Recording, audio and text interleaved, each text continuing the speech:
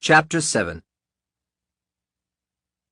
In its self-ordained mission to coordinate the war on AIDS, the CDC used its full resources to popularize AIDS as a single infectious and terrifying plague.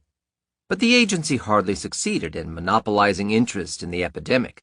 Other doctors also took notice of the rising numbers of young homosexual men dying of infections and conditions uncommon for their age group.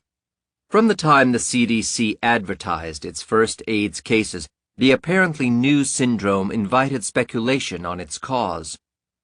Those medical professionals who followed the CDC's lead searched for an infectious agent. Michael Gottlieb, the first doctor to report AIDS cases, led a number of virus hunters in suggesting cytomegalovirus.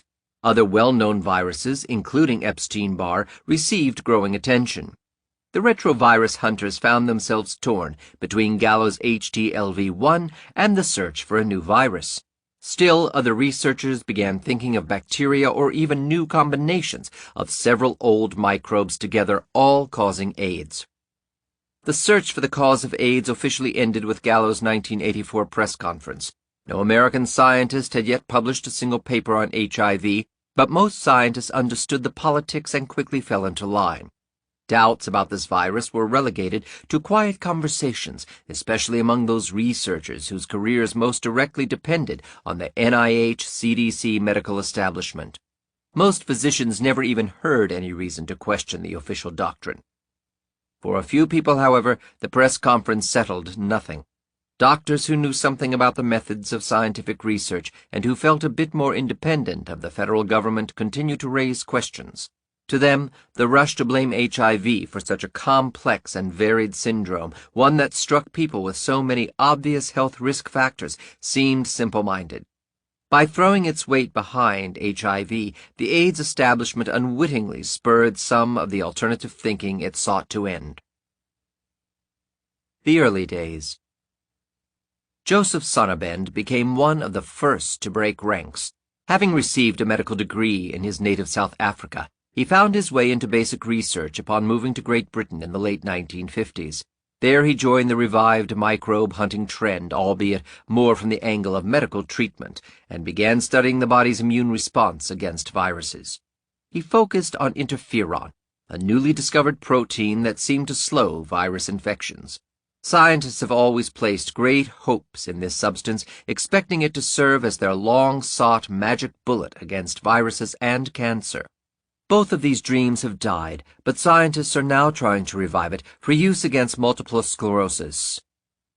The 1970s brought Sonnabend a temporary chance to conduct his research on interferon and viruses at a medical school in New York.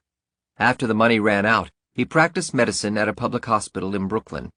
He supplemented his income by working for the city's Department of Health, where in 1978 he briefly became director of the Venereal Diseases Division. In this capacity, he encountered many of the fast-track homosexuals who constantly needed treatment for their recurring diseases. Later that year, Sonnabend lost both positions. Although he preferred laboratory microbiology, he had little choice but to continue medicine. As a compromise, he decided to continue working on infectious diseases by starting his own private practice in Greenwich Village, New York, treating homosexual men for their venereal diseases. By the early 1980s, Sonnabend began seeing AIDS cases, just as similar patients were showing up at the UCLA Medical Center on the opposite coast. He recognized the descriptions in Gottlieb's 1981 report of 5 such men and immediately conducted research to find the cause. Having seen rising frequencies of venereal disease among homosexual men for years, Sonnabend instinctively reached for the most familiar explanation, that somehow the combination of all these conventional microbial infections caused immune suppression and AIDS. He went public with his hypothesis by 1982, publishing reports that men with immune deficiencies also had long histories of venereal disease, hepatitis, and even infections by obscure parasites.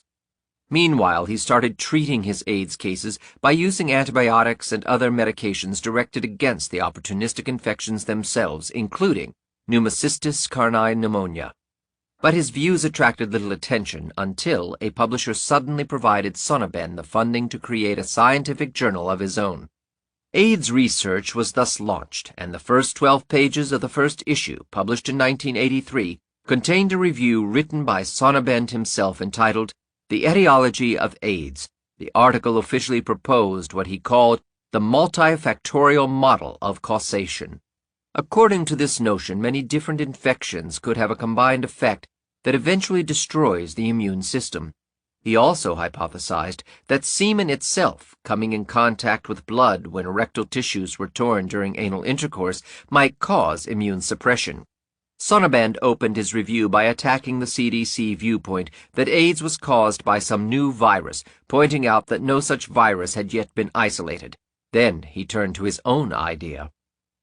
The first issue of this new journal is an appropriate occasion to review an alternative hypothesis regarding the genesis of AIDS. This hypothesis proposes that there is no specific etiologic agent of AIDS and suggests that the disease arises as a result of cumulative process following a period of exposure to multiple environmental factors. Among homosexual men, it appears that the disease has been occurring in a rather small subset characterized by having had sexual contact with large numbers of different partners. Such conditions were met in New York City, San Francisco, and Los Angeles in the 1970s as a result of changes in lifestyle that became apparent in the late 1960s. The specific factors we propose that interact to produce the disease in homosexual men are 1. Immune responses to semen, 2. Repeated infections with cytomegalovirus, CMV, 3. Episodes of reactivation of Epstein-Barr virus, EBV, and G. Infection with sexually transmitted pathogens, particularly those associated with immune complex formation, such as hepatitis B and syphilis.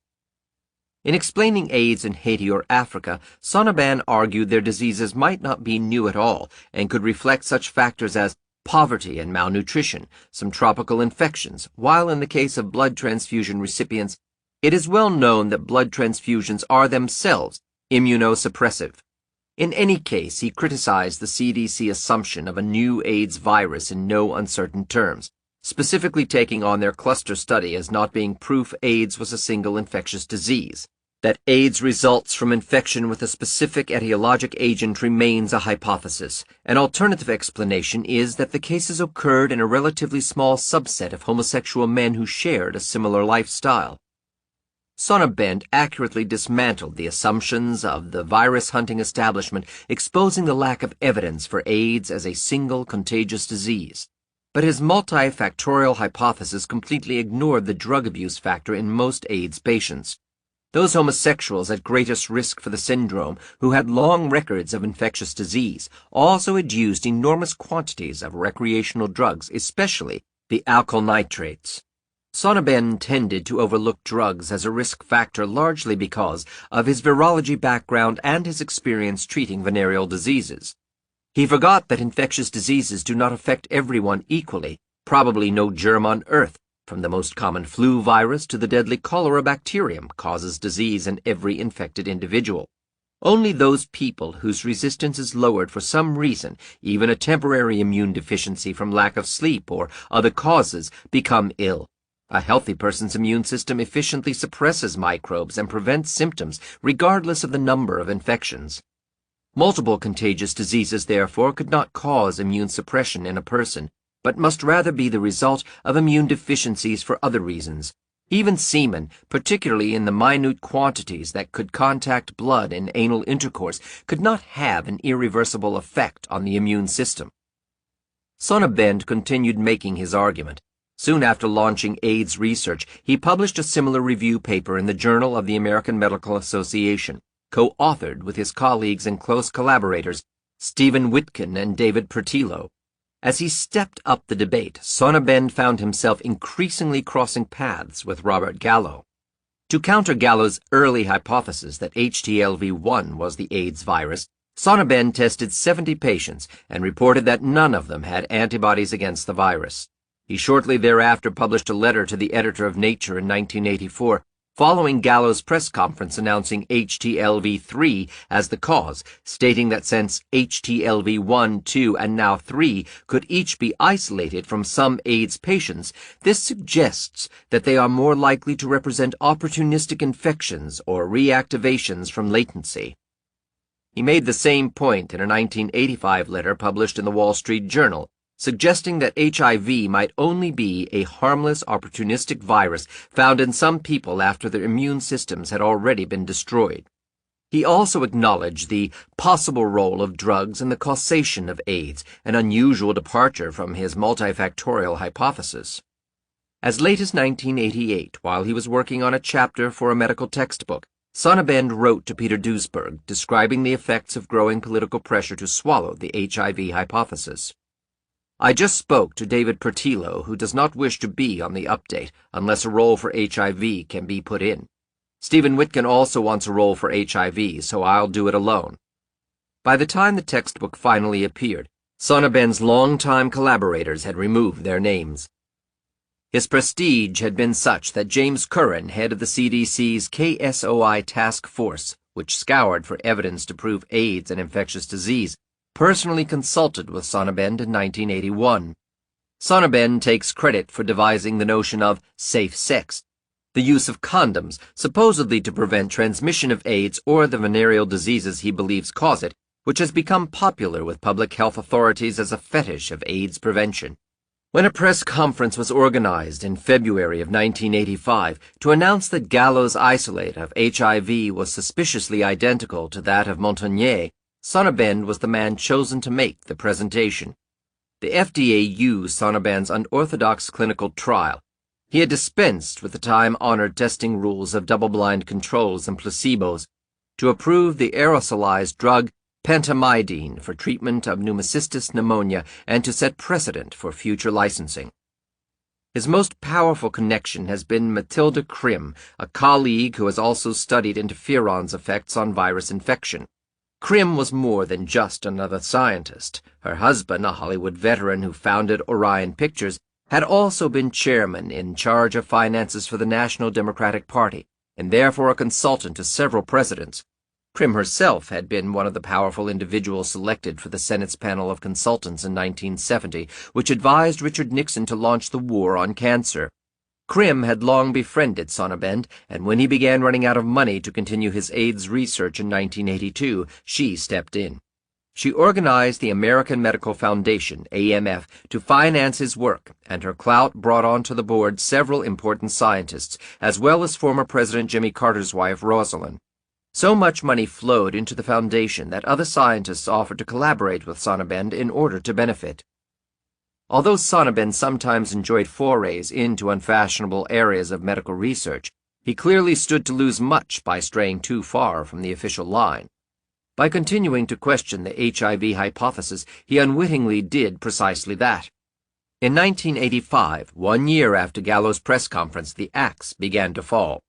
The publisher who had financed his journal, AIDS Research, suddenly replaced Sonnabend with Danny Bolognese, a retrovirologist at Duke University.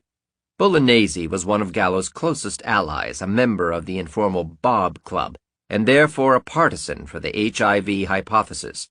As the new editor, Bolognese dumped Sonnabend and his supporters, bringing on board his own retrovirus-hunting friends, Max Essex and Robert Gallo. The journal's new title became AIDS Research and Human Retroviruses, and thereafter it published only papers founded on the HIV hypothesis.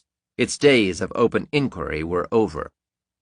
Meanwhile, Matilda Krim was reorganizing the AMF, negotiating a merger with a more glamorous and better-funded foundation under Michael Gottlieb, the scientist who reported the first 5 AIDS cases. Gottlieb objected to any doubts about HIV, and Krim ejected Sonnabend from the foundation and its support. Sonnabend found himself isolated, having learned a bitter lesson about challenging a view so cherished by the medical powers that be. At this point, Krim stepped in again, playing good cop to Gottlieb's bad cop. She helped Sonnabend establish a new organization for sponsoring research on AIDS treatments, the Community Research Initiative. After more than a year of setup, the group began receiving funds. Sonnabend's criticisms of the HIV hypothesis gradually became muted or were relegated to obscure newsletters. By 1989, he had so sufficiently won his way back into good graces that Krim arranged a public meeting at Columbia University with NIH officials. At the luncheon table, Sonnabend was seated between Sam Broder, Gallo's boss and head of the National Cancer Institute, and Anthony Fauci, director of the National Institute of Allergy and Infectious Diseases.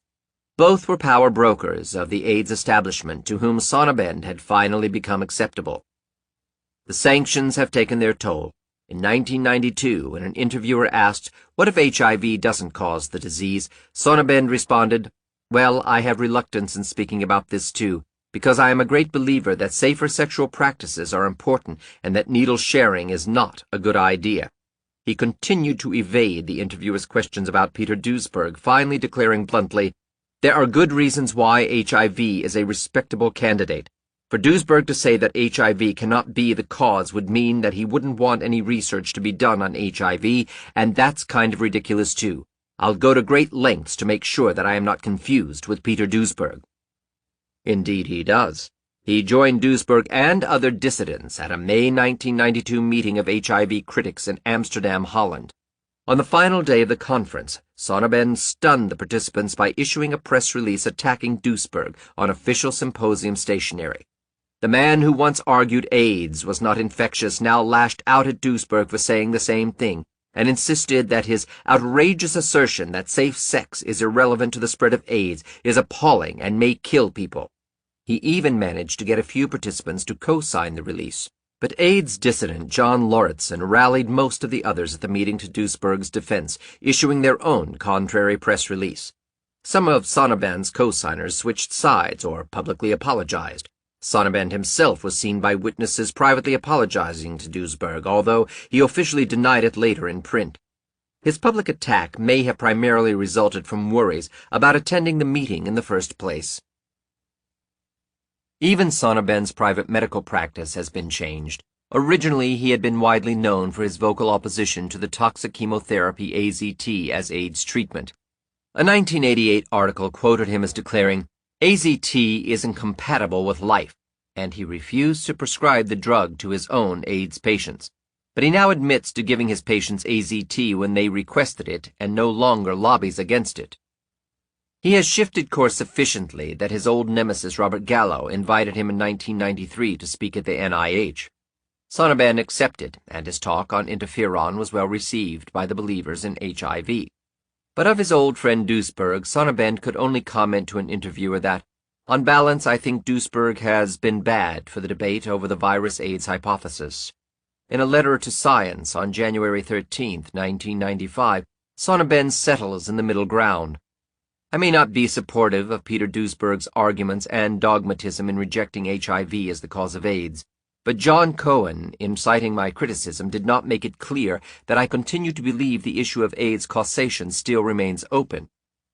His research group has been reorganized as the New York-based Community Research Initiative on AIDS, CRIA, where he conducts research on AIDS treatments and maintains a relatively low profile on the HIV controversy. At the same time that Sonnabend was first struggling against the growing AIDS virus hunt, another rebel was emerging nearby in New York City, John Lauritsen. Several years later, he would be described as one of the heroes of the epidemic by another medical dissident against HIV. He is not only a top-notch investigative reporter. In his own way, he is also a scientist.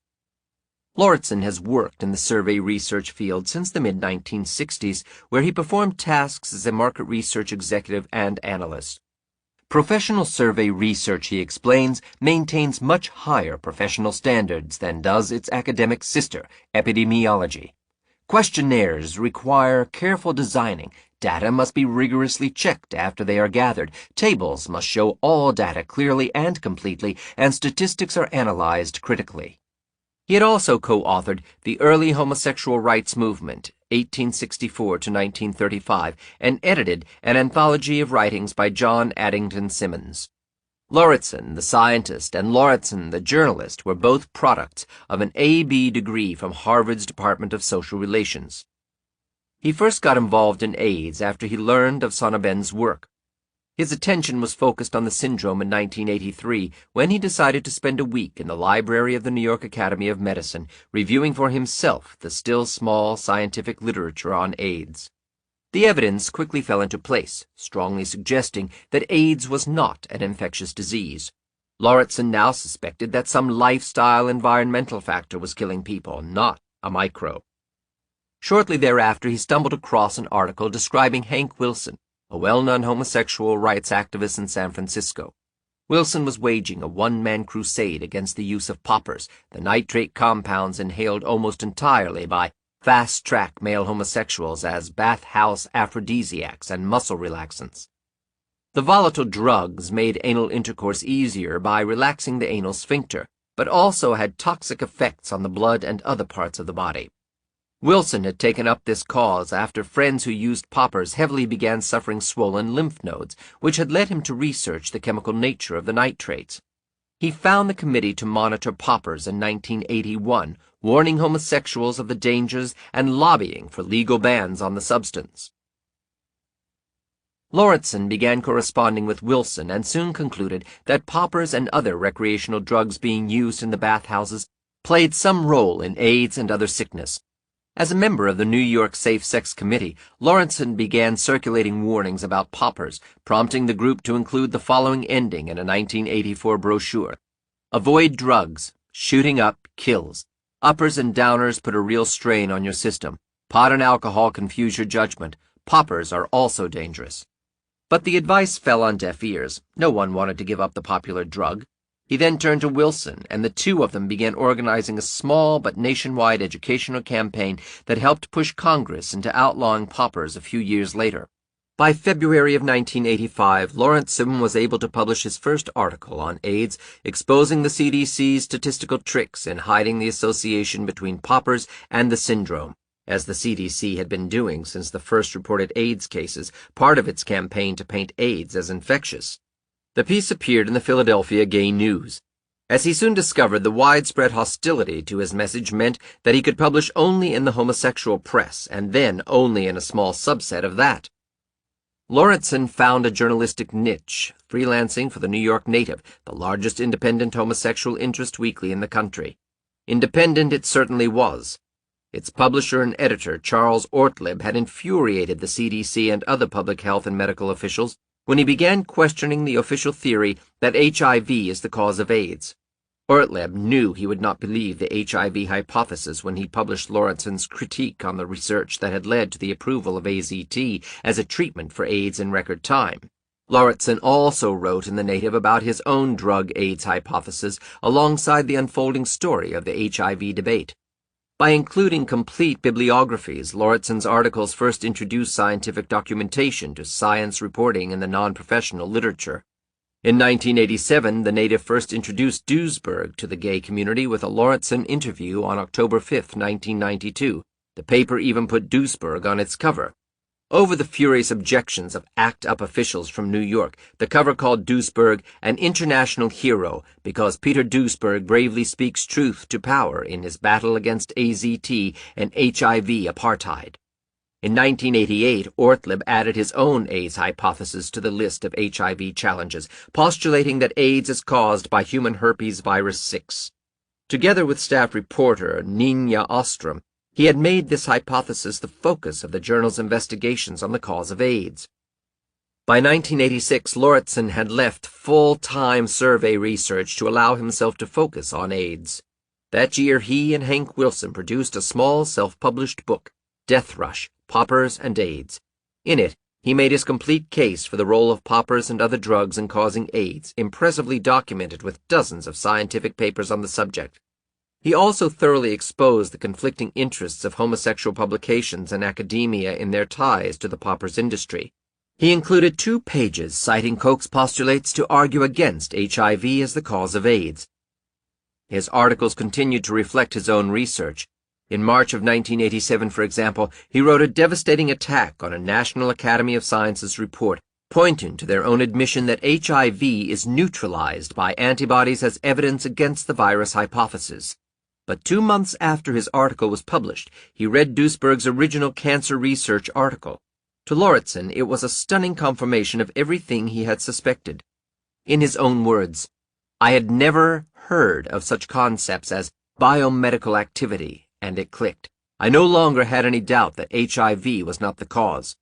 Lauritsen was referring to Duesberg's argument that a dormant biochemically inactive virus like HIV could not cause any disease, let alone the many fatal AIDS diseases. The following June, an article by Charles Ortleb appeared in the Native, excitedly reviewing Duesberg's paper. Ortleb tracked down Duesberg, finding him near the end of his stint at the NIH. Lawrenson immediately caught a train to Bethesda, becoming the first journalist to interview Duesberg. In preparing for the interview, Lawrenson had phoned the CDC and NIH to pester officials with questions about HIV. Confronting the National Cancer Institute's press officer, he pressed for the definitive proof that the virus caused AIDS. She was unable to answer and deferred until the following day, returning the call to read off a hastily prepared response. Nothing she said directly answered Duesberg's arguments, so Lawrenson raised the obvious issue of Koch's postulates.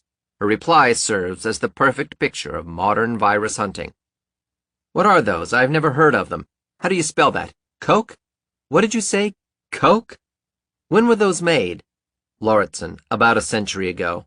"Oh, well then, would you say that those apply now?" The approval of AZT as AIDS therapy pushed Lawrenson to take on a new fight. He read the evidence and concluded that such a toxic chemotherapy could do nothing but worsen an AIDS condition, since the drug destroyed the immune system. His investigation led him through a maze of sloppy scientific papers, the federal bureaucracy in trying to release documents under the Freedom of Information Act, and uncooperative researchers. A critical letter to the editor of the New England Journal of Medicine, which had published the original AZT trials in humans, yielded Lawrenson nothing but a private response that dodged his facts and airily declared, "I don't know of any noteworthy clinical investigator in the AIDS field who takes your position."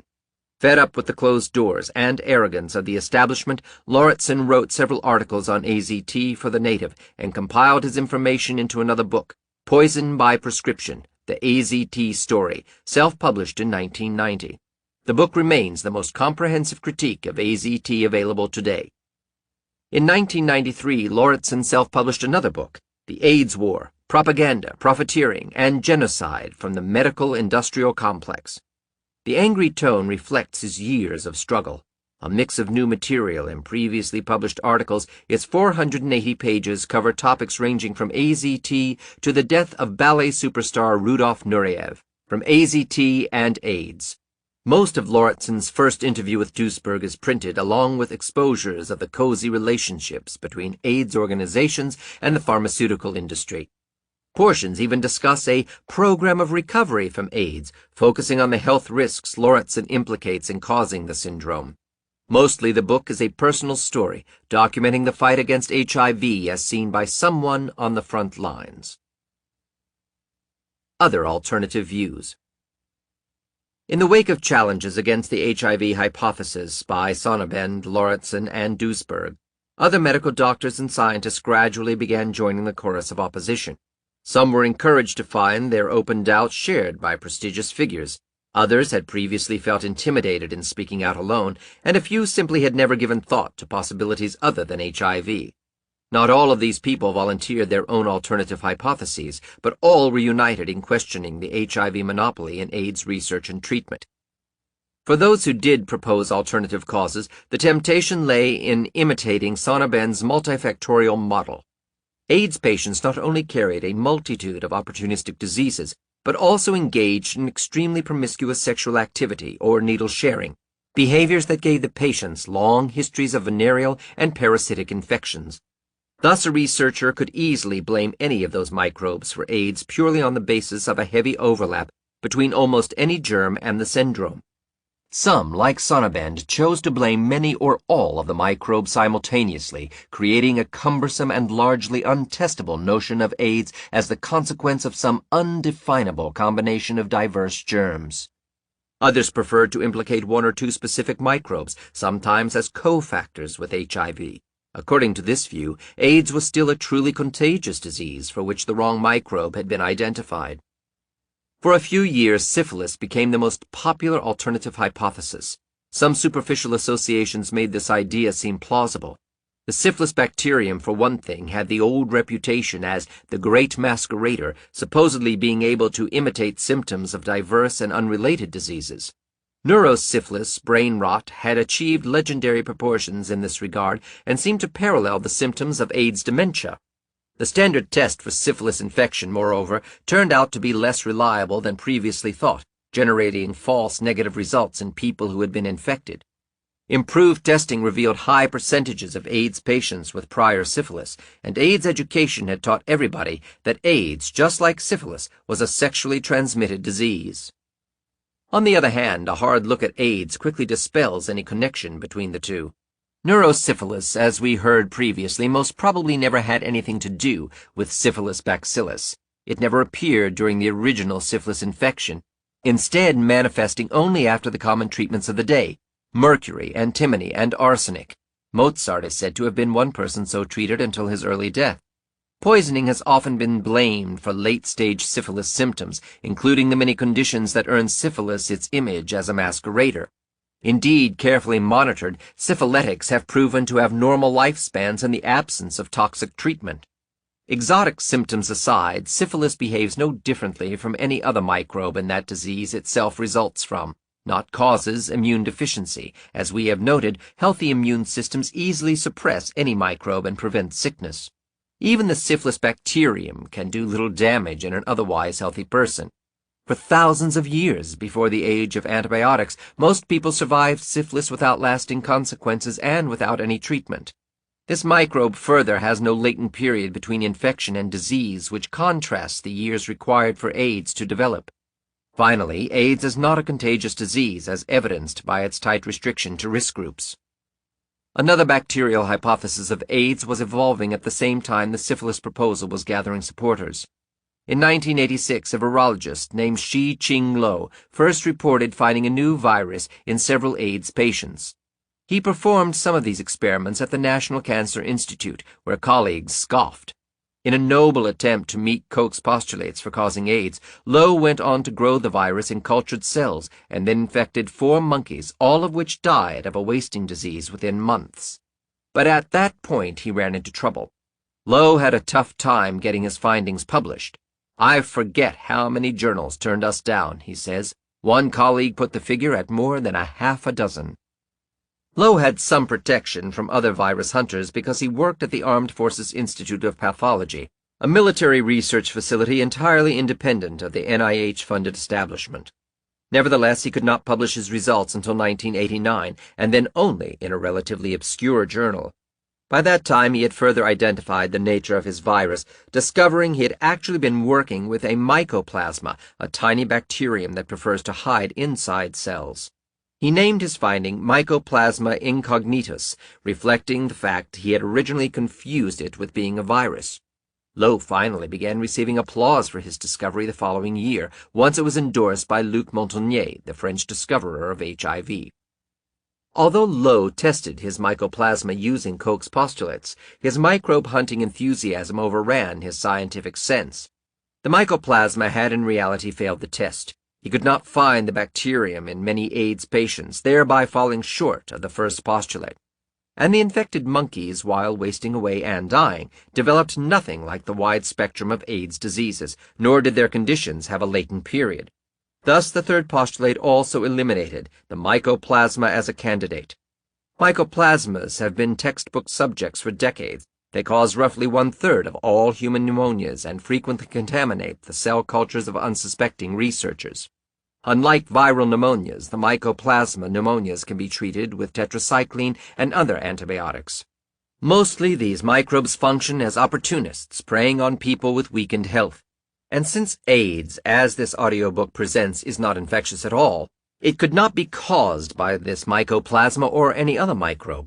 The failure of tetracycline to cure AIDS drove the last nail into the coffin of the mycoplasma hypothesis. With regard to Gallo and the HIV dogma of AIDS, Lo did have poignant comments. In a letter to Policy Review in 1990, he and his supervisor wrote that, "To commit oneself exclusively to a particular agent and completely rule out any other possible role of a different microbe may result in a greater loss of AIDS victims." Spreading doubts. Peter Duesberg's entry into the HIV debate in 1987 suddenly changed its scope, particularly with his insistence that the virus clearly had nothing whatsoever to do with AIDS. Faced with such a compelling and uncompromising argument, scientists could no longer easily ignore dissension. Several prominent researchers chimed in with their own doubts about HIV, although they cautiously avoided naming alternative causes for AIDS, preferring simply to question official dogma. Despite their own impeccable credentials, some of them quickly ran into the same political pressures that had plagued other dissenters.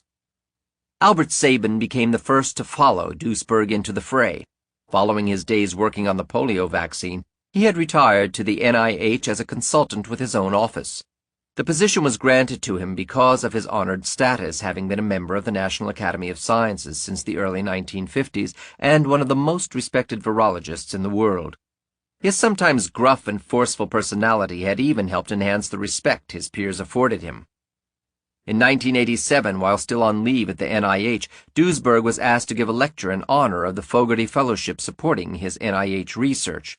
He chose to speak about his recent paper in Cancer Research that criticized the HIV hypothesis. Sabin was one of many NIH people filling the lecture room. Duesberg had barely finished his speech when Sabin leaped to his feet. He headed straight for the microphone, seizing the podium as if to throw it. "I think the views of a person like Dr. Duesberg are terribly, terribly important," he bellowed, "and we must pay attention to them." Turning to the whole question of whether AIDS would actually spread to the general population, his voice took on an angry tone. He denounced the panic-ridden projections of a heterosexual epidemic. "This is not the population where you find AIDS. We have known this for almost 20 years, and the pattern has not changed. I am astonished by the hysteria. This is absolute madness." He thundered along, no one in the room daring to interrupt. "These are irresponsible statements without any scientific foundation.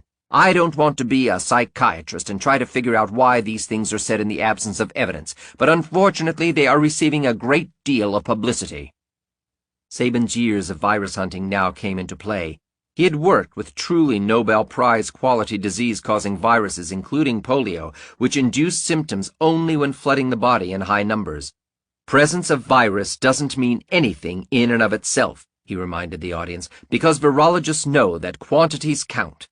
This meant, he concluded, that HIV itself, being extremely rare in AIDS patients, should be difficult to pass along between people. "The basis of present action and education is that everybody who tests positive for the virus must be regarded as a transmitter, and there is no evidence for that." Finally, he threw barbs at the virus hunters who spent all their time investigating the genetic details of HIV, never asking whether it had been proven to cause anything. "Up to the present time, all that beautiful knowledge about the molecular biology of the virus isn't helping us at all to deal with it."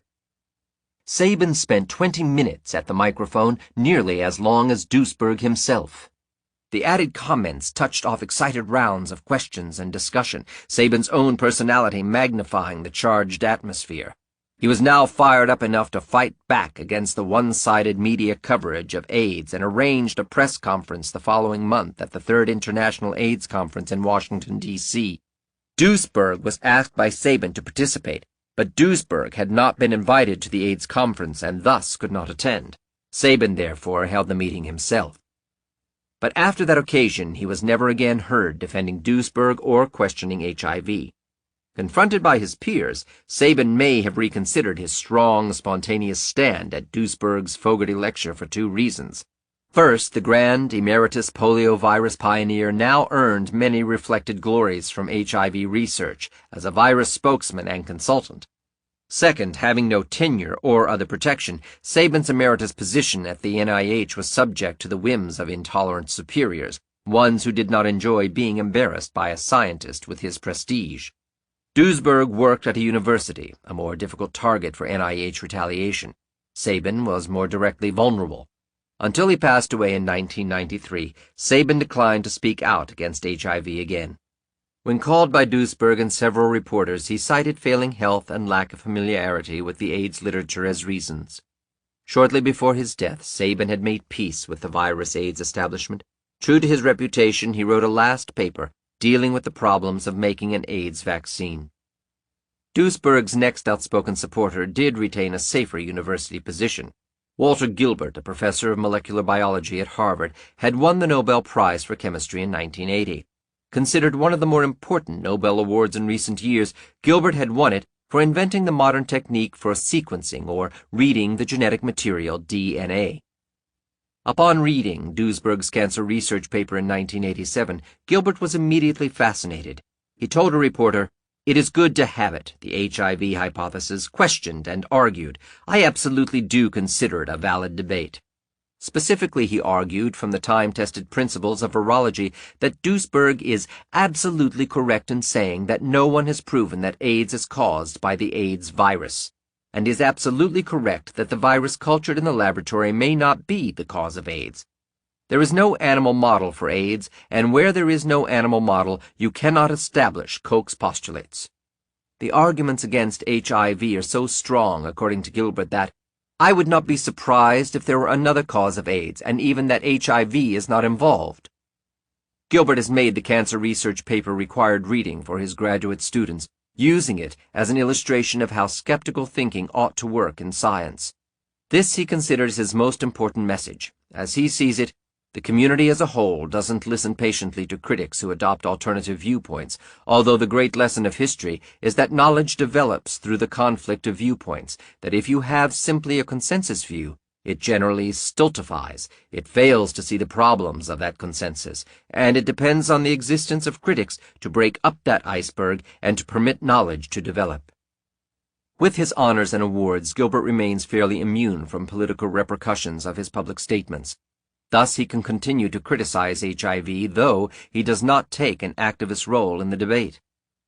Another Nobel laureate sympathized with HIV dissidents in 1991. Having received the prize in the early 1980s, Barbara McClintock was finally vindicated after decades of scientific isolation. She had discovered transposons, small genes that periodically jump from one spot to another in the DNA of various organisms. Her long struggle to gain acceptance for the concept has since become legend, her findings hailed as one of the momentous discoveries of biology since World War II. Even in the popular literature, she now stands as a symbol of tireless dissent against an intolerant scientific establishment.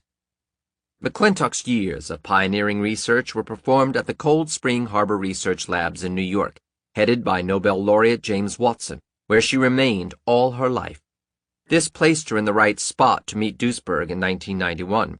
That May, shortly before Duesberg left for the Cold Spring Harbor facility to attend Watson's annual conference on retroviruses, he received a telephone call from the elderly McClintock.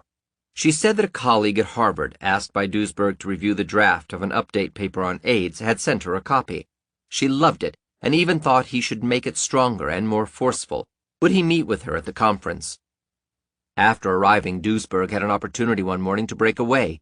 He found McClintock in her office, and the two of them hit it off immediately. She told him stories about her own conflict with majority scientific opinion. In those days, she laughed, her observations on jumping genes were dismissed by her male colleagues. "Isn't it just like a woman," they would say, "to propose such a silly idea?" She reminisced that science itself had become huge and thoughtless. Most researchers, she emphasized, prefer knitting together raw data rather than interpreting it. Thus a deluge of information tends to swamp out genuine science. Such people are perfectly happy merely gathering data, and they uncritically accept tacit assumptions that force real thinkers to fight an uphill battle. Turning to Duesberg's paper, she offered some minor points of advice, but agreed wholeheartedly that the epidemiology of AIDS did not fit the pattern for a contagious disease. By the end of their 2-hour conversation, she had wished him the best of success. But her own energies were already failing. The following year, Duesberg saw her again at the same retrovirus conference. This time, McClintock suffered from a weakened condition, a consequence of her advanced age. Walking with a crutch, she had little time except to say hello and mention that she was seeing a doctor. She would never have the opportunity to speak out publicly against HIV, for she passed away that fall. James Watson himself took up an interest in the HIV debate at the 1992 retrovirus meeting. He had won the Nobel Prize in 1962 for discovering the structure of DNA, the genetic material. Always one to recognize promising trends in science, he had started the tumor virus meetings at Cold Spring Harbor in the late 1960s, just as the war on cancer was about to emerge. Watson had the habit of making transient appearances at his conferences, greeting colleagues according to their unofficial social status. This time he spoke with Duesberg, and the two struck up a conversation about the HIV debate. On this subject, Watson was short-tempered. He had previously told a reporter that Duesberg had no convincing evidence against the HIV hypothesis. Now he confronted Duesberg with his skepticism. If AIDS is not infectious, why do hemophiliacs get it? Duesberg pointed out that hemophiliacs actually began living longer since roughly the time HIV infected 3/4 of them. Watson was startled. If that's true, I'll call a special meeting, here at Cold Spring Harbor, he declared. His curiosity aroused, he invited Duesberg for a private meeting at his office. Again Watson demanded answers, still suspicious. Where is your evidence? You say all these things without data. Duesberg objected, mentioning some of the evidence he had uncovered in the scientific literature. Watson then wanted to know why he had not published in the Proceedings of the National Academy of Sciences, the journal in which all members of the Academy have an automatic right to publish. At that point, Watson learned about a paper Duesberg had failed to get printed in the Proceedings, one that reviewed the evidence that drug use causes AIDS. Genuinely shocked on learning this, Watson now wanted copies of all the correspondence between Duesberg and the journal's editor. "Send me everything," he insisted at the close of their half-hour meeting. He promised to look into the matter without delay, planning to exert whatever influence he could to stop this act of censorship. Although Duesberg sent the material, he has not heard back from Watson, and his paper remains unpublished. Duesberg had a brief written exchange with another dissident of sorts, Manfred Eigen, one of Germany's most revered Nobel laureates. Based at the prestigious Max Planck Institute, Eigen decided in 1989 to offer himself as an arbiter of the argument over HIV. In a paper entitled The AIDS Debate, he reviewed existing evidence and formulated mathematical models in his analysis. In the end, he chose a compromise solution. He offered that HIV did help to cause AIDS, but needed some sort of cofactor to finish the job. Even this modest concession proved too much for the AIDS establishment. Allegedly, Eigen originally submitted his review to the prestigious journal Nature, from which it was rejected. Certainly Eigen's stature was too great normally to publish in the lesser-known German journal Naturwissenschaften, where his paper finally appeared. Duesberg's response was published a few months later in the same journal, taking issue with Eigen's attempt to save a role for HIV.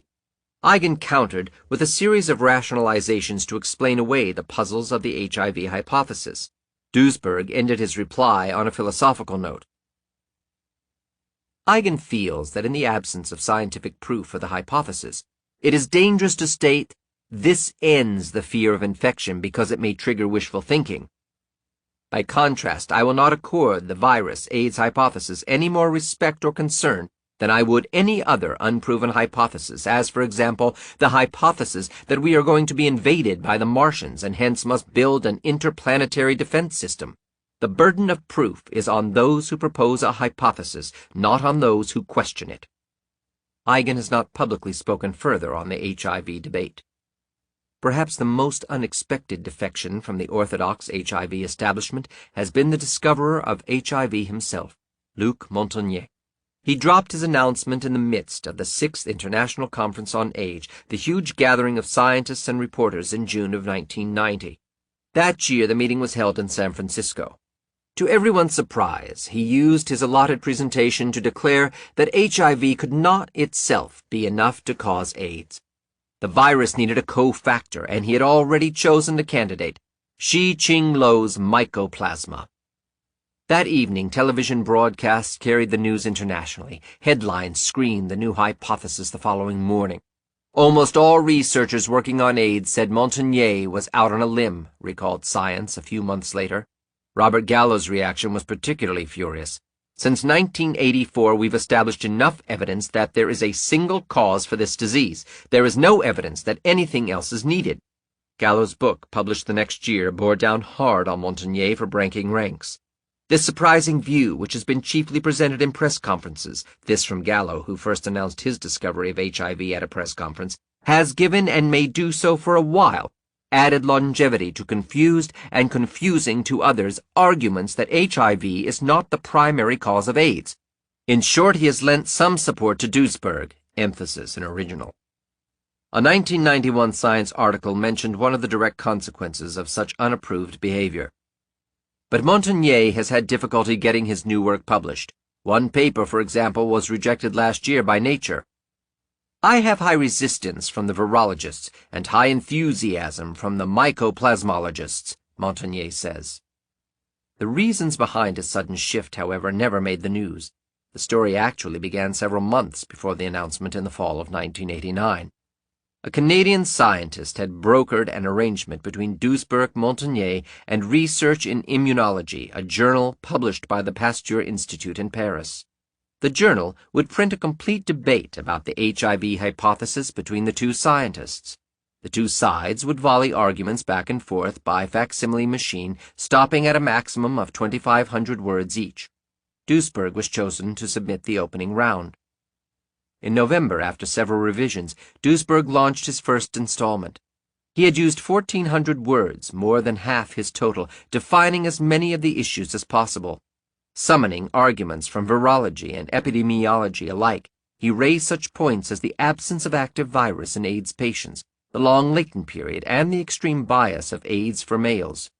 Having laid out a rather overwhelming case, he ended the round with two very tough questions. What proves that AIDS is infectious? If so, what proves that it is caused by HIV? Then he and the journal waited for a response. And waited, and waited. Attempts to contact Montagnier only received brush-offs, the French scientist constantly claiming to be preoccupied with other temporary matters. Finally, Research in Immunology decided to wait no longer. They published a slightly modified version of Duesberg's original installment in their January issue, with a written promise to publish Montagnier's answer at whatever future date he would submit it. But no such response ever arrived. Instead, everyone found out what Montagnier had been up to by March, when he published a startling and obviously rushed paper in the Pasteur Institute's other journal, Research in Virology. This paper actually marked the first time he announced his cofactor hypothesis of AIDS, preceding the San Francisco AIDS Conference by 3 full months. He had miraculously discovered that cultured cells infected with HIV, which normally died in his laboratory, grew perfectly well when given the antibiotic tetracycline. HIV itself was unaffected by the treatment, so he inferred that some undetected bacterium had been killing the cells. In fact, he concluded, the hidden microbe must have been a mycoplasma. He may well have been right, for mycoplasmas commonly contaminate cell cultures, cannot easily be seen, and are killed by tetracycline. Indeed, this sort of contamination is so common that no laboratory ever publishes such a trivial observation as a scientific paper. The paper became Montagnier's opportunity to announce his cofactor hypothesis, a point he drove home in the last sentence of the paper. Further experiments are presently being undertaken to isolate and identify the microorganism and to investigate its role in HIV-induced pathogenicity. For those who knew about his abortive debate with Duesberg, Montagnier indirectly gave away the reason for his sudden change of direction. Duesberg's arguments had apparently changed his mind about HIV. Articles and interviews covering Montagnier's June surprise at the AIDS conference quoted him repeating several of Duesberg's arguments, including the low levels of HIV in the bodies of AIDS patients, the latent period, the large number of infected people who never develop AIDS, even the inability of retroviruses to kill cells. But Montagnier never mentioned Duesberg's name. More recently, Montagnier privately admitted to a colleague that he has tested hemophiliacs for several years, finding the same immune suppression in HIV-negative individuals as in their HIV-positive counterparts. But Montagnier has neither published nor officially announced this study. The decision to back a cofactor hypothesis, of course, allows Montagnier to move easily toward or away from the HIV hypothesis at any time. Depending on the pressures exerted, it seems that he has indeed vacillated. In any case, Shai-Ching Lo has enjoyed a revival of his fortunes now that Montagnier has chosen to work with him on his Mycoplasma Incognitus, and AIDS officials have been forced to handle one more annoying dissident. The dissidents organize. The ranks of HIV dissidents continued growing steadily. Inevitably, they united to present their common message, a move that took place in the spring of 1991. The man who organized this opposition, Charles Thomas Jr., had all the right credentials. As a professor of biochemistry at Harvard University, he had pioneered studies of how the body synthesizes proteins. But he found the years of NIH-financed science too intellectually restrictive. Thomas was motivated by his libertarian political values to leave the government-funded academic setting, opting to use his personal finances to conduct research. He moved to San Diego, California, and started the nonprofit Helicon Foundation, as well as his own small biotechnology company, Pantox. Thomas read about Duesberg's cancer research article and decided to provide a focus to the growing ranks of dissidents by launching the newsletter Rethinking AIDS, renamed since fall 1994, Reappraising AIDS. Thomas especially deplored the lack of controlled studies comparing HIV-infected people with those uninfected. Amidst writing a steady stream of letters to editors and prominent individuals, he drafted a statement that remained carefully neutral with respect to alternative hypotheses of AIDS, yet conveyed the skepticism of many scientists about HIV. It is widely believed by the general public that a retrovirus called HIV causes the group of diseases called AIDS. Many biomedical scientists now question this hypothesis. We propose that a thorough reappraisal of the existing evidence for and against this hypothesis be conducted by a suitable independent group. We further propose that critical epidemiological studies be devised and undertaken. Thomas recruited scientists from all over the world to affix their names to the statement. Within weeks, he already had more than 24 signatures of biomedical researchers with solid credentials garnered from the United States, Europe, and Australia, as well as a smattering of professionals in other fields. Most held academic positions. The membership, however, did reflect the political pressures inside science. Most had some form of protection from the virus-hunting establishment, whether because they worked in entirely unrelated fields, were near or past retirement, or, like Thomas, were self-employed. By early June, Thomas had sent the statement as a letter to Science. The editor responded within days, reassuring him that if we decide to publish it, we will be in touch with you before publication. The statement fared no better at such prestigious journals as the New England Journal of Medicine and Lancet. The editor of Nature did call back, promising to print it, but nothing ever happened.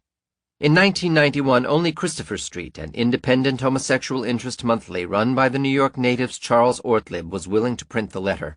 Realizing this would be a long-term fight, Thomas established a group around this statement, the Group for the Scientific Reappraisal of the HIV-AIDS Hypothesis. The group had grown to some 40 members by the end of 1991 and swelled to more than 100 signatories after the 1992 International AIDS Conference, at which cases of AIDS without HIV infection were announced. By the beginning of 1995, more than 400 people had joined, including scientists, physicians, nurses, lawyers, journalists, teachers, students, and non-professional observers. In February 1995, Thomas's letter was finally published by Science. The letter in Science was soon followed by another in the German-based international journal AIDS Forschung. Of the dissidents so far presented in this chapter, only John Lauritsen and Katie Mullis have joined the group. But others who did sign on brought some rather impressive credentials. One of the best known for speaking out on the HIV debate, Robert Root Bernstein, independently developed his suspicions about the virus shortly after Gallo's 1984 press conference, years before Duesberg published his cancer research paper. Barely out of graduate school with a degree in the history of science, Root Bernstein was awarded the MacArthur Prize Fellowship, a 5-year genius grant in 1981. This afforded him the opportunity to work alongside polio vaccine pioneer Jonas Salk, followed by a professorship at Michigan State University in physiology. Inspired by Duesberg's outspoken challenge against HIV, Root Bernstein eagerly added his own energies to the debate. He had always shown a rebellious streak in his science, the very reason for his MacArthur Prize. His 1989 book, Discovering, revolved around the theme that large, well-funded science tends to stifle genuine innovation. By early 1989, he had begun corresponding with Duesberg and other critics of the HIV hypothesis. Scouring the scientific literature, Root Bernstein found hundreds of cases of AIDS-like diseases dating back throughout the 20th century. These data he extracted into a letter published in the Lancet in April 1990, showing that Kaposi sarcoma had not been as rare as supposed before the 1980s. The next month he fired off in rapid succession several more papers on the history of other AIDS diseases, all of which the same journal now rejected. Ultimately, he was forced to compile the remaining data into a paper published in a smaller French journal. He also began documenting the explosive increases in immunosuppressive risk factors since the 1960s, including venereal and parasitic diseases and drug abuse. This material and a bevy of arguments against the HIV hypothesis formed the basis of several more papers submitted to an amazing array of biomedical journals. His major 1990 paper, Do We Know the Causes of AIDS?, clearly laid out the stakes. It is worth taking a skeptical look at the HIV theory. We cannot afford literally, in terms of human lives, research dollars, and manpower investment, to be wrong.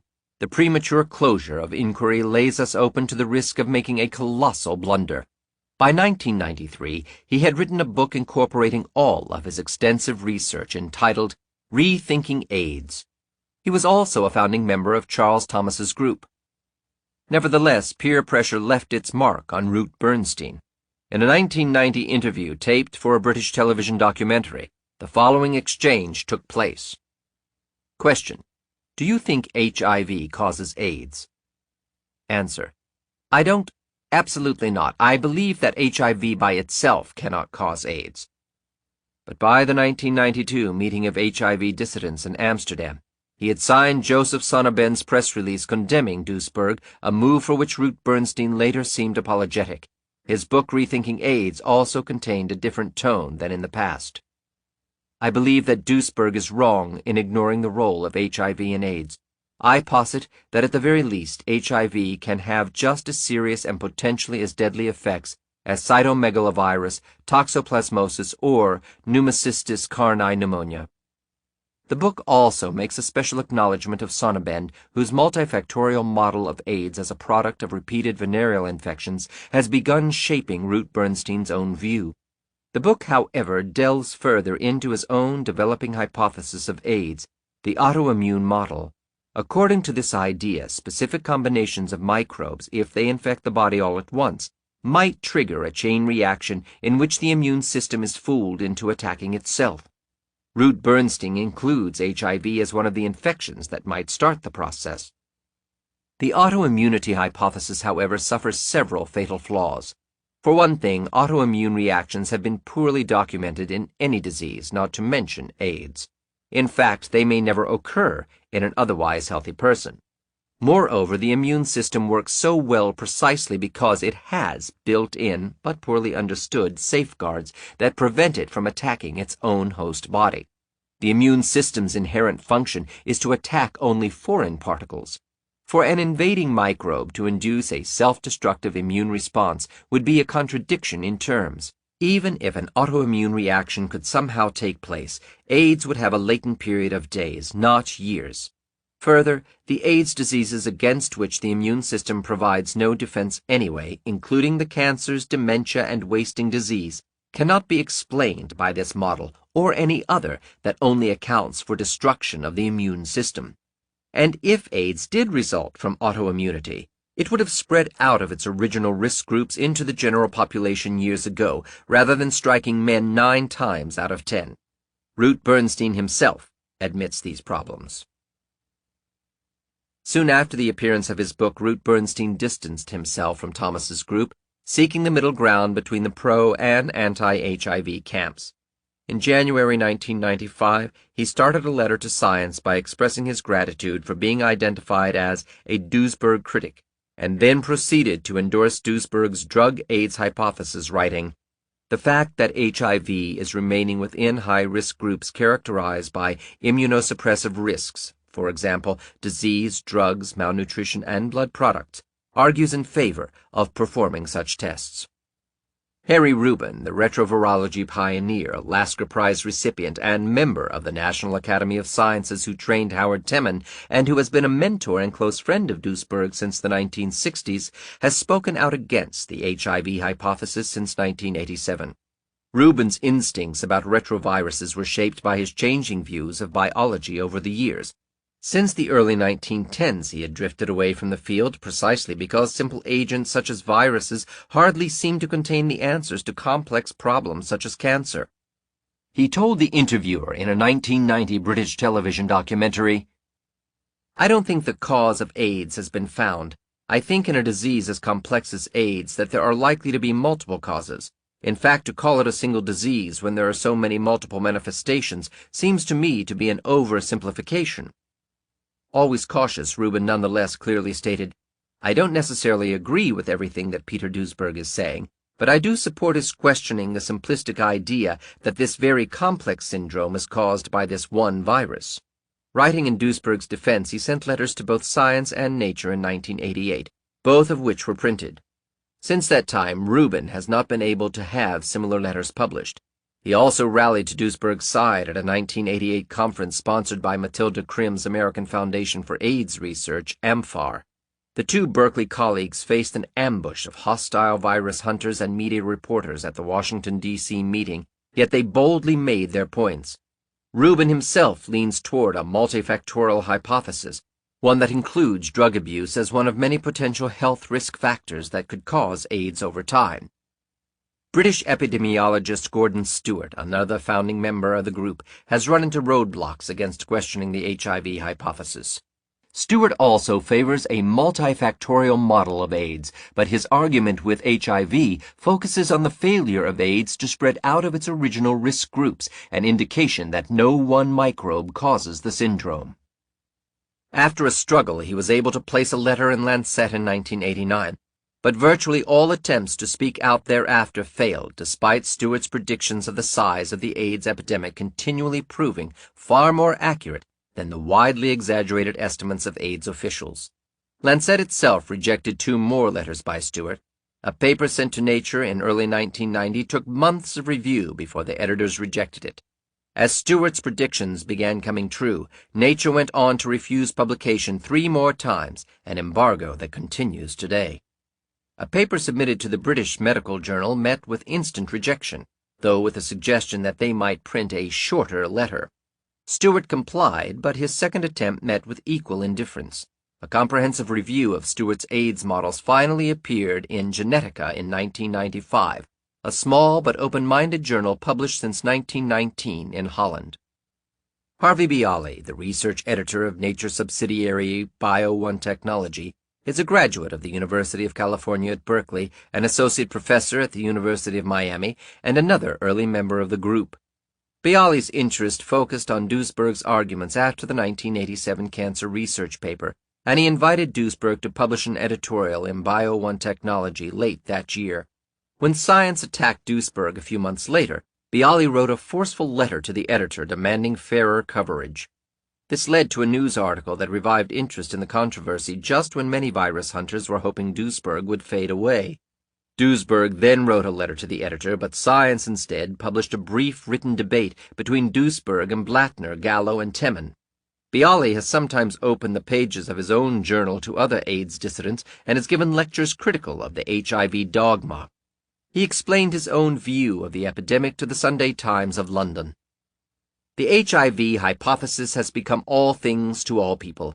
It violates everything we previously knew about virus disease and allows any kind of therapy, any kind of research to generate research bucks. What kind of science continues to place all its marbles, all its faith, all its research bucks in such a theory?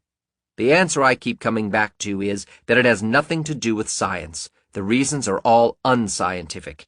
We have taken sex and equated it with death, and into that mixture we have thrown money. What an ugly stew. Bialy has faced uphill battles, even at his own job, to keep dissent alive.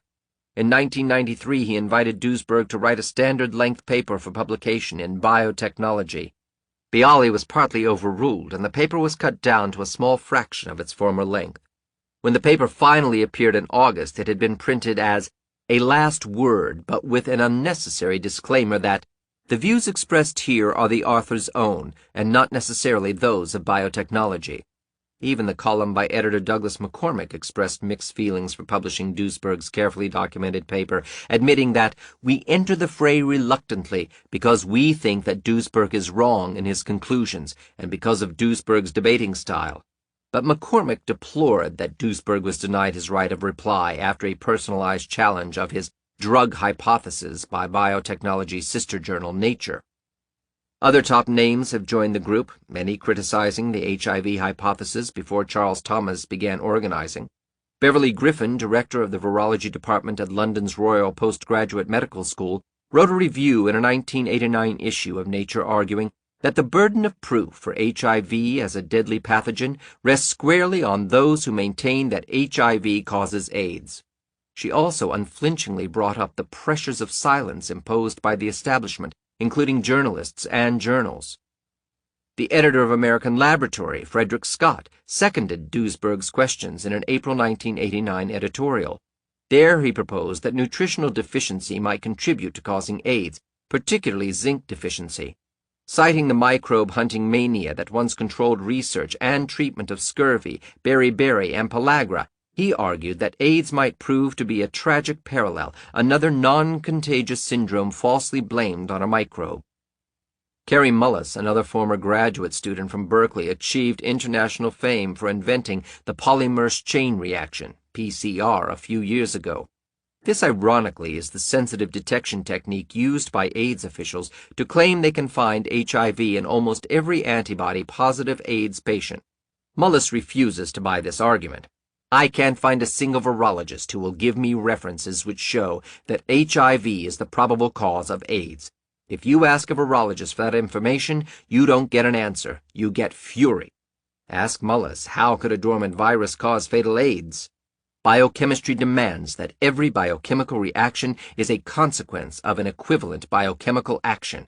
How could a virus that can be seen only after a billion-fold amplification be responsible for the fatal biochemical reactions that kill AIDS patients? But even Mullis's logic cannot penetrate orthodox AIDS think. For example, take the response of a prominent AIDS researcher to Mullis's case against HIV. The incident was a television debate in New York on May 23, 1994, in which Duesberg used Mullis's arguments against HIV. The AIDS researcher's response was a rather unprofessional question. Isn't he, Mullis, the surfer? Obviously, in the mind of this mainstream scientist, surfing is not compatible with serious science.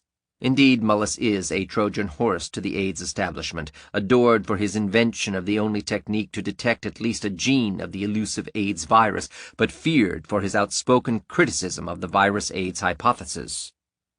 For his PCR invention, Mullis has won the 1993 Nobel Prize for Chemistry, making him the third Nobel laureate to question the AIDS virus and the first to belong to the Group for the Scientific Reappraisal of the HIV-AIDS Hypothesis. Many scientific colleagues had not previously realized that Mullis questioned HIV's significance, and they now are becoming seriously unnerved by his comments. Although many journalists refuse even to mention his dissenting view, Mullis continues to hammer the AIDS establishment with his outspoken criticisms. Where is the research that says HIV is the cause of AIDS? We know everything in the world about HIV now.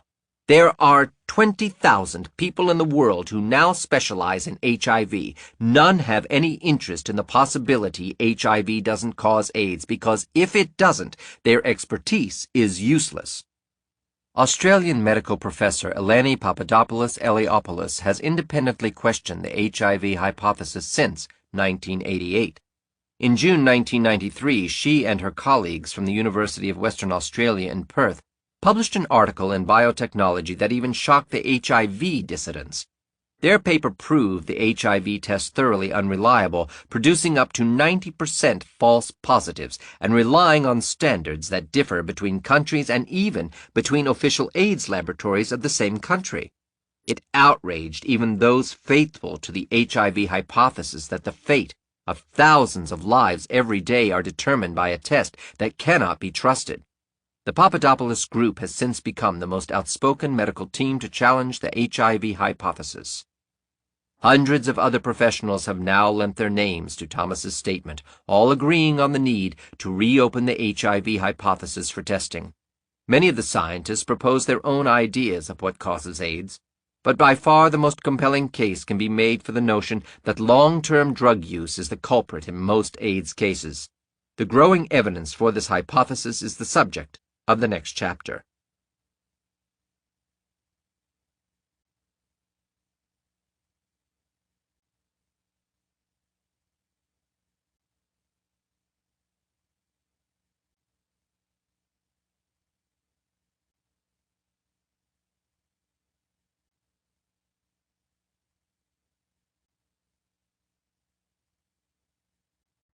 Chapter 8. So, what is AIDS? Los Angeles, California, 1980. The man of 33 years, being examined by Dr. Michael Gottlieb, is deteriorating quickly. His fever refuses to go away, as do an active cytomegalovirus, CMV infection in the blood and liver problems. Soon his immune system collapses to the point that native microbes, ones that have lived at peace with him for more than 3 decades, begin eating away at his body. Pneumocystis carinii and candida, germs that normally reside in all humans and most mammals, now take over the patient. The former germ grows into a severe pneumonia. The latter establishes a thick yeast infection that begins choking his throat. By May 3rd the following year, the young artist has died, the autopsy revealing a CMV infection in his lung that was hidden by the pneumocystis pneumonia.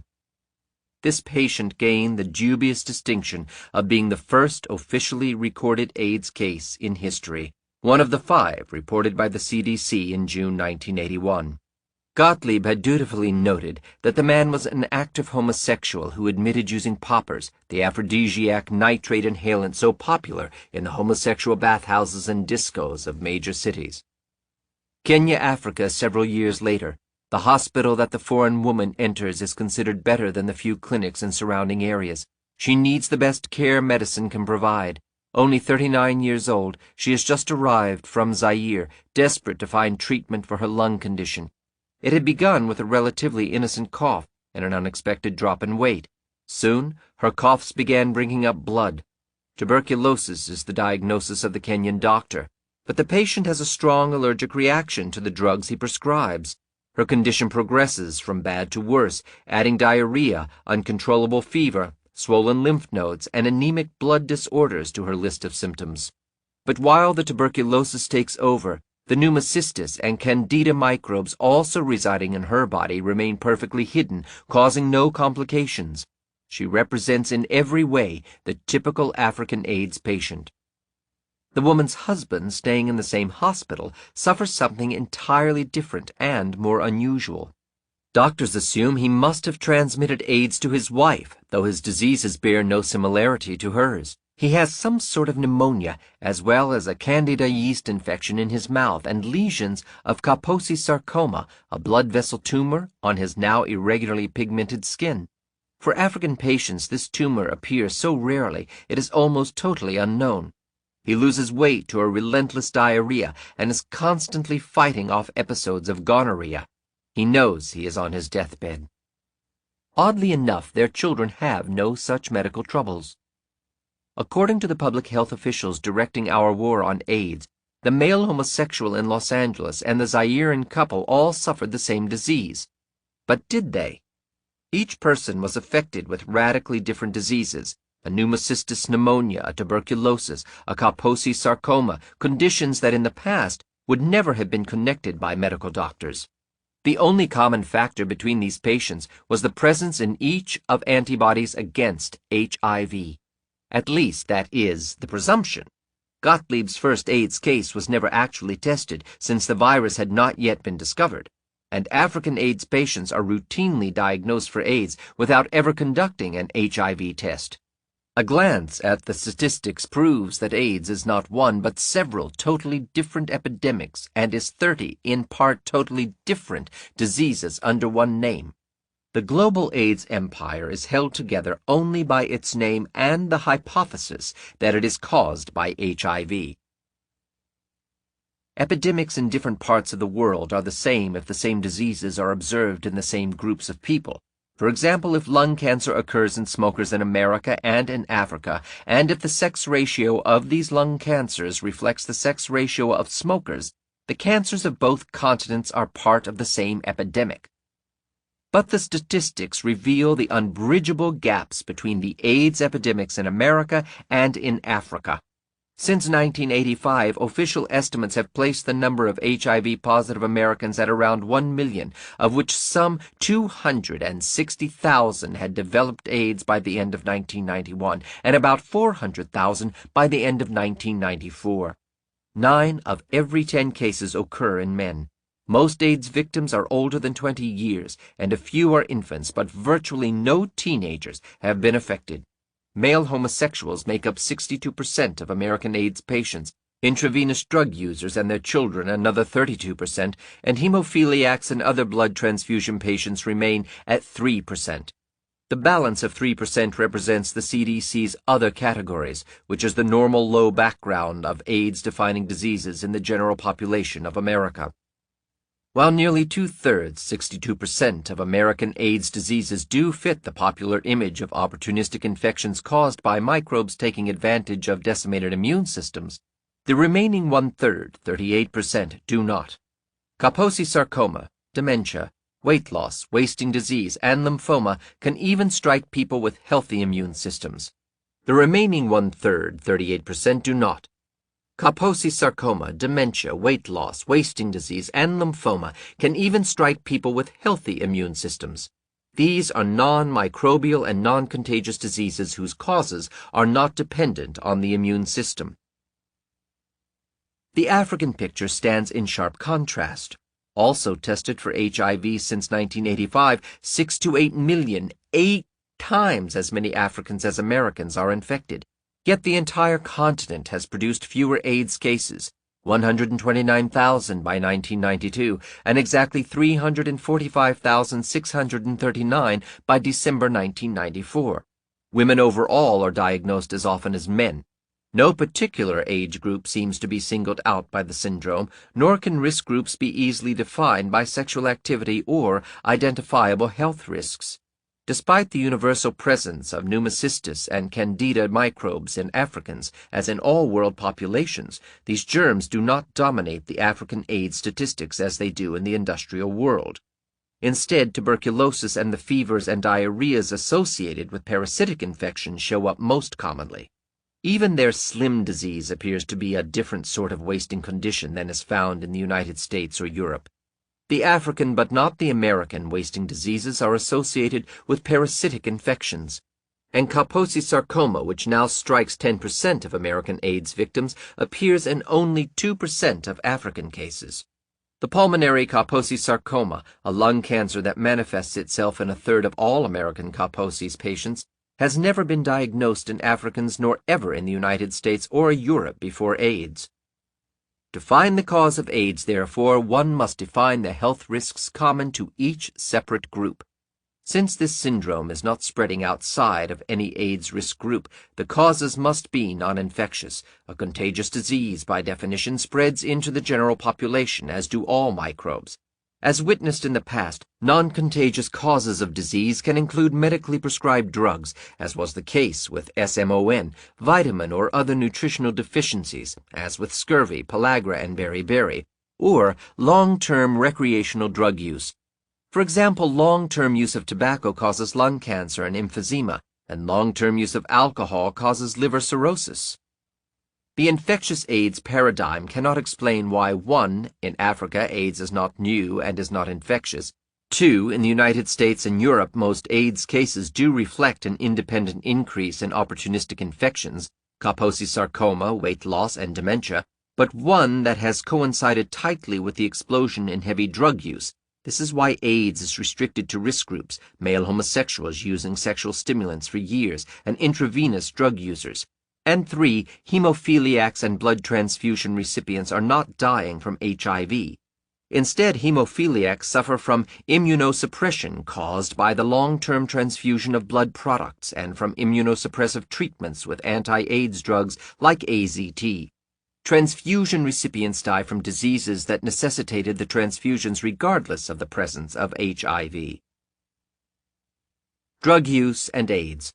The same epidemic? Virtually everyone's life has been directly impacted by the drug use epidemic, the only new health risk of the Western world since World War II. Most people in the industrial world either have tried an illicit drug or know others who have. Just 1 or 2 generations ago, high schools spent their time trying to control cigarette smoking in the restrooms. In those same restrooms today, students can find a laundry list of recreational drugs for smoking, swallowing, snorting, or even injecting. The 1960s gained the reputation as the decade of freely available drugs, especially marijuana and psychedelics. But in reality, the widespread escalation in drug use began largely during the Vietnam War, about a decade before the appearance of AIDS. Much of the explosion has taken place only in recent years. Overall drug arrests in the United States total approximately 450,000 in 1980, according to the Bureau of Justice Statistics, and the total was up to 1.4 million by 1989. Heroin-related arrests roughly tripled during the 1970s, corresponding with a jump in the number of heroin overdose victims. In the decade 1976 to 1985, the number of addicts admitted to hospitals doubled and then doubled again. During 1985, some 580 injection drug addicts died in hospitals, increasing to 2,483 such deaths by 1990. Between 1992 and 1993, heroin-related hospital emergencies increased 44%, based on data from the Department of Health and Human Services. The situation with cocaine looks even more grim. More than 5 million Americans had tried the drug by 1974, but 11 years later, this figure had jumped to 22 million. Currently, about 8 million Americans are regular users of cocaine. By the mid-1980s, crack, an addictive smokable form of cocaine, evolved into an epidemic among poor, young adults of minority groups. A recent national household survey of drug use found that 1 million Americans between 18 and 25 years of age had used crack during the previous year. Unlike injected cocaine, which is predominantly consumed by men, the use of crack is widespread among both men and women. The Drug Enforcement Administration confiscated about 500 kilograms of cocaine in 1980, 9,000 in 1983, 80,000 in 1989, and 100,000 in 1990, a total increase of 20,000% in one decade. During that same time, the number of cocaine overdose victims admitted to hospitals also exploded, from slightly more than 3,000 in 1981 to more than 120,000 in 1993, a 4,000% jump. And direct cocaine-related deaths increased more than tenfold from 1980 to 1990. Law enforcement agencies seized some 2 million doses of amphetamines in 1981, but caught some 97 million doses just 8 years later in 1989. Alkylnitrates, used primarily as aphrodisiacs, became popular during the 1970s, escalating into a popper craze in the 1980s. The National Institute on Drug Abuse estimated that by 1980 some 5 million Americans were inhaling the drug at least once a week. By 1978, the once tiny poppers industry was already grossing $50 million in annual profits, a figure that continued to climb. Poppers manufacturers even became the largest source of advertising revenue to such homosexual magazines as The Advocate, which in turn ignored the efforts of some public health authorities and activists to warn homosexual men of the dangerous effects of poppers. Naturally, one might expect major health problems in the wake of this drug explosion. If the timing of the AIDS epidemic following on the heels of the drug epidemic was no coincidence, then one should also find the spread of AIDS following the spread of drug use. Not only did the drug use epidemic take off shortly before AIDS appeared, but it hit hardest among precisely the same risk groups. The parallels are astounding. Both AIDS and drug use, for example, are concentrated in younger men. Between 1983 and 1987, the death rate among American men ages 25 to 44 increased by about 10,000 deaths per year, the same as the average number of AIDS deaths per year in that time period. But also during the 1980s, deaths from drug overdoses doubled in men of exactly the same ages, while deaths from blood poisoning, an indirect consequence of injecting drugs, quadrupled. During that same period, AIDS deaths sharply increased among New York injection drug addicts, as did deaths from blood poisoning or other pneumonias, both at exactly the same rate. 90% of all AIDS cases occur in men, but 9 of every 10 people arrested for possession of hard drugs are also male. Even the age distributions coincide perfectly.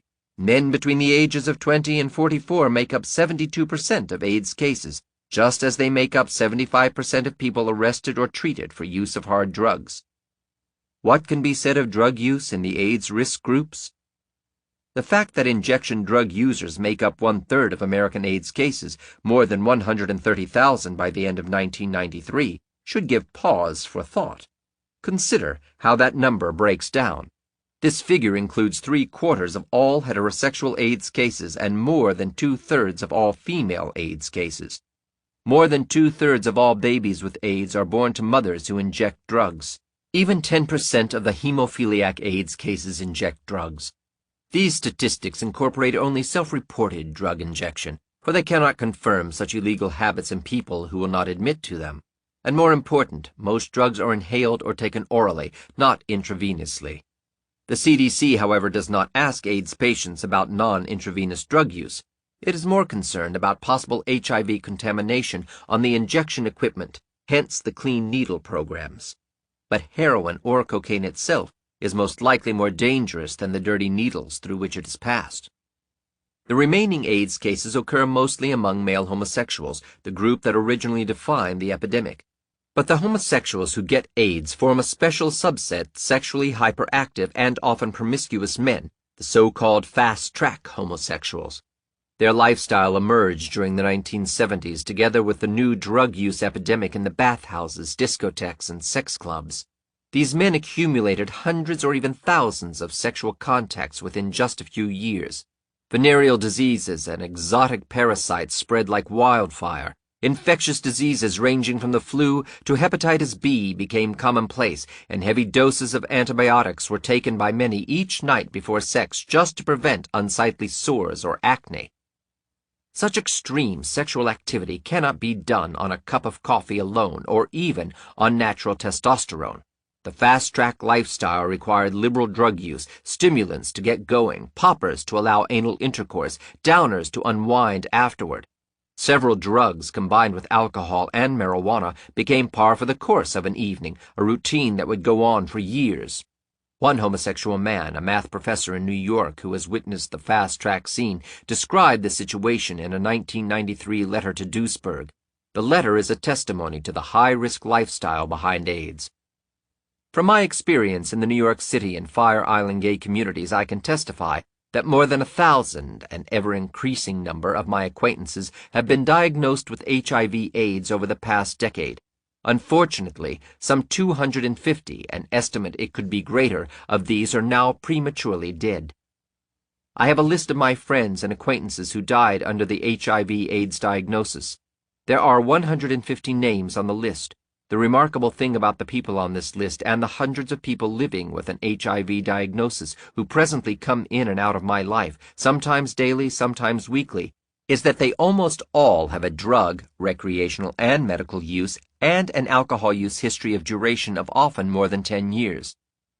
Most of the people on my list abused some, if not all, of the following drugs used recreationally: alcohol, amyl nitrate, barbiturates, butyl nitrate, cocaine, crack, ecstasy, XTC, heroin, Librium, LSD, Mandrax, MDA, MDM, mescaline, methamphetamine, mushrooms, PCP, purple haze, Quaalude, Seconal, Special K, THC, Tuinol, and Valium. Most of the people on the list hosted many diseases, and some of these diseases more than once: Candida albicans, chlamydia, cytomegalovirus, cryptosporidiosis, Epstein-Barr virus, gonorrhea, giardia, hepatitis A or B or C or D, herpes simplex, both 1 and 2, herpes zoster, gay bowel syndrome, scabies, venereal warts, and other parasites. In almost all these cases, the diseases were contracted before an HIV-positive diagnosis. I know that my acquaintances ingested large amounts of various antibiotics, antifungals, and antiparasitics. Some used antibiotics before going out for sex as prophylaxis against sexually transmitted diseases. These antibiotics were routinely given to them by gay doctors familiar with the fast-lane scene.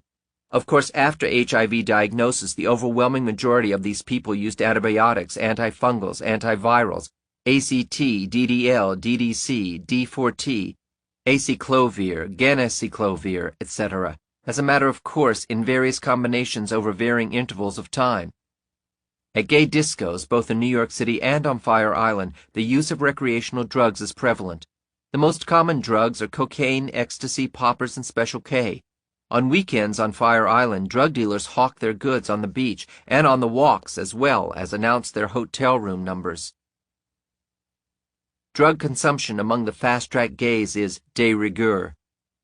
I emphasize that my remarks on drug usage are my observations or they were related directly to me by the individuals involved. They are not judgments. As a result of these observations, I am inclined towards the Duesberg drug-AIDS hypothesis. One Texas doctor, while studying AIDS risk factors among his patients in the early 1980s, discovered some of the dangerous practices in the bathhouses. As an example, one of the drugs used was the readily available ethylene chloride, he wrote.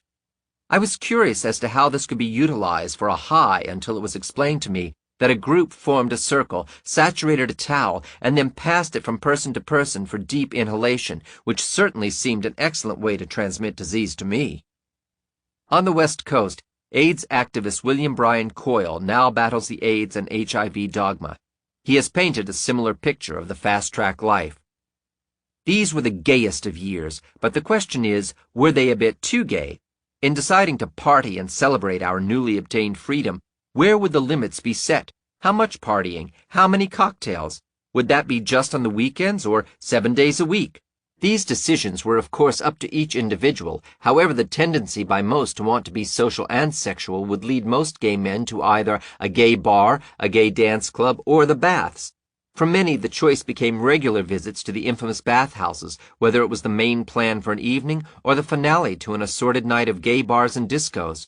Whatever the case, it was usually routine to use one or more mood-elevating substances to enhance this social sexual experience. Substances frequently chosen included cocaine, quaaludes, amphetamines, LSD, MDA, amyl nitrate, and of course, marijuana and alcohol. The combined recipe for an evening might possibly involve 4 or 5 of these, and in this depressed state, the sexual exposure to one or more persons' germs would occur, and an increased tendency toward indiscriminate additional promiscuity due to distorted judgment capabilities. Some men would use poppers 30 to 40 times while dancing, and then additionally at home or at the baths during their post-disco sexual liaison.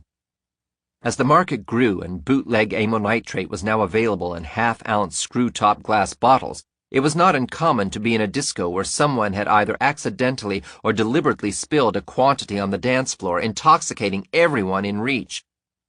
So many of the poor souls deteriorating so rapidly with AIDS had gone from illegal recreational drug abuse directly into multiple daily prescribed drug abuse, such as AZT. I, for one, will not be another statistic.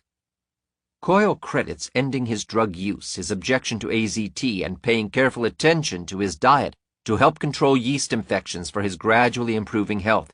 He has even found the energy to write his own book, currently in progress. Larry Kramer, the volatile homosexual rights and AIDS activist who founded the AIDS Coalition to Unleash Power, ACT UP, has himself criticized the excesses of fast-track living. A playwright and author by profession, he used his 1978 novel Faggots to lament the emptiness of anonymous homosexual activity. His book described the intense sexual promiscuity in the bathhouses, a lifestyle that could never be separated from the endless drug use on which it depended.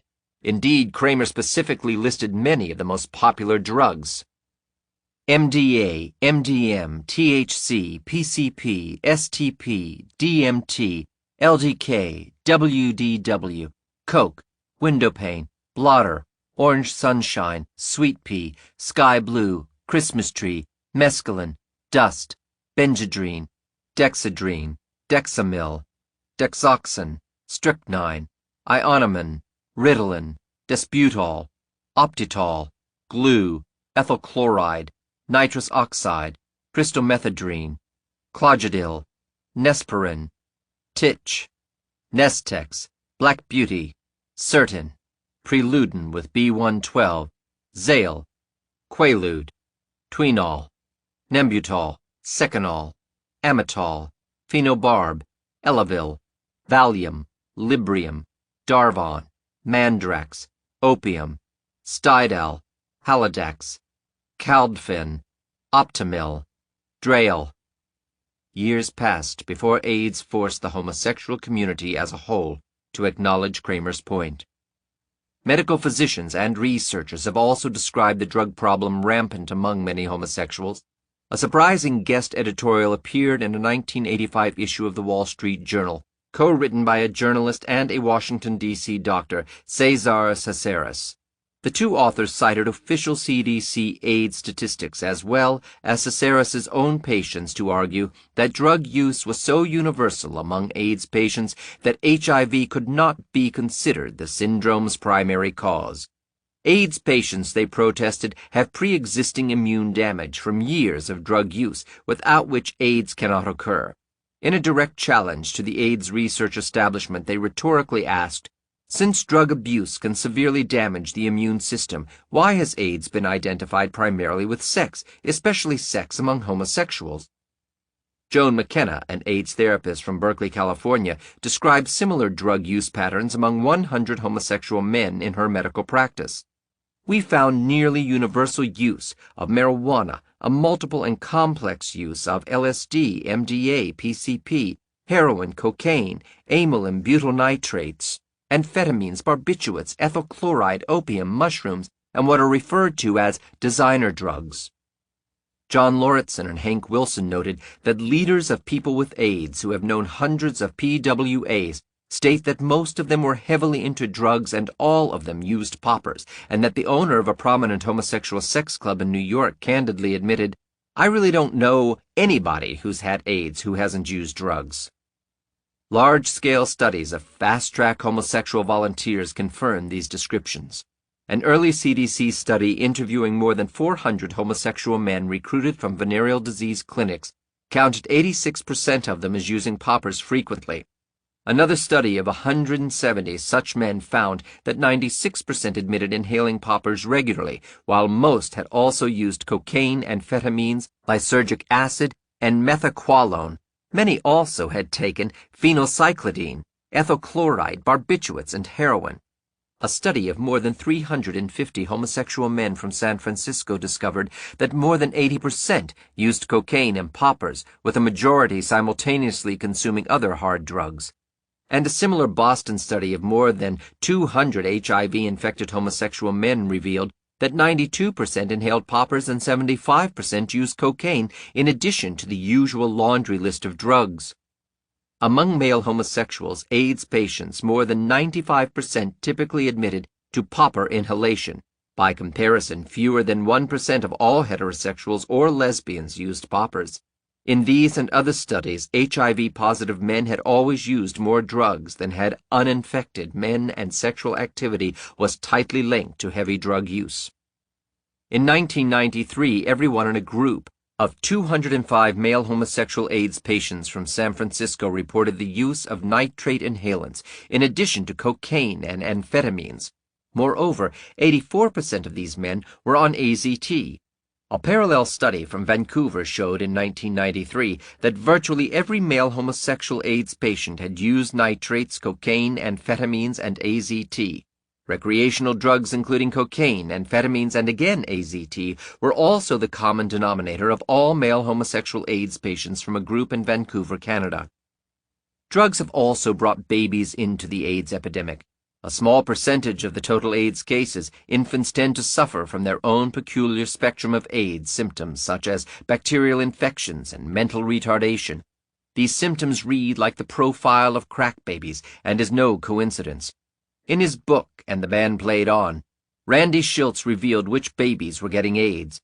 Whatever the homosexuals had that was giving them Kaposi sarcoma and pneumocystis, he noted ominously, it was also spreading among drug addicts and most tragically their children, except that these young victims did not get Kaposi sarcomas, lymphomas, or various other diseases common to homosexual AIDS cases. 2/3 of these children have had mothers who inject drugs. Some large percentage of the rest have mothers snorting cocaine or otherwise using non-injected drugs. But only a few studies have reported identical syndromes among babies of drug-using mothers, regardless of HIV infection. Even the scientific jargon of medical studies cannot hide the tragedies of unborn junkies. 1. At the University of California in San Francisco, the mental development and the coordination of 8 HIV-infected and 6 uninfected infants were observed from 6 to 21 months of age. The mothers of each group were HIV positive and had used intravenous drugs and alcohol during pregnancy. The degree of retardation of the infants correlated directly with the maternal drug consumption. The more cocaine, morphine, and heroin their mothers had used during pregnancy, the more retarded and ill were their children. 2. Another medical school observed that the psychomotor indices, a measure of coordination of infants exposed to substance abuse in utero, were significantly lower than those of non-drug-using mothers, regardless of whether the mothers were HIV positive or not.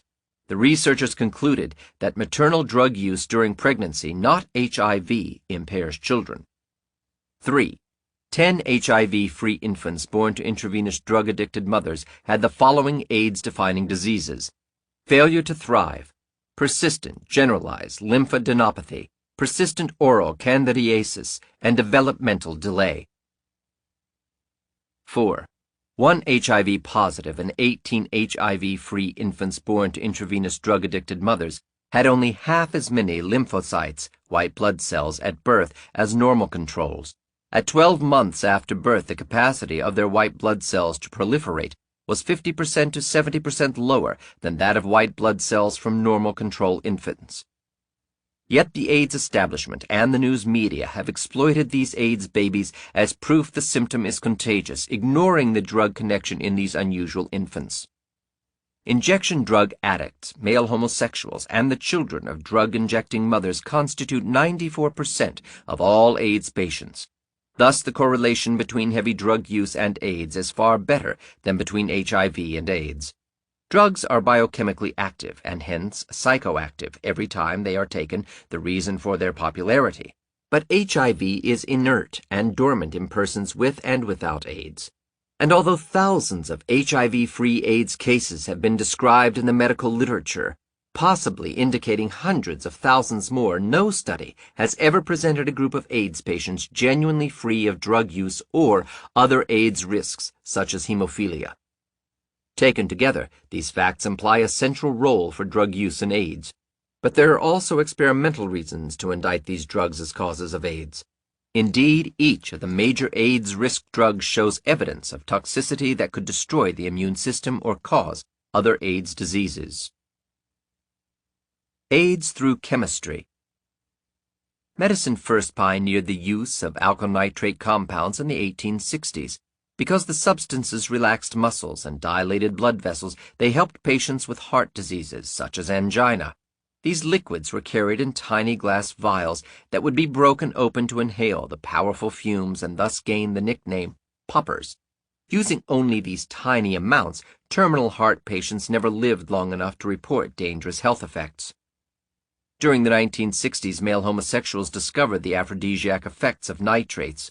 Receptive anal intercourse became less painful because the anal sphincter muscle would relax. Therefore, receptive men used far more of the drug than did their insertive partners. Nitrates also helped maintain erections and intensified orgasm, and some users even claimed a euphoric high.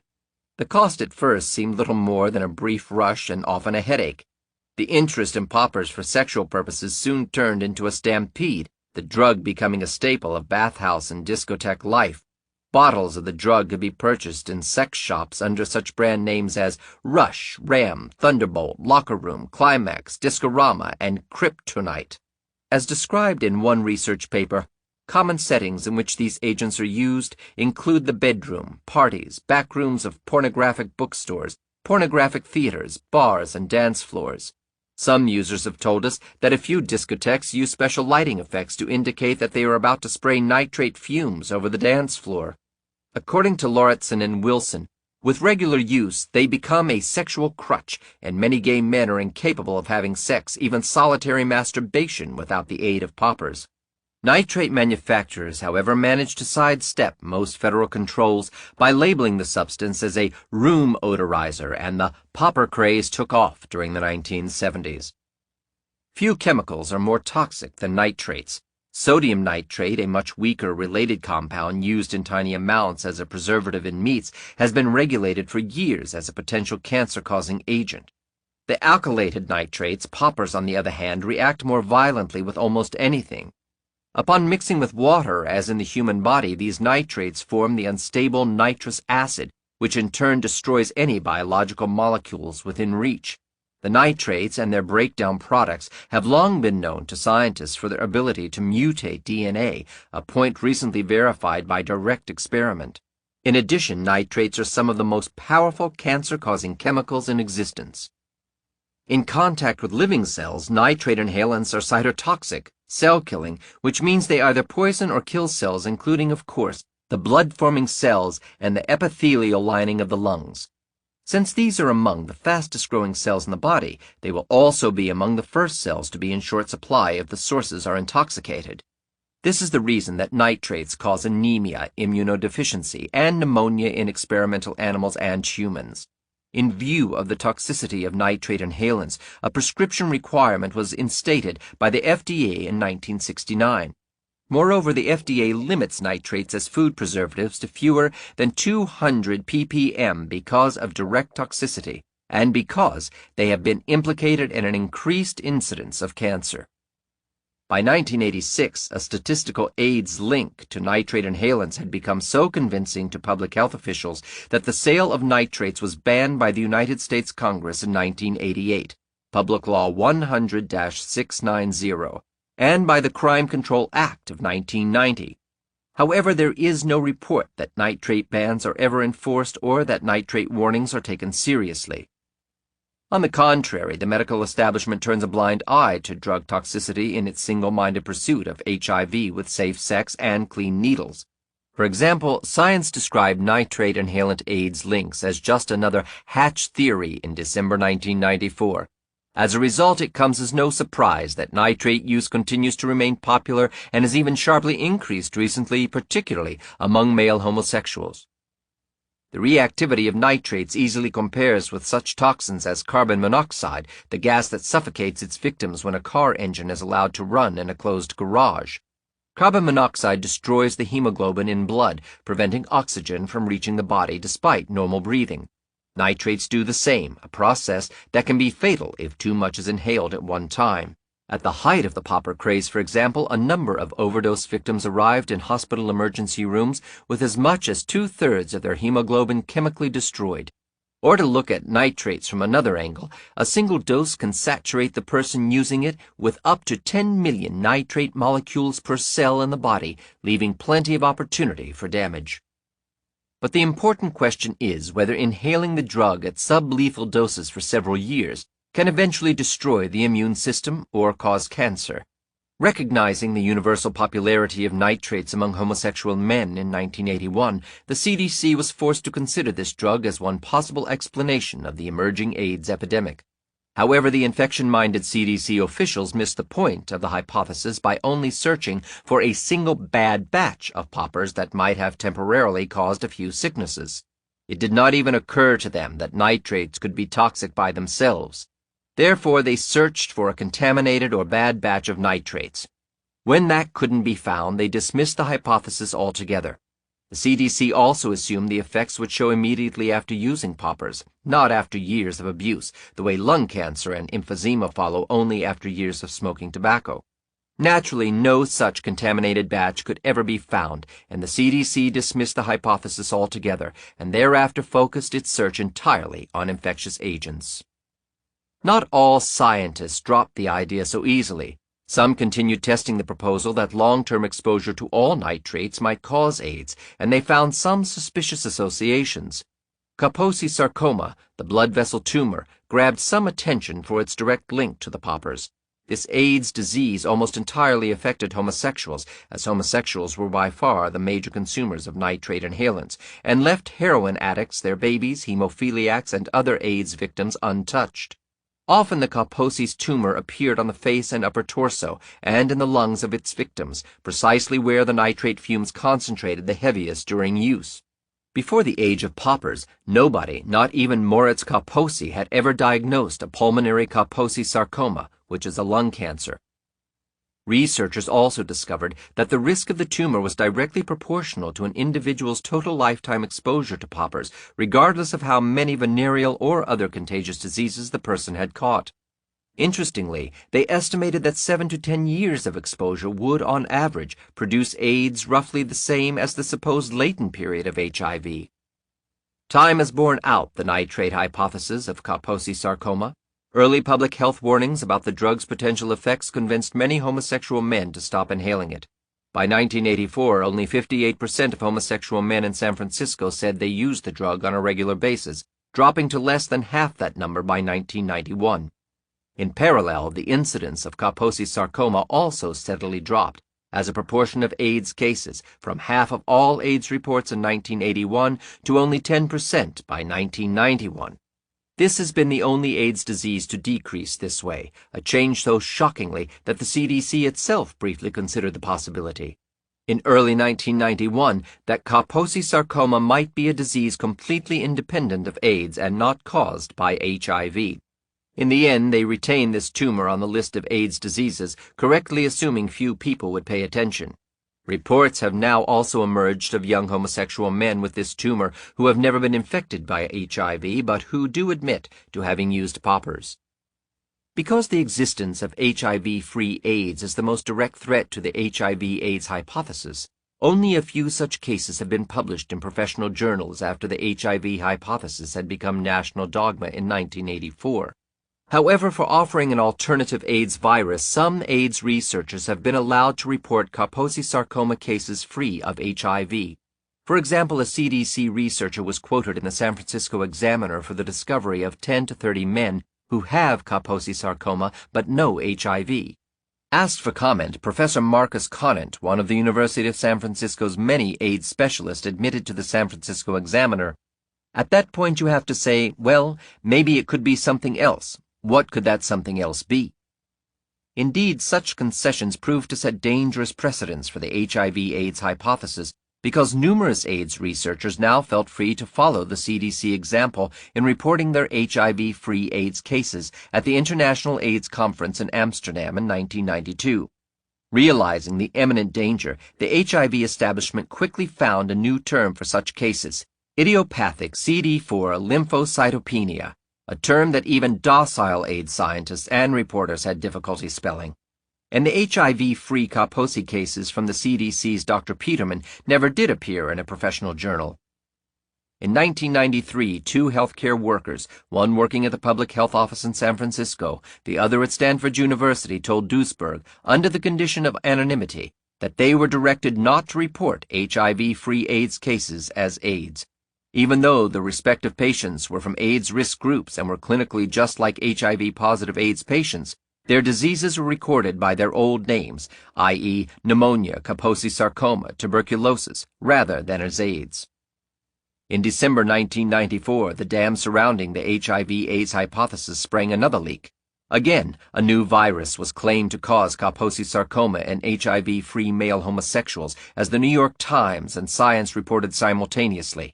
And all of a sudden, it was okay that 11 out of 21 Kaposi sarcoma patients who had the new virus were free of HIV, considered to be the sole cause of Kaposi sarcoma in the previous 10 years. Apparently, the virus AIDS establishment can accept another AIDS virus in a squeeze, but not a non-viral cause of AIDS. Virus-free AIDS would be a monumental embarrassment for the current AIDS establishment, with far-reaching consequences for prevention, treatment, and education. But another AIDS virus could be absorbed by AIDS educators and therapists with only minor adjustments. The toxicity of nitrates to the cells of the lung and the immune system also explains the proclivity of male homosexual nitrate users for pneumonia, which is the most common AIDS disease in the United States and Europe. The added toxicity of cigarette smoke explains why, among otherwise matched HIV-positive male homosexuals, cigarette smokers develop pneumonia twice as often as non-smokers. Intrigued by the popper's connection, researchers in several laboratories began independently testing long-term exposure in rats or mice to see if the drug could also cause immune deficiency. One CDC research team deliberately used a low dose and carried out the experiment for only a few weeks, finding some side effects but claiming no damage to the rodents' immune systems. But several other labs used higher doses that resembled the heavy recreational use by homosexuals, and their experiments all showed clear destructive effects on the immune system, especially after a few months. In 1983, however, the CDC publicized only its own mouse study, claiming this as proof nitrates were really harmless. The other studies remain hidden in a monograph entitled Health Hazards of Nitrate Inhalants, which was published in 1988 by the National Institute on Drug Abuse. Even today, most AIDS scientists have not even heard of the nitrate research.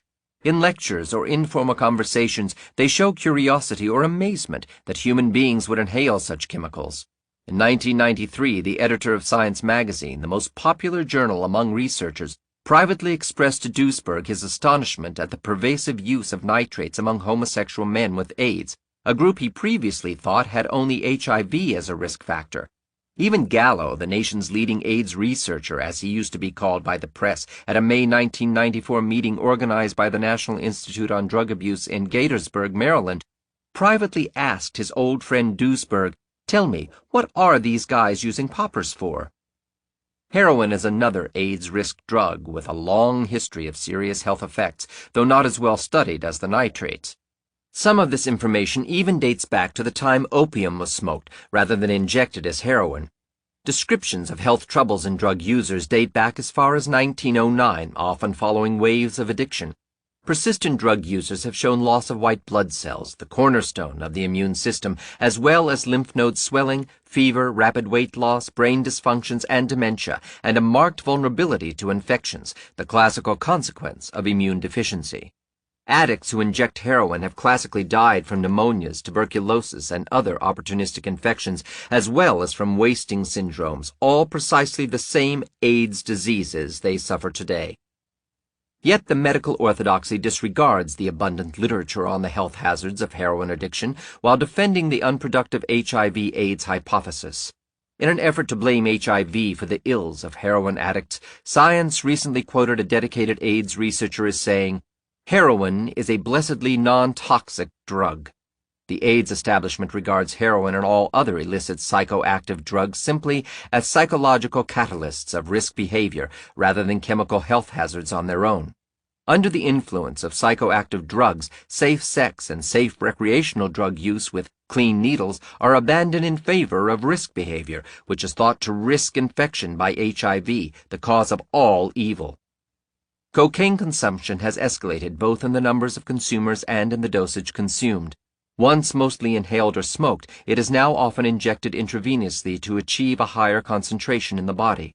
Long-term cocaine addicts often develop lung problems, weight loss, and fever, and have proven unusually susceptible to tuberculosis and AIDS disease.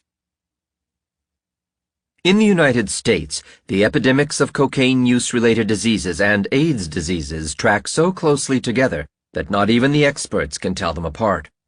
Narcotic toxicologist W.D. Lerner of the University of Alabama outlined many similarities between the bronchitis and pneumonias of cocaine addicts and AIDS patients in an article, Cocaine Abuse and Acquired Immunodeficiency Syndrome, A Tale of Two Epidemics. Says Lerner, outwardly very dissimilar, they share a number of similarities. But Lerner regrets that with few exceptions, the treatment of drug problems in the United States occurs both figuratively and literally a long distance from the major medical centers. The issue is not a lack of clinical cases, but more likely a lack of scientific reporting of these cases.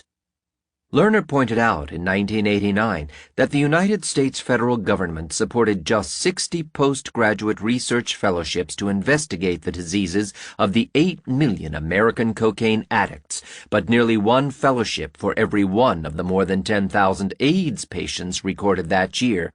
The National Commission on AIDS appointed by the federal government likewise documented the many overlaps between the drug and AIDS epidemics in the twin epidemics of substance abuse and HIV. The Commission reported in 1991 that 32% of American AIDS patients are from groups that use intravenous drugs such as heroin and cocaine. The Commission concluded that AIDS was not spreading into the general population, a point recently echoed in a book entitled Sex in America, A Definitive Survey. And the Journal of Psychoactive Drugs ran an article in 1993 conceding that it was not able to tell apart two entangled epidemics, cocaine use and HIV disease. In 1994, even the New England Journal of Medicine acknowledged intersecting epidemics, crack cocaine use, and HIV infection. A new epidemic of tuberculosis has emerged among cocaine and crack addicts within the past few years.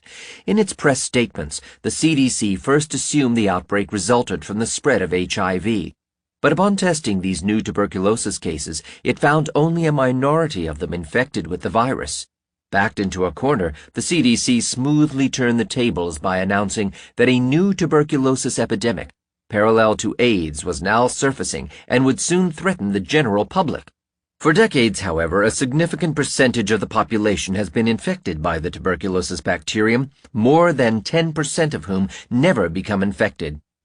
Populations in the industrial world no longer develop symptoms from tuberculosis because their immune systems are optimally tuned by their high standards of nutrition and health care. Cocaine users, however, particularly those who have become homeless after long-term addiction, seem to have a special inability to fight off disease, forming in fact a subculture of persons with immune systems defective from malnutrition and chronic intoxication. Although cocaine and heroin may be blessedly non-toxic drugs in the pages of science, they are unforgivingly toxic for unborn children. During pregnancy, every minute counts for the developing fetus. There is no time to waste on drugs. A completely developed adult can afford to spend a few days in the gutter on his favorite recreational drug without lasting damage. But an unborn child cannot take off even a day from its extremely busy schedule of growing new cells and new organs every day. It is for this reason that babies born to drug-addicted mothers may develop irreversible AIDS diseases in less than 9 months before they are even born.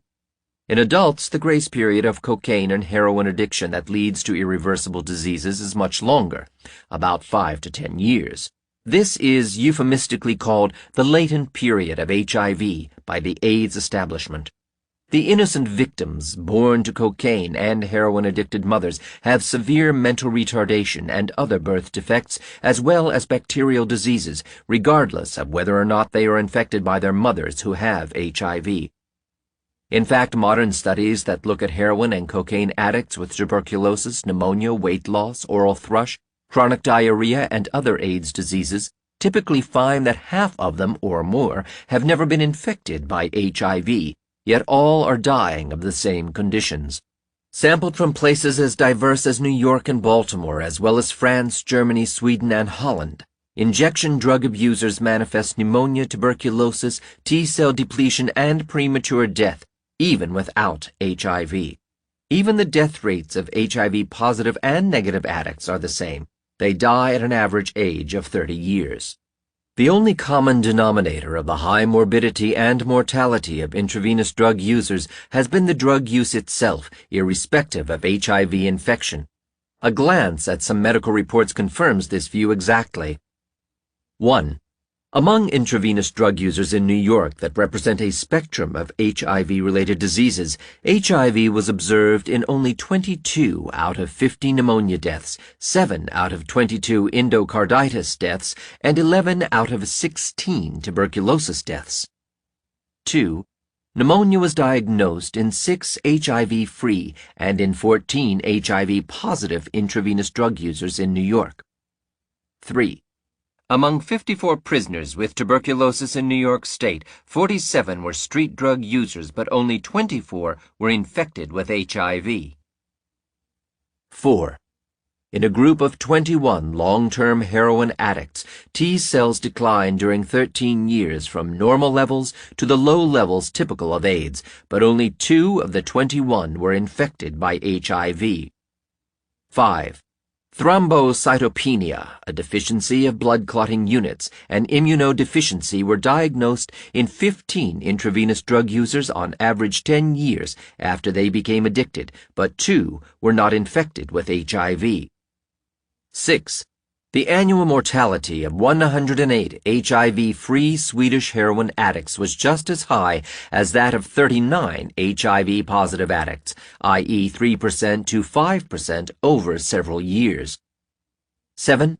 The reactivity and the concentration of lymphocytes were depressed as a direct function of the number of drug injections, not only in 3 HIV-positive but also in 210 HIV-free drug users from Holland.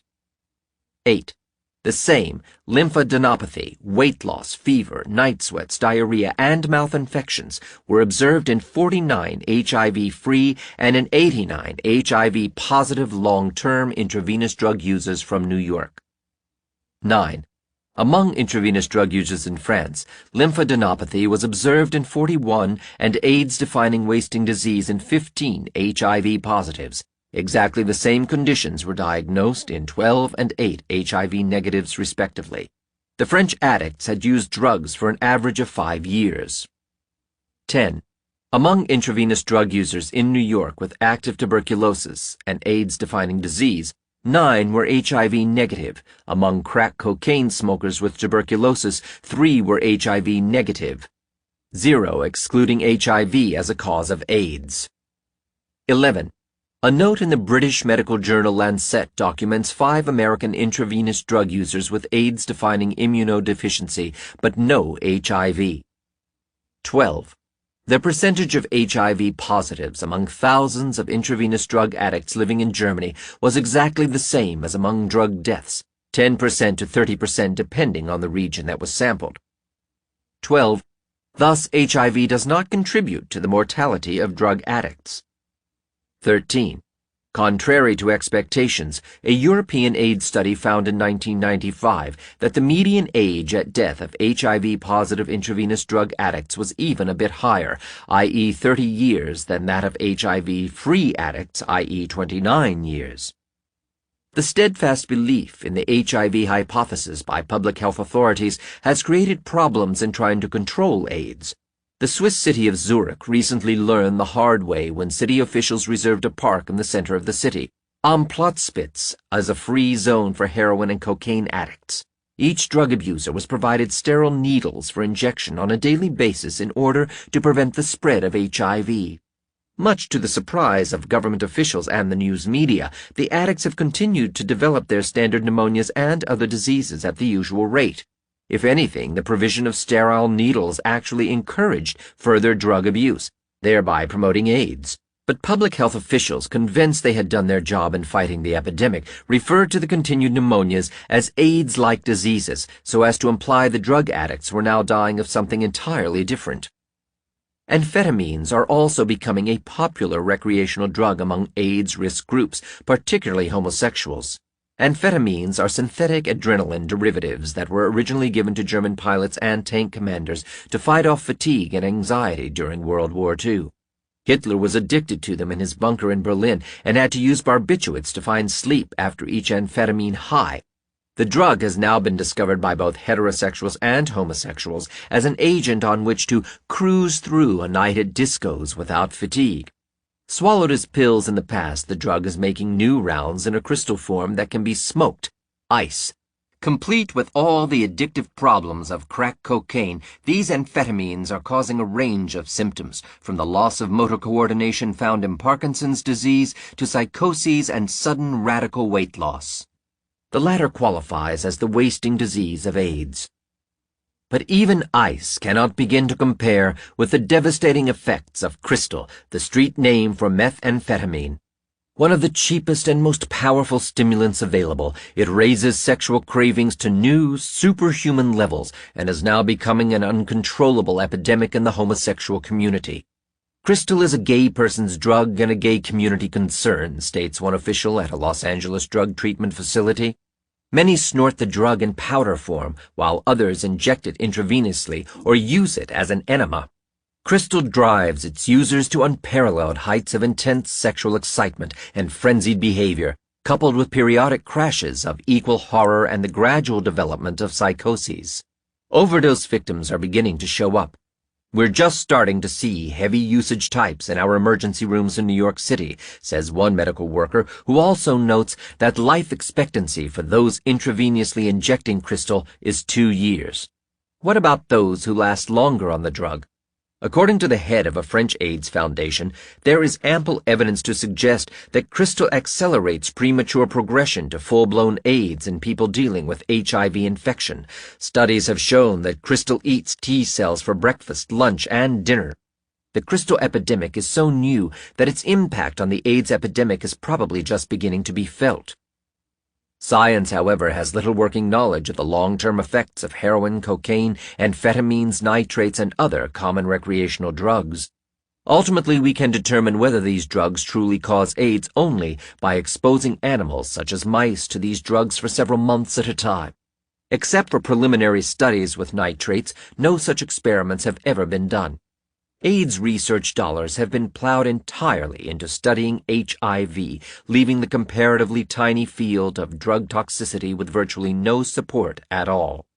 Most illegal drugs have been given to mice or rats in only a single dose by researchers who are looking for the short-term effects. Until researchers can perform long-term experiments, the mechanism of how drugs cause AIDS will never be understood.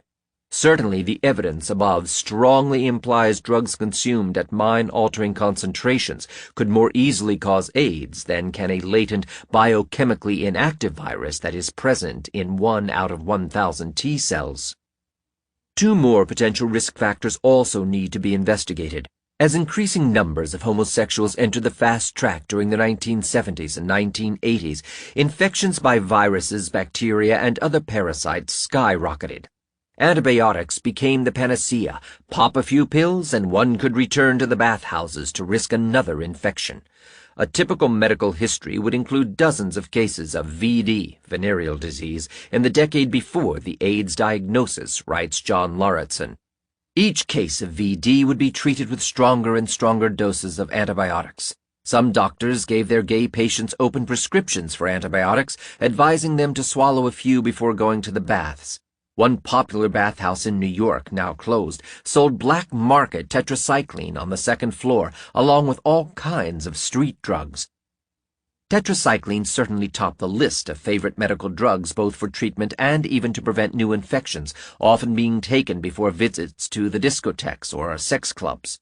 Perhaps the only survey of this phenomenon, which interviewed the patrons of a gay bar in Memphis, Tennessee, found that over 40% of the men surveyed responded that they routinely treated themselves with prescription antibiotics.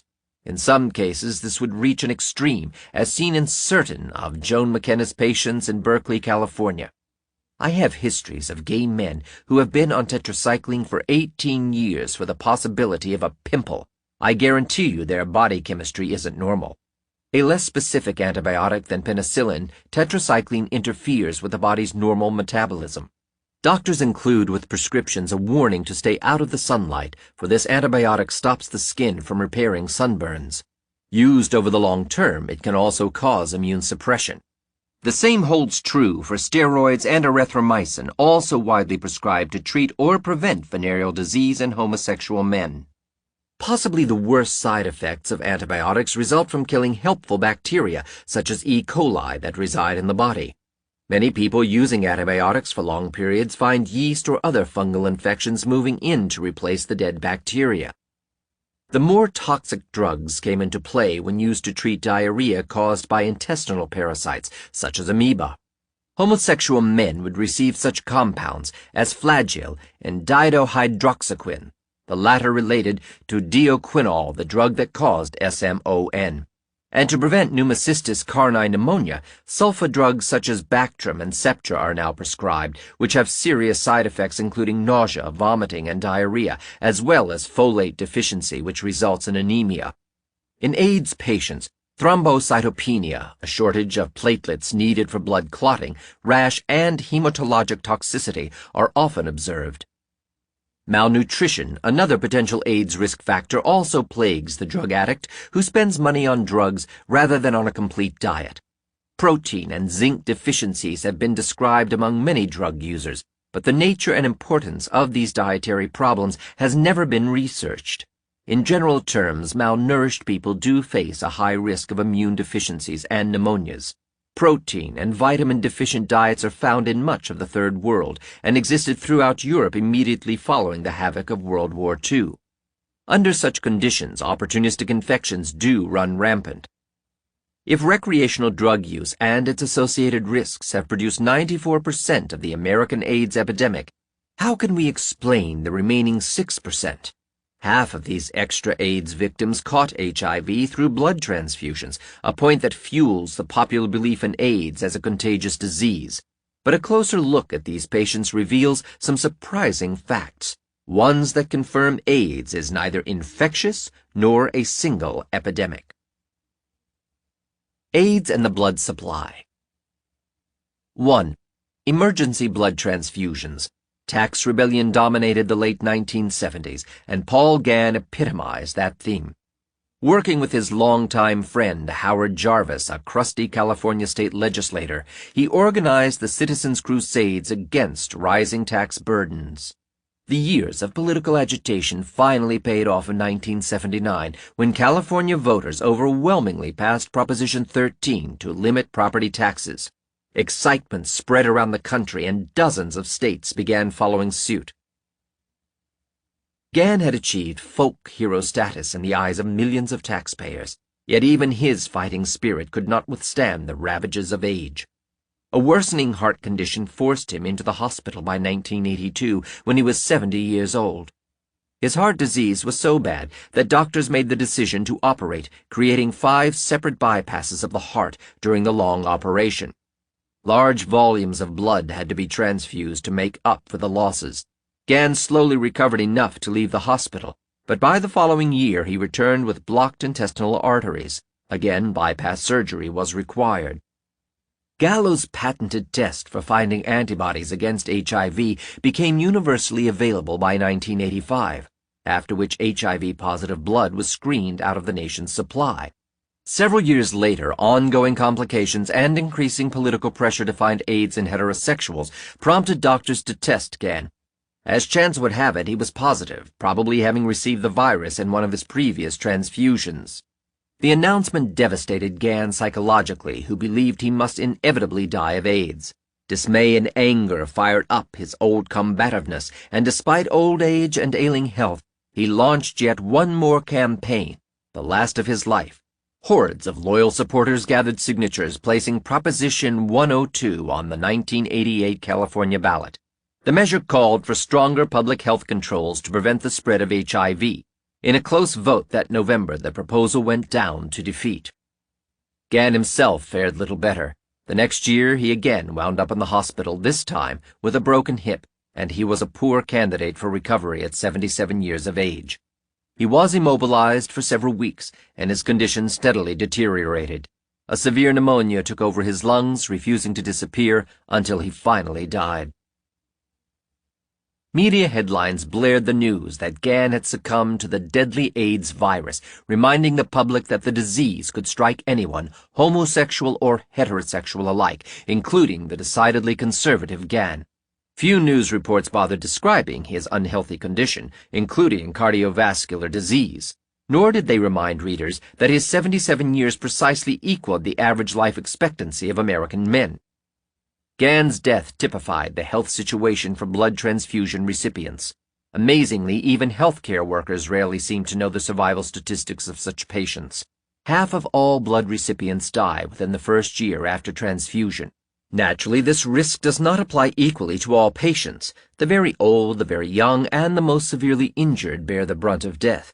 Transfusions, after all, are not given to normal, healthy people. These patients have undergone traumatic medical problems and require the blood transfusions to stay alive after risky surgery for cancer, bypasses, or hip replacements.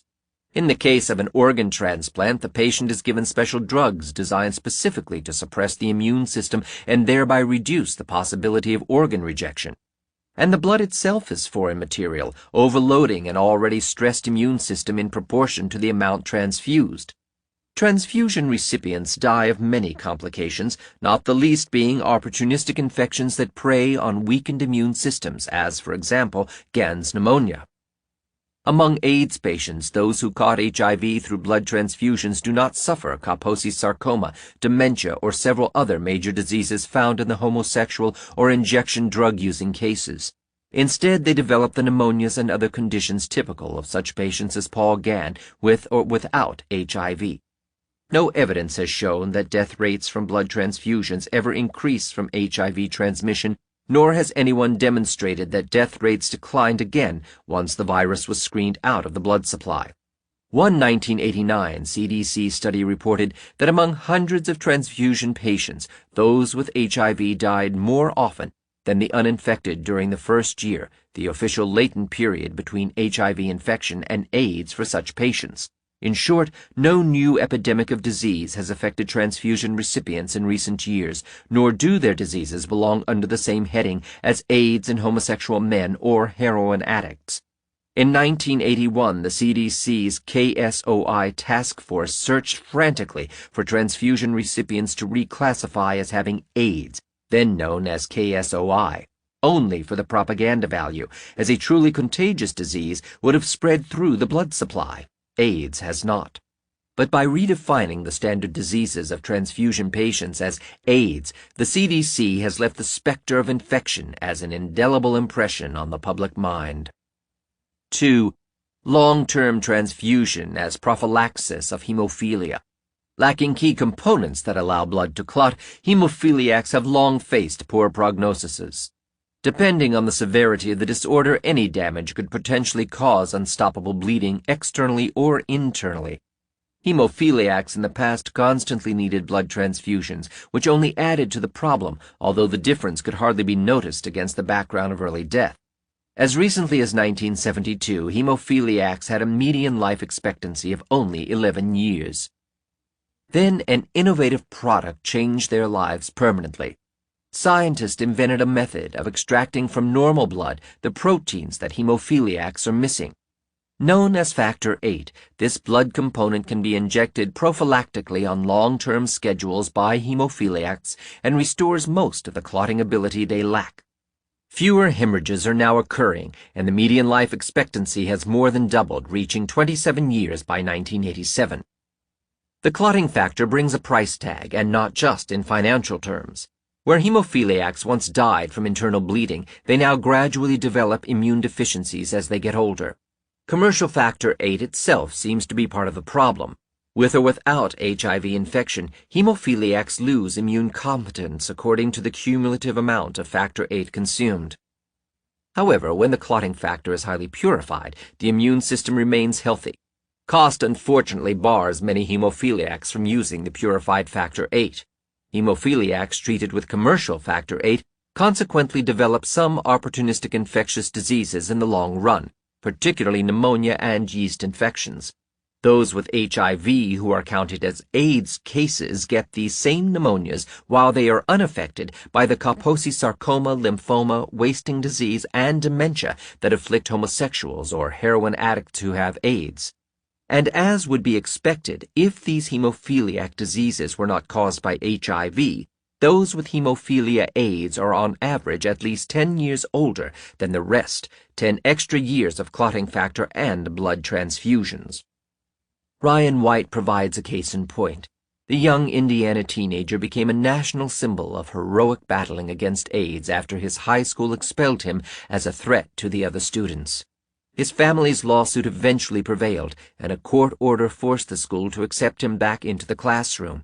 The ruling was based on the fact that HIV is difficult to transmit. The news media kept a periodic spotlight on White's life, and when he became sick and was hospitalized by 1990, the story splashed across the front pages as implicit proof the deadly virus could kill even the healthiest of people. White's death in April drew so much attention that entertainers Elizabeth Taylor and Michael Jackson attended his funeral. Although the news media portrayed the death as the tragic end to White's long fight with AIDS, the doctor never publicly confirmed that the death certificate actually attributed the cause of death to AIDS. A phone call to the Indiana Hemophilia Foundation to check the details generated a very different story. A foundation representative directly familiar with White's case was asked of what specific AIDS diseases White died. Only internal bleeding and hemorrhaging, liver failure, and collapse of other physiological systems were listed. These conditions interestingly happened to match the classical description of hemophilia, none being listed as peculiar to the AIDS condition, but the representative did not seem to know that. It was then acknowledged that White's hemophilia condition was more severe than the average, requiring him to take clotting factor every day near the end. On top of all that, White had taken AZT, the former toxic cancer chemotherapy now prescribed as AIDS treatment. Hemophiliacs, needless to say, are particularly vulnerable to the internal ulcerations induced by such chemotherapy. Thus, only a media hype transformed White's death from a severe case of hemophilia exacerbated by AZT into AIDS. Those hemophiliacs whose diseases are reclassified as AIDS tend to have the severest clotting disorders in the first place, needing more factor VIII and transfusions to stay alive. On the other hand, hemophiliacs have less to worry about than ever before. Of the 20,000 hemophiliacs in the United States, some 3/4 were infected by HIV through the blood supply a little more than a decade ago. During that same time period, clotting factor doubled their life expectancies, and very few are diagnosed with AIDS each year.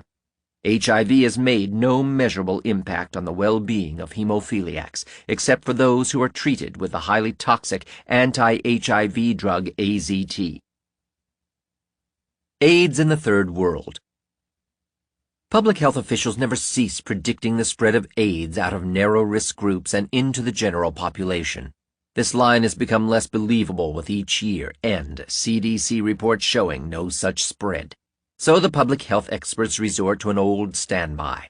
For a picture of our future, they say, look to the Third World, where AIDS has already spread into the heterosexual population. For instance, Thailand.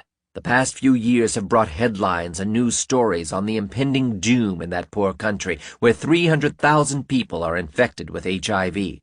A disaster for Thailand, but bad for us as well. Several Thai cities host a flourishing sex industry where men from Europe, the United States, and Japan meet to indulge themselves in abundant prostitution. This sex tourism supposedly could bring the AIDS epidemic back to our countries in force, finally triggering the long-awaited explosion out of the risk groups. News photographers cannot publish enough pictures of Thai prostitutes, and no estimate of the potential danger is considered too large. In all the hustle, however, reporters forget to mention the grand total of AIDS cases in that country. As of 1991, only 1,123 individuals had been so diagnosed, rising to 1,569 cases by the middle of 1993. This amounts to only 0.5% of the 300,000 HIV positives. Even more shocking, these Thai AIDS victims fall into very strict risk groups. Half of them are either male homosexuals or injection drug users. The other half hold down jobs as sex workers, more commonly known as prostitutes, among whom drug use is hardly uncommon. Tuberculosis and pneumonia rank as the most common AIDS diseases in this handful of people. So much for an explosive Thai epidemic.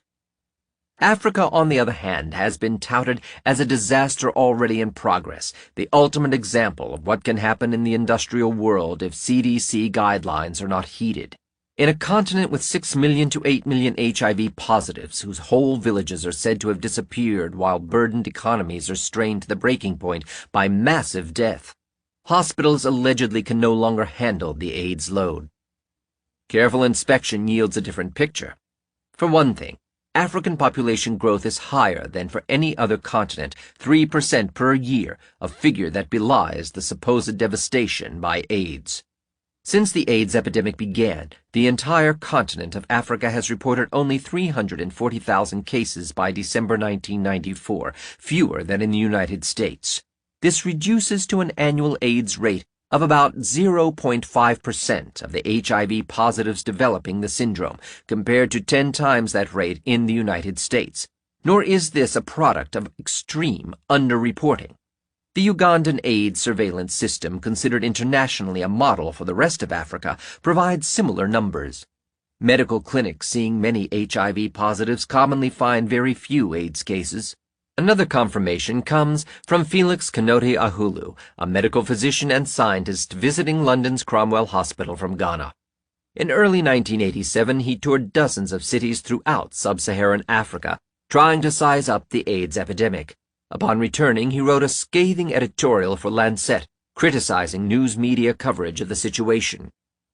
If one judges the extent of the AIDS in Africa on an arbitrary scale from grade 1, not much of a problem, to grade 5, a catastrophe in my assessment, AIDS as a problem, grade 2, in only 5, possibly 6, since I was unable to obtain a visa for Zaire, of the countries where AIDS has occurred. The phrase possibly a considerable underestimate has appeared many times in articles and broadcasts all over the world whenever a colossal figure is attached to the extent of AIDS in Africa. If tens of thousands are dying from AIDS and Africans do not cremate their dead, where are the graves? Konoti Ahulu made a point of visiting hospitals featured in the Western press as hotbeds of the AIDS epidemic, but consistently found very few AIDS cases. Nevertheless, many African doctors themselves participate in building the myth of the AIDS pandemic. Spin reporter Celia Farber discovered the reason during a recent trip to Africa. Many believe that the statistics have been inflated because AIDS generates far more money in the Third World from Western organizations than any other infectious disease. This was clear to us when we were there. Where there was AIDS, there was money, a brand new clinic, a new Mercedes parked outside, modern testing facilities, high-paying jobs, international conferences. A leading African physician warned us not to get our hopes up about this trip. "You have no idea what you have taken on," he said on the eve of our departure. "You will never get these doctors to tell you the truth. When they get sent to these AIDS conferences around the world, the per diem they receive is equal to what they earn in a whole year at home." In Uganda, for example, WHO, World Health Organization, allotted $6 million for a single year, 1992-1993, whereas all other infectious diseases combined, barring TB and AIDS, received a mere $57,000. To a large extent, the myth of an African AIDS epidemic grew out of a report in the late 1980s entitled Voyage des Grenins en Tanzanie, written by French charity workers Philippe and Eveline Grenin. It dramatically summarized their findings of devastated villages, abandoned homes, growing numbers of orphans, and a sexually transmitted AIDS epidemic that threatened to depopulate the Kagera province of northern Tanzania. As the heads of Partage, the largest AIDS charity for Tanzanian children, the Grenins told a story that the news media could not resist, one that is still repeated today. The vivid images help shape the Western impression of an AIDS problem out of control. But after spending a few years working with the people of Kagera, the Grenins changed their minds. To their own disbelief, they discovered no AIDS epidemic in the region at all. The sexually transmitted disease somehow completely missed the prostitutes while it killed their clients. The exact same prostitutes work the towns today. Whatever caused AIDS in these clients did not affect these hardy prostitutes. Then the Grenins discovered that more than half their AIDS patients tested negative for HIV. The empty houses turned out to be additional homes owned by Tanzanians who had moved to the city. And the final blow came from the orphans themselves, who turned out to be the consequences of the Tanzanian social structure. The parents typically moved to the cities to earn money, leaving the grandparents to care for the children. "There is no AIDS," Philippe Grenin now states flatly. "It is something that has been invented. There are no epidemiological grounds for it. It doesn't exist for us." He also describes how the epidemic is created from media consumption. Families just bring children as orphans, and if you ask how the parents died, they will say AIDS. It is fashionable nowadays to say that because it brings money and support. If you say your father has died in a car accident, it is bad luck, but if he has died from AIDS, there is an agency to help you. The local people have seen so many agencies coming called AIDS support programs that they want to join this group of victims. Everybody claims to be a victim of AIDS nowadays, and local people working for AIDS agencies have become rich. They have built homes in Dar es Salaam. They have their motorbikes. They have benefited a lot. We have everybody coming here now. The World Bank, the churches, the Red Cross, the UN Development Program, the African Medical Research Foundation. About 17 organizations reportedly doing something for AIDS in Kagera. It brings jobs, cars. The day there is no more AIDS, a lot of development is going to go away. You don't need AIDS patients to have an AIDS epidemic nowadays because what is wrong doesn't need to be proved. Nobody checks. AIDS exists by itself. Exaggeration involves more than the numbers. The epidemic itself is manufactured. None of the African AIDS diseases is new. Many common third-world diseases are confused with AIDS even if they are not part of its official definition. The WHO definition for African AIDS includes slim disease, a composite of weight loss, diarrhea, and fever, plus such conditions as persistent coughing, skin problems, swollen lymph nodes, and some opportunistic infections like tuberculosis. This list reads like a summary of indigenous African health problems. Malaria, the leading killer in the Third World, produces fever and other symptoms frequently misdiagnosed as AIDS. Tuberculosis, also a common killer, presents another problem, as described by a Nigerian medical professor. The serologic demonstration of HIV infection in patients with tuberculosis in Africa is very important because it aids the separation of seropositive from the seronegative patients, since such a separation may be impossible in all cases on clinical grounds. According to a Ugandan doctor treating AIDS cases, a patient who has TB and is HIV positive would appear exactly the same as a patient who has TB and is HIV negative. Clinically, both patients would present with prolonged fever. Both patients would present with loss of weight, massive loss of weight, actually. Both patients would present with a prolonged cough, and in both cases, the cough would equally be productive. Now, therefore, clinically, I cannot differentiate the two. Kanote Ahulu has illustrated what a complete mess has been made by the AIDS definition. Immunosuppressive diseases, of course, there always have been in Africa and elsewhere before antiquity was born. I have clinical photographs from 1965 of a Ghanaian man who looked exactly like some of the AIDS patients I saw in Africa recently. The man, who was like a skeleton from gross weight loss, has severe non-bloody diarrhea, more than 20 bowel actions a day. He had what looked like fungus in the mouth, candidiasis, skin changes, dermatopathy, periodic fever, and cough, all the classical features of African AIDS. The patient, according to relatives, had literally consumed on average 1.5 bottles of whiskey every single day for the previous 18 months before admission. We found it difficult to believe the story, but there are photographs today showing a complete reversal in 1966 of the physical signs and symptoms, including the diabetes, when hospitalization cut short his alcohol supply and active treatment was administered, with gradual protein-calorie buildup and pancreatin supplements. Kanote Ahulu had also seen the effects of reclassifying traditional diseases under the AIDS umbrella. From his medical practice in Africa, he recalled that before the days of AIDS in Ghana, there was a death a day, more in the rainy season and harmattan seasons, on my ward alone of 34 beds, listing dozens of fatal diseases ranging from tuberculosis to various cancers. He remarked sarcastically, "Today, because of AIDS, it seems that Africans are not allowed to die from these conditions any longer." In a 1989 letter to Lancet, 4 Tanzanian doctors reported examples of another source of confusion, the misdiagnosis of diabetes as AIDS. Some of the reasons why diabetes may be confused with AIDS are illustrated in these case histories. Weight loss is often marked in newly presenting diabetic patients in Africa. Fatigue may be a prominent feature. Frequent visits to the toilet may be misinterpreted as indicating diarrhea. Skin lesions, especially fungal infections, boils, and abscesses, are often present in newly presenting diabetic patients, and these could also mislead observers. In tropical Africa, febrile illnesses are frequently attributed to malaria. Now, in certain places, AIDS is the fashionable diagnosis made by the public and doctors. Many patients with treatable and curable illnesses may now be condemned without proper assessment.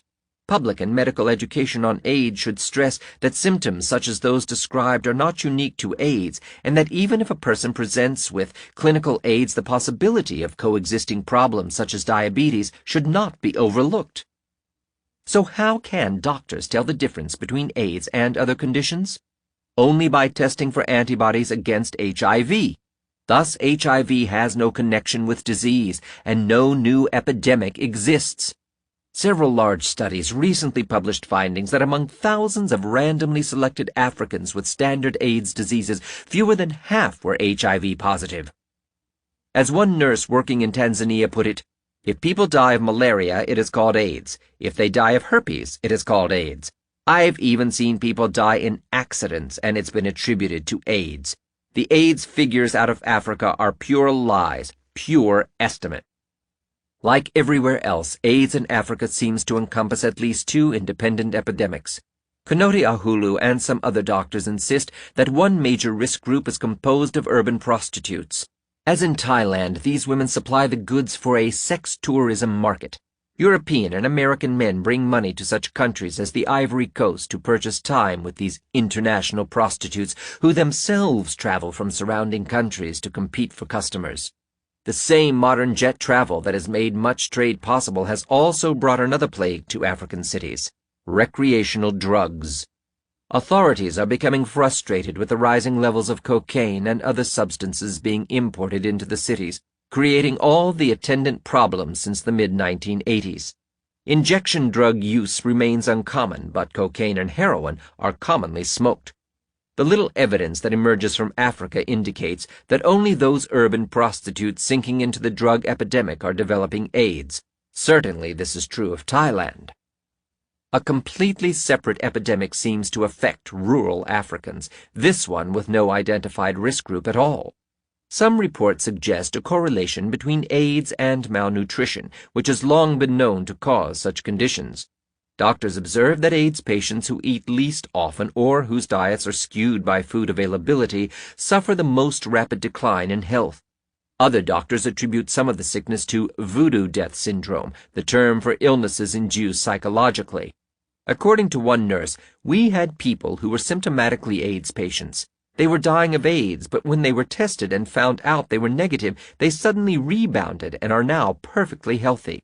Needless to say, sanitation rarely exists in rural Africa, and clean water supplies are rare or non-existent.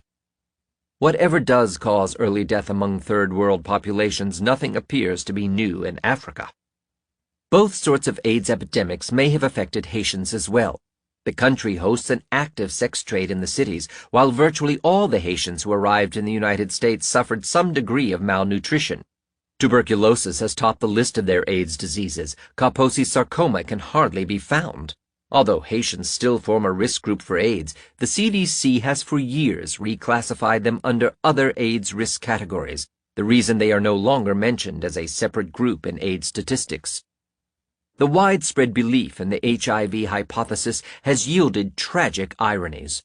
AIDS control programs in African nations funded by outside governments provide little but fear.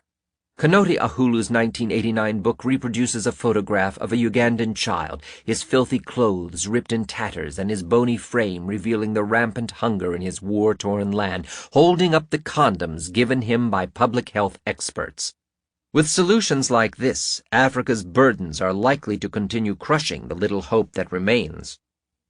Only one group of AIDS victims has not been explained thus far. 3% of American AIDS patients fall under the CDC's other exposure category, having no identifiable risks for catching HIV. This hardly rules out hidden drug use, but some of these cases must result from the expansive definition of AIDS. Each year, people with fairly random backgrounds develop an occasional pneumonia, yeast infection, or hepatitis, any of which will be re-diagnosed as AIDS if the person coincidentally also has antibodies against HIV. To gain some perspective of what the other category really is, it helps to make a brief calculation. 3% of the 50,000 to 75,000 annual American AIDS patients translates into 11,500 to 2,250 people. They come from the reservoir of 1 million HIV-positive Americans. Since the average American dies at about 80 years, at least 1 out of 80, 2.25%, or 12,500 HIV-positive Americans die per year. The CDC claims about 1,500 to 1,250 of these annually for HIV. They are the other category, even if they do not practice risk behavior. Viewed this way, the CDC claim seems modest, considering that probably even more must die from the 30 common diseases that are now called AIDS in HIV-positive people. Many HIV-positive people, whether they have symptoms or not, would normally not die of AIDS, but do so anyway. The reason lies in their treatment, AZT, one of the most toxic substances ever chosen for medical therapy. This drug is now creating a scandal that may soon explode as the most embarrassing in the history of medicine. The evidence that AZT actually causes AIDS and the story behind its unethical approval are told in the next chapter.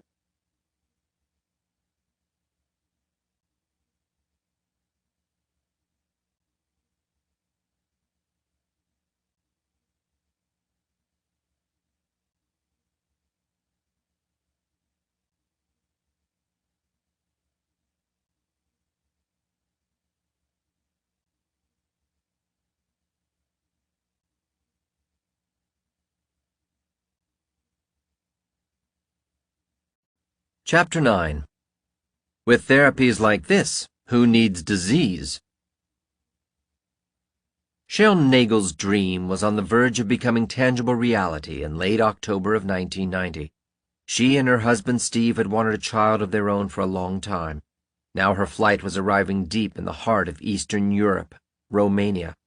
Steve could not take the time off, so her mother accompanied Cheryl to the remote city of Timisoara. Cheryl felt out of place, having traveled so far from her suburban home just outside Minneapolis. Back home, Steve cooked for a restaurant while she worked as a realtor's assistant. But when they heard the news of turbulence in that country and then of the orphanages full of desperate children, the Nagels knew where they had to go. Arriving turned out to be the easy part. Touring the surrounding area, Cheryl and her mother soon met Lindsay, a baby girl only several days old.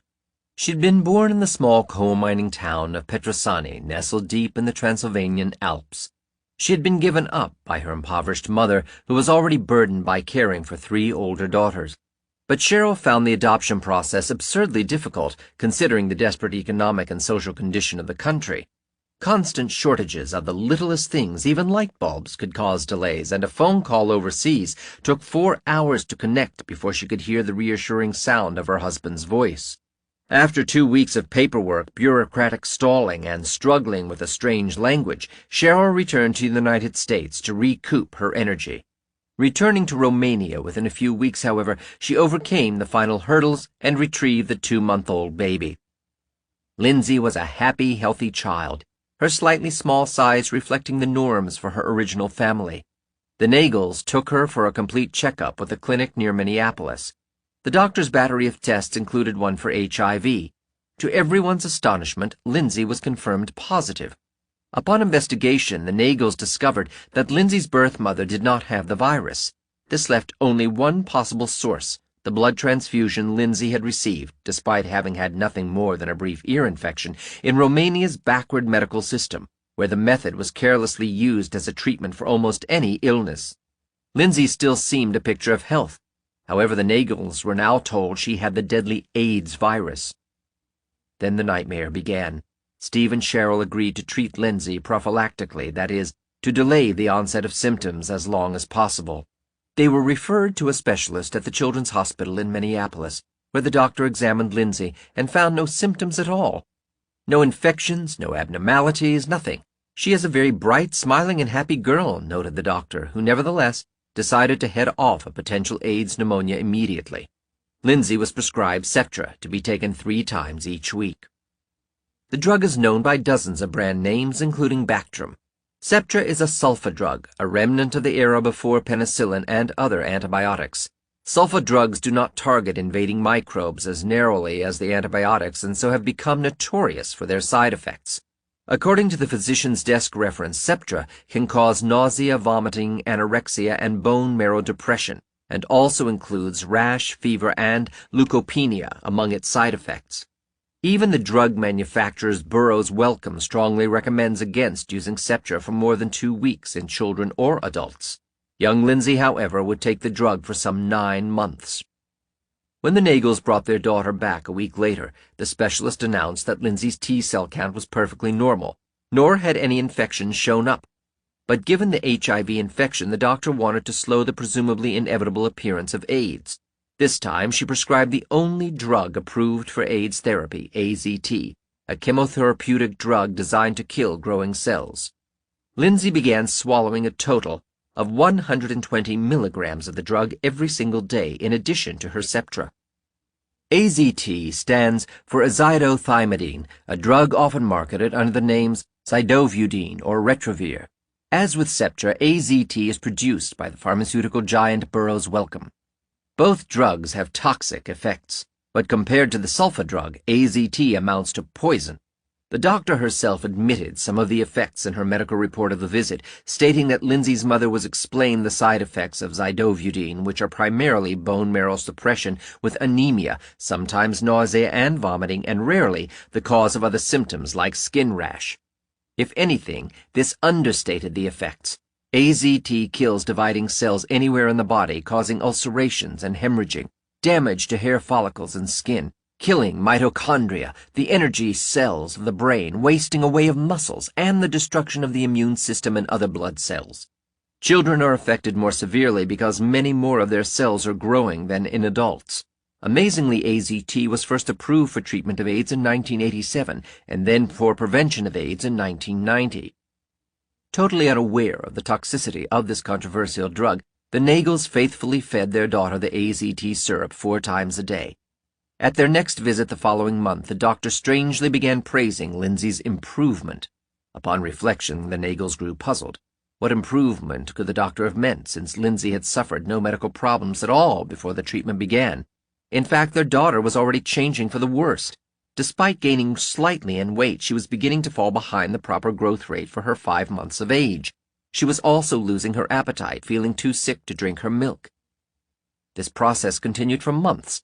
Lindsay developed no infectious diseases, but her appetite continued to decline.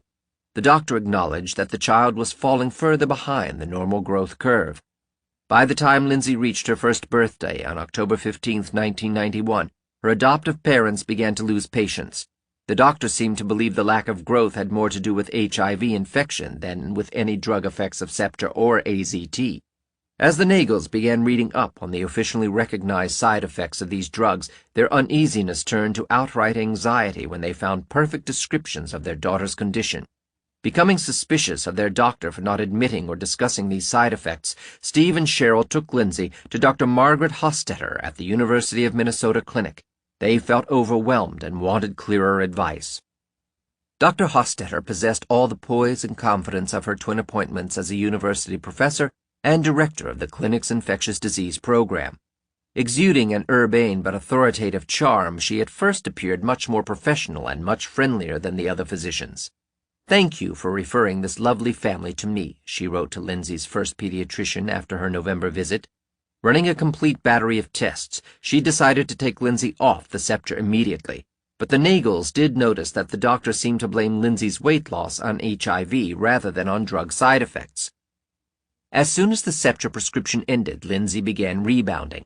Within 1 month, her weight had again increased, though hardly back to normal, and her appetite recovered slightly. Amazingly, Dr. Hostetter completely missed the point. She had increased Lindsay's AZT dosage at the same time as ending the Septra, so at the Nagels' next visit she credited the baby's improvement to the AZT. In fact, she discussed plans to increase the AZT yet again. Even the experimental drug DDL, another powerful drug similar to AZT and just approved by the FDA, started cropping up among the doctor's suggestions. After the rapid side effects of the sulfa drug had disappeared, the slower toxicity of the extra AZT began taking over. Lindsay stopped improving, and her weight, though still rising slowly, could no longer keep up with the normal growth rate for her age. She remained at the bottom end of the healthy weight range.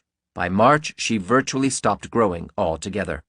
Her parents, fending off an increasing nervousness with each passing month, nevertheless kept up the daily syrup feeding routine. The doctor praised Lindsay's non-existent progress at each visit. A few weeks later, the doctor had stretched the Nagels' patience by pressuring them to put Lindsay on DDL, a chemotherapy like AZT. The young girl's T-cell levels were dropping, she said, and new drugs might help combat the deadly HIV. Investigating for themselves, the Nagels discovered that all children normally start with more than 3,000 T-cells per microliter at birth, declining to about 1,000 before adulthood. Lindsay's counts were coming down near the standard healthy rate. Naturally, the Nagels refused DDL therapy, but now they were reconsidering AZT as well. The tension finally erupted a few days after Lindsay's second birthday on October 15, 1992. Steve and Cheryl woke up one night to the tormented screams of their daughter. Racing into her room, they found her sitting up and tearfully clutching her legs. The muscle pains were unbearable, leg massages, Tylenol. They used anything that would allow Lindsay to sleep again. The same thing happened the next evening, and the next one. Night after night, the pain returned with ruthless consistency to deprive the entire family of sleep for a whole month. The Nagels recognized precisely what was happening to their daughter. Based on their own study, they had already learned that AZT produces muscle wasting as one of its side effects. By chance, they stumbled across an article discussing Peter Duesberg's dissent against AZT treatment for AIDS. Upon tracking down his phone number and calling, they received an earful about the drug's toxic effects. From there, the Nagels talked with several other scientists dissenting against the HIV hypothesis. By early November, the picture had become clear. The day they received a letter from Duesberg with scientific documents on AZT and on the shaky evidence for an AIDS virus, the Nagels stopped feeding their daughter the drug. Lindsay's changes took even her parents by surprise. After Lindsay was off AZT, she became a new child almost overnight. She started sleeping much better, including longer hours. Her muscle cramps went away. She started eating at least 2 to 3 times as much every day as she had ever eaten before. She would now drink milk, and especially around other youngsters, would drink as much as 6 ounces at a time. She would never drink milk before unless we added chocolate syrup, not a very nutritious drink. She displayed a much calmer demeanor. Lindsay was described almost as hyperactive by several people, including maternal grandparents who babysat a lot. This was a night and day difference. Lindsay before could not sit still for 5 minutes and was seemingly agitated all the time. After seeing our nutritionist for only 2 months and ridding Lindsay's body of toxic effects of being on AZT and Septra, Lindsay now, at 27 months, had an upswing on the chart. Her weight has been going up ever since. Now, for the first time in 21 months, Lindsay is at 24 pounds and is back on the chart at the Loth percentile. Dr. Hostetter knew nothing about Lindsay's being off AZT. The Nagels contacted the physician to demand an open discussion about the drug's merits at their next visit, to take place in early December of 1992. They were caught completely off guard by the doctor's reaction. Dr. Hostetter looked very tense. We were verbally attacked as if we were 5-year-olds, and how dare we question her opinion, let alone the use of AZT. She told us how lucky we were that Lindsay had tolerated AZT so well and had not needed to go on DDL up until now.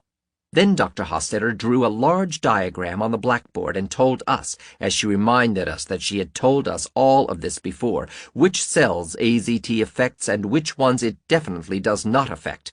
If one of AZT's main side effects is bone marrow toxicity, how does a doctor know which cells the AZT will affect? How does the AZT know? After our lecture, Dr. Hostetter gave us her 20-minute sales pitch for AZT. The parents felt too intimidated by the meeting to let the doctor know they had ended the AZT treatment. In a letter written 1 week afterward to the Nagels' private physician, Hostetter noted that Lindsay had grown remarkably well during the previous 2 months and warned that, "We unfortunately might well see a return of Lindsay's previous failure to thrive were we to discontinue this drug." When the Nagels finally informed the doctor in writing and switched Lindsay to a chiropractor and nutritionist, Hostetter's mood turned downright ugly. Her response letter thundered a stream of dire warnings. "As we have discussed repeatedly, AIDS is a fatal disease. To take Lindsay off Retrovir now will, I am afraid, hasten her decline and death. As parents, you are responsible for your child's health and life. Running away from qualified medical care will not help you, and it will certainly jeopardize Lindsay's life. You must take Lindsay to a qualified MD immediately." Hostetter followed up the letter with an angry call to the Nagels' chiropractor on New Year's Eve. "She wanted to warn our chiropractor that she had no right to be seeing Lindsay," recalled Cheryl. "She also said that there are foster homes to provide care for children who were in Lindsay's predicament, living with parents who wouldn't give their daughter AZT." Hoping to stall Dr. Hostetter and to get a second opinion, the Nagels took their adopted daughter to another physician referred by Hostetter, but all he gave them was the same opinion. He recommended they restore Lindsay's treatment, and his nurse practitioner called AZT a wonder drug, a term even its manufacturer Burroughs Wellcome has never dared use. Lindsay remains off AZT and all other toxic drugs. Her healthy growth pattern continues, she suffers no unusual diseases, and she is developing normally.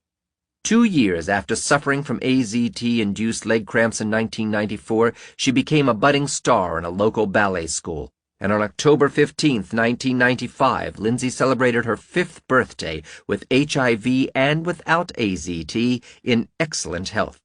According to public health officials, she should already have died of AIDS because babies with HIV are supposed to survive only about 2 years. Not everyone is so fortunate.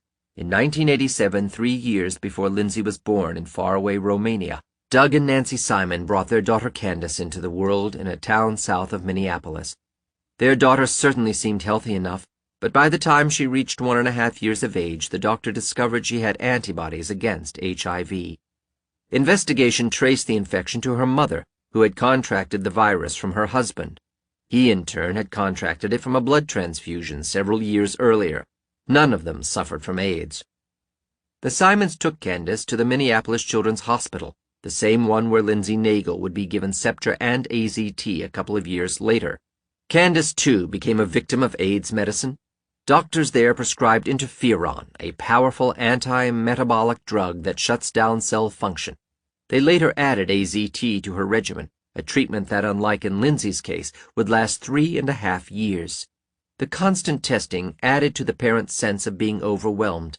X-rays, blood samples, brain scans. For a while, Candace appeared to handle the therapy without too many problems. Then her condition took a nosedive. Her appetite declined to dangerously low levels. The hospital became almost a second home, and by late 1992 she could no longer leave her bed. A new symptom, hauntingly reminiscent of Lindsay's AZT poisoning, took effect. When the pain hit, she would double over in her bed like a safety pin, and wild-eyed, grabbed her ankles until it eased. Soon the doctors found malignant cancer spreading tumors throughout her stomach area. For the pain, they prescribed morphine, then surgically cut the nerves to her intestines. Candace could no longer eat on her own, and the doctors began feeding her directly to her blood through intravenous tubes. Though 5 years old, she had lost control of her intestines and had to wear diapers. In June of 1993, only 3 days before she turned 6 years old, Candace died painfully. Nearby, Lindsay Nagel had already stopped AZT 7 months earlier and was recovering her health spectacularly. But Candace continued the drug right up to the end. Now both her parents take AZT as well. The Nagels know of the Simons' situation and consider themselves lucky for not having followed through on their daughter's AZT treatment. The death and resurrection of AZT. The virus hunters have always aspired to the glories of their predecessors, the bacteria hunters. Medicine still takes credit for eliminating bacterial diseases with antibiotics such as penicillin. These drugs attacked their bacterial targets with tremendous specificity, meaning they did little direct damage to the host's body. Antibiotics became known as the magic bullet for bacterial infections. Fire them into the body and kill only invading bacteria. But for viruses, the problem was different. These are non-living microbes made of proteins, DNA or RNA, and sometimes even a tiny membrane molecules all made entirely by human cells inside a human body. How could any drug possibly discriminate between the production of proteins and DNA made for viruses and those made for their human hosts? Despite never-ending searches for magic bullets against viruses, the efforts have produced little but failure. In principle, an antiviral drug may never be possible. The only solution offered has been vaccination, which prevents viruses from entering cells. The 1975 Nobel Prize for Medicine awarded for Howard Temin's discovery of the protein reverse transcriptase popularized this unique retrovirus enzyme. Many virus hunters switched into chasing retroviruses, and the reverse transcriptase protein took on mythic proportions. It did, after all, copy the virus genetic information from RNA molecules backward into DNA, this new copy integrating somewhere into the genetic DNA structure of the infected cell. Normally, the cell keeps its genetic material in DNA, copying selected genes into RNA as needed. This reverse feature of the retrovirus protein inspired virus hunters to make it their key target for magic bullet drugs. At least in diseases caused by retroviruses, they speculated, some effective drug could be found. Once AIDS was blamed on HIV, a retrovirus, the race was on to find a drug that could inhibit the viral reverse transcriptase. Drug development since World War II had also been heavily shaped by cancer research.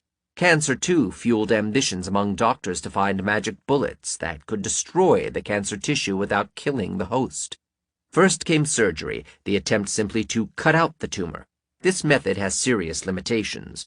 Radiation also became popular, based on the hope that tumors could be burned away by X-rays or other high-energy beams before destroying the body. But radiation therapy has mostly proved disappointing. Chemotherapy using powerful cell-killing drugs came into vogue during the 1950s.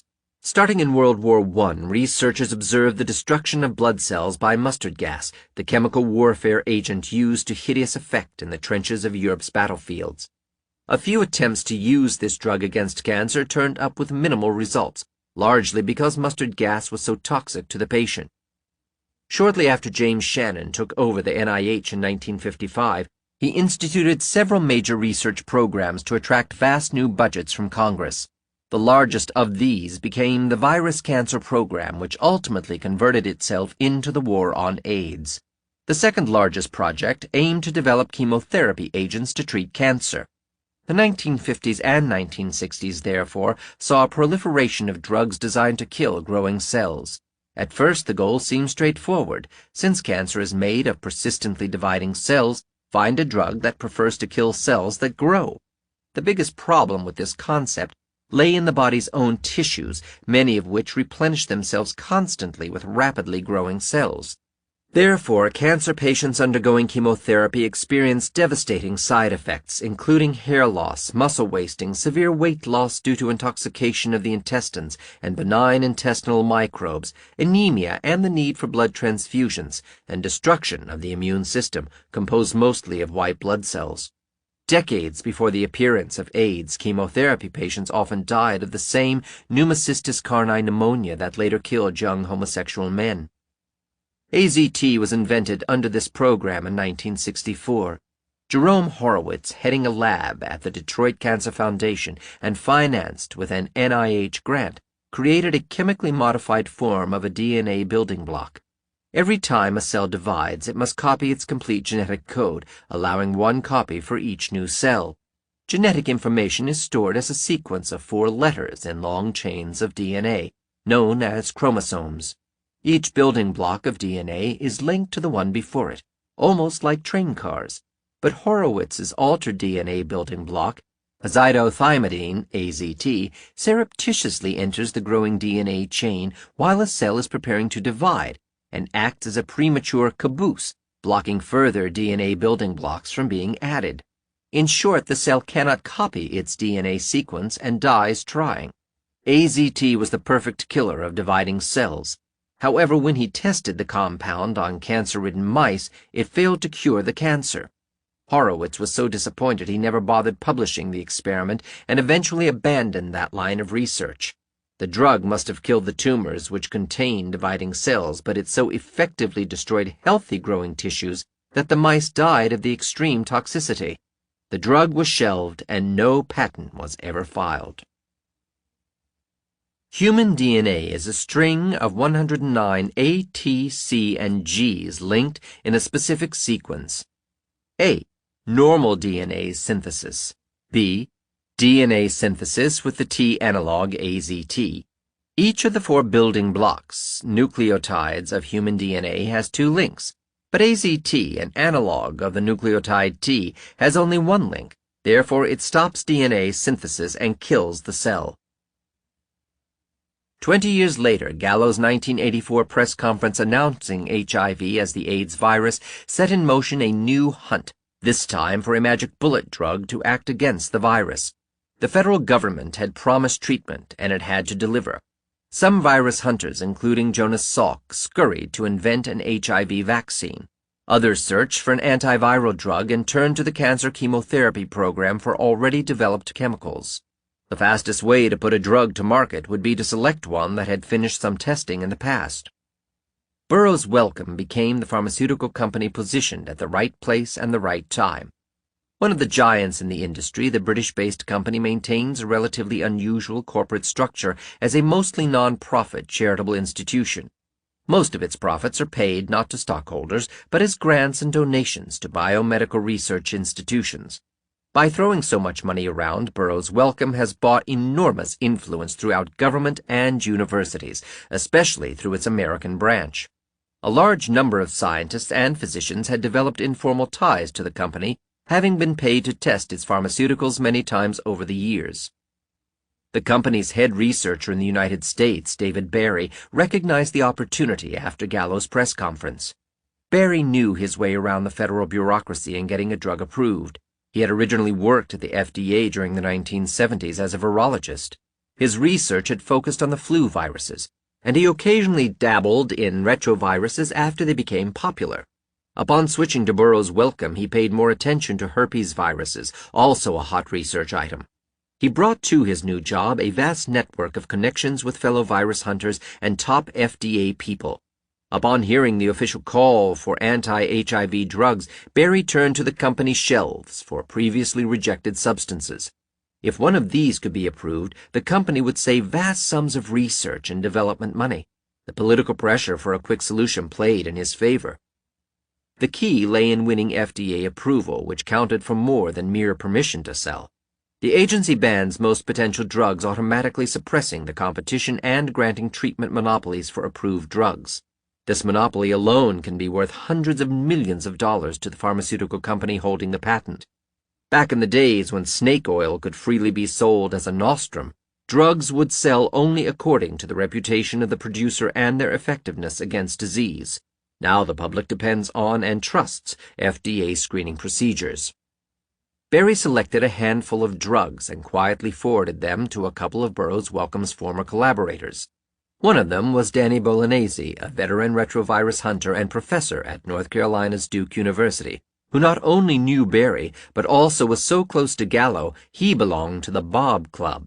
Bolognesi tested the substances in his laboratory, checking whether they would prevent HIV from multiplying while infecting cells in the test tube. One of the drugs clearly proved most potent against the virus compound S, as it was code-named. Its real name was AZT. Bolognesi then referred Berry to Sam Broder, the man in charge of Gallo's laboratory at the National Cancer Institute. Broder had joined the NIH in the early 1970s, just as Gallo's star was beginning to rise. Broder made his career testing and developing cancer chemotherapy, but he also allied himself to Gallo and thereby practiced a bit of virus hunting himself, soon becoming a full member of the Bob Club. Politically savvy, he could see by the early 1980s that the time had come to switch his emphasis from cancer to AIDS, and immediately after Gallo's press conference he mobilized NIH researchers to find a drug. According to Bruce Nussbaum, the hallmark of Broder's operation was simple. Find a drug that had been tested for a previous disease, make sure it had a big corporate sugar daddy behind it, push the bureaucracy like hell to move it along, and talk it up. Talk it up. Broder's tenacity made him a perfect advocate for AZT. Berry realized that Broder, if properly recruited, would aggressively push through the bureaucracy to get AZT approved. So Berry sent Compound S to Broder late in 1984, who discovered its powerful effect on HIV and waxed enthusiastic. Broder was so completely hooked he soon became known as Mr. AZT. Berry, Broder, and Bolognesi together published their laboratory experiments on AZT. They reported that only a tiny concentration was needed to block the virus from multiplying. Of course, this would mean nothing if the same dose of AZT would also kill the T cells in which the virus grew, in which case it would destroy the immune system before the virus supposedly could. Further tests gave an answer that sounded too good to be true. At least 1,000 times as much AZT was needed to kill the T cells as to stop the virus. This theoretically meant doctors could use small doses of the drug to stop HIV without seriously damaging their patients' immune systems. No one bothered to check this fantastic result. The Burroughs Wellcome and NIH researchers somehow had to explain their success, and they billed AZT as a compound that specifically attacked reverse transcriptase, the retrovirus enzyme. In other words, they quickly declared they had finally found a magic bullet. AZT, however, did not really attack reverse transcriptase directly. It only did what it had been designed to do originally, stop the synthesis of DNA. Since the reverse transcriptase copies retroviral genes into DNA, the drug certainly interfered with its normal function. But the infected T cell, meanwhile, produces its own DNA. Every time the cell divides, it must copy 100,000 times more DNA than the small virus, giving AZT 100,000 chances to kill the cell for every opportunity to block the virus. Since retroviruses can make viral DNA only in cells making their own DNA, the drug could not possibly attack the virus without also killing the cell, casting suspicion on the Bolognesi-Broder experiments.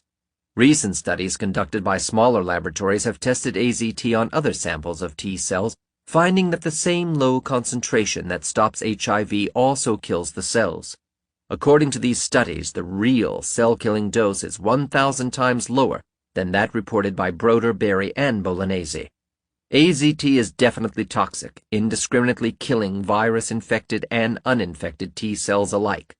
Broder and his collaborators have never corrected their original reports, nor have they explained the huge discrepancies between their data and other papers. To this date, the physician's desk reference quotes the low toxicity of AZT reported by Broder, Berry, Bolognese, and colleagues in 1986, although the real toxicity of the drug is 1,000 times higher, according to more than 6 independent studies published since.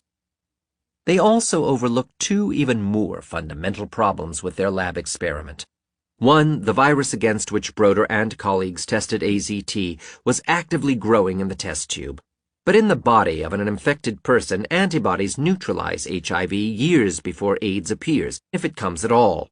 In persons with antibody against HIV, the virus is inactive, not making any viral DNA at all. Thus, AZT in a human being cannot attack the virus anyway, for it has already become dormant. It can attack only growing human cells. 2. AZT, like all other chemotherapeutic drugs, is unable to distinguish an HIV-infective cell from one that is uninfected. This has disastrous consequences on AZT-treated people, since only 1 in about 500 T cells of HIV antibody-positive persons is ever infected. AZT must kill 499 good T cells to kill just 1 that is infected by the hypothetical AIDS virus. This is called a very bad therapeutic index in pharmacology. It is a tragedy for people who already suffer from a T cell deficiency. A toxic chemotherapy was about to be unleashed on AIDS victims, but no one had the time to think twice about its potential to destroy the immune systems of people who might otherwise survive. The pressure was on to find a drug. Berry used this as leverage when he began quiet negotiations with key FDA officials, arguing that AZT should be rushed through the approval process with reduced testing requirements. Broder was doing his bit, championing the drug through every channel of NIH power at his disposal. FDA officials relented and agreed to help the drug through in order to save time. Given the toxicity of AZT, Burroughs Wellcome would need every break it could get to win approval. Berry and Broder were the right team to get that break. Says Nussbaum in Good Intentions, David Berry was the puppet master, and his favorite marionette was Sam Broder. While Broder was charging around promoting AZT at the National Institutes of Health, Berry was working quietly behind the scenes, orchestrating a whole panoply of actors who would ensure the drug's ultimate commercial success. Broder rushed AZT through its Phase 1 trials, the test to determine its toxicity in humans. FDA cooperation allowed him to cut corners, making the drug appear to have minimal side effects. Now they were ready for the Phase 2 study to see whether the drug would actually fight AIDS symptoms. The AZT cover-up. Double-blind placebo-controlled studies form one of the cornerstones of medical science. This rigorous gold standard puts any promising new treatment to the ultimate test. When applied to humans, does it really work? If properly structured, such a study throws out the prejudices of the researchers and yields the bottom line. A group of people with the appropriate disease is carefully selected, then secretly divided into 2 subgroups matched for every important characteristic. To test a therapy for tuberculosis, for example, both groups would contain the same number of tuberculosis patients. One group is given the treatment, the other a placebo, a sugar pill, meaning a sham treatment that appears identical to the therapy itself. This removes any interfering effect of patient psychology or actions, and the study is conducted in a double-blind fashion, so that neither the patients nor the doctors know who is receiving treatment and who gets placebo until the experiment is finished. Under normal circumstances, AZT's Phase 2 trial would have been such a double-blind, placebo-controlled study. But the intense political pressure to approve an AIDS drug, enhanced by fast-spreading rumors in the homosexual community of AZT's powerful benefits, forced FDA officials to take shortcuts. Although the study was finally published as if it had been a double-blind, placebo-controlled test, it most definitely was not. The drug's toxicity inevitably unblinded the study within weeks, its effects on patients being painfully obvious. David Berry structured the entire study from beginning to end. He tapped Burroughs Wellcome's informal network of scientific collaborators, selecting 12 medical centers around the country for participation. By providing $10,000 per study patient to each clinic involved, he induced a whopping 51 researchers to jump on board, a group heavily weighted with old virus-hunting peers of Berry's. Just having that many well-connected medical scientists helped swing the political balance in his favor, and it locked in their own loyalties to AZT. Even Michael Gottlieb, who reported the first 5 AIDS cases, joined in. There was hardly a medical institution left in the country that was not involved and that could have offered an independent second opinion. Berry chose Margaret Fischel, a virologist at the University of Miami, to head the experiment. Thus, Burroughs Wellcome not only co-authored Drucker, Nussenhoff, Lehrman, Segretti, Rogers, Berry, but also paid for the licensing study of its own product. But nobody seemed to mind this blatant conflict of interest, not the many non-Burroughs Wellcome researchers on the study, not the NIH, which co-sponsored the study, not the FDA, not the editor of the New England Journal of Medicine, which published the study. A total of 282 AIDS patients was recruited, roughly half being put on AZT and the other half receiving the placebo. The trial conducted in 1986 was scheduled to treat each patient for 6 months. After 4 months, the announced results seemed stupendous, so amazing in fact that the study had to be aborted early. Fischel and her associates decided they could not ethically continue to withhold such a wonderful drug from the placebo group. 19 placebo recipients had died during the study compared to only 1 member of the AZT group. 45 in the placebo group developed opportunistic AIDS diseases versus only 24 in the AZT group. And while the T-cell counts of the placebo patients continued to decline, the AZT group saw a temporary surge in their T-cells. Results like these could propel almost any drug to FDA approval. But even an inspection of the officially published data reveals some grim problems. The study does not indicate that Fischel and colleagues sorted their patients according to use of such recreational drugs as heroin or poppers. Since most were homosexual men, this could complicate matters if, for example, the placebo group contained more heavy drug users. Fischel herself also admitted that an undocumented number of the patients were allowed to take other medical drugs during the study, a factor that introduced another wild card. When pioneer AIDS researcher Joseph Sonnabend from New York first read the AZT study report, he had a lot of questions, but the first one had nothing to do with AZT. Why had so many placebo patients died? I was suspicious of the study from the beginning because the mortality rate was simply unacceptable, he said. My patients were simply not dying in those sort of numbers that rapidly. Sonnabend had an added difficulty. The causes of death provided to the FDA did not match those in the research Fischel had written for the New England Journal of Medicine. Sloppy research, Sonnabend said. Still, taking the results at face value, a shocking picture of AZT toxicity emerges. 66 AZT recipients suffered severe nausea, a category that would have been mentioned only if this was clinically serious, as compared to 25 in the placebo group. All AZT users saw their muscles waste away, while only 3 placebo recipients suffered this symptom.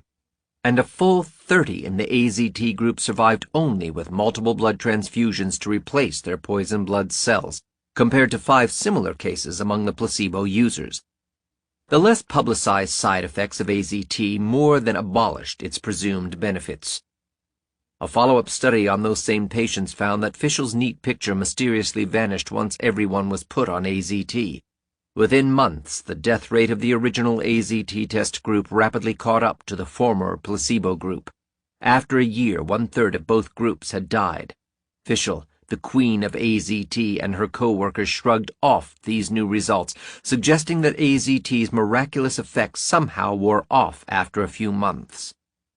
Or perhaps the benefits never existed in the first place. A flood of previously concealed information has surfaced since the trial, all showing that it became unblinded from the start. The controls completely broke down. The doctors certainly found out quickly who took AZT and who did not, because AZT induces serious destruction of blood cells and the bone marrow that produces them. Bruce Nussbaum, in his 1990 book Good Intentions, described the mood in the trial's first month. A move to stop the trial began immediately. The toxicity of AZT was proving to be extremely high, much higher than indicated by Sam Broder's previous safety trials. PIs, principal investigators, began to worry that AZT was killing bone marrow cells so fast that patients would quickly come down with aplastic anemia, a murderous disease. This was terrifying to many PIs. There was enormous pressure to stop, recalls Broder. People said, "My God, what's going on? We're getting these anemias. What's going on? We never saw this level of anemia before." For those doctors who may have missed AZT patients vomiting up blood, the routine blood tests gave away the secrets. Michael Lang was one of the researchers in the trial, interviewed for a 1992 British television documentary.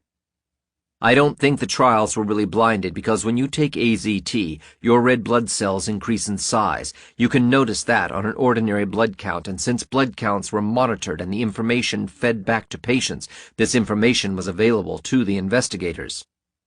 The patients, needless to say, often found out what they were taking by such clues, but they had other methods. For one thing, the AZT and placebo pills tasted different at the study's beginning. When doctors finally caught some patients tasting each other's pills, they fixed the problem. This came too late, of course, for full damage control. The patients who missed this opportunity discovered other ways around the controls.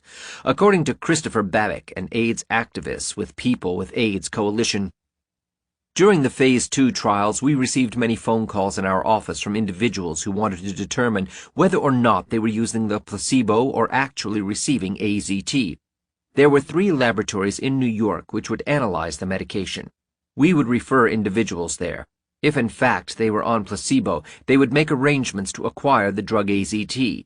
Oftentimes they would share it with individuals who were in the trials, thus really rendering the Phase 2 trials unblinded. The patients had bought the early rumors of AZT's incredible healing powers, and they really did not want to take a placebo. Some of the placebo group secretly did use AZT, explaining the presence of its toxic side effects among those patients. The AIDS activist group Project Inform, originally an opponent of AZT, tried to dislodge the trial's internal working papers to confirm that the placebo group members with toxicity symptoms had used AZT. Despite invoking the Freedom of Information Act, they never could get the documents released. The trial's organizers pulled one final stunt to help AZT succeed. The original plan had called for each patient to participate for 6 months. But long before the 6-month double-blind placebo-controlled trial was over, the blinded researchers saw that the AZT group was doing better than the placebo group. How did they see this if the study was blinded? The researchers could monitor the tally of AZT versus placebo either by AZT's toxicity or by something else. As soon as the tally appeared to favor AZT over the placebo, the FDA Oversight Committee aborted the trial. Insisting they were acting on ethical considerations, the organizers immediately provided AZT to all patients. Patients spent an average of about 4 months in the original study, some less than 1 month. The final analysis included all patients, with projected guesses to fill the gaps in the data. As the follow-up study later observed, the death rate among the original AZT group quickly caught up to the former placebo group. Had the trial not been unblinded, or had the FDA chosen to wait the full 6 months, the relative death rates would have looked radically different. In any case, Fischel's pretense of double-blind controls smacks of dishonesty. Once the controls broke down, the study began to unravel. While some placebo recipients were actually taking AZT, some of the AZT recipients were being taken off the drug. Many of the patients simply could not tolerate AZT, and the physicians had to do something to save their lives. Drug therapy was temporarily discontinued, or the frequency of doses decreased if severe adverse reactions were noted, admitted Fischel in the fine print of her paper. The study medication was withdrawn if unacceptable toxic effects or a cancer-requiring therapy developed. This astonishing slip reveals that the doctors did indeed know who was using AZT, but never did Fischel tell how many AZT patients were taken off the drug, nor for how long. Other patients dropped out of the trial altogether. Some 15% of the AZT group disappeared, possibly including patients with the most severe toxic effects. Fischel and her collaborators never bothered accounting for the loss, fueling the suspicion that they could have even dropped the sickest patients themselves. This is a likelier possibility than it first sounds. Author John Lauritsen succeeded in obtaining documents released under the Freedom of Information Act and found many examples of incomplete or altered data. Causes of death were never verified as by autopsy, and report forms often listed suspected reasons.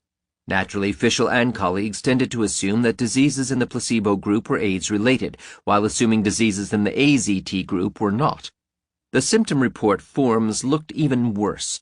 Mysterious changes appeared, often weeks after the initial report for a given patient, including scratching out the original symptoms.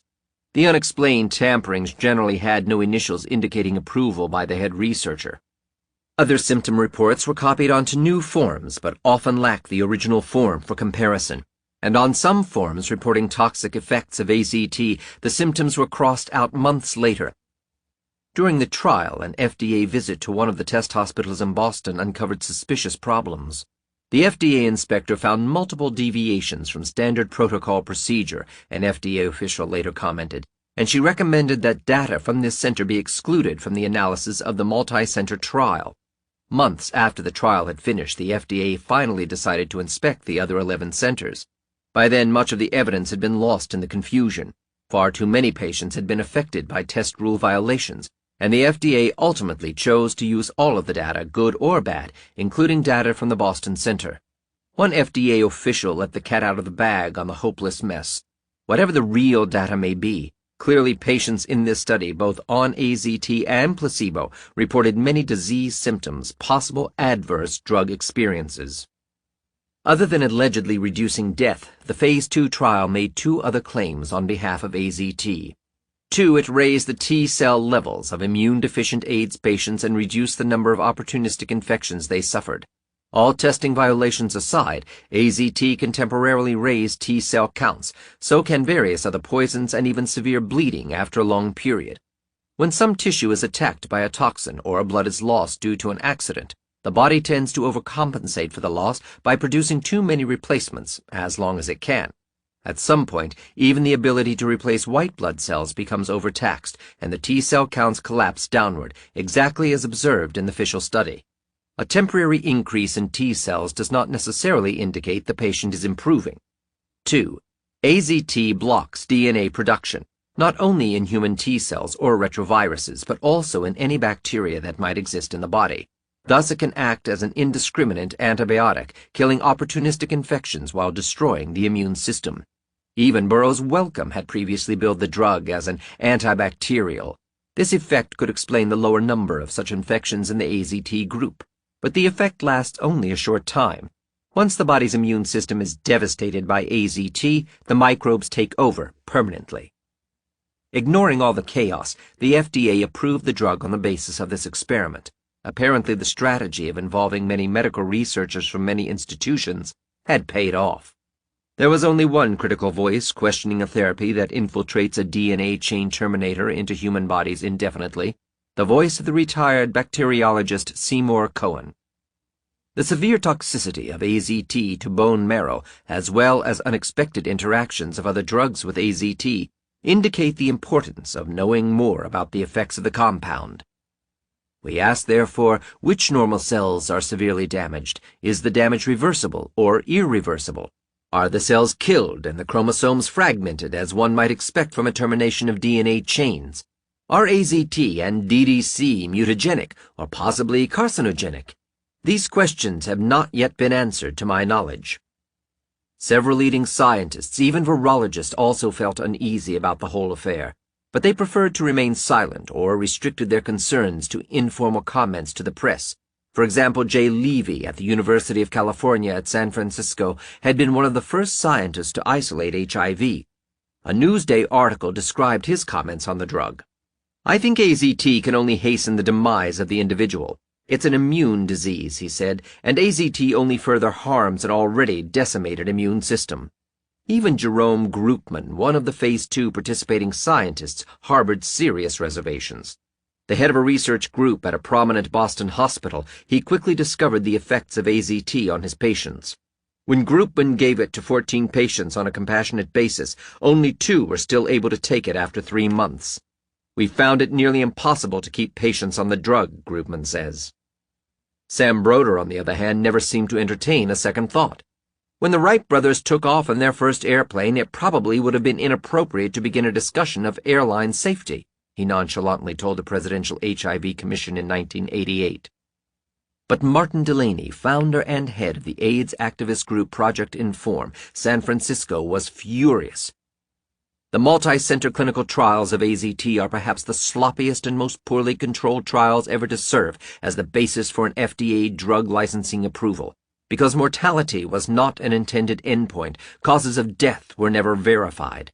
Despite this and a frightening record of toxicity, the FDA approved AZT in record time, granting a treatment, IND, investigational new drug, in less than 5 days and full pharmaceutical licensing in less than 6 months.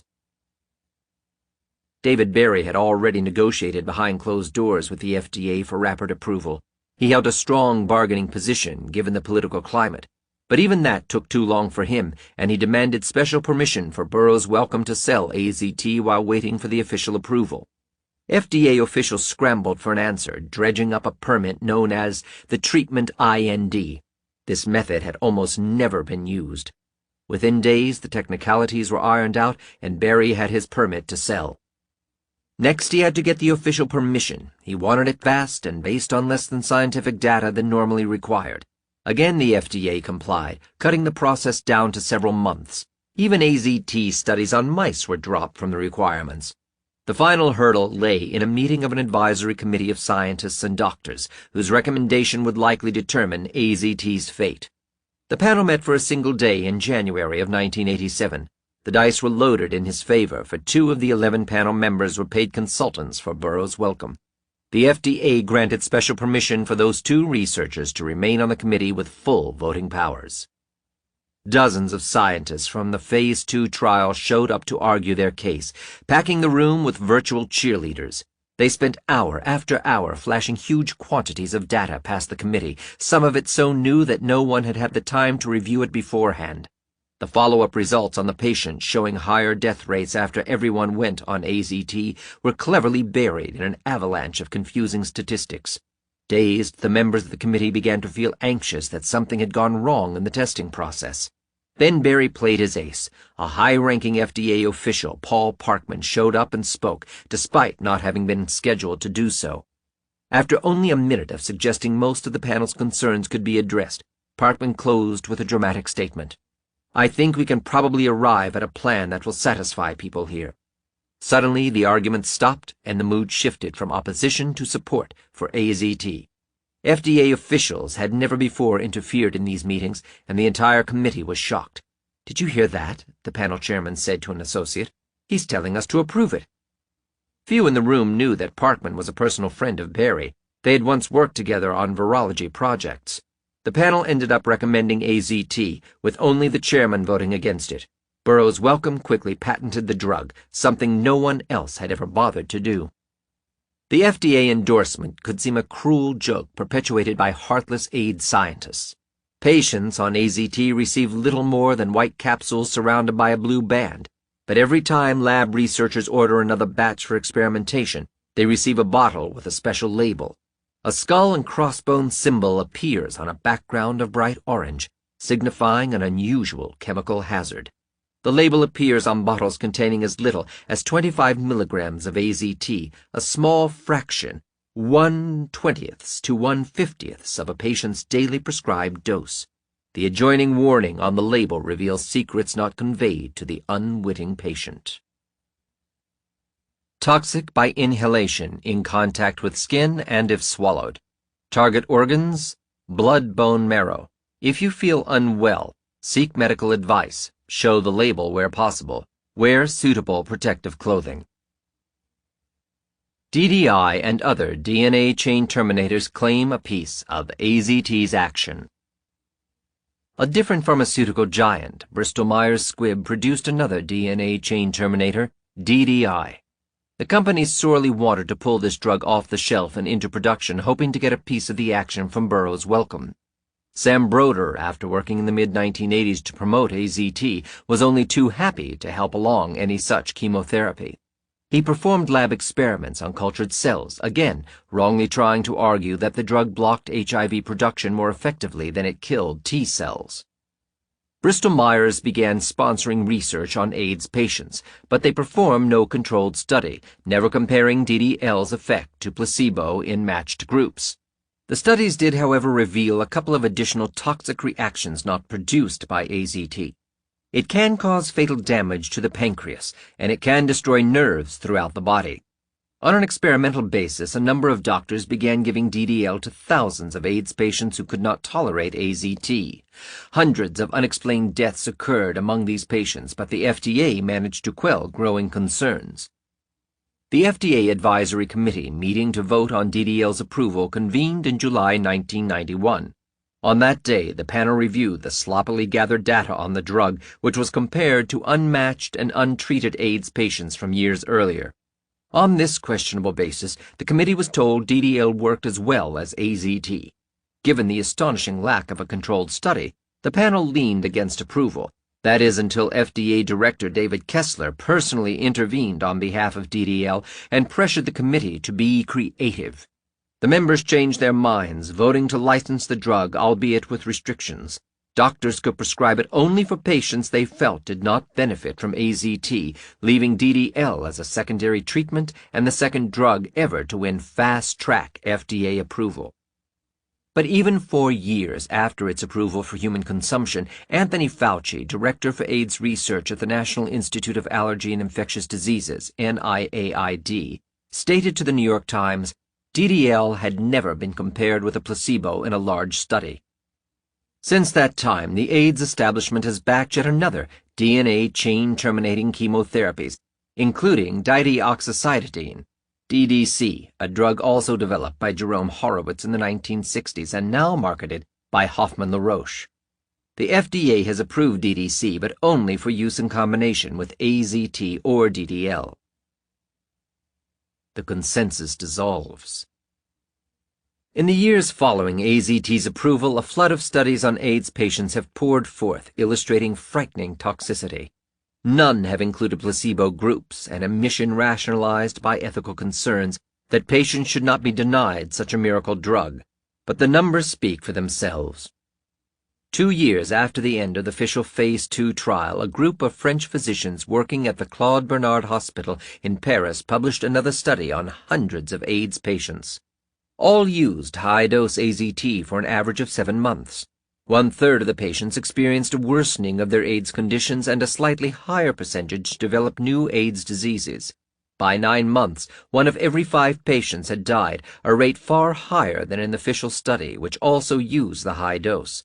The bone marrow toxicity of AZT and the frequent need for other drugs with hematological blood toxicity meant that the scheduled AZT regimen could be maintained in only a few patients, wrote the authors.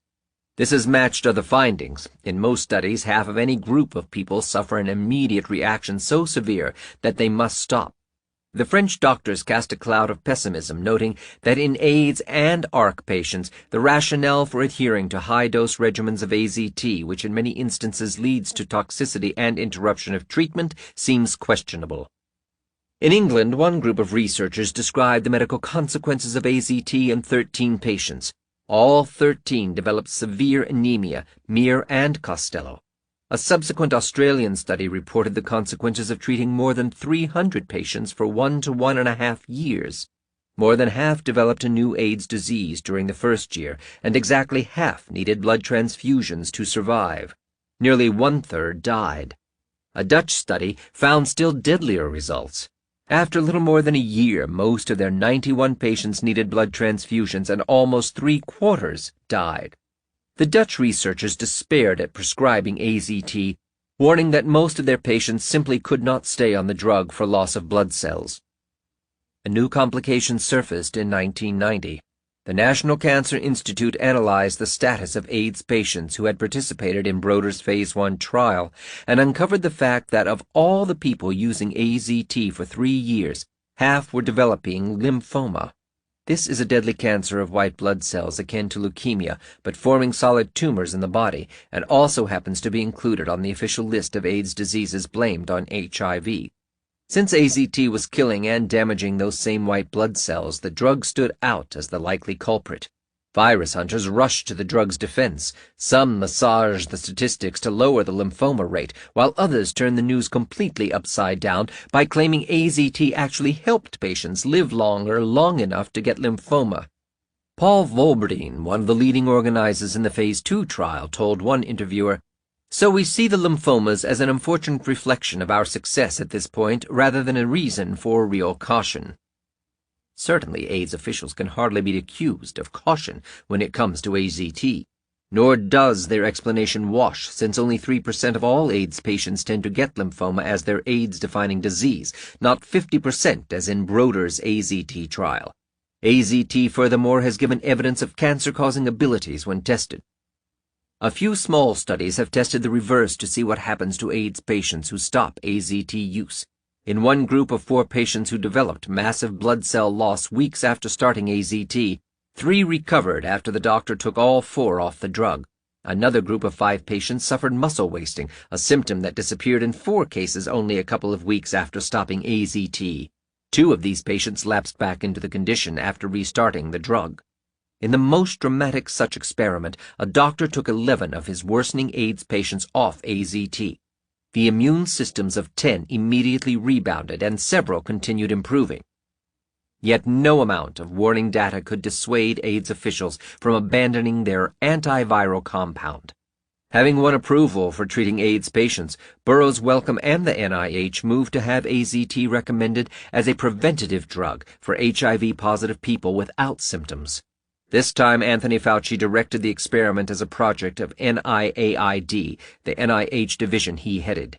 Burroughs Wellcome again financed much of the study, paying hospitals for participating, and several of its consultants again joined in. Margaret Fischel and many other Phase 2 researchers signed up, and Paul Volberding secured the top position as organizer. But now a stupendous number of scientists were recruited. The final paper mentioned 130 authors, which Volberding called a partial list. The investigators read like a who's who among leading virus hunters and medical doctors involved in AIDS research.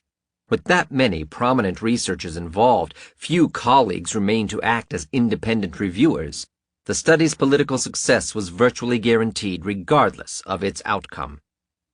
Volberding and his colleagues enrolled more than 1,300 HIV-positive healthy persons from AIDS risk groups, none of whom had AIDS diseases. The subjects were divided into 3 groups: placebo, high-dose AZT, and, because of growing worries about the drug's toxicity, a low-dose AZT group.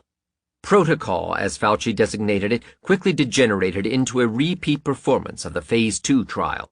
More cancers, including Kaposi sarcoma, occurred in the placebo group, hinting that more users of poppers or other recreational drugs may have ended up there, biasing the results in favor of AZT. The double-blind controls broke down again, a fact that was covered up publicly. But in the text of the paper, Volberding acknowledged that the dropout patients tended to come from the AZT treatment groups, removing some of the sickest victims. Having also anticipated sharing of AZT between patients, he had their blood tested for the actual presence of the drug. 9% of the placebo group were caught with traces of AZT, while almost 20% of the AZT group showed no evidence of ever having used the drug. The study was terminated early after patients had been treated for an average of 1 year. The final analysis showed the AZT groups with fewer AIDS diagnoses than the placebo, but the toxic side effects of AZT swamped this small difference. The low-dose group had as many sick people as the placebo group, although their blood disorders and immune deficiency were not called AIDS. The high-dose group suffered by far the most, having dozens of deathly ill patients. By calling diseases in the placebo group AIDS while avoiding that diagnosis for the AZT groups, Volberding successfully won an FDA recommendation for using the drug on healthy HIV-positive people. In 1994, Volberding published a stunning aftermath to Protocol. The T cells of 2.9% of the men in the placebo group had increased gradually over 2 years, while those of the AZT recipients had decreased. It is probable that under clinical surveillance, the 29% whose T cells increased despite the presence of the alleged T cell killer HIV had given up or reduced their recreational drug use. After studying patients for another 5 years, Volberding, the father of AZT prophylaxis, came to a new conclusion about AZT. Zidovudine, AZT, does not significantly prolong either AIDS-free or overall survival. Stated otherwise, hundreds of thousands of healthy people had taken AZT for 5 years for no significant reason, assuming that DNA chain termination is indeed not significant. In an article entitled Early Intervention, An Idea Whose Time Has Gone, the New York native writes on Volberding's latest insight. The same group of people that has continued to insist that early intervention with AZT is necessary and beneficial despite data showing that people who take AZT earlier also die earlier, and that their quality of life is so diminished as to negate completely any alleged benefits from AZT, have now published research showing that, after all, AZT does not prevent progression to AIDS or delayed death. The magnitude of this about-face cannot be overstated. Not totally convinced by Volberding's original trial, other researchers put together 2 long-term studies on AZT's preventative effects. An American research group sponsored by the Department of Veterans Affairs ran a 2-year trial comparing patients who used AZT before symptoms, the early group, to those using it afterward, the late group. These scientists found that the early group actually died slightly more often and a bit faster than the late group, but the differences were small. They concluded AZT showed no survival benefits whatsoever when used for prevention. The news hit the stock market with force, knocking down the value of Burroughs' Wellcome shares some 10% in one day. British and French scientists organized a similar study known as the Concord trial, while Volberding's study was still in progress. The Concord study treated 2 groups with AZT, one before AIDS symptoms, the early group, and the other after, the late group. Only people without AIDS symptoms were recruited into the study, the late group receiving a placebo until after they contracted AIDS. Apparently, the researchers were seeing enormous toxicity as the study progressed, for midway through, a minor crisis erupted. The scientists became divided over whether to continue or abort early. At a meeting behind closed doors, an audience member secretly recorded Chairman Ian Weller as he voiced the increasing concerns. If there is benefit to AZT therapy, is it maintained or will it wear off? In which case, we may do more harm than good. The study organizers voted to continue, albeit nervously. After each patient had participated for 3 years, the researchers came out in 1994 to announce publicly that they could find no difference in survival between the early and late treatment groups. In reality, the early AZT group had done worse than estimated. The death rate in the AZT group was 25% higher than in the control group. Hardly a recommendation for AZT prophylaxia. The double-blinded controls again seemed to have dissipated, for symptom-free patients could easily know they were on AZT by its potent toxicity. Many of these AZT patients could no longer tolerate the nausea, vomiting, and anemia, but they did not have the courage to confront their doctors. So, according to at least one report, they have thrown their tablets down the toilet. This would artificially lower some of the apparent toxicity in the early group. But the news of no positive benefits did stun the AIDS establishments in all countries, sending various officials scrambling for excuses to explain away the Concord results. This study has provided the heaviest blow yet against AZT, and the first signs of retreat are beginning to emerge. Based on a preliminary report on the Concord study, on June 25, 1993, an NIH panel formally announced new guidelines for AZT use, recommending that doctors and patients use more caution. AZT has benefits, but we are admitting that it is not as good a drug as we thought it was, said the committee chairman. Further bad news came from America. One investigation of AZT as prophylaxis against AIDS dementia showed in 1994 that, contrary to expectation, there was twice as much dementia in AZT-treated homosexuals than in untreated counterparts. Also in 1994, a large American study reached an even more damning verdict on AZT prophylaxis. It found that HIV-positive hemophiliacs had 2.4 times higher mortality and a 4.5 times higher AIDS risk rate than untreated HIV-positive hemophiliacs. It may not have been just a coincidence that Sam Broder resigned, apparently at the height of his career, as director of the National Cancer Institute in December 1994. In April 1995, an American study found that AZT treatment doubled or quadrupled the risk for HIV-positive male homosexuals to develop pneumocystis pneumonia. In July 1995, the British Medical Journal published that AZT prophylaxis reduces the time to death of HIV-positive AIDS patients from 3 years without AZT to 2 years with AZT. The emerging concerns about AZT treatment are summarized dramatically in a letter from a German doctor to the editor of Nature. To the editor, as a hospital doctor, I come face to face every day with the disaster that Gallo and his colleagues have brought about. In the case of each patient with tuberculosis, each patient with herpes zoster, each patient with toxoplasmosis or cytomegaloviral infections, I am confronted with the thought that if these patients were HIV positive, they would, as things currently stand, have to undergo antiviral therapy. The substances available are pure chemotherapeutic agents, which means that in treating them, I bring about the very illness I seek to bring under control. In effect, this means leading the patients to their deaths. As a result of the AIDS virus hypothesis, things have now reached the stage where treatment of the disease itself gives rise to the bleak prognosis for the disease. Klaus Cohenklein, M.D., Kiel, February 28, 1995. In his response to Cohenlein, John Maddox, the editor of Nature, wrote on September 20, 1995, "But it seems to me that there are two separate issues. Is AZT dangerous in itself, and does HIV not cause AIDS? Only physicians such as yourself can establish the first point, but it seems to me that by now there must be a great deal of clinical data on which you and your colleagues could draw to reach a substantial conclusion that could be published. You say that the Ho and We papers we published in February, it was January, are unconvincing because their work is based on the AIDS virus hypothesis. But how can you dismiss their finding of very large quantities of virus in the blood of people with HIV infection, and the temporary effectiveness of the protease inhibitor whose design is specifically determined by the sequence of HIV used in their study? I should add that a hemophiliac relative of my wife died of AIDS this year. He was infected before 1984 and diagnosed with antibodies against HIV in 1985. His first symptoms of AIDS appeared about 1989.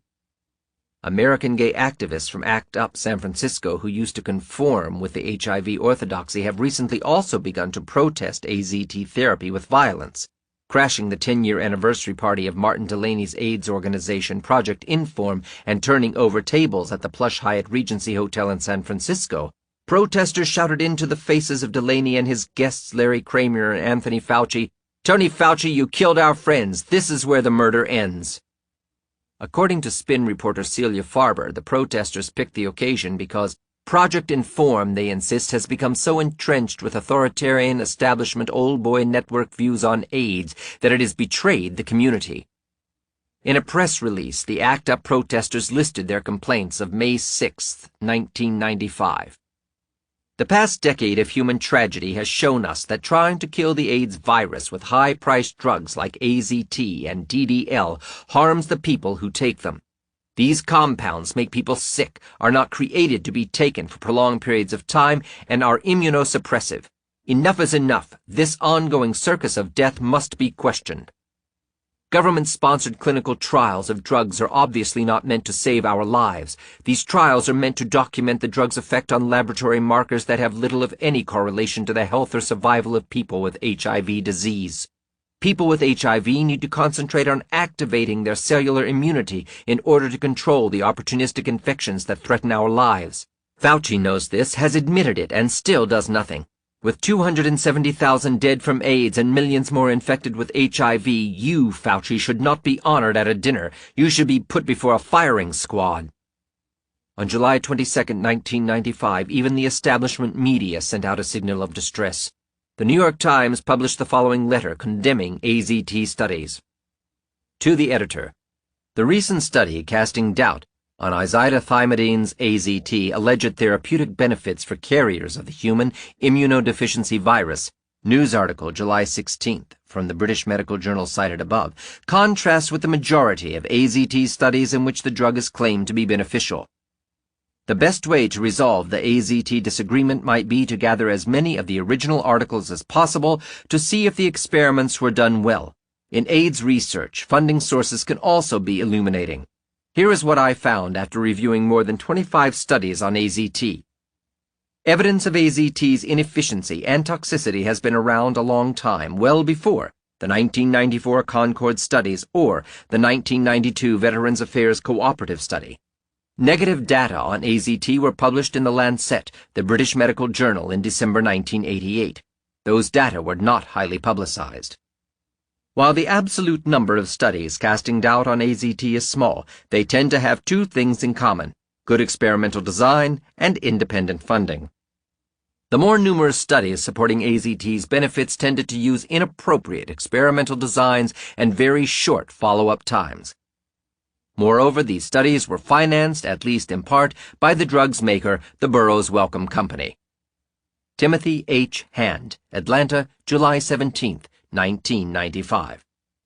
Considering the faithful commitment of the New York Times to HIV orthodoxy since 1984, the publication of this letter assumes outstanding significance. In this era of centralized, government-sponsored science, an article against politically correct science can be fatal for a journalist. In such a climate, the publication of a letter is a journal's last resort of expressing a dissenting opinion.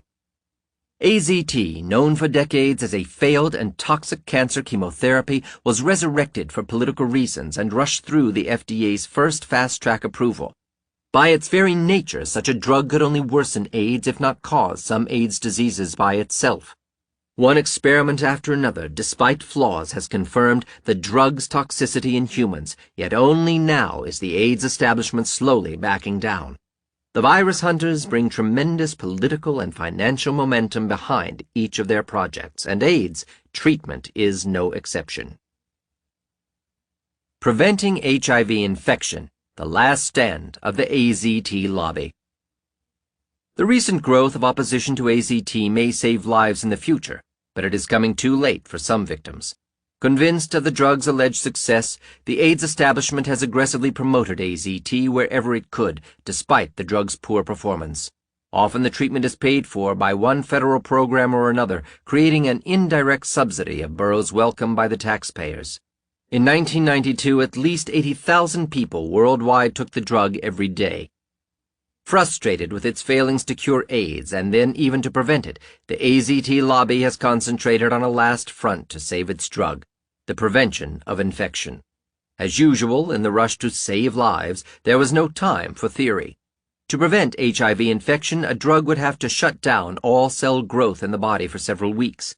This is because retroviruses like HIV depend on cell division for reproduction and therefore infection. If only a few cells continued to divide, the defense against HIV would be useless. But to achieve a complete shutdown of cell division, so much AZT must be administered that survival is impossible. Even the highest doses ever prescribed would not suffice. Given the choice between lethal doses of AZT that could prevent infection but would likely kill the patient and not to use AZT at all, the AZT establishment chose to compromise.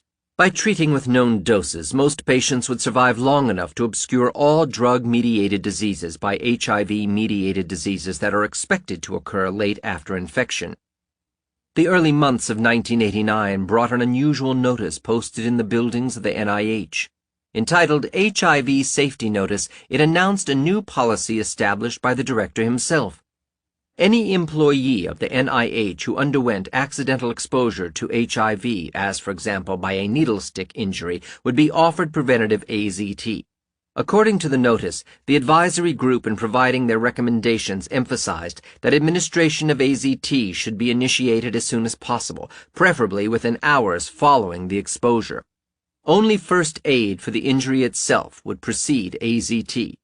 Numerous medical institutions have since adopted this policy, and a 1993 report in Lancet revealed the practical application. The paper described a doctor who was accidentally stuck by a needle and thus exposed to HIV-infected blood. The doctor began taking AZT within the hour and continued for 6 weeks, too quickly even to do an HIV test. Thus, medical workers may use AZT even if they never become infected with HIV. But this doctor became HIV positive despite the toxic prophylaxis. A second and more disturbing announcement reached the public in the summer of 1989. NIAID, the NIH division under Anthony Fauci, declared it would be conducting trials of AZT on pregnant mothers infected with HIV. A drug that interferes with growth can lead only to physical deformities in babies developing in the womb. The study, financed through the NIH budget, ironically recruited mothers who had been injection drug addicts. Apparently, Fauci believes heroin addiction poses less of a threat to children than does HIV. Some of their babies, moreover, may never even contract the virus from their mothers, but will receive AZT anyway. Following his lead, the French joined Fauci's trial, and the British government in 1993 began on its own a study of AZT effects on HIV-positive babies. However, to prescribe a known mutagenic drug to a pregnant woman was a risky departure from the foremost medical principle: first, do no harm. According to AIDS reporter Celia Farber in April 1995, though AZT is widely claimed to have been deemed safe in pregnant women, in fact, the FDA did not think so and never allowed pregnant women to take it prior to this study, primarily because it was classified as mutagenic.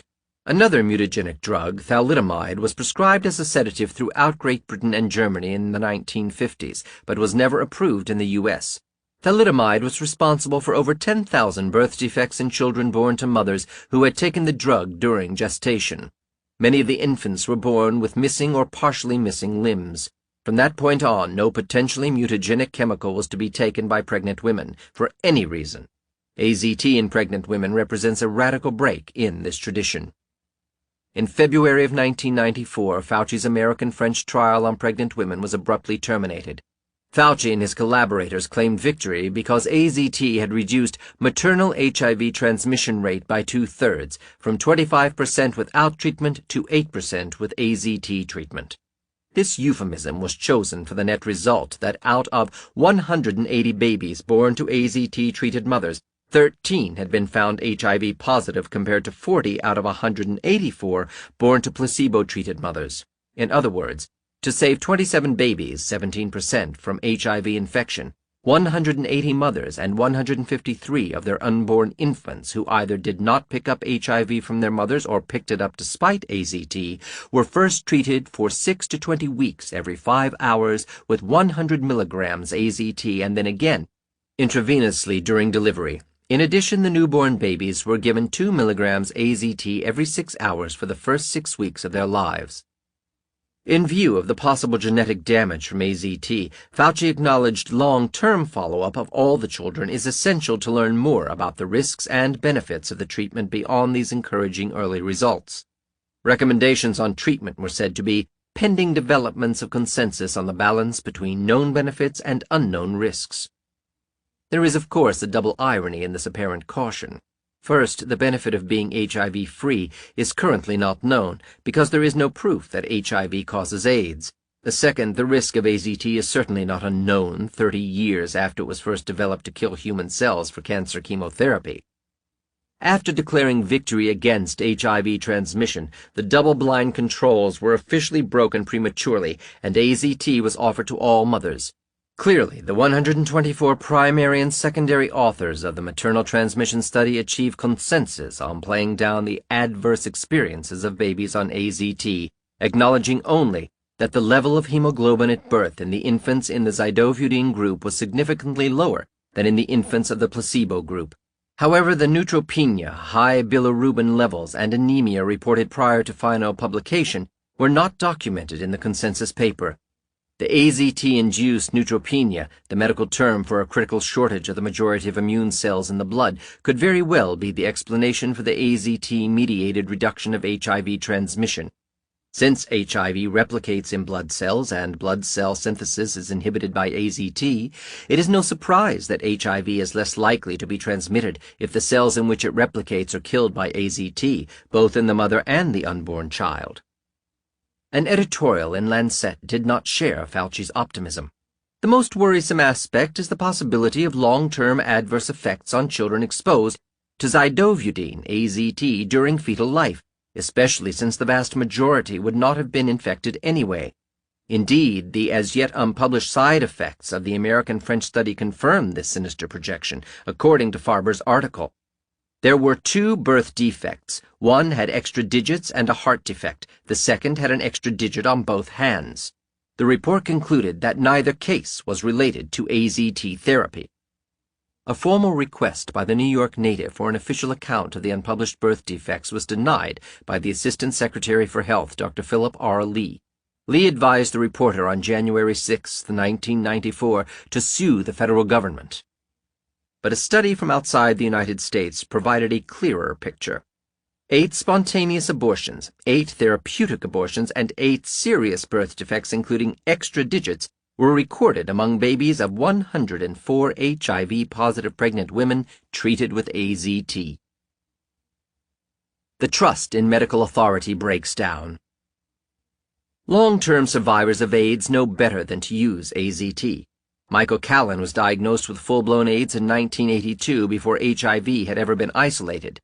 Given little time to live, he discovered Joe Sonnabend and switched doctors. Callan had participated in the fast-track homosexual scene for a decade, including sex with more than 3,000 partners and the attendant drug abuse. His lifestyle changed radically on Sonnabend's advice, although he began taking enormous amounts of antibiotics and sulfa drugs.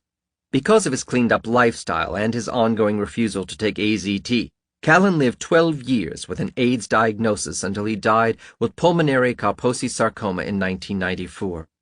He told his story in his 1990 book, Surviving AIDS, along with the stories of several other long-term survivors who tend to avoid AZT.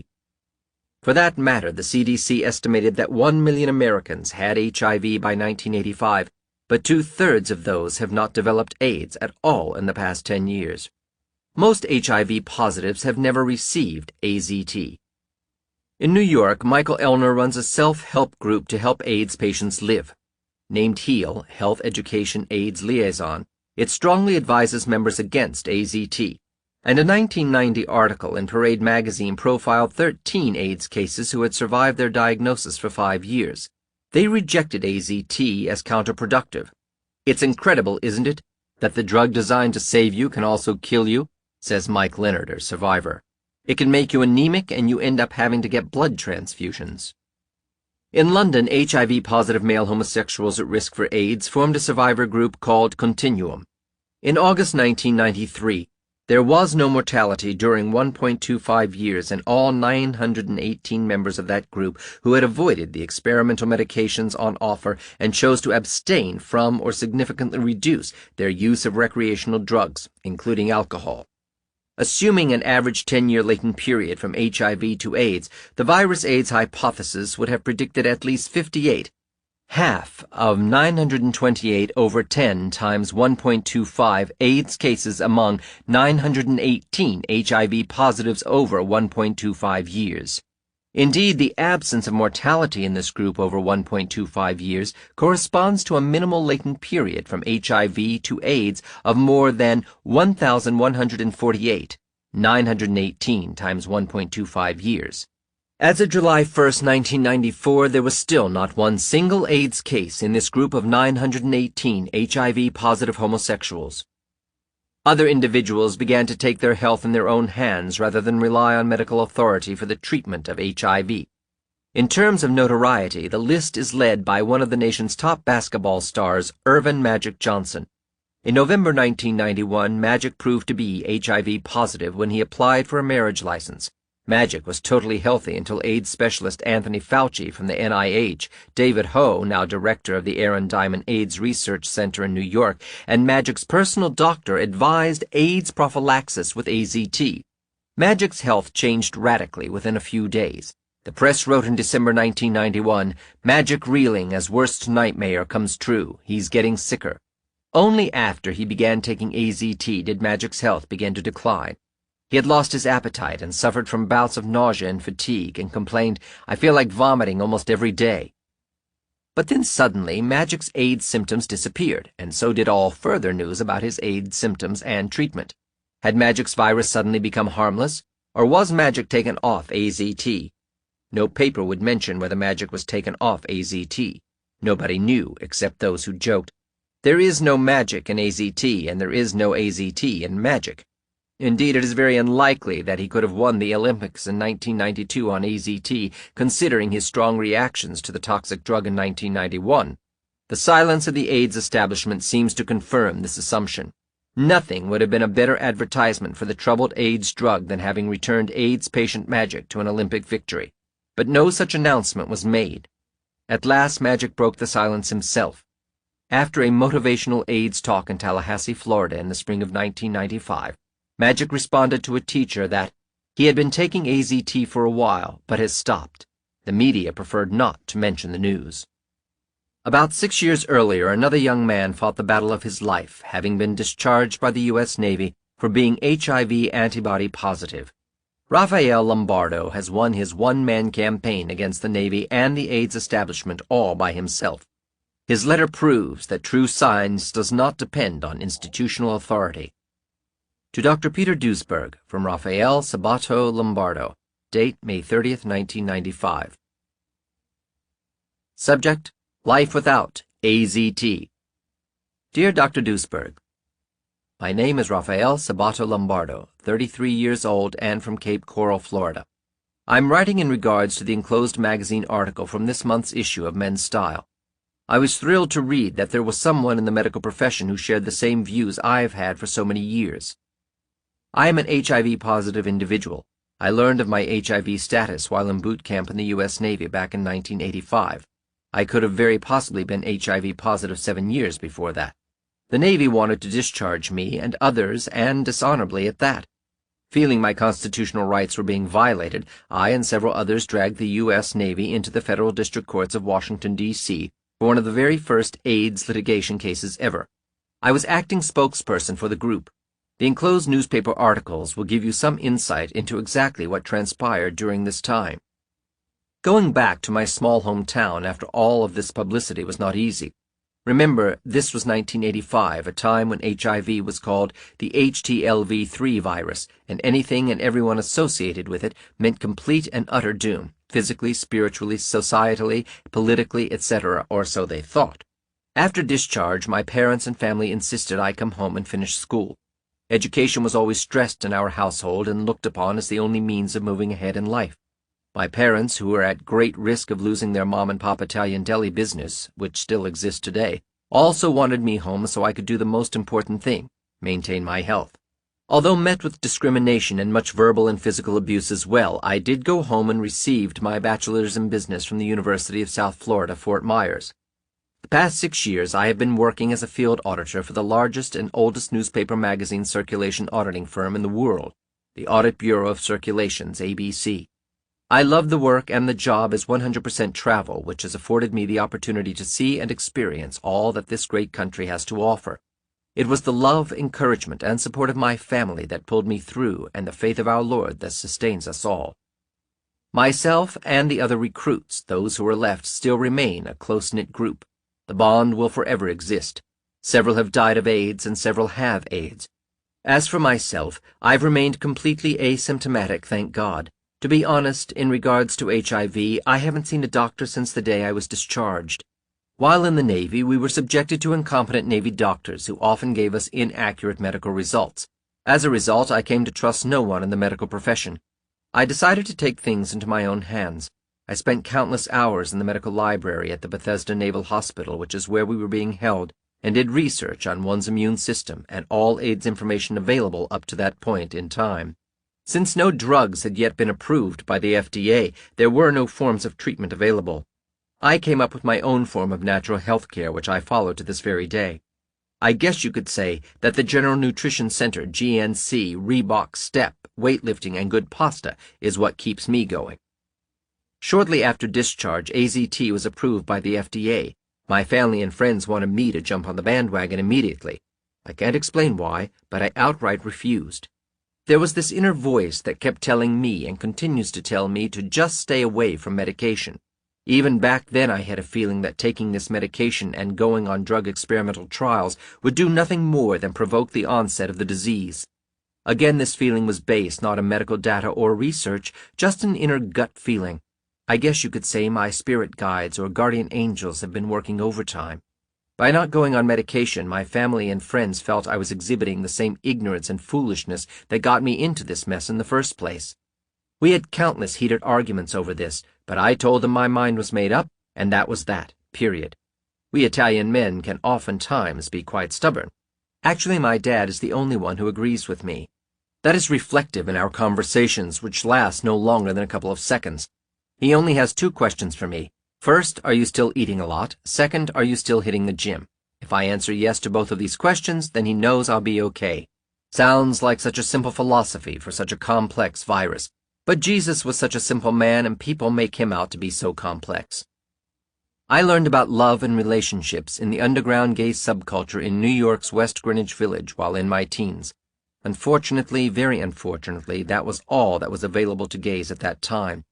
I would have much rather have asked out someone my own age for a date and taken a nice drive down to Fort Myers Beach or Sanibel Island like all kids my age did. But society wouldn't hear of it. Society still wouldn't hear of it. I hope to change all that. During those years of experimenting, exploring, and even rejoicing in my God-given sexuality, I did the bathhouse scene, the saint parties, the S&M sex clubs, the backroom bar scenes, the group sex, etc. I guess you could say that sexually I did it all. I was curious, knew exactly what I wanted to do and experience, and did just that. Something I'm proud of? No, it's just the way it happened. Again, this was all society felt and still feels gays are worthy of. While I was part of the gay scene in this respect, I always felt I wasn't at all in other respects. At about the same time as my Navy situation, I began hearing more and more of guys I had dated in NYC who had died or were dying of AIDS. I speak of approximately 24 friends that I am aware of, there's probably more, who have died of AIDS from 1985 to 1995. They are all gay men, except for one woman. These men were also very much into recreational drugs, steroids, poppers, marijuana, cocaine, ecstasy, etc. They ranged in age from mid-20s to mid-40s. I don't know at what point they started using the drugs such as AZT, DDL, etc. I found out my HIV status while I was in the Navy and didn't even know I was being tested and had not experienced any signs or symptoms of the disease. I don't know if these other friends of mine had already progressed to ARC and full-blown AIDS before finally deciding to get tested and go on medication, or they took it upon themselves early on to have the test done before experiencing any symptoms and then progressed from simply testing HIV positive and then progressing to ARC, full-blown AIDS, and eventually death. My personal suspicion is that these individuals were not aware of their HIV status until they started experiencing physical complications. My friends who were sick and died since the late 80s were taking megadoses of AZT, approximately 12 pills a day. I hear that dosage has been greatly reduced. My friends today take several pills of AZT daily. I'm not sure what the dosage is for any other drugs that they're on. In regards to the woman I mentioned, she was a heterosexual and in her late 20s.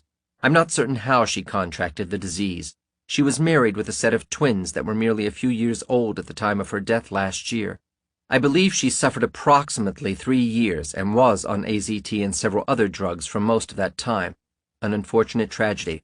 Her husband and children test negative. I started to ask myself why I wasn't developing any of the classic symptoms. I literally sat down and made a chart of the similarities between myself and all of these guys who had become sick. I've duplicated it here for you. Looking at this, the only commonality with myself and the others is the sex. In regards to the drug issue, I'm probably the only gay male who could answer the way that I have. Those answers still hold true for me today, a decade later. As I said, my spirit guides or guardian angels have certainly been working overtime for me. My reason for not succumbing to the ill temptations of drugs is simple. I never ever had the desire or curiosity to try them. Whereas with sex, the desire and curiosity was there, and I went out and did exactly what I was looking to do. But with the drugs, that desire or curiosity was never there. I have my 2 older sisters to thank for that. You see, I lived and spent the first 10 years of my life in the slums of New York City, East Harlem. This was at one time a very close-knit Italian neighborhood that my grandparents settled in when they immigrated from Italy. In the early 1970s, the neighborhood started to change drastically. Crime, drugs, etc. My sisters and I have 3 great sisters, attended the Catholic grammar school up the street from the tenement building in which we lived. When we would leave our building in the morning, we would more often than not be greeted by junkies rolling around in the gutter, shooting up their drugs, clothes all torn, battered, and bruised bodies, etc. It was horrifying. My 2 older sisters would shield my younger sister and I when passing by. Each day my older sisters would say, "You see, that's just what happens to you when you try drugs." That is all it took. Those words stayed with me for life. As a result, the desire or curiosity to experiment with drugs was never there for me. I guess something could be said for scare tactics. With regards to HIV, I've always sensed that drugs or lack of them has played a big part in keeping me going while so many others have been less fortunate. Another thing I'd like to add is that as a workout enthusiast, I've never experimented with steroids, which unfortunately run so very, very rampant amongst gays and, in my opinion, is ravaging the gay community. Amongst other things, it severely compromises one's immune system. To me, there's nothing wrong with good old-fashioned, honest, hard work. Several months ago, USA Today ran a story about a talent agency out in California which last year opened a modeling division which strictly promotes HIV models. The name of the agency is the Morgan Agency, and it's located in Costa Mesa, California. The owner of the agency is Mr. Keith Lewis. Mr. Lewis wanted to dispel the myth that HIV individuals are all emaciated-looking people on their deathbeds. He named this division Proof Positive, and within 1 year it has been the fastest-growing division in his talent agency. Some big-name advertisers such as Nike have used his models. He feels this segment is going to boom. Well, after reading this article, I wrote Mr. Lewis and sent him some recent snapshots, which I've enclosed for you. When Mr. Lewis called me a few weeks ago, he said he couldn't think of anyone who embodies the spirit or philosophy any better than me, and would love to have me as part of his Proof Positive family. He started to promote me to advertisers immediately. I certainly hope something comes of that. According to the article I've read, it sounds as though you've had a pretty rough time of things in trying to gain support in the medical community and gay community as well. I just wanted to let you know that I share the same views and sentiments as you. If you have any questions at all or would like to contact me for whatever reason, or if I could be of any help to you, feel free to contact me. At the time of discharge, I said that if the good Lord sustains me for 10 years, then I would once again come forward and open myself up to the glare and scrutiny of the public eye and media, and serve as an inspiration to millions. This year, 1995, marks the 10-year anniversary of my Navy situation, a milestone in many, many ways. Respectfully, Rafael Sabato Lombardo. The stories of those who believed in AZT. Not all AIDS victims are fortunate enough to question medical authority.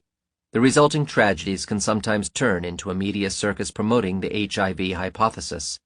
Of all the cases hyped up for their AIDS scare value, the Florida woman who supposedly caught AIDS from her dentist has become the most notorious. Kimberly Bergalis. The story began in late 1986 in the small town of Stuart on Florida's Atlantic coast. David Acer, a dentist who had begun his private practice 5 years earlier, felt a bit under the weather and saw a physician. Acer was also an active homosexual, a fact that led him to seek an HIV test. The result came back positive. Although disturbed by the news, he still felt reasonably healthy and saw no reason to stop his dental practice nor apparently his fast-track lifestyle. 1 year later, he experienced worsening symptoms, and a visit to his doctor confirmed the diagnosis: full-blown AIDS. A Kaposi sarcoma covered the inside of his throat, and his T-cell count had fallen dangerously low. Both symptoms suggested the extensive use of poppers and other drugs so common in the homosexual bathhouse scene. Acer could see his life slowly wasting away. He continued practicing dentistry while remaining discreet about his sexual life and failing health, making sure to follow the standard guidelines for protecting his patients from infection. That December in 1987, he pulled 2 molars from a 19-year-old college student, Kimberly Bergalis. At the time, he had no idea the business major would one day be touted as his hapless victim. The story picks up again in May 1989 when Bergalis developed a transient oral yeast infection. Later that year, during the emotional stress of preparing for an actuarial exam for the state of Florida, she felt some ongoing nausea, and she became dizzy during the test itself. Afterwards, the symptoms disappeared, but a brief pneumonia that December sent her to the hospital, where the doctor decided out of the blue to test her for HIV. As chance would have it, she had antibodies against the virus. Up to this point, none of her occasional diseases differed from the common health problems many HIV-negative people encounter, but the positive HIV test changed her whole attitude as well as her medical treatment. Within 3 months, the CDC had heard of her case, possibly aided by the presence of several EIS members in the Florida Health Department, and sent investigators to probe further. The CDC team included such EIS members as Harold Jaffe, Ruth Berkelman, and Carol Cieselsky. Bragalis denied any intravenous drug use or blood transfusions and insisted she was a virgin. During the prolonged examination, the CDC officer stumbled across David Acer's positive HIV status and made the connection to Bragalis.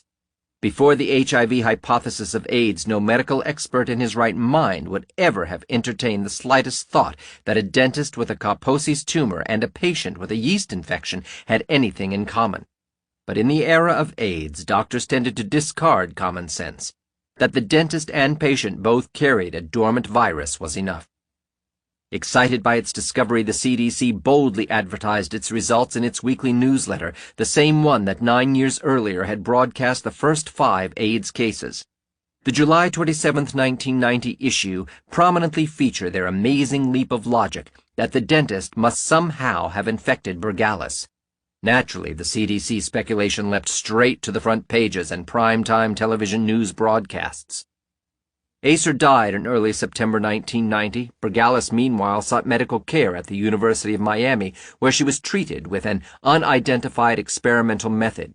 Certainly, this was the appropriate place for such therapies. Margaret Fischel, the head of the Phase 2 AZT trial, worked at that medical center, which had served as one of the 12 facilities sponsored by Burroughs' Welcome for the Study. So Bragalis was prescribed AZT. Suddenly, she started a precipitous decline in health. In an angry letter, she partly acknowledged her symptoms resulted from the toxic drug. "I have lived through the torturous ache that infested my face and neck, brought on by AZT. I have endured trips twice a week to Miami for 3 months, only to receive painful IV injections. I've had blood transfusions. I've had a bone marrow biopsy. I cried my heart out from the pain." This represented only the beginning. Her yeast infection worsened and became uncontrollable. She lost more than 30 pounds. Her hair gradually fell out. Her blood cells died and had to be replaced with transfusions, and her muscles wasted away. Her fevers hit highs of 103 degrees, and by late 1990 her T-cell count had dropped from the average of 1,000 to a mere 43.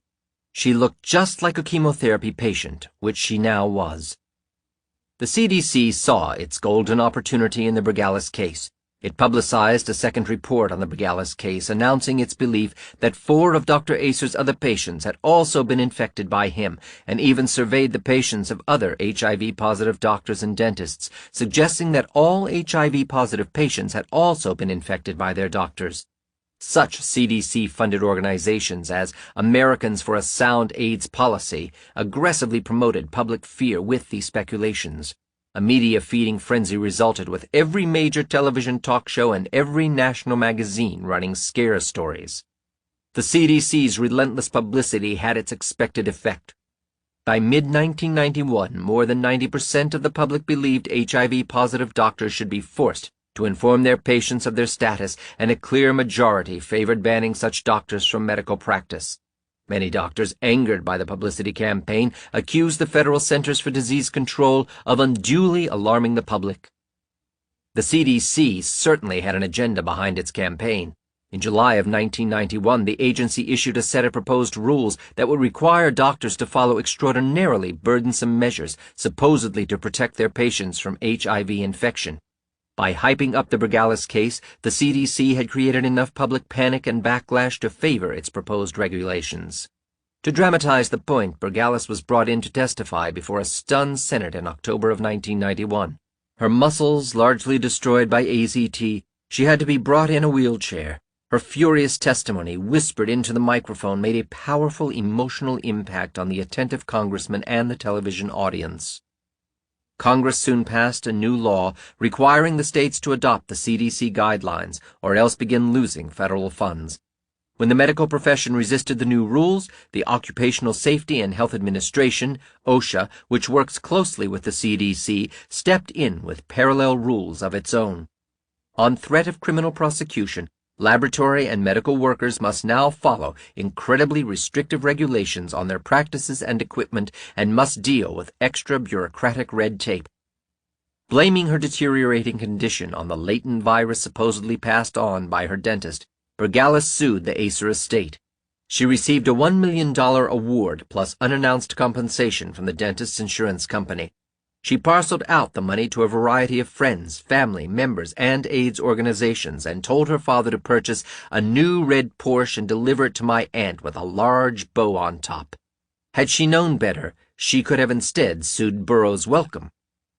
Bergalis died in December 1991 at 23 years of age, having taken AZT for up to 2 years.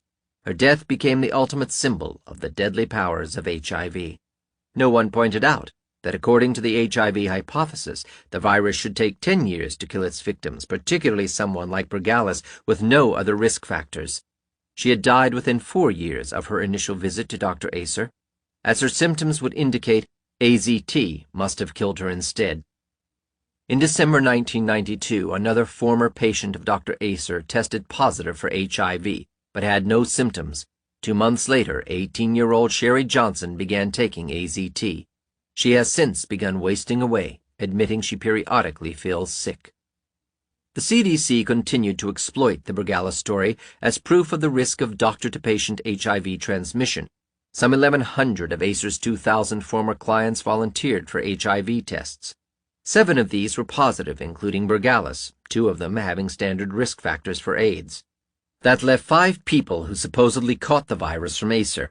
Expanding its search, the CDC tested almost 16,000 total patients of some 32 HIV-positive doctors around the country, finding 84 infected patients. Though admittedly baffled by how HIV could pass from doctors and dentists to the patients, the CDC nonetheless advertised the alleged threat. Curiously, when confronted with an unexpected outcome for an unproved test, the CDC did not proceed with caution. It published its findings in July 1990 without further verification. Apart from HIV being a harmless virus, the evidence that this virus has ever been medically transmitted remains dubious. Based on their own research, insurance companies concluded that the HIV strains in the 5 patients were different from that in Acer, meaning each caught it from a different source. A study out of Florida State University has backed this conclusion. Even the CDC acknowledged this evidence, though it still preferred to believe the dentist had infected Bergalis. But the CDC's own numbers give away the reality. An estimated 1 million Americans have HIV in a total population of 250 million. Thus, 1 in 250 Americans have the virus. 5 HIV-infected patients of Dr. Acer out of 1,100 tested comes to 1 in 220, virtually identical to the national average.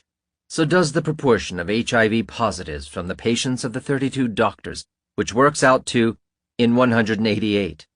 This HIV-positive patients merely represent random samples from the general population. And where did these people get the virus? As suggested in Chapter 6, HIV is probably transmitted much as other retroviruses, from mother to child during pregnancy. There is no evidence that Kimberly Bergalis's mother has never been tested for HIV antibodies, nor that the mothers of Dr. Acer's other patients were tested. Perhaps Kimberly carried the harmless virus for 23 years. The CDC's theory that AIDS was transmitted from Dr. Acer to his patient began to crumble in the mainstream press in 1994 when an investigative reporter researched the alleged victims of Dr. Acer. He found weak evidence, shoddy science, and the work of a very accomplished malpractice attorney. The report first cast doubts on the time course of AIDS transmission from Dr. Acer to his patients. She developed AIDS just 2 years after the surgery, and only 2% of HIV-positive patients developed the full-blown disease that quickly. The investigation disclosed that 1 of the 6 other patients that Acer presumably infected had visited the dentist's office only once for a cleaning by a hygienist, not by Acer himself. The report further calls into question the exclusive reliance of the CDC and the malpractice attorney of the Acer 6 on the DNA fingerprinting technique to match Acer's virus with those of his patients. This same technique had also been used to determine that the NIH researcher Gallo had claimed HIV obtained from his French rival Montagnier as his own. Several experts have directly challenged the DNA fingerprinting that linked Acer to his patients, claiming that instead Burghallis's virus matched other HIV strains much more closely. In view of this, a writer in the New York Times commented, "The CDC owes it to the public to reopen Acer's case." The reinvestigation of the Acer 6 proves unknowingly yet another reason why the CDC owes it to the public to reopen this case. It supports the hypothesis that AIDS is caused by recreational drugs and AZT. Only 3 of the Acer 6 have developed AIDS, and every one of them was on drugs. Burghallis was on AZT, a 30-year-old male was involved with drug dealers and a homosexual relationship, and another male was a notorious crackhead. While on AZT, Burghallis once told a reporter she hoped to also get dideoxyinosine, DDL, another experimental AIDS drug. This drug and DDC, 2 products of cancer chemotherapy research, work in precisely the same way as AZT. Chemically altered building blocks of DNA, they enter the growing chain of DNA while a cell is preparing to divide and abort the process by preventing the new DNA building blocks from adding on. So like AZT, DDL and DDC kill dividing cells and have similar toxic effects. They destroy white blood cells and therefore can cause AIDS. The only difference between DDL, DDC, and AZT lies in how easily each is absorbed into the body. People who absorb one evidently may not be equally affected by the other. Ellison Gertz. Both DDL and DDC have begun to claim their victims. In 1988, 22-year-old New York socialite and aspiring graphic artist Ellison Gertz entered the hospital for a fever and diarrhea. At some point, the doctor decided to test for HIV and found antibodies against HIV. Gertz's transient illness was re-diagnosed as AIDS. She had not injected drugs, although her wilder days at Studio 54 bespoke the cocaine and other free drugs available to patrons. A process of elimination traced her infection to a one-night stand with a bisexual male 6 years earlier. The announcement left her feeling depressed, but she began a lecture circuit at high schools and colleges, admonishing students that AIDS could come from a single sexual encounter. Television talk shows followed, as did the cover of People magazine and Woman of the Year for Esquire. Even the World Health Organization circulated a documentary featuring her story. Gertz started AZT treatment in 1989. The 1990 People magazine profile recounted the consequent disaster. Last October, she was hospitalized with a severe allergic reaction to AZT. When doctors called for a lung biopsy, Allie balked. "I told them if they put me to sleep, I'd never wake up," she says. "My strength was gone." Released after 17 days, she recuperated at home where her mother and girlfriends took turns nursing her around the clock. "They'd help me to the bathroom, feed me, see that I didn't fall in the shower," says Allie. "My knees were so bony I had to sleep with a pillow between them." The doctor switched her to the still experimental DDL, which Gertz apparently did not absorb as well and thus allowed her partly to recover. She mixed the powder in her drink twice every day. Her immune system and general health declined, though more slowly. Gertz remains susceptible to infections like thrush, a fungus that frequently affects the mouth, stated the People article. She has lost 30 pounds since last summer, naps each afternoon, and continues to visit her doctor every 10 days. Ultimately, the ravages of the chemotherapy took her life in August 1992, the news media advertising her death as AIDS-related. She was only 26. A backlash is now rising against the toxic and irrational treatment approaches to AIDS. In 1993, during the 9th International AIDS Conference in Berlin, Germany, medical reporter Laurie Garrett was interviewed on the MacNeil-Lehrer NewsHour. She described the growing discontent among scientists and patients alike. Most drug trials were terminated early. The AZT trial was terminated early, DDL, DDC, and so on, and people were allowed as soon as there was any sign that something showed promise to jump out of the placebo arm and get into the treatment arm. Dr. Anthony Pinching, who was really the leader of most of the clinical research related to AIDS in the United Kingdom, gave a very important speech this morning. I think if he had given this precise same speech a year ago, he would have been booed off the stage, and this morning he was applauded heavily. And what he basically was saying was, we have no idea what drugs work, we have no idea what we're doing in treatment, and it's time to return to the use of placebo trials.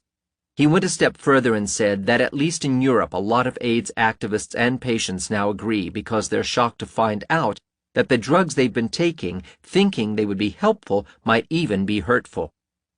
Arthur Ashe.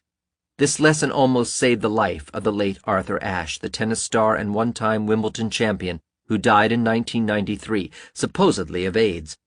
Ashe's medical problems surfaced in 1979 with a heart attack despite his young age of 36. In December, he underwent quadruple bypass surgery. His chronic heart condition continued plaguing him, and by 1983, he had double bypass surgery. A blood transfusion during either one of the operations may have carried HIV. His heart condition and its complications nagged him for several years. Then in 1988, he entered the hospital for toxoplasmosis, a protozoal disease relatively uncommon in humans. The germ resides in cattle and household pets, and in 17% to 50% of the U.S. population, but most people never succumb to the disease because of healthy immune systems. This also happens to be one of the many diseases on the AIDS list, so the doctor tested and found Ashe to be HIV positive. Although his toxoplasmosis soon disappeared, Ashe was pronounced an AIDS victim. His disease was retroactively blamed on HIV, not on his heart condition. Yet his condition hardly seemed contagious. Neither his wife nor his daughter, born 3 years after his second transfusion, ever developed any AIDS conditions. Indeed, his immune system must have neutralized HIV quite effectively, as Ashe never transmitted the virus to his family. His daily medicine intake expanded to a virtual pharmacy. He continued to take several drugs for his heart problems, one to lower cholesterol by interfering with liver function, another to slow down the heartbeat, and 3 others, including nitroglycerin, to lower blood pressure. To these his doctors added a spectrum of antibiotics, all with mild to serious side effects to prevent the possibility of opportunistic infections. Ashe took Ellison to fight further toxoplasmosis, nystatin to slow down yeast infections, and toxic petamidine to stave off pneumocystis pneumonia. 2 other drugs were prescribed against possible brain seizures. Eventually, his daily regimen included some 30 pills, only a few of them vitamins. But just as soon as Ashe received his AIDS diagnosis in 1988, his doctor pushed him into taking AZT. He started on an unbelievably high dose, nearly double the seriously toxic levels used in the Phase 2 trial. His doctor only gradually lowered the dose over the next 4 years. I refuse to dwell on how much damage I may have done to myself taking the higher dosage, Ashe later admitted. In early 1992, he established an acquaintance that came close to rescuing him. A close friend arranged a series of meetings with Gary Null, a New York-based radio talk show host and nutritionist. Null introduced Ashe to the evidence of AZT's toxicity and against the HIV/AIDS hypothesis, desperately trying to convince him to halt the therapy. For the next 10 months, Ashe wrestled with the possibility of breaking away from the medical establishment to seek alternative treatment for AIDS, according to one columnist. Ashe never met Peter Duesberg, but became familiar with his arguments. He read everything, he studied what we gave him, and asked lots of questions, recalled Null. In October, Ashe announced the lessons he was learning in a column he wrote for the Washington Post. The confusion for AIDS patients like me is that there is a growing school of thought that HIV may not be the sole cause of AIDS, and that standard treatments such as AZT actually make matters worse. That there may very well be unknown cofactors, but that the medical establishment is too rigid to change the direction of basic research and/or clinical trials. But psychological pressure stopped Ashe short from rejecting AZT. As Null stated, he wanted to do it, but he would say, "What will I tell my doctors?" In his 1993 book, Days of Grace, a memoir, Ashe openly acknowledged his interest in alternative AIDS hypotheses. But AZT was controversial in other ways. A gift from heaven to many desperate people, it was poison to others. Developed for use in cancer chemotherapy to destroy cells, then in the process of actively dividing, AZT was only later applied to AIDS.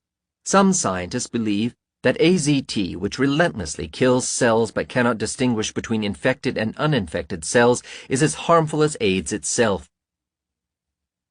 After all, HIV is present in only 1 of every 10,000 T cells, which are vital to the immune system. But AZT kills them all. Dr. Peter Duesberg, the once eminent and now controversial professor of molecular and cell biology at the University of California, who bitterly disputes the notion that HIV causes AIDS, has called AZT AIDS by prescription. Dr. Duesberg argues that the use of recreational drugs, not sex, led to AIDS. It is well known that many gay men use and many of them continue to use drug stimulus in sexual activity or to facilitate intercourse. Natural and synthetic psychoactive drugs, he has argued, drugs such as cocaine, amphetamine, heroin, quaaludes, and amyl nitrates and butyl nitrates or poppers are the only new pathogens around since the 1970s, and the only new disease syndrome around is AIDS, and both are found in exactly the same populations. Ash faithfully summarized the main points against the HIV hypothesis and for the drug-AIDS hypothesis and explained the deadly effects of AZT and the flaws of its Phase 2 trial. Some tolerate AZT for a while, then must give it up. Still others cannot tolerate it at all, wrote Ash. To my relief, I tolerate AZT fairly easily. With that rationalization, he sealed his fate. During 1992, his doctors placed him on DDL. Each morning, he sprinkled the powder on his cereal in addition to the AZT pills he swallowed throughout the day. By this time, he was wasting away rapidly, his underweight frame hidden by loose clothes. He began rotating in and out of the hospital. January of the following year brought more bad news. Now he had a serious case of pneumocystis pneumonia that his poisoned immune system could no longer fight off. He never recovered.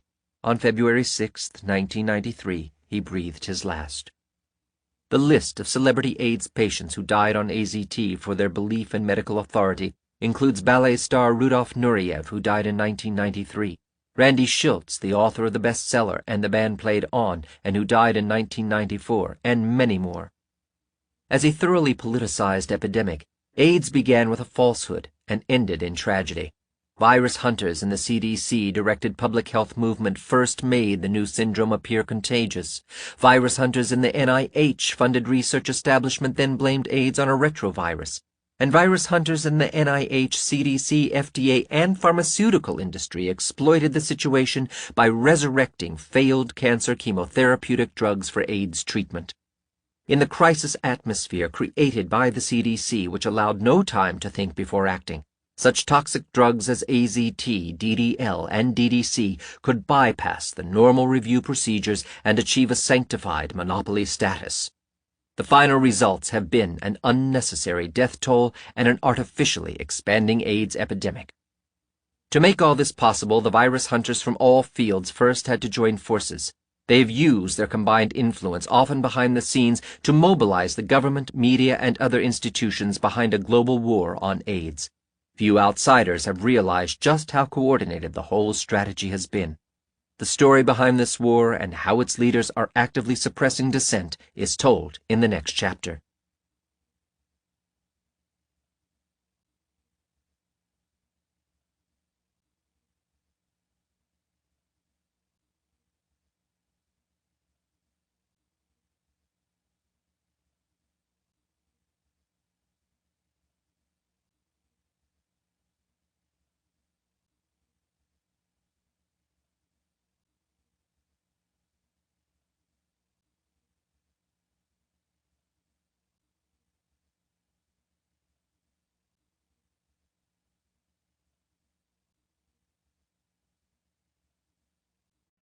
Chapter 10. Marching Off to War. The AIDS epidemic had, by the mid-1980s, already become the salvation of the virus hunters. Out of the ruins of the virus cancer program had emerged the virus AIDS program of the NIH. Cancer chemotherapy research had given birth to the AIDS treatment program, including AZT. The CDC had recovered its shaky reputation after the swine flu fiasco and had won a renewed mandate to pursue contagious diseases. The lay public had bought the entire slow virus notion, paradoxes and all. Thus the virologists had maintained their powerful grip on the biomedical research establishment, and the retrovirus hunters had further secured their position at the very top. But AIDS differed from Legionnaire's disease or the old, intractable problem of cancer.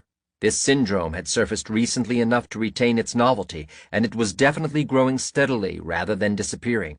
Thus the AIDS epidemic presented the first real opportunity in many years to revive virus hunting on a grand scale. The angst of infectious diseases had originally spawned microbe-chasing wars, the enemies being invisible but deadly germs whose epidemics fed the public's terrified imaginations. Frightful images of polio patients in iron lungs and killer viruses lurking in Africa's rainforests now both haunted and titillated the public. Richard Preston's bestseller Hot Zone and The Coming Plague by AIDS journalist Laurie Garrett stoked the public's fear of deadly viruses while capturing its imagination. And the Dustin Hoffman movie Outbreak in 1994 appeared like a dress rehearsal of the CDC's Ebola virus epidemic of 1995. Fortunately, in both cases, catastrophes were narrowly averted only through the heroic efforts of CDC officials. In Outbreak, CDC officials would even fight a two-front war to stop deadly viruses.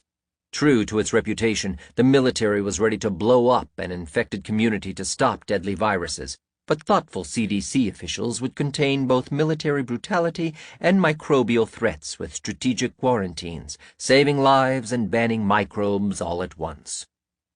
While most people had never gone as far as Howard Hughes in his constant hand-washing paranoia, the fear of germs had sustained the glory days of virus hunting.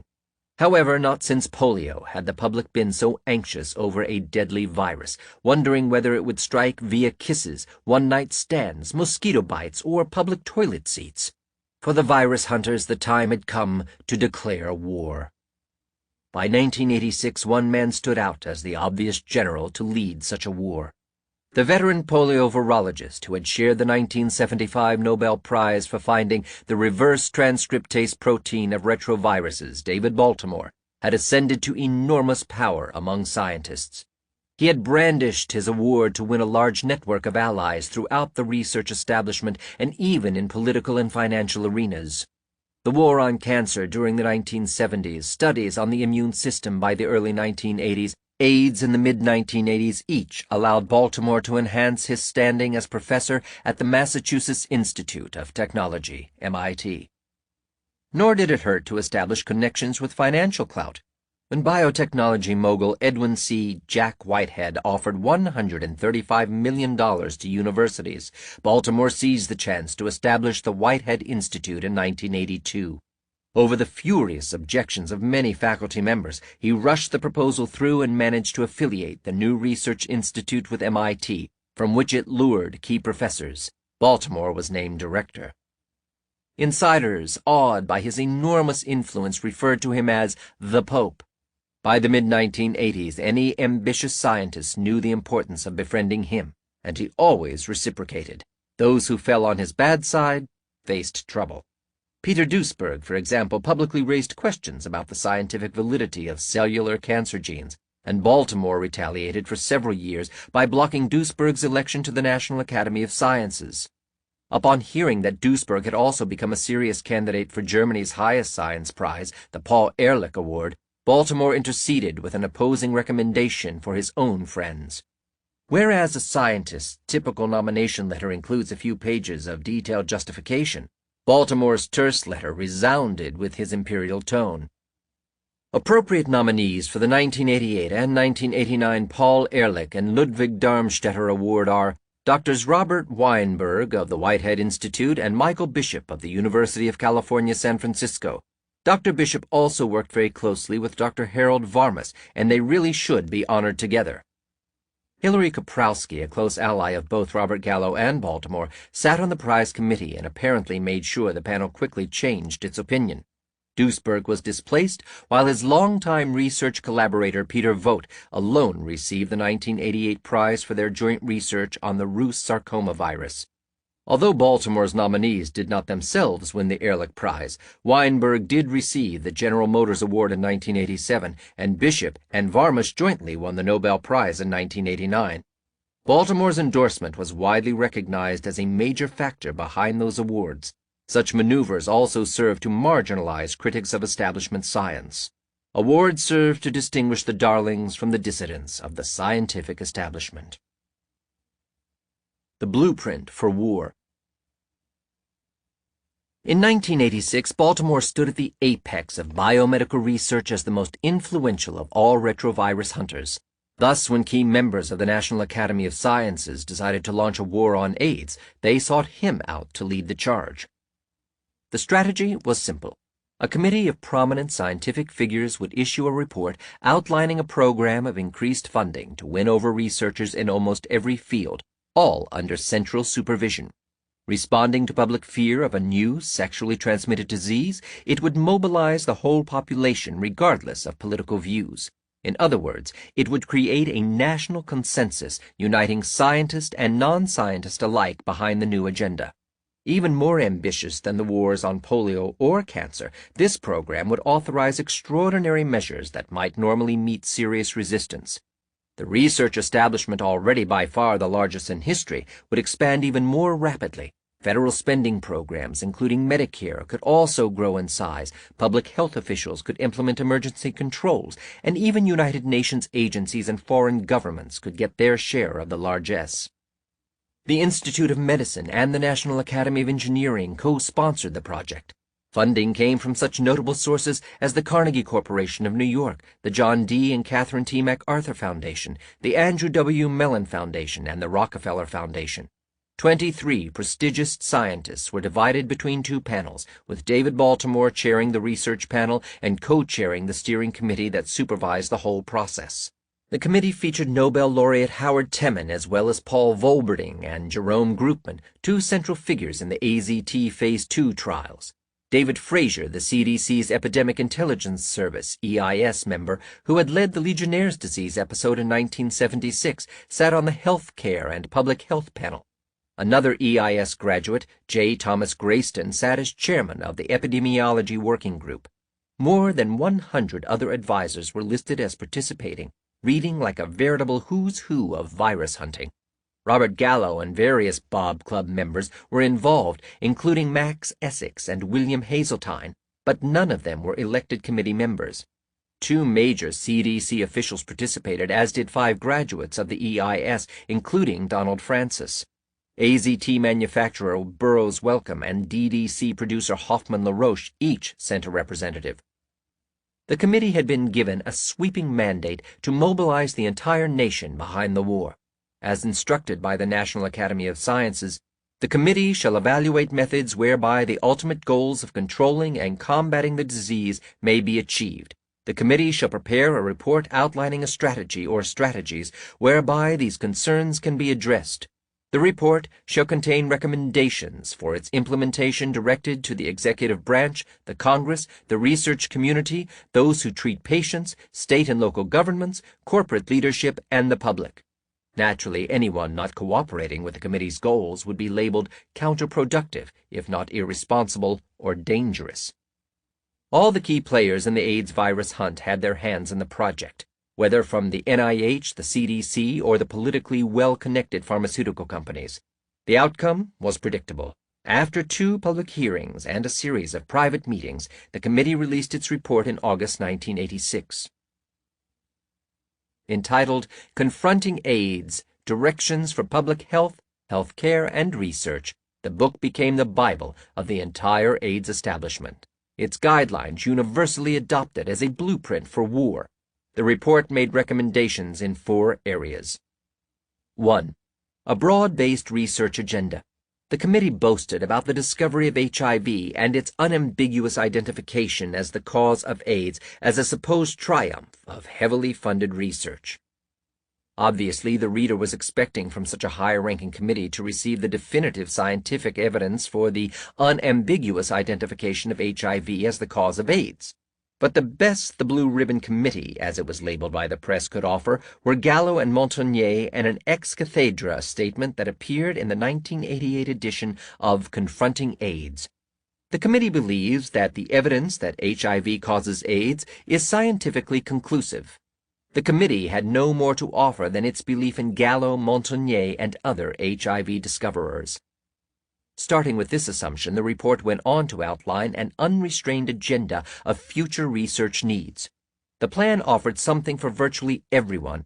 Molecular biologists could study the genetic structure of HIV, while biochemists would analyze viral protein functions and crystallographers would examine protein structures.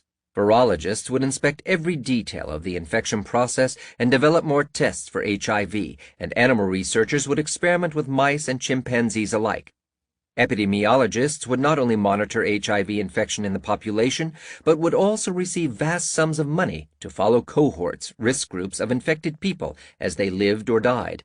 Pharmacologists would have their hands full developing a spectrum of drugs to attack the virus, the committee specifically suggesting AZT, DDL, and DDC, among others. Of course, vaccines against the virus would have to be invented. Even the social scientists could join in, studying the risk behaviors for transmitting HIV and trying to understand what psychological barriers might prevent the public from adopting the official AIDS doctrine. The common denominator was that all AIDS research should be predicated entirely on HIV. Even with new money pouring in, no room would be allowed for alternative hypotheses. The committee casually listed possible cofactors that might contribute to AIDS, all implying infectious agents, cytomegalovirus or other microbes, genital ulcers as possible transmission routes for germs, and infection by HIV a second time. Psychological stress and diet were added as possible minor contributors. Drug abuse received no mention at all, effectively blocking any research in that direction. Every recommendation of confronting AIDS has been slavishly followed, whereas a few scientists privately questioned the HIV hypothesis after Robert Gallo's 1984 press conference. This 1986 report and its 1988 sequel bared enough teeth to squelch most remaining doubts. The report also suggested that drugs being tested for AIDS treatment need not rely on all the proper controls, especially placebo groups, a recommendation later used in approving DDI and DDC. Further, the committee's call for an increase to $1 billion in federal AIDS research money by 1990 was nearly met by the NIH alone. And as recommended, much of that money has been used to attract scientists into AIDS research, as well as to train larger numbers of new scientists to add to the growing demand for grant money. 2. Public financing. The committee estimated the staggering costs of medical care for each AIDS patient and decided that it appears likely that future financing of AIDS care will necessarily involve substantial public programs and funds. To make this as open-ended as possible, the report declared that the committee believes that society has an ethical obligation to ensure that all individuals receive adequate medical care. The meaning of adequate was never defined, but since HIV infection was considered inherently fatal and untreatable, this meant providing toxic drugs such as AZT or simply comforting the patient as he died. The committee wanted to ensure that all persons at risk of infection, seropositive or already ill, could make provision for or otherwise be assured that their potential health care costs will be covered. The high price for 1 year on AZT in terms of both health and money, $2,000 per year wholesale, about $10,000 retail, ultimately weighed heavily in those calculations. The key to getting AIDS to qualify for such coverage lay in classifying patients as being disabled. This designation has allowed Medicaid to cover 40% of AIDS patients and Medicare to pay for a much smaller fraction. 3. Public health measures. Any actions to slow the virus were considered justifiable even if they caused hysteria, encouraged drug use, or impinged on civil liberties. The public health effort directly conflicted with the medical care program, since AIDS patients had to be classified as disabled to qualify for medical coverage, whereas public health controls depended on classifying patients as infectious and therefore deadly to others. The AIDS establishment was constantly issuing such mixed signals, stretching its public credibility. But in the meantime, people have tacitly learned that the AIDS virus is only attacking homosexuals and junkies, and that one is not at risk if one does not practice anal intercourse or does not inject drugs.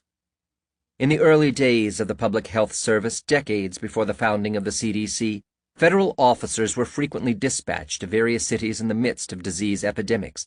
Tuberculosis, bubonic plague, and yellow fever still swept through periodically, but were becoming less common and taking fewer lives as the population became healthier. Hoping to stall epidemics, federal public health agents tried to seize emergency powers by quarantining patients, restricting travel, and taking control of water supplies.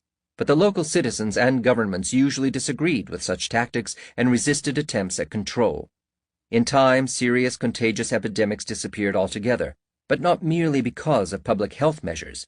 The decline of these epidemics occurred during an era of improved nutrition, the construction of plumbing systems, and rising standards of living.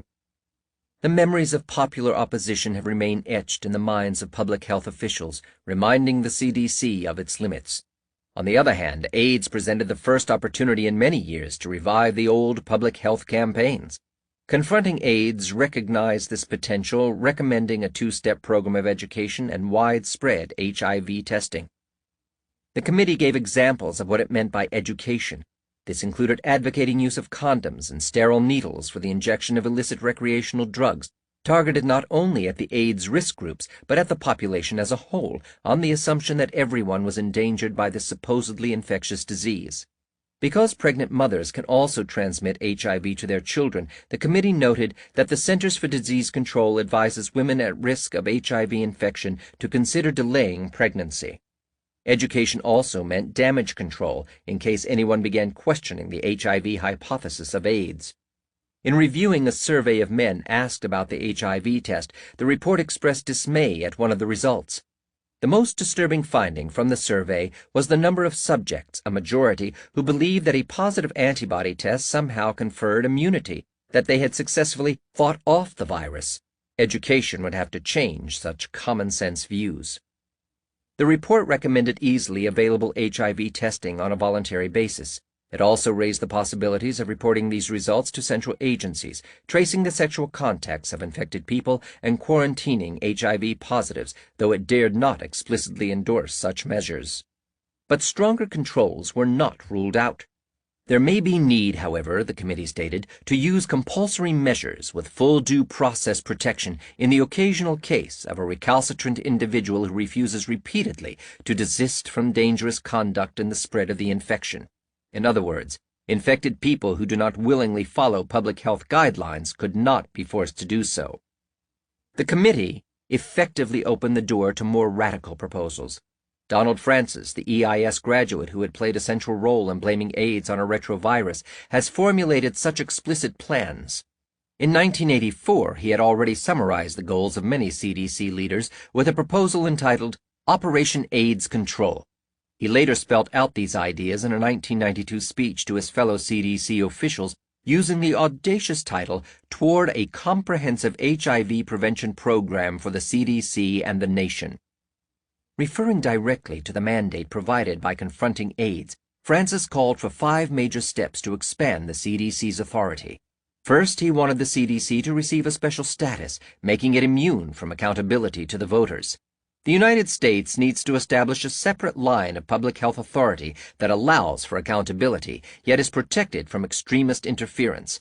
Perhaps the Federal Reserve is an example to emulate. Specific legislation should be promulgated to protect CDC from political interference with necessary public health practice.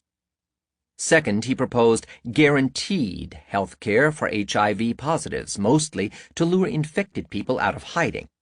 If we are going to be successful in identifying HIV-infected persons through testing programs, he said, the necessary incentive must be guaranteed health care financing. His third point called for condoning drug use, using the logic that providing drugs to addicts would prevent sharing of dirty needles.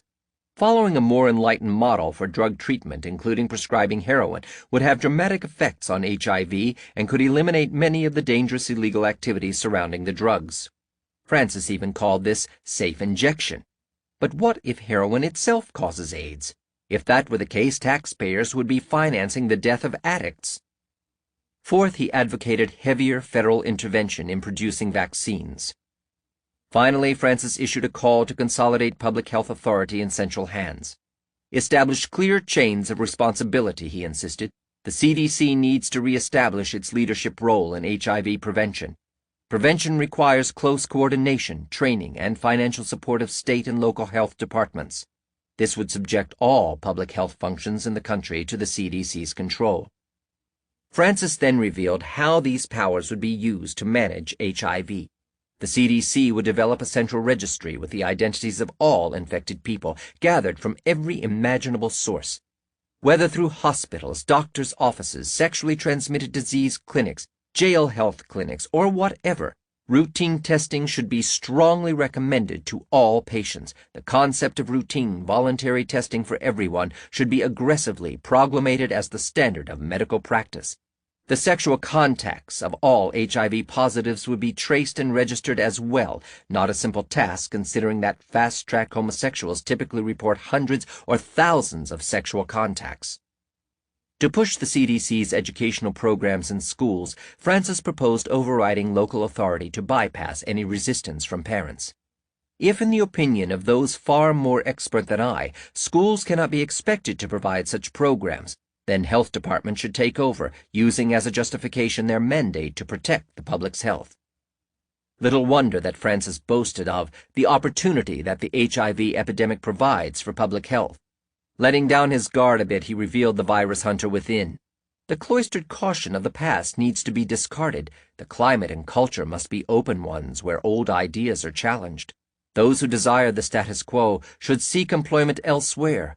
This is the epidemic of the century, and every qualified person should want to have a piece of the action. Parallel efforts abroad. Finally, the Confronting AIDS Committee recommended extending parallel efforts to other nations because infectious diseases know no national boundaries. This meant scientific research collaborations with foreign scientists as well as public health programs in their countries, including condom distribution. The Agency for International Development, AID, has largely picked up the tab, giving millions of dollars to Central Africa. Confronting AIDS specifically called for increased aid to the World Health Organization, WHO, for public health measures. That same year, the WHO released a book outlining its action plan for contagious disease control, Public Health Action in Emergencies Caused by Epidemics. This book was considerably more explicit, describing quarantine, mass immunization, restrictions on mass gatherings, and restrictions on travel, including the formation of a cordon sanitaire, as options when the WHO intervenes in a nation's epidemic measures that would be more politically ticklish to carry out in the United States. Third world citizens, after all, tend to have less power to object to such actions. The committee proposed that a special commission be established to oversee the implementation of the war on AIDS. This was carried out in the form of the Presidential Commission on the HIV epidemic established in 1987 and lasting for 1 year. The Presidential Commission gathered testimony and issued a report which merely affirmed the guidelines in confronting AIDS. In 1988, the National Academy of Sciences set up a second committee, which included David Baltimore and EIS graduate Donald R. Hopkins as members, that also reiterated the original blueprint and called for yet another permanent commission to supervise the war. Since 1989, the National Commission on AIDS has been sponsored by Congress and the President and continues to echo the recommendations of Confronting AIDS. At times, these officials of the war on AIDS reveal their intent to manipulate public sentiment with carefully crafted propaganda. In 1993, when a major scientific report concluded that AIDS was remaining strictly in risk groups and not spreading into the general population, AIDS officials could not deny the clear evidence. Instead, they angrily denounced the report for allowing Americans not to be frightened. David Rogers, vice chairman of the National Commission on AIDS, told a reporter that his group had worked very hard to try to make AIDS a concern to everyone. Now to have someone say, "We can relax," Rogers said, "I would much prefer to have them say, you should worry about your own son and daughter." The initial Confronting AIDS report has indeed served as the unquestioned standard against which the entire AIDS establishment has measured itself. Virtually all of its recommendations have been carried out enthusiastically in the spirit of true warfare. But when fighting a war, one has little time to ask questions or indulge in scientific skepticism. Such a war requires immediate action, not careful thought. To prevent any mutiny, the AIDS establishment has made sure to control its potential opposition. A rigged debate. To prevent serious criticism or opposition from arising against the war on AIDS, whether among scientists or the general public, the entire nation had to be mobilized to participate. Anyone not enthusiastically joining in would be stigmatized with the label of apathy, and any person raising questions about the HIV hypothesis could be painted as being in a state of denial. The NIH carried out its assignment, lavishing billions of dollars on HIV research. Many scientists quickly learned an easy way to tap into this plentiful grant money, while others knew better than to raise questions, an act that peer reviewers could easily punish. Thus, virtually all scientists marched along without hesitation. The CDC, on the other hand, tended to occupy the front lines as the federal government's major public health agency. Thinking of themselves more as activists than researchers, CDC officers spent much of their time reaching the lay public with prevention measures. Their AIDS activities consisted of more than just HIV testing or distributing condoms and sterile needles. Their largest program dealt with mobilizing the public through education, convincing the general public to join in the war on HIV. The job of inducing the non-scientists to march fell upon the CDC. Traditionally, the CDC has disseminated its views largely through state and local authorities, whether health departments, school systems, or other government structures. But the new mandate provided by Confronting AIDS demanded greater action. The crux of its mission was to persuade the public to see HIV/AIDS as an infectious disease. In the words of one CDC official, with large sums of new money appropriated by Congress for the purpose, the agency launched its new initiative. Only one major obstacle stood in the way. With its messages always attached to the CDC label, the agency would have limited impact on public opinion. So the CDC chose to expand its existing program for increasing influence with other organizations. The agency started with its traditional partners, the state governments. $10 million began flowing from the CDC to the states in early 1985, allocated for new HIV testing sites. The money was carefully linked to appropriate counseling as defined by the CDC, ensuring that anyone being tested would hear the official line on AIDS. The CDC has continued financing these testing programs. Looking beyond state and local governments, the CDC also recognized the potential for spreading its views through private groups, which have greater credibility as independent voices for their constituencies. The CDC had already targeted some of these community-based organizations and quietly developed ties with them before the publication of Confronting AIDS. It began with the United States Conference of Mayors, USCM, which in 1984 received CDC money for distributing AIDS information. Within months, the CDC began sending increased funding to the USCM, which in turn distributed the new money to private AIDS organizations. Under CDC monitoring, the USCM helped AIDS groups organize and expand their efforts and even used the money to start new AIDS groups. Eventually, the CDC added more funding through state health departments, which also dispersed it to AIDS activists. By the early 1990s, about 300 such groups were funded directly or indirectly by the CDC. Under central coordination, these groups became so closely interconnected that they constituted a singular web of activists.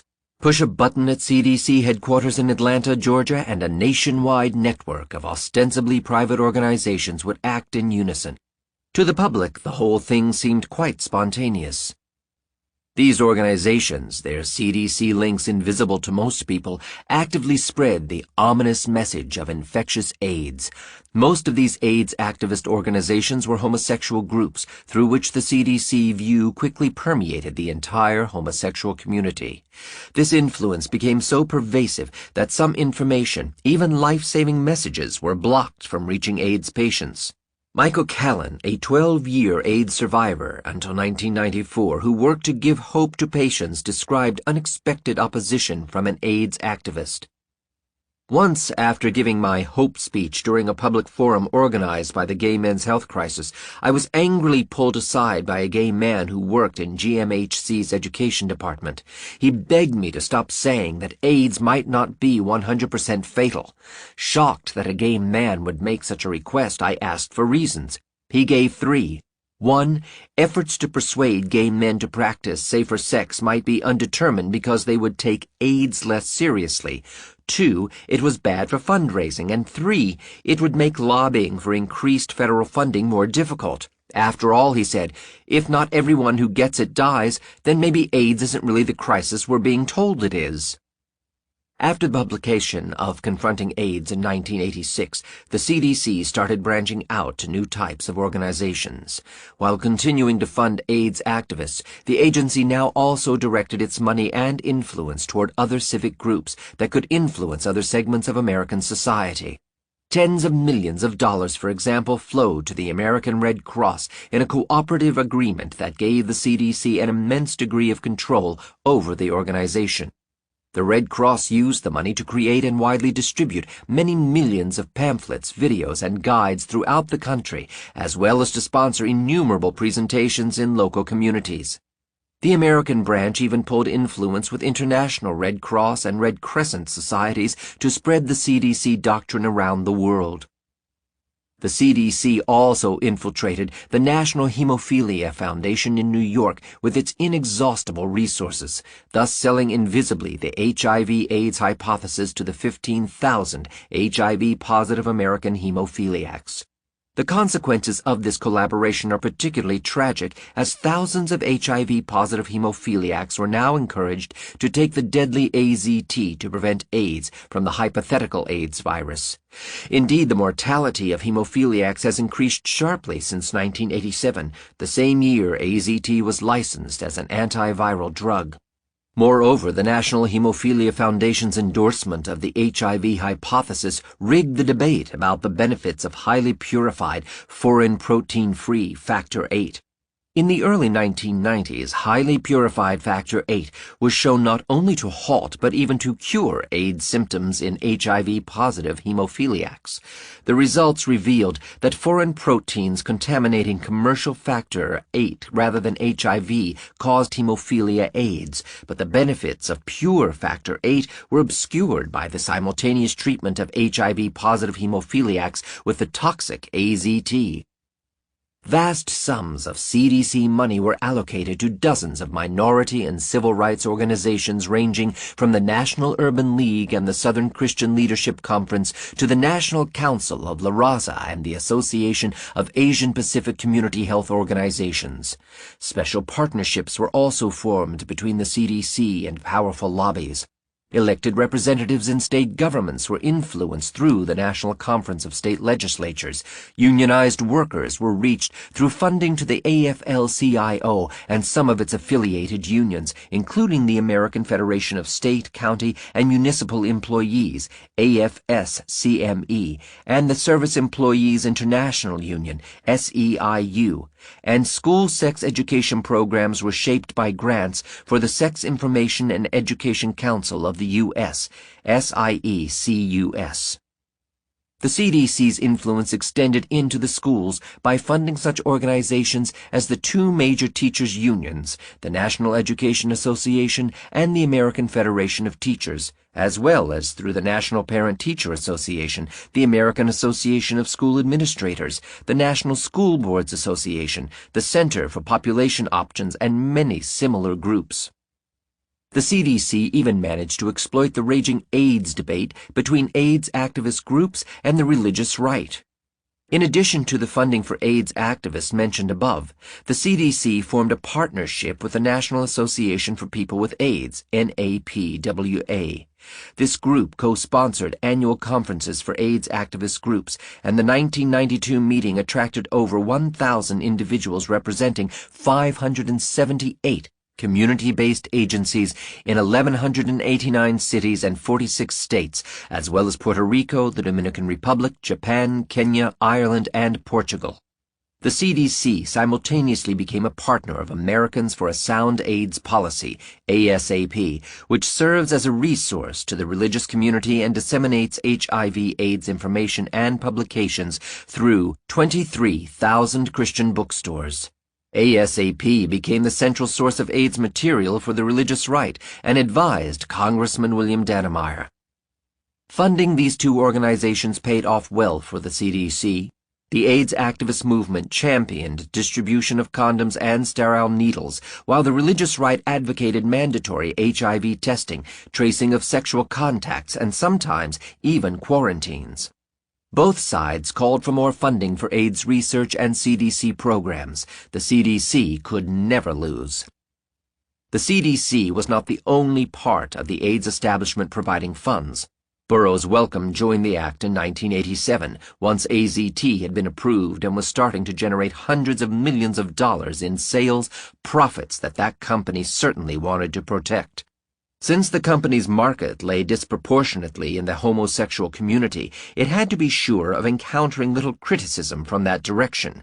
The homosexual press quickly fell into line as Burroughs Wellcome began placing high-cost advertising for AZT in virtually every such publication, large or small. Chuck Ortleb's New York native remained stalwart as one of the few holdouts. Most others embraced the extra revenue. Next, the company turned to financing AIDS activist groups directly. Some 16,000 such organizations exist in the United States, ranging from relatively mainstream foundations that support research to the more radical groups like ACT UP. Burroughs Wellcome has given money to most of them, particularly the extremist groups with the strongest reputations for fierce independence. After the money began flowing to AIDS activists, many organizations began blunting their criticisms of AIDS dogma while keeping up the fiery rhetoric. Few constituents of these organizations noticed the change, and HIV-positive people continued relying on their advice. In the center of the AIDS establishment sits the American Foundation for AIDS Research, AMFAR. It was created in 1985 by Michael Gottlieb, the doctor who reported the first 5 AIDS cases, and Matilda Krim, the scientist and socialite who helped launch the war on cancer and now played a central role in the war on AIDS. AMFAR gained prominence through its Hollywood connections. It recruited such top names as Elizabeth Taylor and Barbra Streisand for fundraising and publicity, and thus came to dominate public relations for the AIDS establishment. The pharmaceutical companies showed their pleasure with generous donations. Burroughs Wellcome announced a staggering $1 million donation in 1992, and the Bristol-Myers Squibb Foundation, connected with the company producing DDL, has also provided funds. Toward the more radical end of the spectrum is Project Inform, a San Francisco-based watchdog group founded by activist Martin Delaney. This group gained its fame as a bulldog fighting the FDA based on Delaney's underground testing network that provided various experimental cures to dying AIDS patients. Delaney started as one of the angriest critics of AZT as a toxic drug improperly rushed through clinical trials. He also co-authored a book in 1987, Strategies for Survival, in which he warned active homosexual men against the disastrous health effects of such recreational drugs as poppers, cocaine, heroin, and amphetamines. In addition to emphasizing immunosuppression among the effects, he and co-authors Peter Goldblum and Jay Brewer admonished their homosexual readers not to ignore the dangers of drug abuse. And don't get bent out of shape if your favorite recreational high gets a bad rap. Maybe your use of the drug is so moderate, so cool, that you never bump into the gremlins lurking within. It's also possible that you haven't been a user long enough for the effects to occur. The damage from most drugs is long-term and cumulative, but don't discount the information out of hand simply because it doesn't agree with your own experience or because you don't want to hear it. But aid from the pharmaceutical companies seemed to change all that. Burroughs Wellcome donated $120,000 for an upgrade and expansion of Project Inform's computer system, and Bristol-Myers Squibb pitched in another $200,000. Suddenly well-funded, prestigious, and personally consulted by Anthony Fauci, Delaney changed his mind. When he gave a lecture at Stanford University in 1990, the former nemesis of the FDA now praised that federal agency for its work and sympathetically described it as overworked and understaffed. In publicly attacking Duesberg for questioning the HIV hypothesis, he has issued furious monographs and letters to newspaper editors. Delaney has also dropped his former opposition to AZT. His most recent anti-Duesberg letter, published in Science in January 1995, makes that very point. It argued that Duesberg did not deserve funding for his research because he had called AZT prescriptions genocide. But 2 months later, the director of Project Inform confessed to an inadvertent error. Apology. In my letter of 20th January, page 314, I wrote that Peter H. Duesberg repeatedly and publicly has accused many of those who disagree with him of genocide. This term was incorrectly attributed to Duesberg in a newspaper report that was the source for the quote. I apologize for this inadvertent error. Larry Kramer is another example of a seemingly radical AIDS activist who works closely with the establishment. An angry homosexual rights activist renowned for his bitter language in denouncing AIDS officials, Kramer founded the Gay Men's Health Crisis, GMHC, in 1982. Under his early leadership, GMHC labored to create AIDS activism in a community that did not want to acknowledge the syndrome's existence. Later, after new leaders replaced Kramer and the AIDS epidemic had become institutionalized, GMHC continued spreading the official CDC view of prevention and treatment. This view included endorsing AZT therapy. A former executive director of GMHC did admit to writer John Lauritsen that the group had been receiving money from Burroughs Wellcome but declined to say just how much. Kramer went on to found an even more radical group, ACT UP, in 1987. Intent on pushing more drugs through the FDA approval process, ACT UP protesters gained attention by stopping rush-hour traffic on Wall Street, invading corporate and government offices, and disrupting scientific AIDS conferences. Yet very quickly these activists became an integral part of the AIDS establishment. Anthony Fauci, the de facto coordinator of the war on AIDS at NIH, began attending ACT UP meetings in 1989 and brought key members, as well as Martin Delaney, into NIH advisory positions. ACT UP members were soon incorporated into AMFAR and other positions of influence. Burroughs Wellcome also developed close relations with the group. An editorial note in the San Francisco Sentinel referring to local ACT UP Golden Gate stated that ACT UP chapters elsewhere have received millions in contributions from Burroughs Wellcome over the last few years. Certainly, the organization has received thousands of dollars.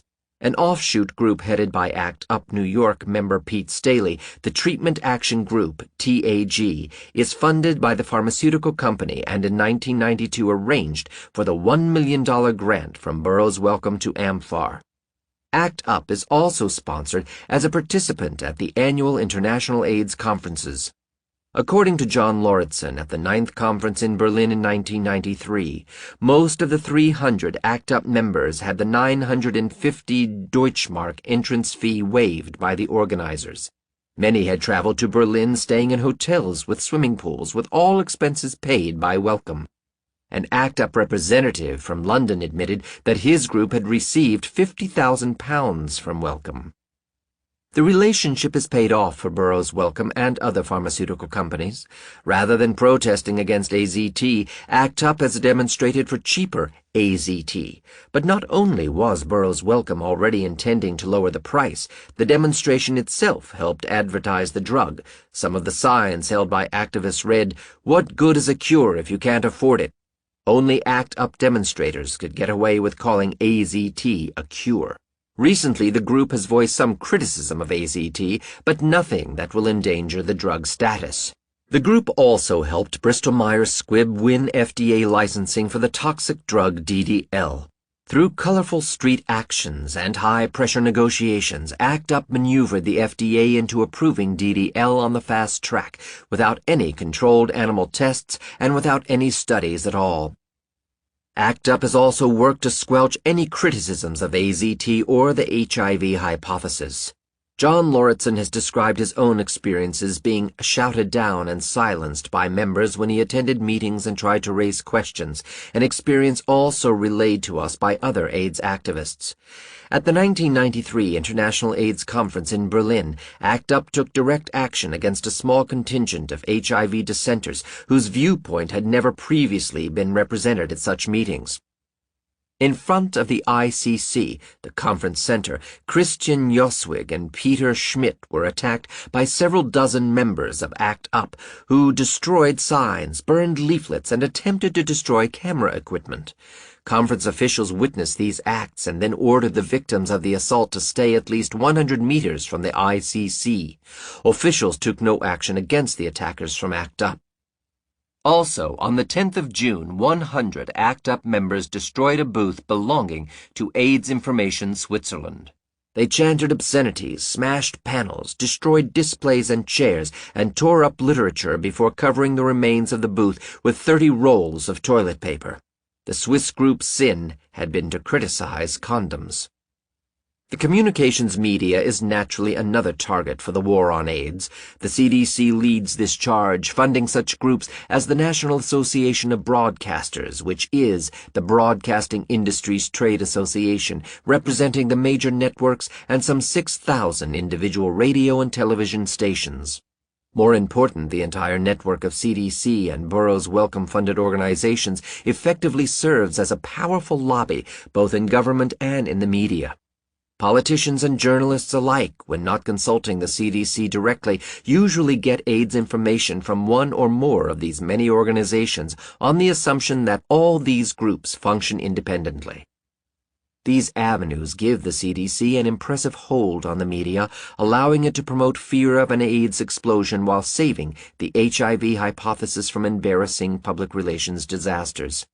Thus, the CDC has been able gradually to lengthen the supposed latent period between HIV infection and AIDS from 10 months to 2 years, then to 5, then to 10, and now approaching 12 or more years. The agency has also created an illusion of the spread of AIDS, pumping up the number of cases by redefining the syndrome. In 1985, the CDC first expanded the list of diseases officially called AIDS. Again, this happened in 1987, artificially increasing the annual caseload by 5% or more. The definition was expanded again on January 1, 1993, adding such diseases as bacterial pneumonias, tuberculosis, and even low T cells in healthy people as AIDS-defining conditions. The increase in AIDS cases has resulted more from the statistical trick than from a genuine rise in sickness. A more critical media would have noticed such maneuvers and would have asked questions. Stories can also be squelched when they become too embarrassing. The January 20, 1990 issue of the medical journal Lancet contained 2 adjoining papers on Kaposi sarcoma. The first, with CDC official Harold Jaffe as senior author, acknowledged that the disease mostly targeted homosexuals with AIDS, consistently avoiding the other risk groups. The second paper reported 6 HIV-negative homosexuals with Kaposi sarcoma. Duesberg had previously raised these data as arguments against the HIV hypothesis, a fact ignored in these papers. The authors therefore recognized that Kaposi sarcoma might not be caused by HIV, but they, and presumably the CDC, wanted instead to blame some other undiscovered infectious microbe. The news media gave this story some attention, but during the following weeks this news only helped the case against the virus AIDS hypothesis. As a result, the CDC dropped the issue and the story died completely. But in December 1994, the story was suddenly resurrected. After 10 years of championing the HIV hypothesis, Science magazine asked, "Is a new virus the cause of Kaposi sarcoma?" The journalist in charge of the story apparently did not realize the heresy implicit in such a question. After all, Kaposi sarcoma has done more for the awareness of AIDS than any other AIDS disease. Kaposi sarcoma had risen from pre-AIDS anonymity to become the signal disease of the AIDS epidemic. No other AIDS disease has increased so much over its pre-AIDS background as Kaposi sarcoma. Therefore, Kaposi had become synonymous with AIDS. It was for this reason that practicing physicians accepted AIDS so readily as a new disease. Most of them had never seen Kaposi sarcoma in young men before AIDS. But if HIV was no longer the cause of Kaposi sarcoma, was it still the cause of other AIDS diseases? That is the question that Duesberg asked in a letter to Science on January 20, 1995. If the domino theory applied to AIDS, losing Kaposi sarcoma to another cause could spell trouble for HIV as the cause of remaining AIDS diseases. The CDC's carefully crafted empire of 30 AIDS diseases was held together only by their presumed common cause, HIV. The CDC realized the danger and immediately stepped in for damage control.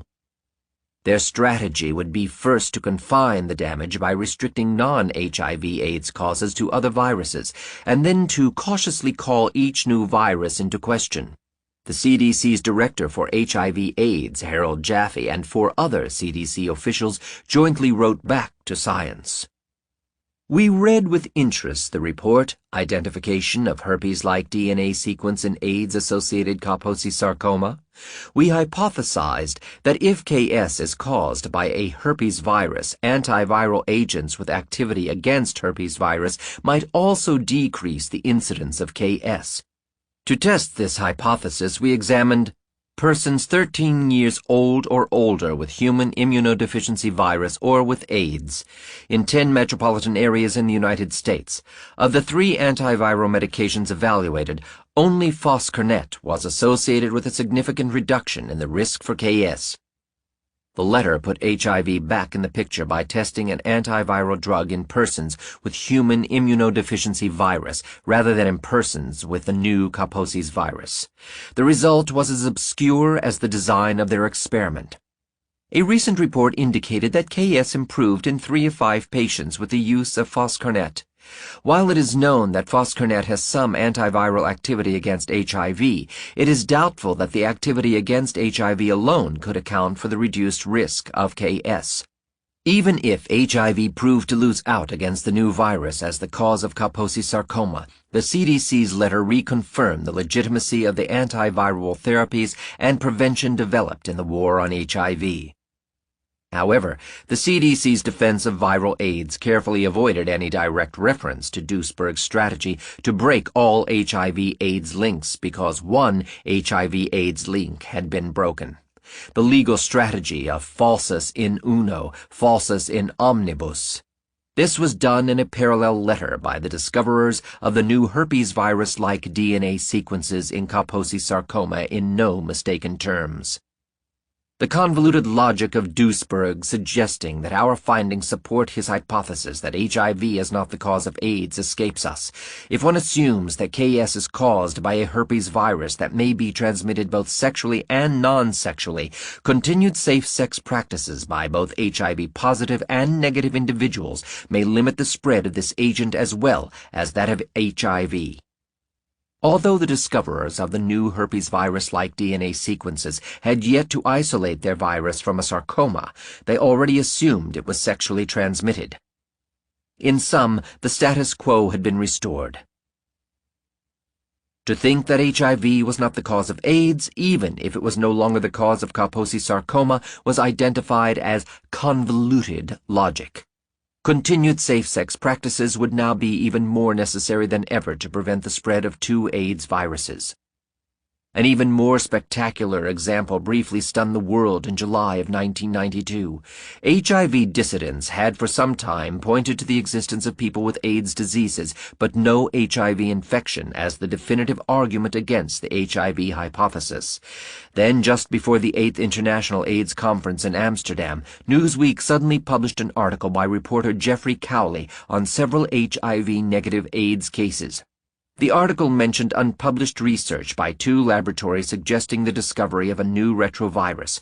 Rumor had it the scientists had leaked the story to Newsweek so they could blame HIV-free AIDS cases on a new virus. In any case, one of them had already submitted a paper reporting a new retrovirus to the Proceedings of the National Academy of Sciences, which would not be published for several weeks.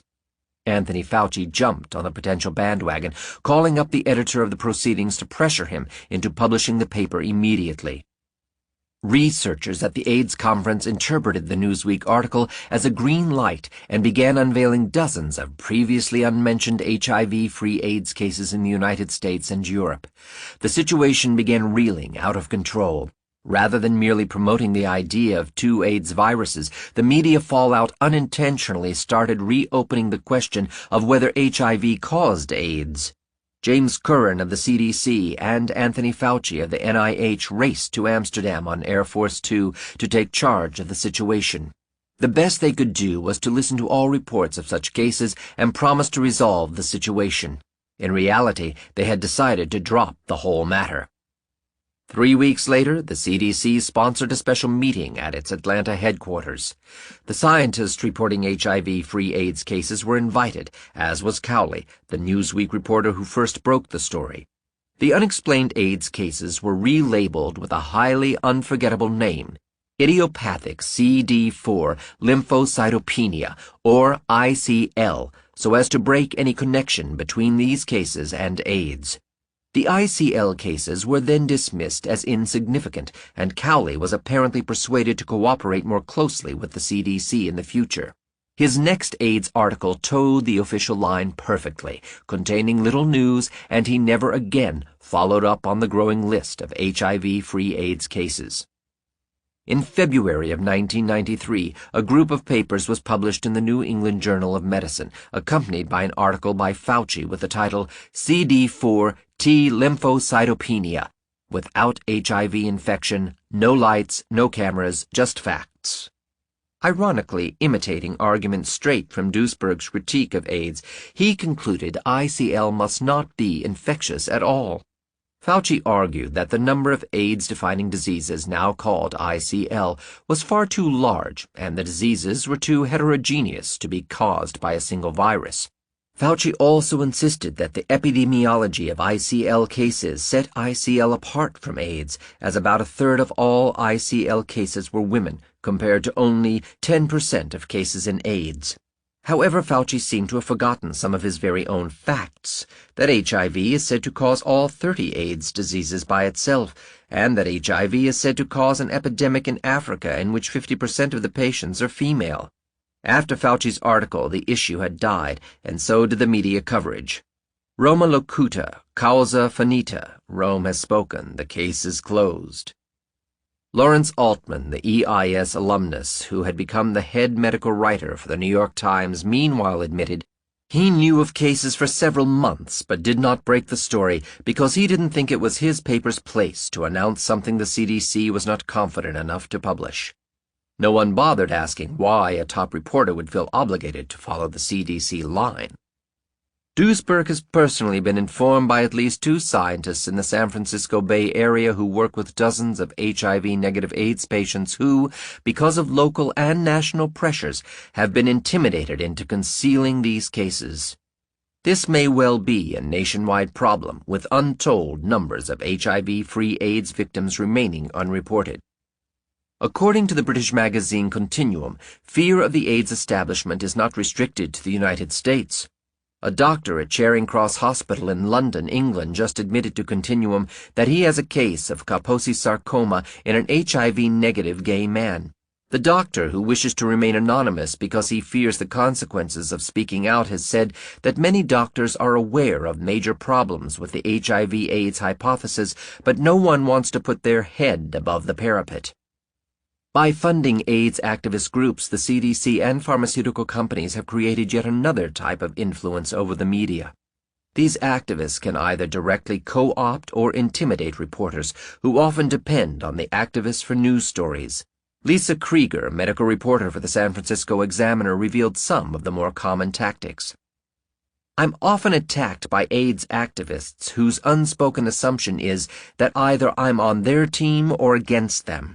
When I write about the need for reform in San Francisco's AIDS infrastructure, I am called uninformed, insensitive, and racist. When I dare criticize an AIDS organization, I'm told I am writing self-serving drivel or passing on rumor, gossip, and innuendo. Though denying she is influenced by such pressure and insisting that her reporting is objective, Krieger nevertheless admitted some of her normally unspoken biases in her attitude toward AIDS reporting. How could I resist, in my weaker moments, becoming an AIDS advocate? I want to reach through the newsprint and grab the reader by the collar, as if that would somehow shake the complacency with which the public has come to accept this disease. I want to applaud every new clinical drug trial, elevate AIDS activists to sainthood.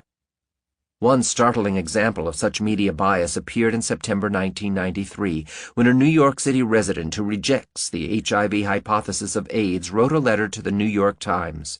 Although critical of AZT therapy, the letter was published. However, the newspaper actually added words immediately following a reference to HIV.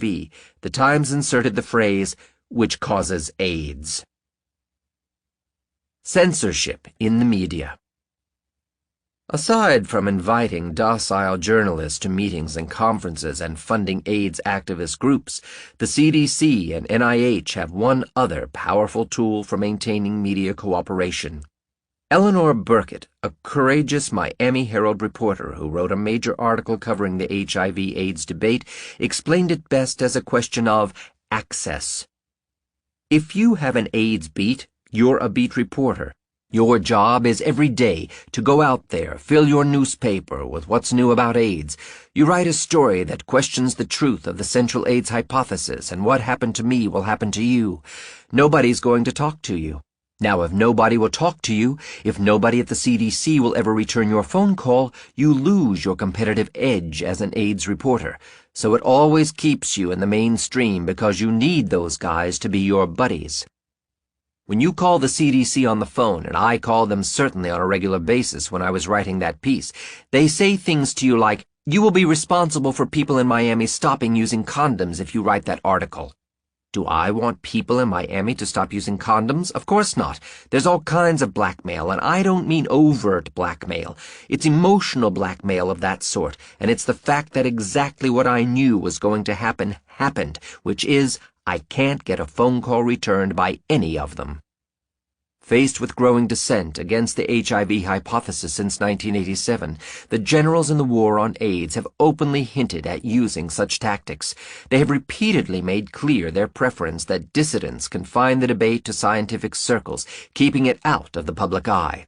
When asked by one reporter to answer Peter Duesberg's challenge, David Baltimore instead condemned the entire viewpoint as irresponsible and pernicious, and 2 years later warned in a scientific letter that Duesberg's continued attempts to persuade the public to doubt the role of HIV and AIDS are not based on facts. Prominent retrovirus hunter Frank Lilly, deceased October 1995, a member of the original Presidential Commission on the HIV epidemic, angrily responded to a presentation by Duesberg at the Presidential AIDS Commission in New York in 1988 and declared, "I regret that it has become a public question." Upset by sporadic but growing media coverage of Duesberg, AMFAR sponsored a special scientific meeting in April of 1988. Supposedly, the conference would air all views on the cause of AIDS, but it was really an attempt to put Duesberg's theories to rest, admitted one of the many journalists present. Fauci stated the point more bluntly in 1989, declaring in an editorial that Duesberg's ideas were nonsense and complaining that his views were receiving too much publicity. Journalists who make too many mistakes, or who are sloppy, he warned, are going to find that their access to scientists may diminish. And in a 1993 letter to the journal Nature, two of the most powerful virologists in Italy bared their teeth. Your subtitle ends, "He should stop," or "We submit." Should he be stopped? For example, should he somehow be prevented from appearing on television to misinform individuals who are at risk from the disease? One approach would be to refuse television confrontations with Duesberg, as Tony Fauci and one of us managed to do at the opening day of the 7th International Conference on AIDS in Florence. One can't spread misinformation without an audience. Such threats do work when leveled by the well-funded AIDS establishment, frightening the media and overriding their natural fascination with such a newsworthy story. Based on internal documents faxed to Duesberg by an anonymous source, key officials of the United States government specifically engineered a strategy for suppressing the HIV debate in 1987 while Duesberg was still on leave at the NIH. The operation began on April 28th, less than a month after Duesberg's first paper on the HIV question appeared in Cancer Research, apparently because several journalists and homosexual activists began raising questions. That day, a memo was sent out from the Office of the Secretary of Health and Human Services, HHS, headed by the words, "Media Alert." Describing the situation created by Duesberg's paper, the staff member ominously noted that the article apparently went through the normal pre-publication process and should have been flagged at NIH. There is no reason any scientific paper should be flagged by any government agency. The staffer then pointed out the threat to the government. This obviously has the potential to raise a lot of controversy. If this isn't the virus, how do we know the blood supply is safe? How do we know anything about transmission? How could you all be so stupid, and why should we ever believe you again? And we need to be prepared to respond. I have already asked NIH Public Affairs to start digging into this. Copies of the memo were addressed to the Secretary, Undersecretary, and Assistant Secretary of HHS, as well as to the Assistant Secretary for Public Affairs, the Chief of Staff, the Surgeon General, and the White House. A parallel memo was issued by the NIH on the same day. Its author was Florence Carlsberg, the public relations officer interviewed at about the same time by John Lauritsen, and the memo was addressed to top NIH officials. "I want to alert you about some incidents that have occurred in the last 2 to 4 hours," Carlsberg wrote. She listed several public inquiries about Duesberg and emphasized, "DHHS is quite anxious and is awaiting feedback re-NIH NCI response to and strategy for this provocative situation," commenting that Bob Gallo and others have tried to educate Peter Duesberg re-HTLV3, HIV, and AIDS, but it's hopeless. Carlsberg recommended creating a response team consisting of NIH epidemiologist William Blattner, Danny Bolognese, Anthony Fauci, and Robert Gallo to deal with the controversy. Perhaps the epidemiologic approach might be more productive in countering Peter's assertions. Within 2 days, Blattner drafted a 3-page memo. In it, he marshaled a list of evasions and pieces of circumstantial evidence that would later become the standard defense of the HIV hypothesis used by all scientists and government agencies. By June, he had reworked a 3rd draft as a potential press release, but the memo was never released to the public. Instead, the NIH and other officials adopted a policy of silence, hoping to discourage further interest by the media. By December, the strategy was clearly failing. In another internal NIH memo dated December 30th, Carlsberg wrote a fellow staffer that the Blattner memo was not pursued in June because Paul, an NIH staffer, suggested at that time that this project be put aside temporarily, at least until necessary. She continued, "Alas, in the past few months inquiries have been mounting. The calls and interests are mounting. Perhaps it's time to review and activate the attached statement." The statement, signed Florence and entitled HIV, the Cause of AIDS, contained at the bottom a handwritten response initialed PVN that read, "I guess it is time to get off the dime. This isn't going away." Get off the dime they certainly did. The Blattner memo was apparently revised and expanded, and the names of Robert Gallo and Howard Temin were added as co-authors. It was published in July of 1988 as one half of the debate with Peter Duesberg in Science magazine. Naturally, the piece was not identified as the product of NIH planning. But that was to be the last time the AIDS establishment would publicly engage Duesberg in a debate. Heightened controversy, after all, might backfire on the NIH, attracting attention rather than discouraging media interest. Indeed, the major media were already learning of the controversy over HIV and were becoming curious. So the official war on AIDS turned to more covert tactics, such as quietly yanking the leash of access to pull the media into line. The MacNeil-Lehrer NewsHour sent camera crews to interview Duesberg in early 1988, planning to do a major segment on the controversy. But when the February 8th broadcast date arrived, the feature had been pulled. Apparently, AIDS officials had heard of its imminent airing and had intercepted it.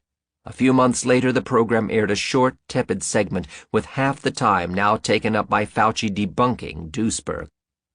Meanwhile, the ABC daily program Good Morning America also discovered the story and arranged to fly Duesberg to New York for an in-studio interview.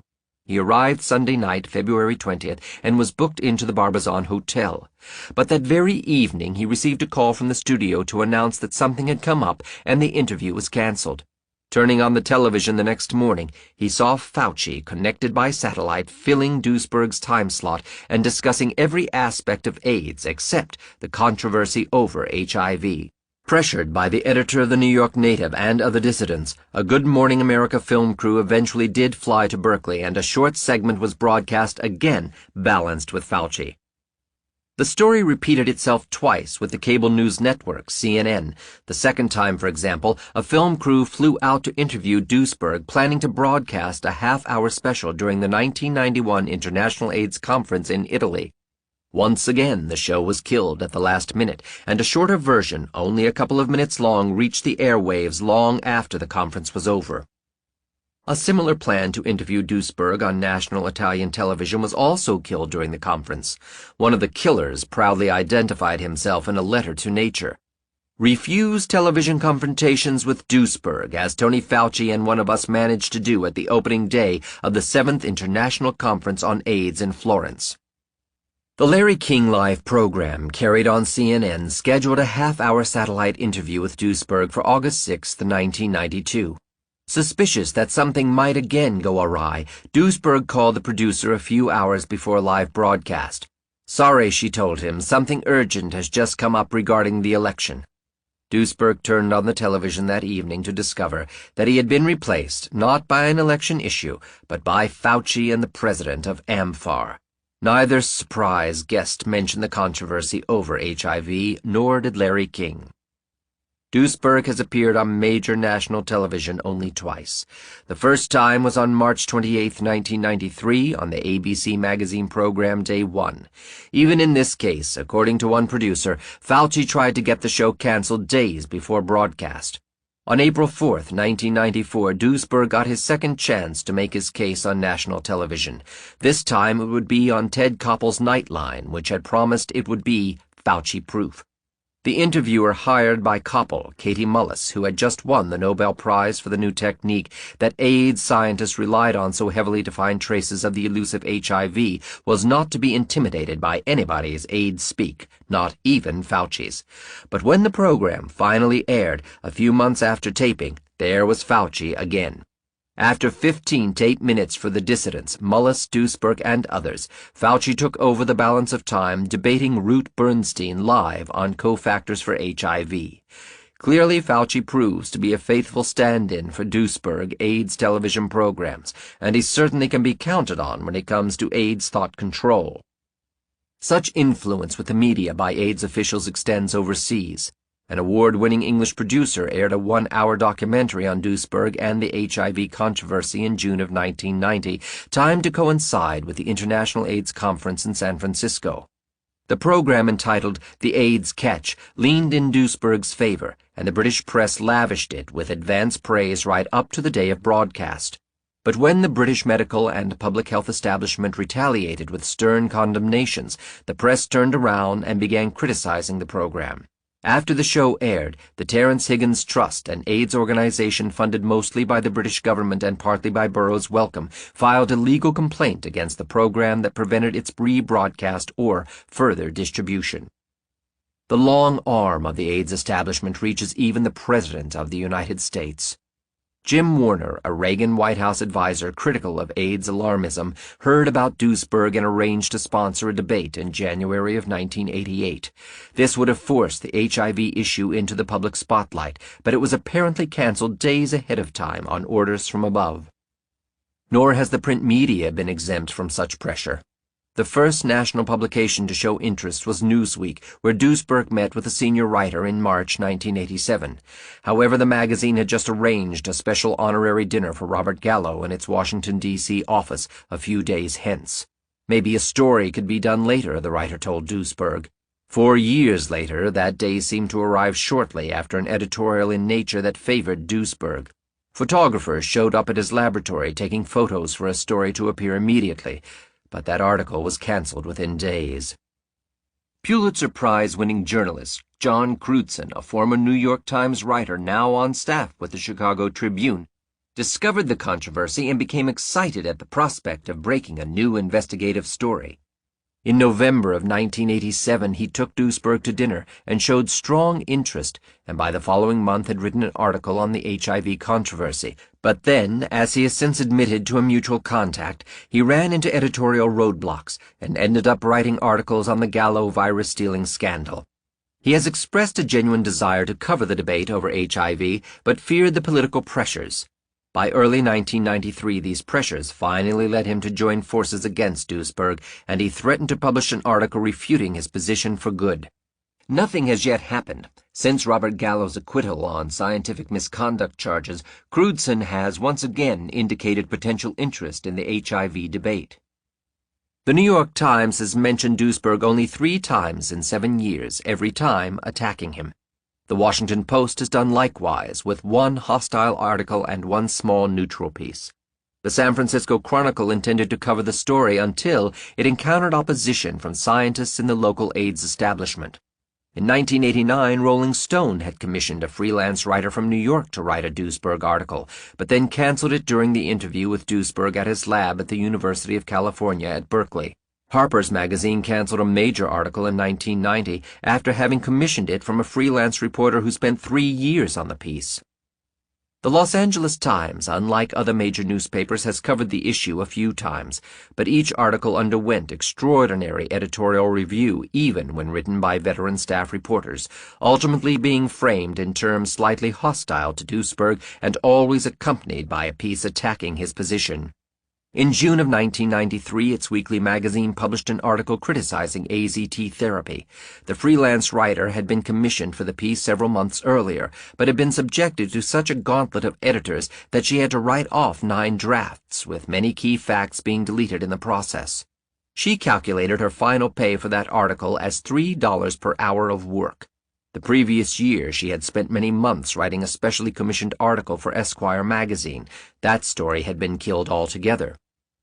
One chemist who wrote to Time magazine discovered that Time, too, was consciously refusing to cover the sensational HIV debate.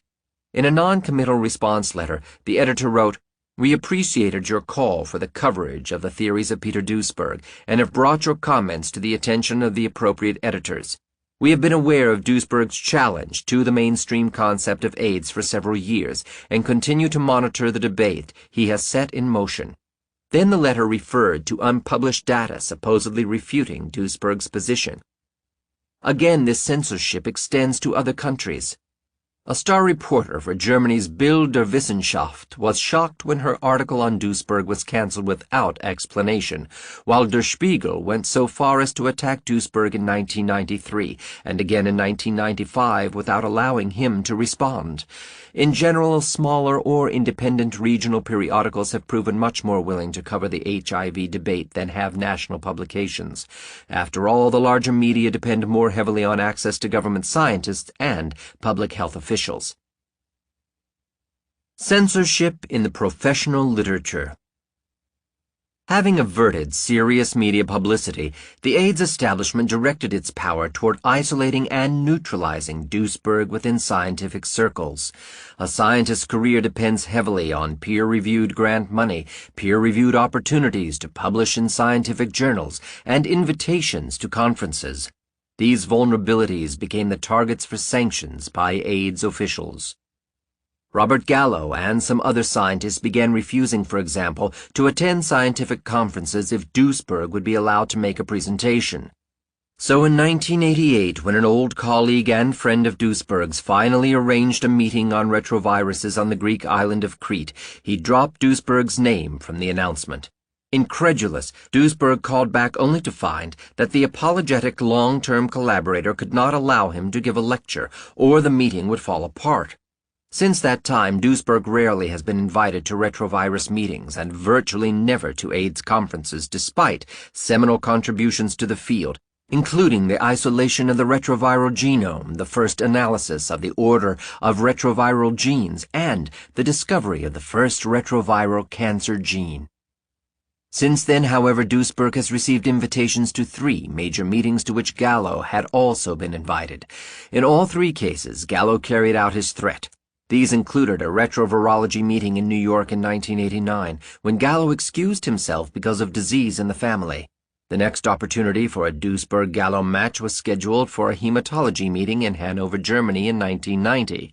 Gallo was already in Hanover for a lecture before the conference, but after a breakfast with the conference organizer and Duesberg at the beginning of the conference, Gallo suddenly disappeared, citing disease in the family for his premature departure.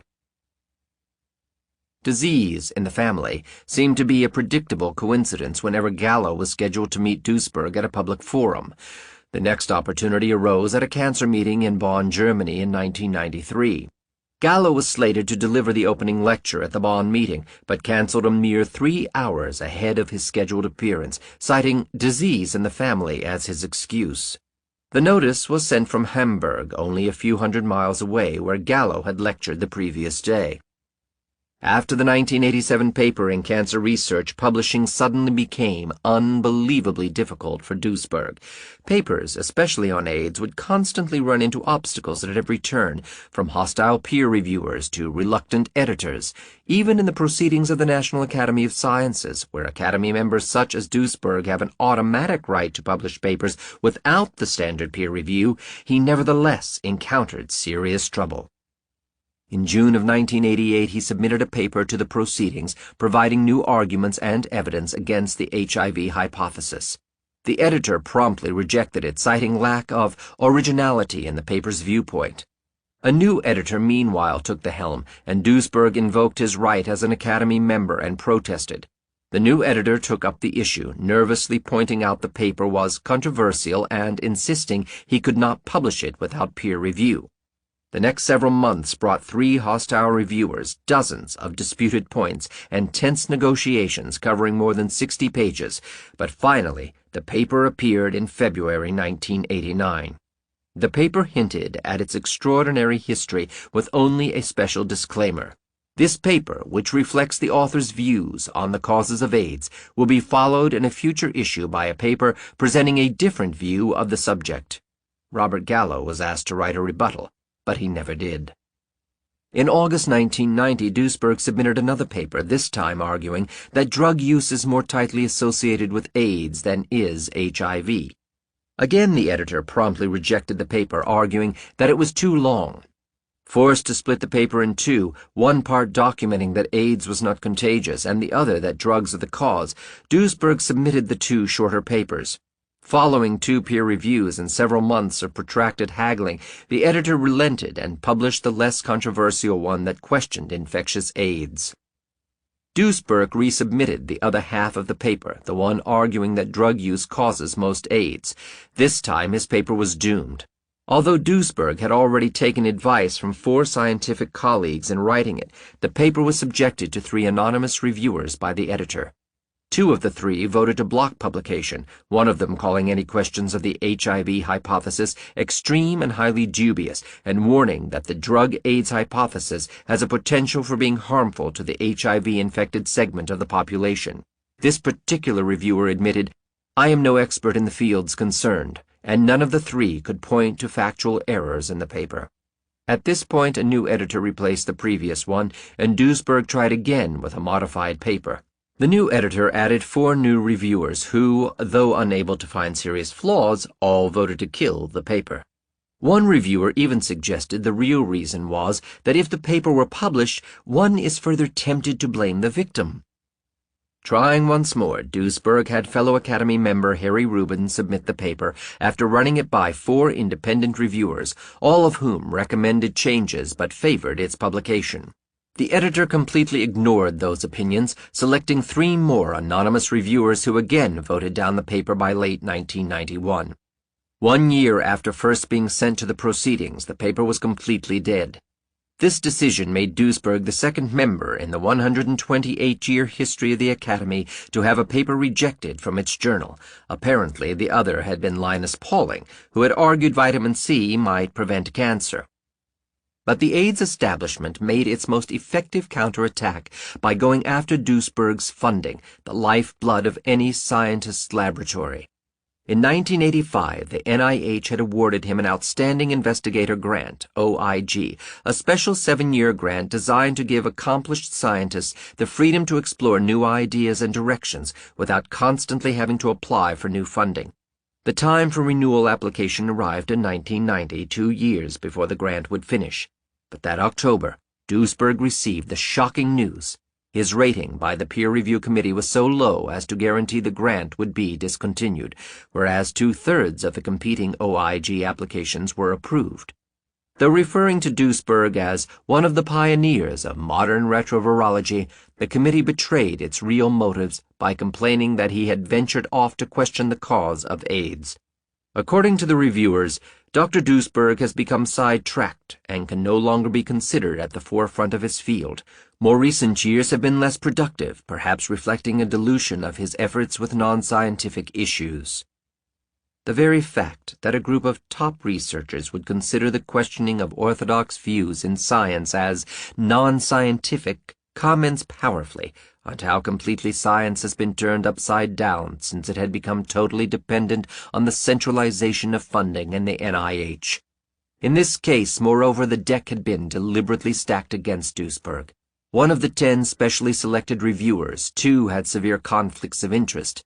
Dan Bolognese was a Burroughs Wellcome consultant who tested AZT for the company, and Flossie Wong-Stahl was a former researcher for Robert Gallo. Of the remaining members, Duesberg accidentally discovered that 3 had never reviewed the grant at all, and a 4th had only given his recommendation by phone, a favorable one. Thus it would appear that the NIH had rigged the outcome. Naturally, Duesberg protested vigorously but received only a brush-off. Throughout the next 2 years, he waged an unceasing battle to save his grant.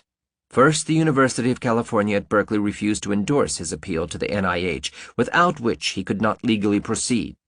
As with most universities, virtually the largest source of income was from research grants, especially from the NIH, and the university must have feared retaliation. Duesberg also could not get a straight response from the NIH. He then turned to his congressman, Ron Dellums, whose staff aide began writing inquiry letters. The Secretary of Health and Human Services, Louis Sullivan, responded dismissively, admitting familiarity with the Duesberg case but denying any irregularities in procedure. Further correspondence brought equally vague answers from Bernadine Healy, the director of NIH. This continued for many months, but after an article in a national academic newspaper embarrassing to the university, Duesberg won university endorsement and the NIH agreed to investigate. After stalling yet another 9 months, the NIH announced in early 1993 that the grant proposal would be reviewed from scratch. For a short while, the situation seemed to be improving.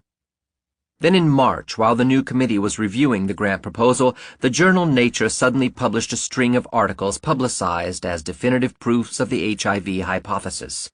Michael Asher and a team of epidemiologists funded on an NIH contract from Anthony Fauci wrote a commentary asserting that among a group of 1,000 San Francisco men, only those with HIV developed AIDS, regardless of drug abuse.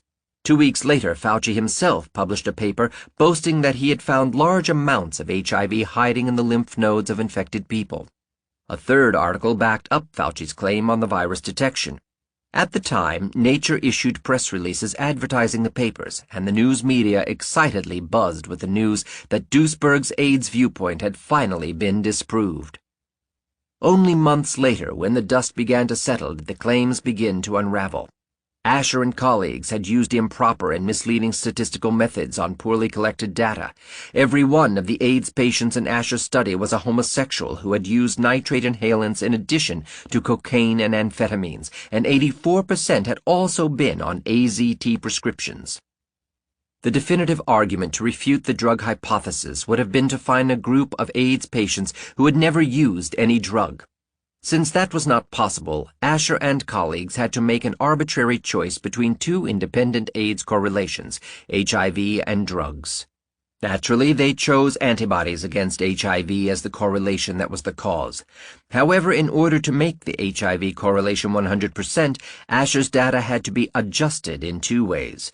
First, using the AIDS definition, 1 of 30 diseases plus antibodies against HIV to their advantage, Asher and colleagues left out 45 patients with AIDS-defining diseases but without HIV. This adjusted the HIV antibody-AIDS correlation to 100%. Second, Asher and colleagues drew a curve showing a group of drug-free HIV-positive patients labeled seropositive, no drug use, who did not even exist in their article.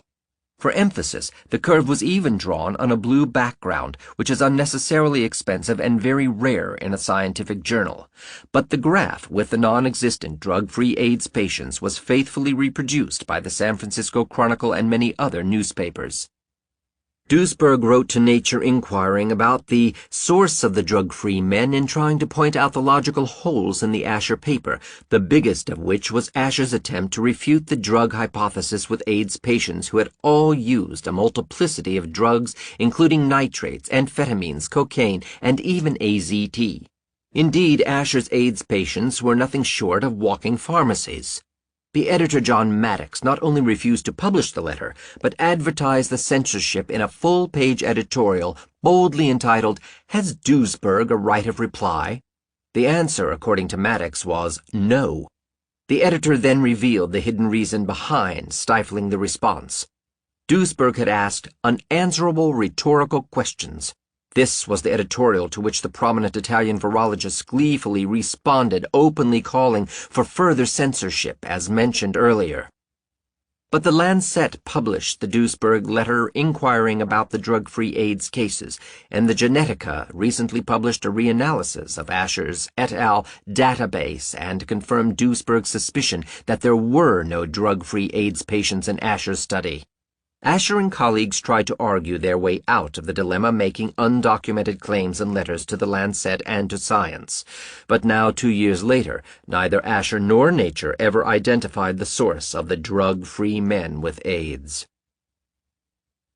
Fauci's own Nature paper, boasting large amounts of virus in AIDS patients, actually analyzed just 3 patients who showed only tiny amounts of dormant HIV genes, even in the lymph nodes, and no infectious virus at all.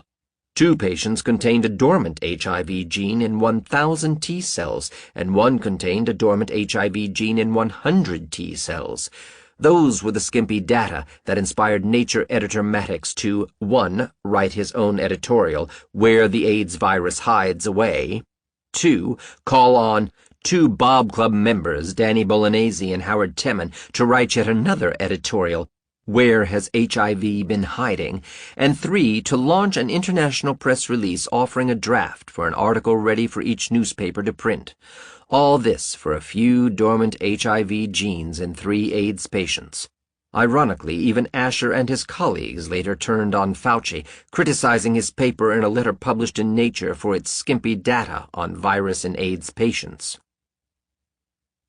The review committee again voted down Duesberg's grant proposal a few months later.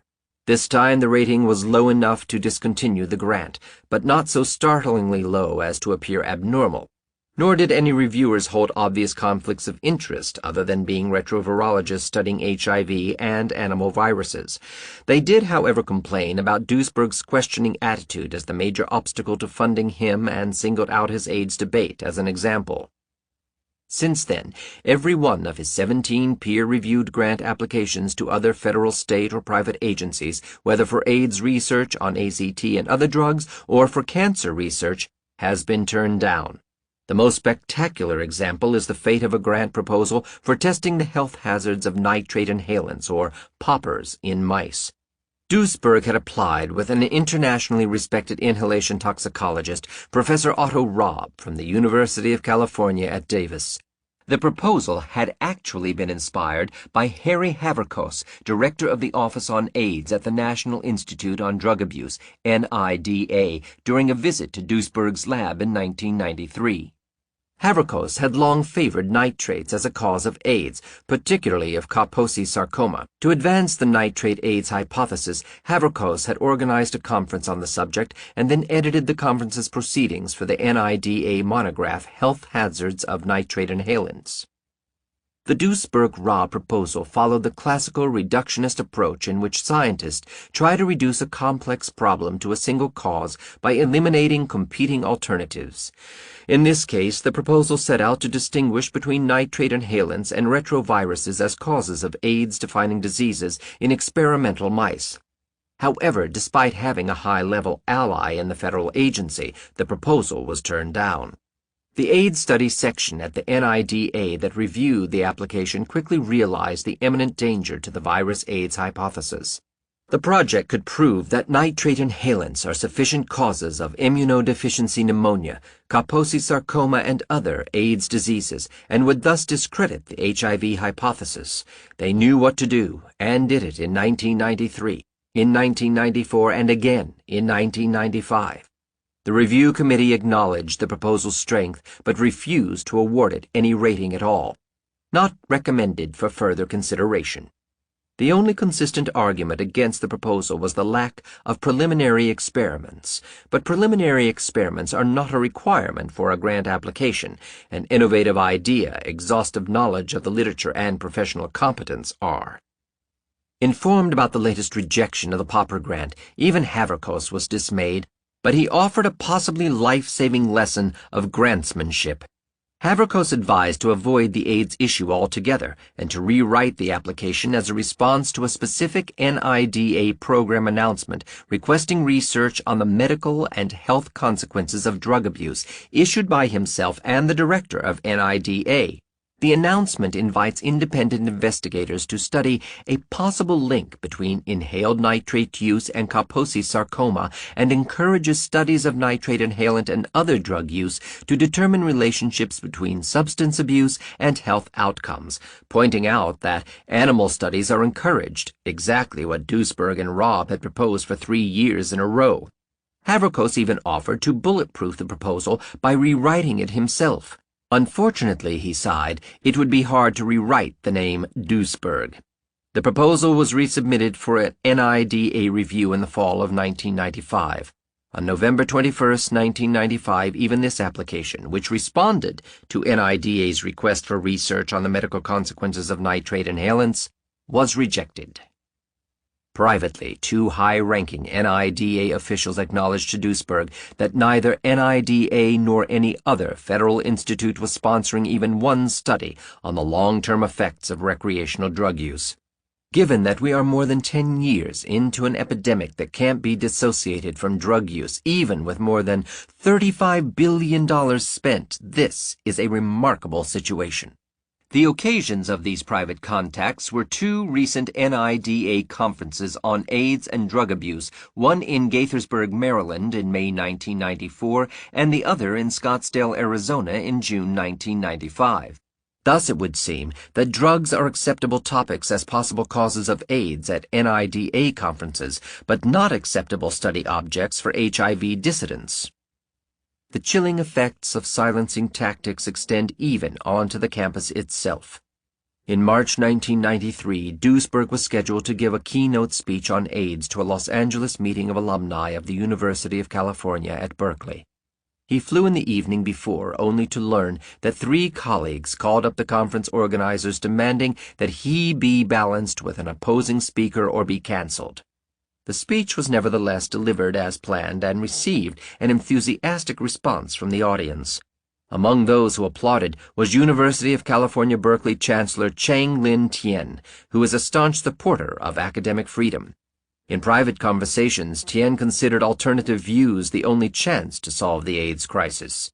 Duesberg eventually discovered that one of the 3 professors who protested his speech was a member of his own department in charge of advising graduate students. Several fellow professors maneuver against Duesberg in various ways. His promotions in pay are blocked, and his teaching assignments are restricted to difficult undergraduate laboratory courses rather than the coveted graduate lecture courses. While other faculty sit on committees governing teaching policies, courses, and curricula, speaking invitations, and hiring of faculty, Duesberg is placed in charge of the annual picnic committee. More important, graduate students are discouraged from entering Duesberg's lab during their decision-making first year, advice that can be psychologically intimidating to such inexperienced students. Under the condition of anonymity, several students have confessed to such pressures more than once.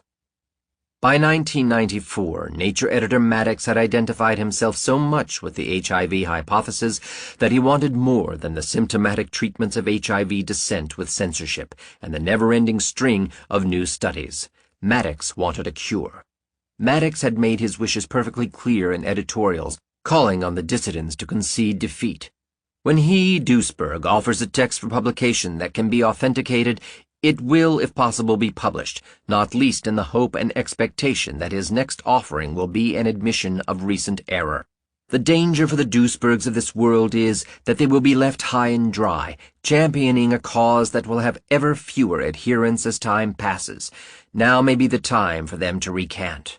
Those that have made the running in the long controversy over HIV and AIDS, Dr. Peter Duesberg of Berkeley, California in particular, have a heavy responsibility that can only be discharged by a public acknowledgement of error, honest or otherwise, and the sooner the better. Maddox's opportunity to defeat HIV descent for good offered itself in September 1994. At that time, Duesberg got a call from an old friend who was now a high-ranking geneticist at the NIH for an urgent personal meeting on a professional matter. An excited Duesberg asked what professional matter could be so private that it required a personal meeting. Was it about AIDS? About cancer? The voice at the other end of the phone said the subject was simply too hot to be discussed over the phone, but he could be in San Francisco in 24 hours.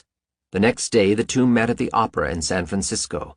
After some small talk about the old days, the topic quickly shifted to AIDS, and suddenly a paper was on the table at the Opera Cafe. HIV causes AIDS. Koch's postulates fulfilled.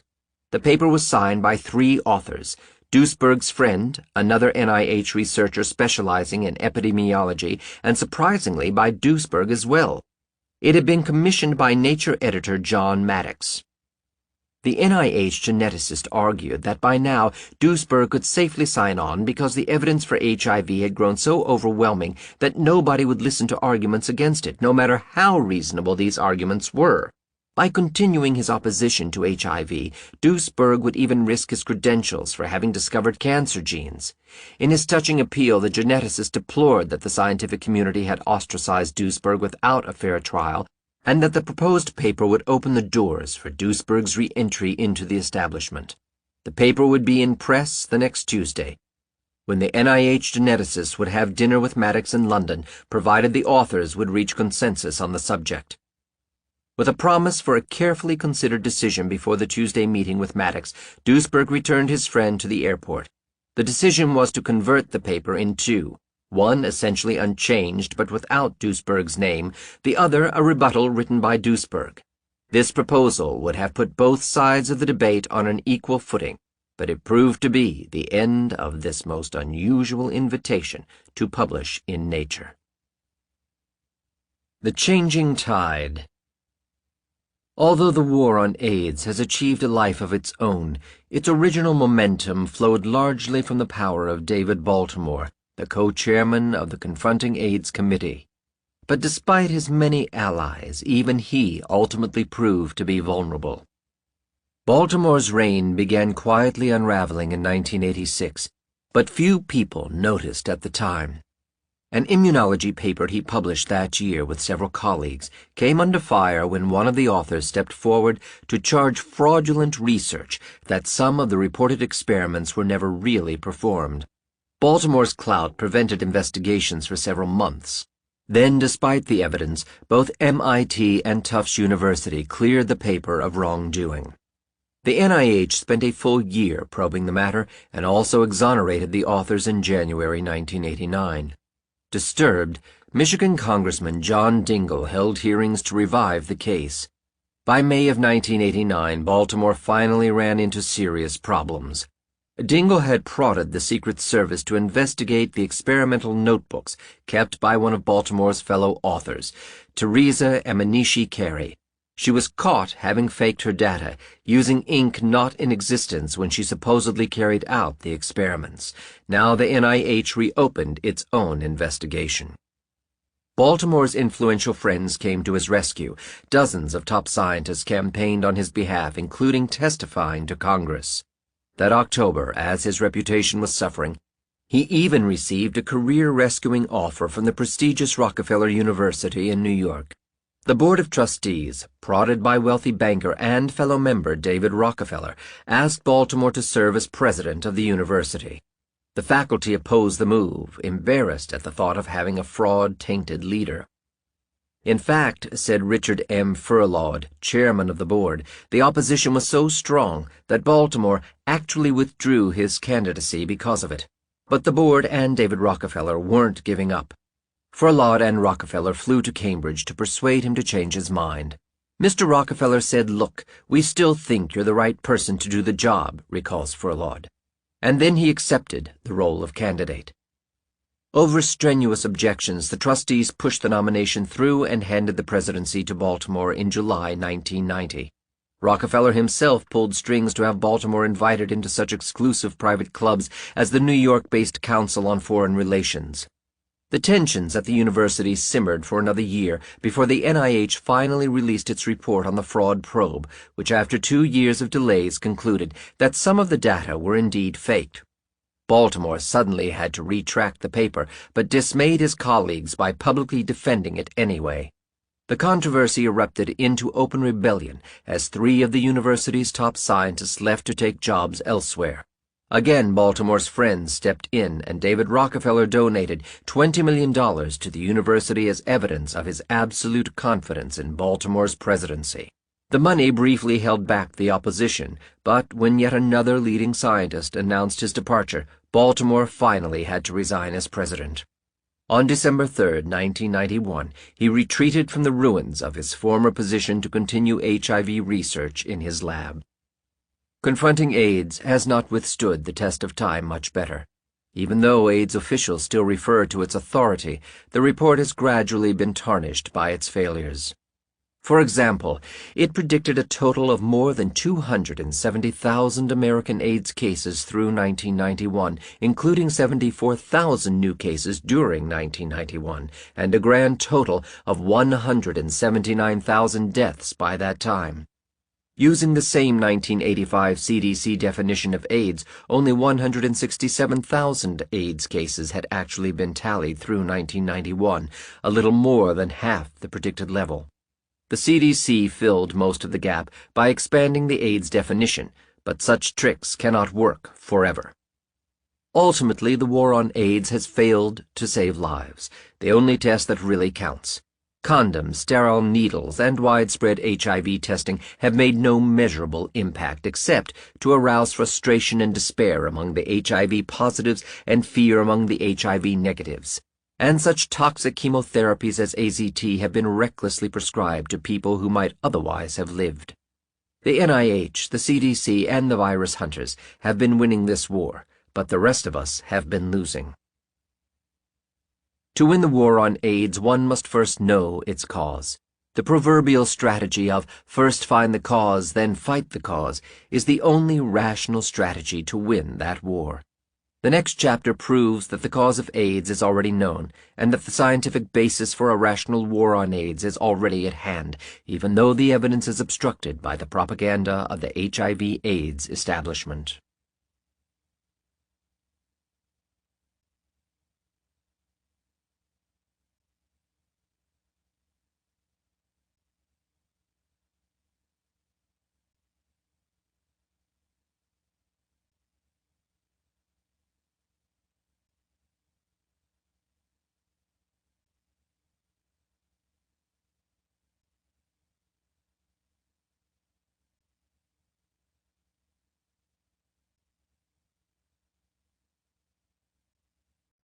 Chapter 11. Proving the Drug AIDS Hypothesis, the Solution to AIDS. Most Americans first heard about the psychedelic drugs in the 1960s, when drugs had become chic as symbols of nonconformism. Drugs united nonconformists of all denominations, including rock stars, Vietnam War protesters, sex gurus, and intellectuals. Now millions of Americans are daily users of cocaine, nitrate inhalants, amphetamines, heroin, LSD, marijuana, PCP, and other psychoactive drugs. Since the 1960s, every administration has paid more than its predecessor into the apparently unwinnable war on drugs. This war is fought to restrict America's newest vice by supply control and education. The costs of this war have escalated just as much as the epidemic it fights, to a current level of $13 billion a year. But hardly anybody knows that the highest price of the American drug epidemic is the tens of thousands of drug diseases and drug deaths that it generates each year. Indeed, the drug epidemic appears to have generated the first really new disease epidemic in the Western world since World War II. But epidemiologists and medical researchers are quick to explain that exact numbers are hard to come by because the drugs involved are all illegal and because drugs may not be toxic by themselves. As often in the history of science, the biggest obstacle in finding the truth is not the difficulty in obtaining data, but the bias of the investigators on what data to chase and how to interpret them. The wars on drugs and AIDS are perfect examples.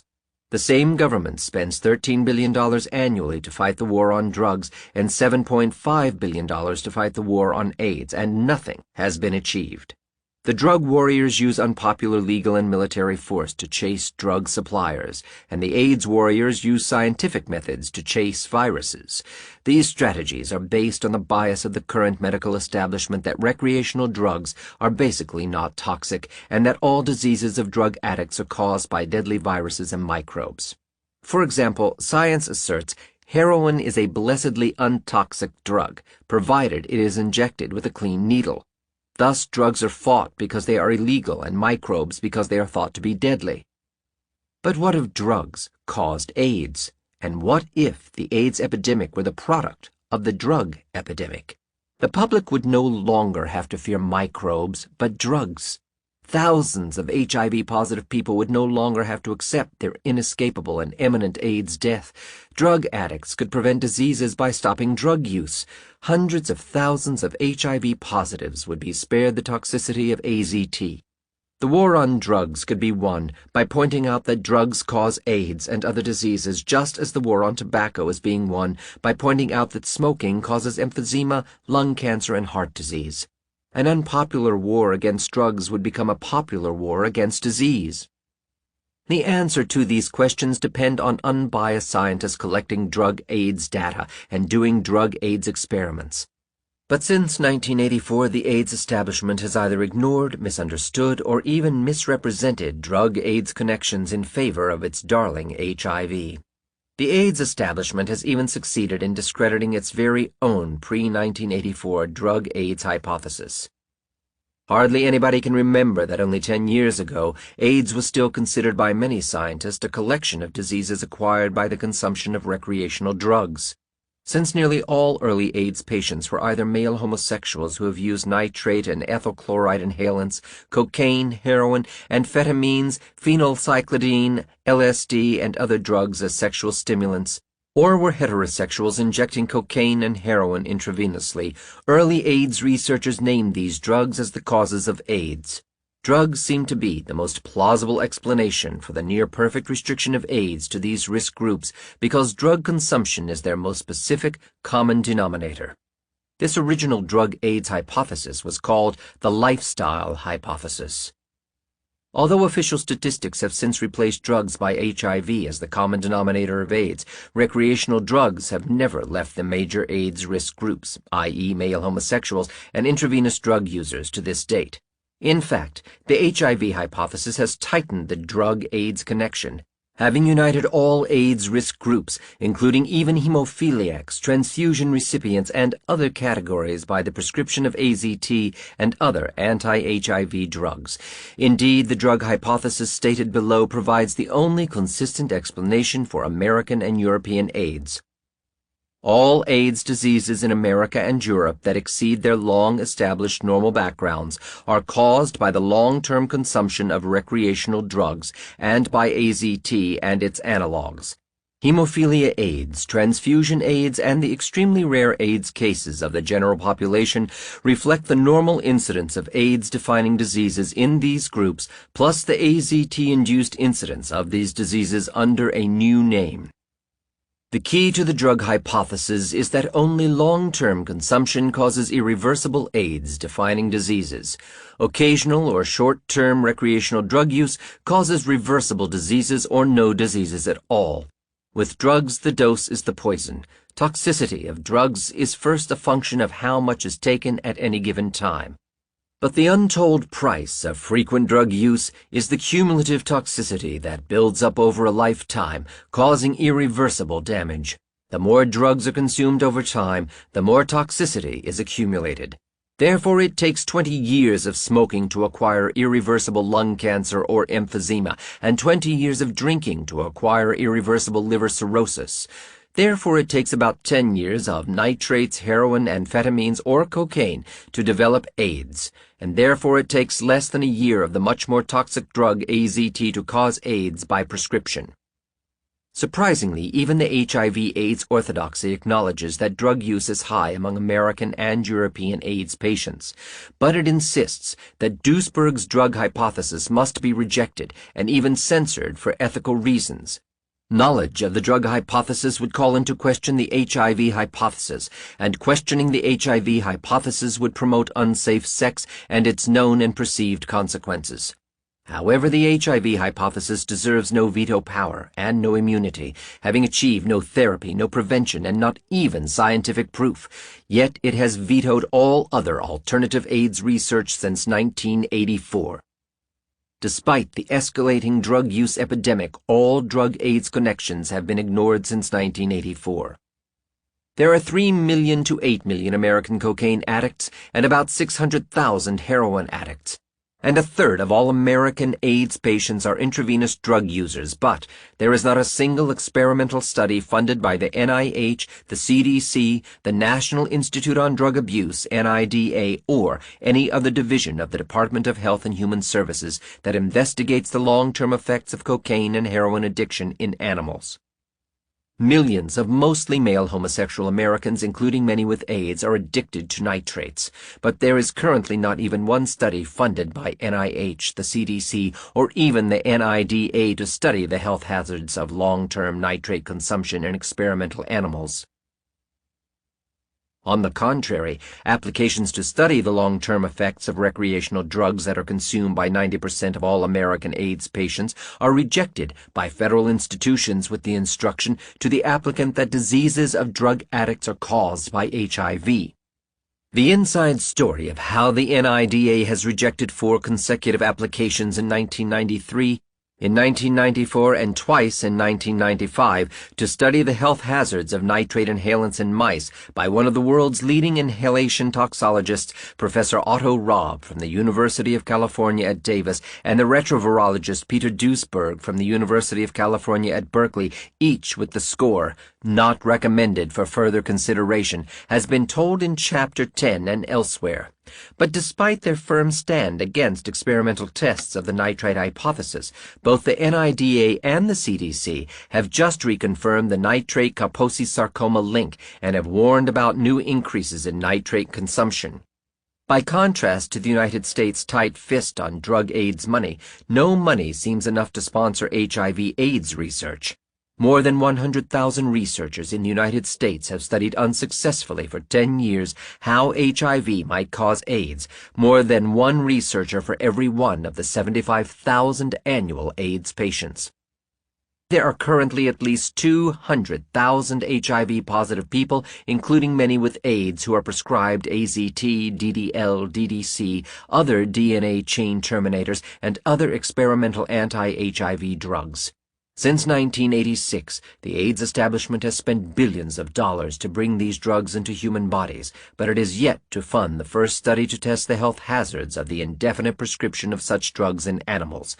No animal tests, just human experiments.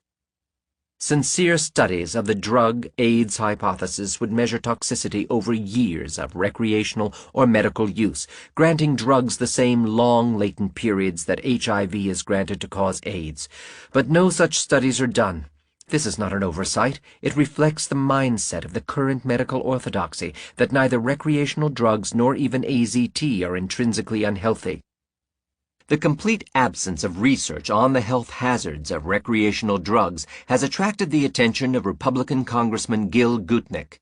On March 24, 1995, Gutnick sent a formal letter to the Secretary of Health and Human Services, Donna Shalala, inquiring why the United States does not fund any research on the health hazards of recreational drugs.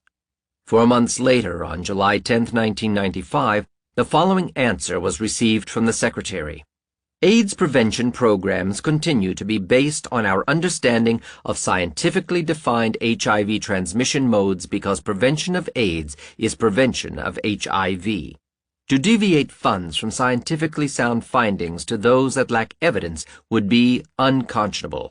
Thus, direct experimental tests of the drug hypothesis are currently not possible in the United States. Therefore, the drug hypothesis stands untried in the courts of experimental science. However, even a complete prohibition of experimental science by the current orthodoxy cannot suppress scientific truth forever. Proof of drug toxicity already exists in the scientific literature and is provided for open-minded observers on a daily basis in the form of AIDS diseases in drug users with and without HIV. Despite the current prohibitions on experimental verification, the drug-AIDS hypothesis can be verified by the standard tests of scientific hypotheses for their ability to identify plausible cause and, above all, to make valid predictions. The correct hypothesis of AIDS must 1. Explain why an agent is a plausible cause of one or all of the 30 fatal AIDS diseases, and 2. Predict all clinical and epidemiological aspects of AIDS. The drug hypothesis meets these criteria to the letter, but the HIV hypothesis does not. Drugs' plausible causes of AIDS. A plausible cause for immunodeficiency, weight loss, dementia, and muscle atrophy must account for the loss of billions of human blood cells, muscle cells, brain cells, and a plausible cause for Kaposi sarcoma must be a potent carcinogen. At the doses consumed, recreational drugs can easily provide plausible chemical explanations. A person inhaling 1 milliliter of amyl nitrates takes up about 6 times 102 nitrate molecules, that is, 6 times 107 nitrate molecules for every one of the 101 cells of the human body. Just a few of these molecules could kill a cell or cause a cancer if they reacted with specific sites of human DNA. A person prescribed 500 milligrams of AZT per day takes up about 21 AZT molecules, 106 per cell. And just one of these molecules is sufficient to kill a cell, the task AZT was originally designed to meet in chemotherapy. Similar numerical ratios of drugs per human cell apply to cocaine, heroin, and amphetamines used at recreational doses of 0.1 to 1 gram. At these concentrations, drugs significantly alter the metabolism of neurons and other body cells, the reason why these drugs cause the desired psychoactive effects. At slightly higher doses, termed overdoses, they are directly lethal, accounting for the thousands of hospital emergencies and drug deaths recorded annually in the United States. At recreational doses, cocaine, heroin, and amphetamines work as catalysts, accelerating and altering normal human functions beyond normal tolerances. They are also indirectly toxic via malnutrition, insomnia, lack of sanitation, and the many economic and social consequences that come with their high price and illegitimacy.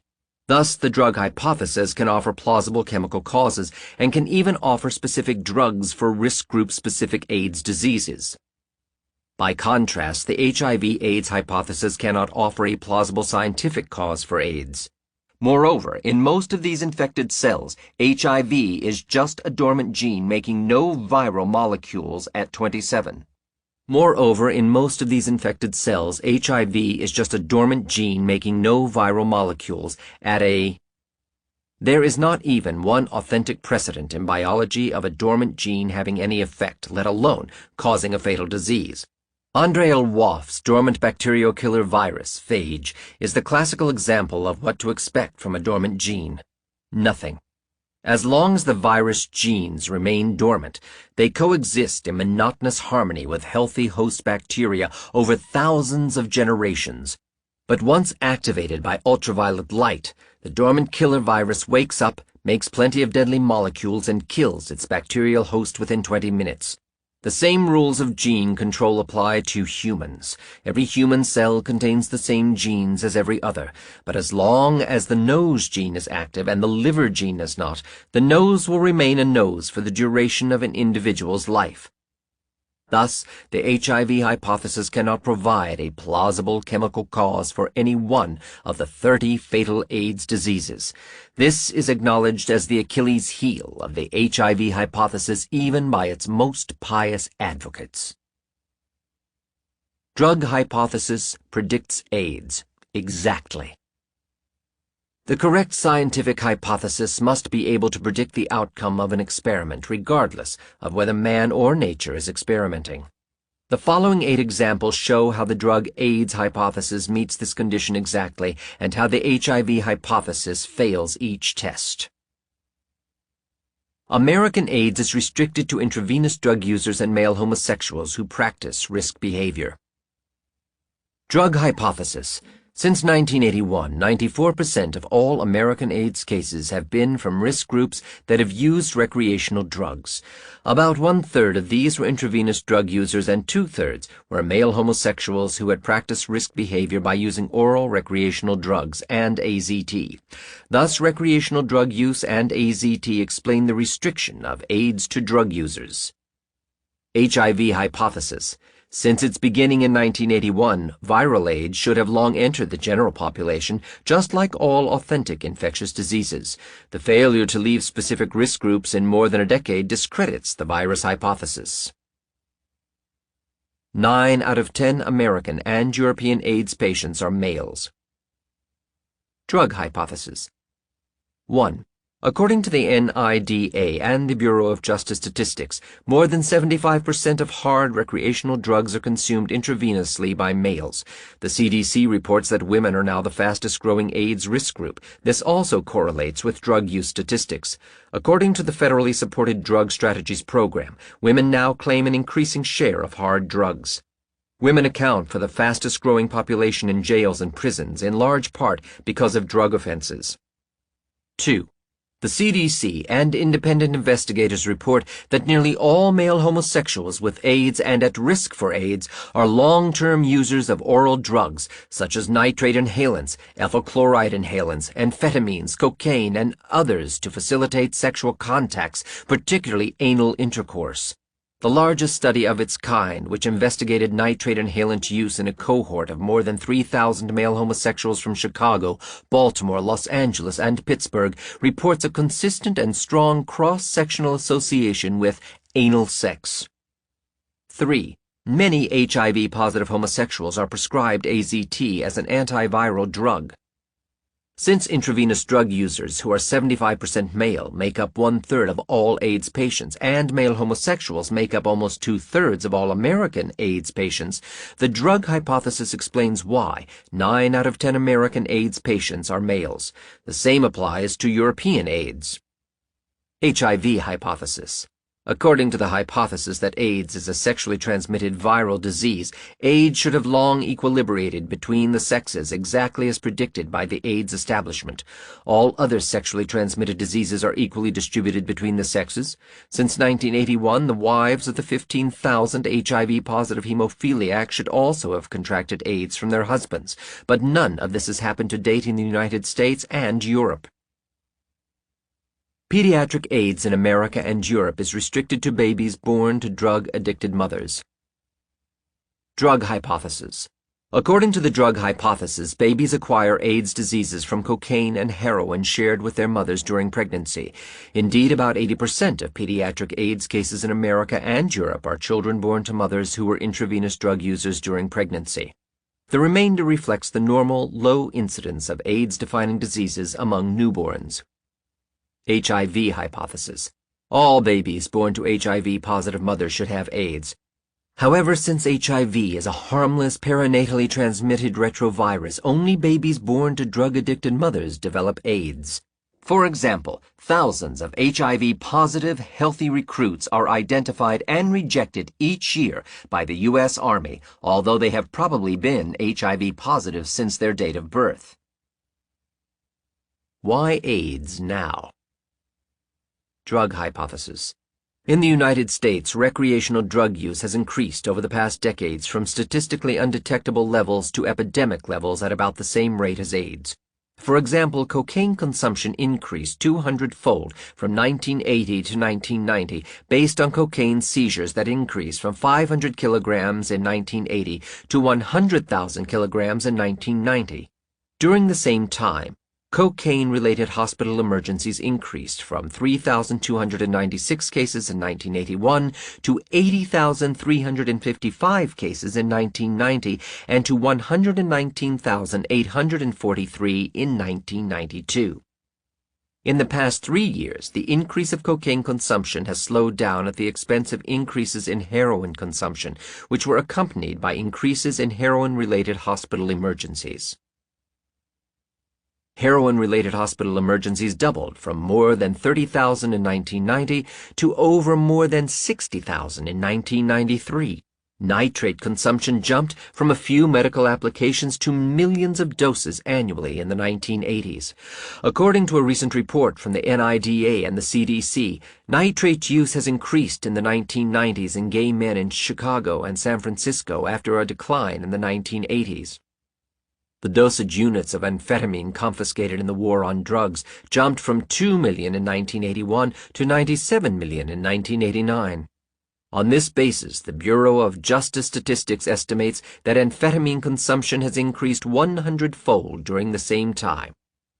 Drug offenders are now the largest and fastest-growing category in the federal prisons population, accounting for 61% of the total compared with 38% in 1986.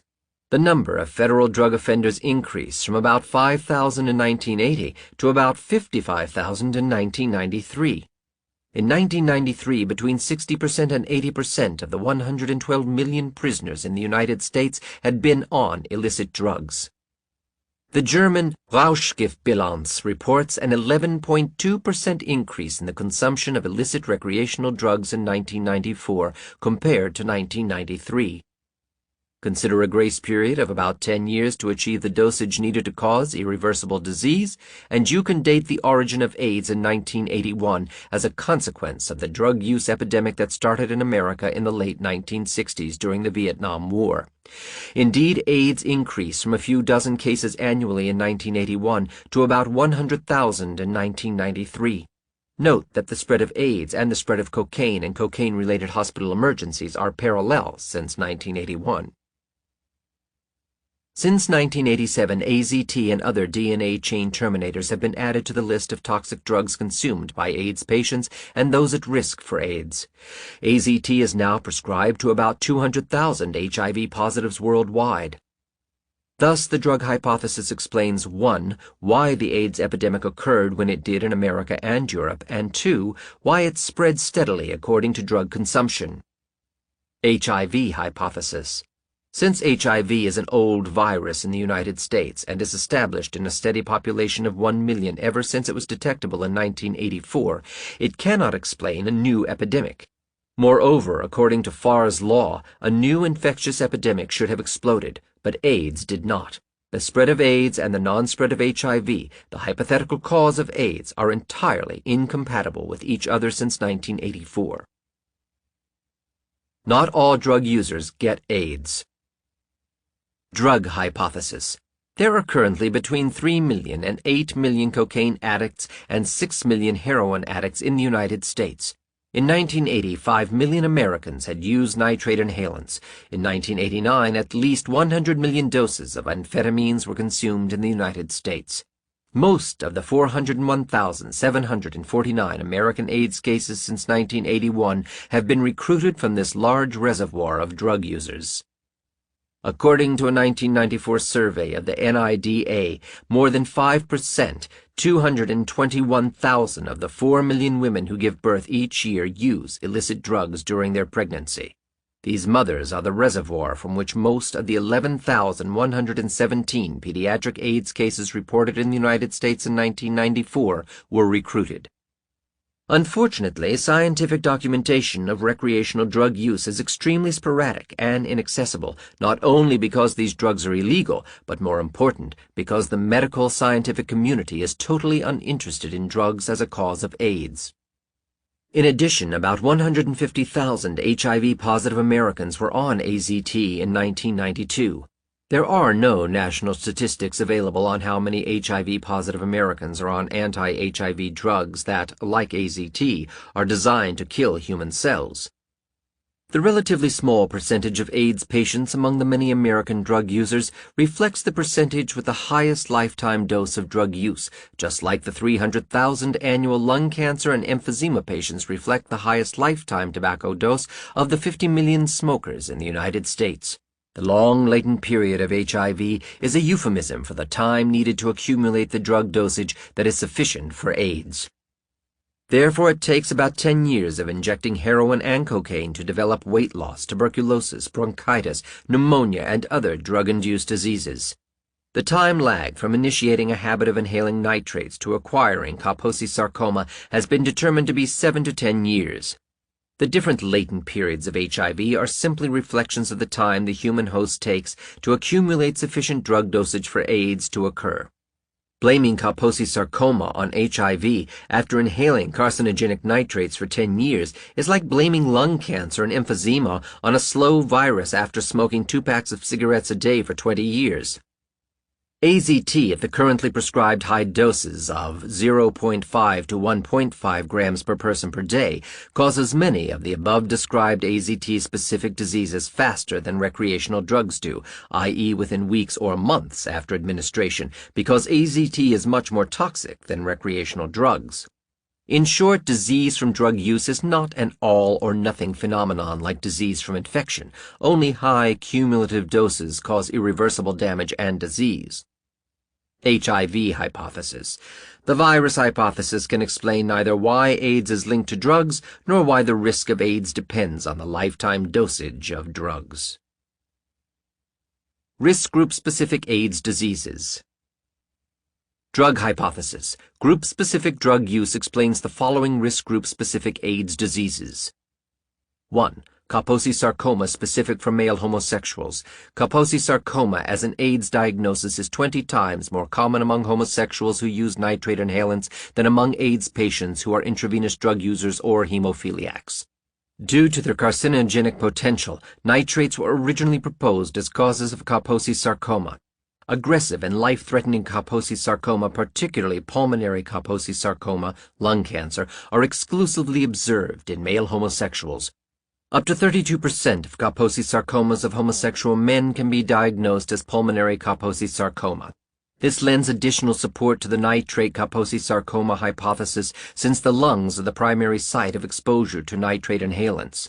Pulmonary Kaposi sarcoma has never been observed by Moritz Kaposi, nor was it observed by others prior to the AIDS epidemic. It appears that the nitrate-induced AIDS Kaposi sarcoma and the classic Kaposi sarcomas are entirely different cancers under the same name. The HIV-associated Kaposi sarcomas observed in male homosexuals are aggressive and life-threatening, fatal within 8 to 10 months after diagnosis, and often located in the lung.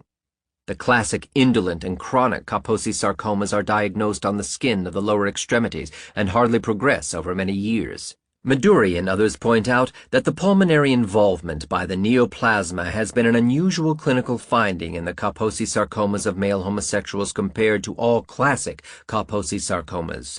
Nevertheless, the distinction between classic and AIDS Kaposi sarcoma is hardly ever emphasized. It may have escaped many observers due to the difficulty in pre-mortem diagnosis, as pulmonary Kaposi sarcoma was indistinguishable from opportunistic pneumonia. The immunotoxicity and cytotoxicity of nitrates also explains the proclivity of male homosexual nitrate users for pneumonia, which is the most common AIDS disease in the United States and Europe. Moreover, the immunotoxins and cytotoxins of cigarette smoke explain why, in 2 groups of otherwise matched HIV-positive male homosexuals, cigarette smokers develop pneumonia twice as often as non-smokers over a period of 9 months. 2. High mortality of intravenous drug users. Intravenous drug users suffer from long-term malnutrition and insomnia, which are primary causes of immunodeficiency worldwide. This explains the tuberculosis, pneumonia, and weight loss that are typical of these risk groups. Injection of unsterile drugs combined with immunodeficiency also cause septicemia and endocarditis, which are common in AIDS patients who are intravenous drug users. As a result, intravenous drug users have a high mortality.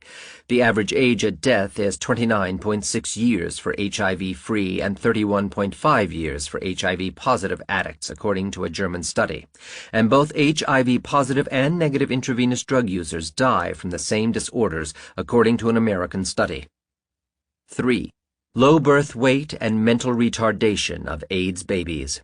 80% of American European babies with AIDS are born to mothers who were intravenous drug users during pregnancy. Their symptoms range from low birth weight and mental retardation to immunodeficiency through maternal drug use. The B-cell deficiencies and certain bacterial infections, which are both considered AIDS-defining only in children, are both consequences of the immunodeficiency acquired from the drugs their mothers used during pregnancy. 4. Anemia, wasting, and accelerated death of AZT recipients. Anemia, leukopenia, pancytopenia, diarrhea, weight loss, hair loss, impotence, hepatitis, and pneumocystis pneumonia are observed in recipients of AZT and other DNA chain terminators. These are predictable consequences of the cytotoxicity of these drugs. In addition, non-renewal of mitochondrial DNA causes muscle atrophy, hepatitis, and dementia, and carcinogenic activity causes cancers, such as lymphoma in AZT recipients. Owing to the carcinogenic activity of AZT, the lymphoma rate of AZT-treated AIDS patients is a staggering 9% per year or 50% in 3 years, according to the National Cancer Institute. Compared to untreated controls, AZT recipients develop AIDS 4.5 times more often and die 2.4 times more often or 25% more often, or live only 2 years instead of 3 years with AIDS. In short, specific drugs cause specific diseases. HIV hypothesis. The virus hypothesis is clueless. On genetic grounds, the same virus must cause the same disease or diseases in the same host. Just as a specific instrument makes a specific sound, a specific virus causes a specific disease in all risk groups. For example, hepatitis virus causes the same hepatitis, and wart virus causes the same warts in men, women, homosexuals, and heterosexuals. Non-correlation between HIV and AIDS. Drug hypothesis.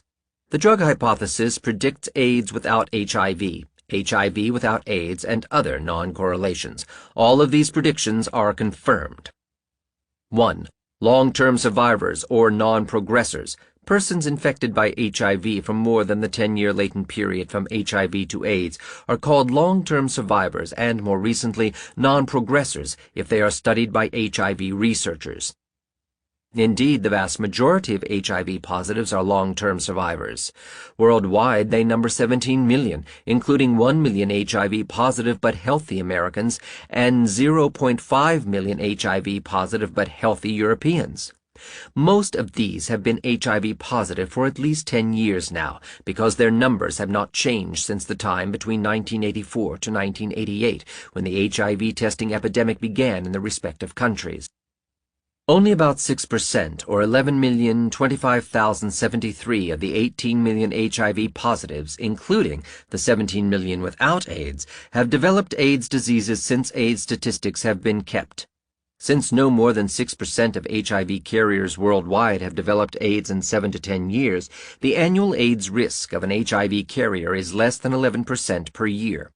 However, even this low figure is not corrected for the normal occurrence of the 30 AIDS-defining diseases in HIV-free controls. It may well reflect the normal incidence of these diseases in most people.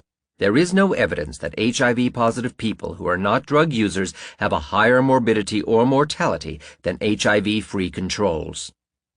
David Ho, director of the Aaron Diamond AIDS Research Center of New York, recently gave the key to long-term survival with HIV. None had received antiretroviral therapy. Likewise, Alvaro Munoz from the Johns Hopkins University in Baltimore reported that not one of the long-term survivors of the largest federally funded study of male homosexuals at risk for AIDS, the MAX study, had used AZT. And several survey studies document that, in addition to abstaining from antiviral drugs, long-term survivors are those who have given up or never taken recreational drugs. 2. Intravenous drug users and male homosexuals lose their T cells prior to HIV infections. Prospective studies of male homosexuals using psychoactive and sexual stimulants have demonstrated that their T cells may decline prior to infection with HIV. For example, the T cells of 37 homosexual men from San Francisco declined steadily prior to HIV infection for 1.5 years, from more than 1,200 to below 200 per microliter. In fact, some had fewer than 500 T cells, 1.5 years before seroconversion. Although recreational drug use was not mentioned in these articles, other studies of the same cohort, technical term for group of homosexual men from San Francisco, described extensive use of recreational drugs, including nitrates. Likewise, 33 HIV-free male homosexuals from Vancouver, Canada had acquired immunodeficiency prior to HIV infection. Again, this study did not mention drug use, but in other articles the authors reported that all men of this cohort had used nitrates, cocaine, and amphetamines. About 450, 16% of 2,795 homosexual American men of the MACS cohort from Chicago, Baltimore, Pittsburgh, and Los Angeles had acquired immunodeficiency, having fewer than 200 T cells per microliter without ever acquiring HIV. Many HIV-positive and negative men of this cohort had essentially the same degree of lymphadenopathy. Although seropositive men had a significantly higher mean number of involved lymph node groups than seronegative men, 5.7 compared to 4.5 nodes, p less than 0.005, the numerical difference in the means is not striking. According to previous studies on this cohort, 71% of these men had used nitrate inhalants. In addition to other drugs, 83% had used one drug and 60% had used two or more drugs during sex in the previous 6 months. Another study of the same cohort observed that the risk of developing AIDS correlated with the frequency of receptive anal intercourse prior to and after HIV infection, and receptive anal intercourse correlates directly with the use of nitrate vasodilators. Thus, in male homosexuals at risk for AIDS, AIDS often precedes infection by HIV, not vice versa. Since the cause must precede the consequence, drug use remains the only choice to explain acquired immunodeficiencies prior to HIV. If male homosexuality were to cause immunodeficiency, about 10% of the adult American male population, the estimated percentage of homosexuals, should have AIDS.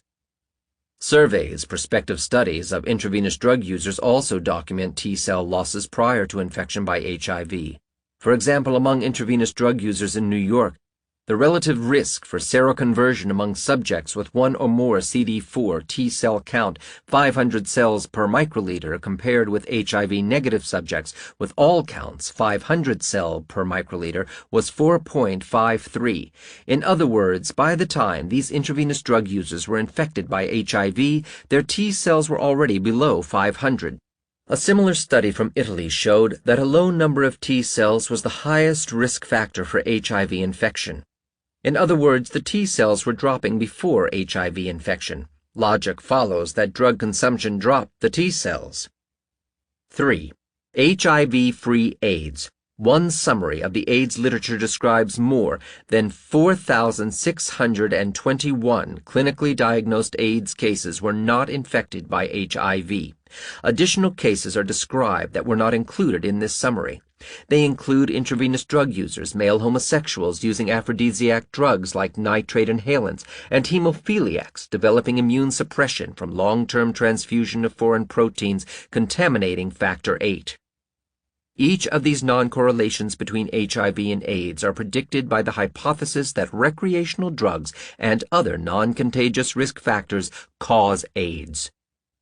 HIV hypothesis.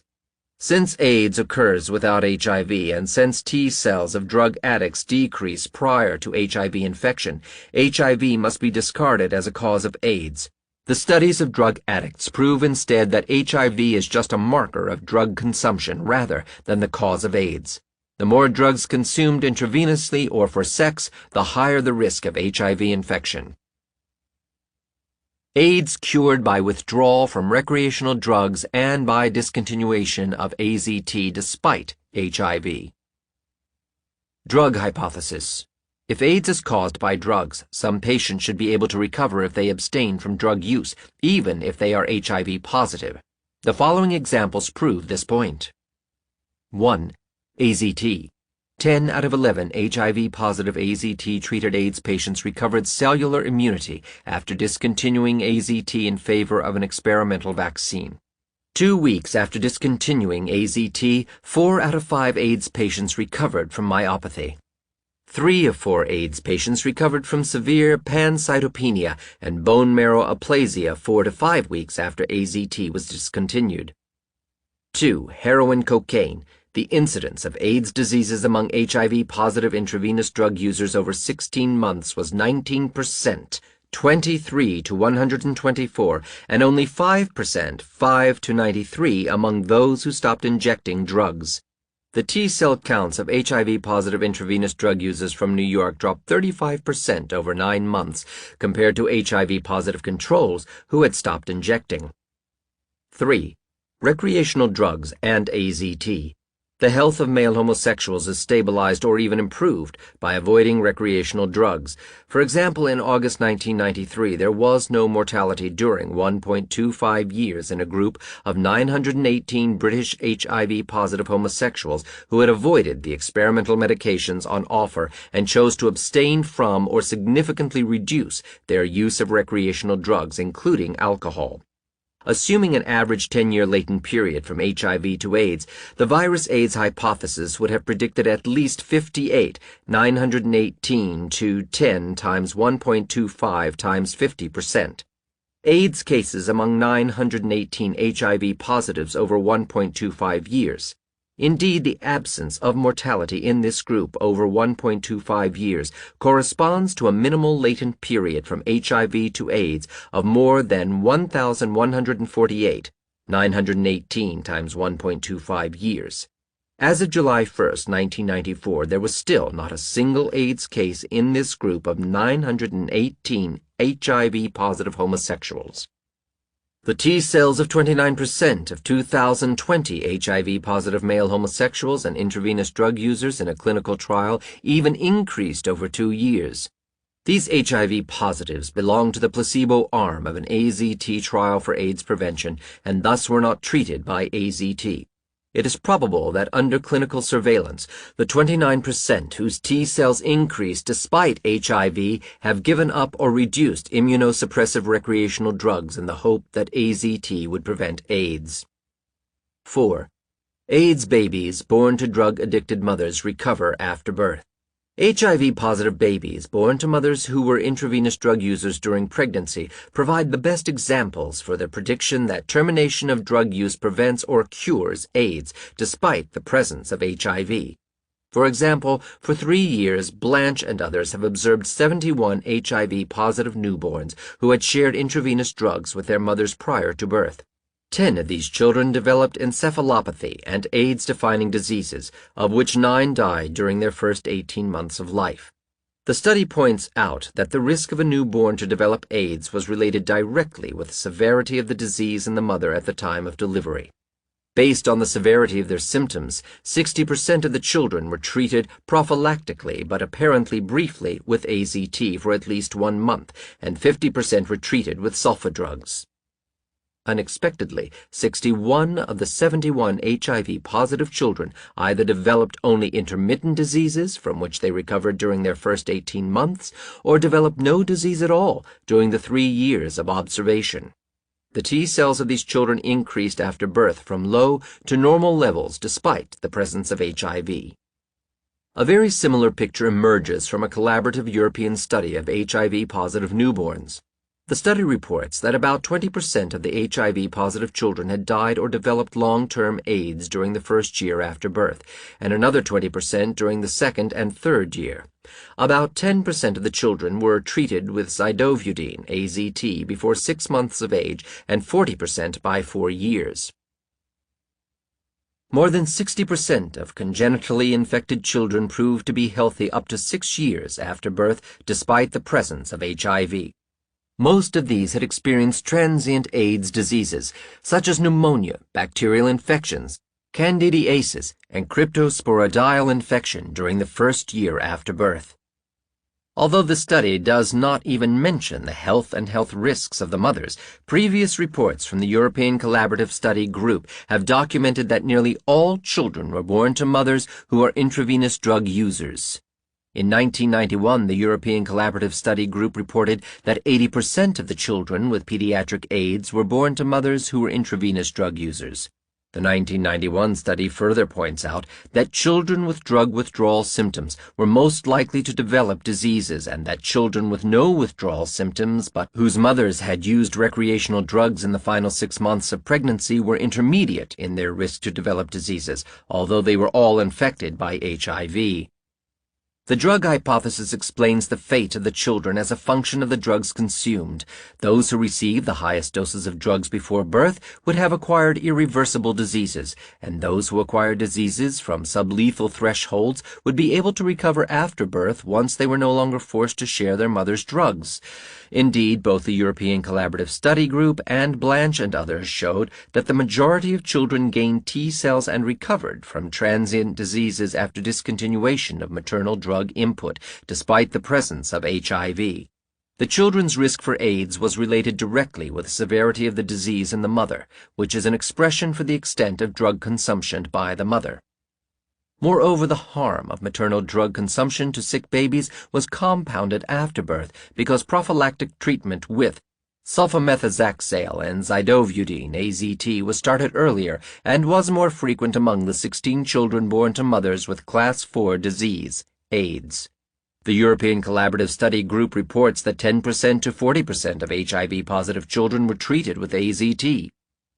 Although recent American epidemiological studies also avoid revealing the poor correlations between HIV infection and AIDS, the correlation between HIV and pediatric AIDS in the United States appears to be similar to Europe.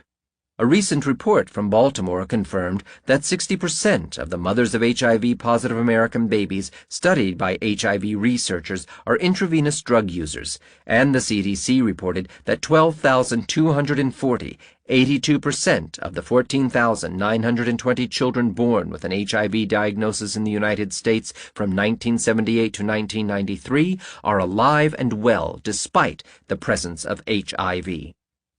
It follows that decontinuation of recreational and antiretroviral drug use stabilizes and even cures AIDS in HIV positives.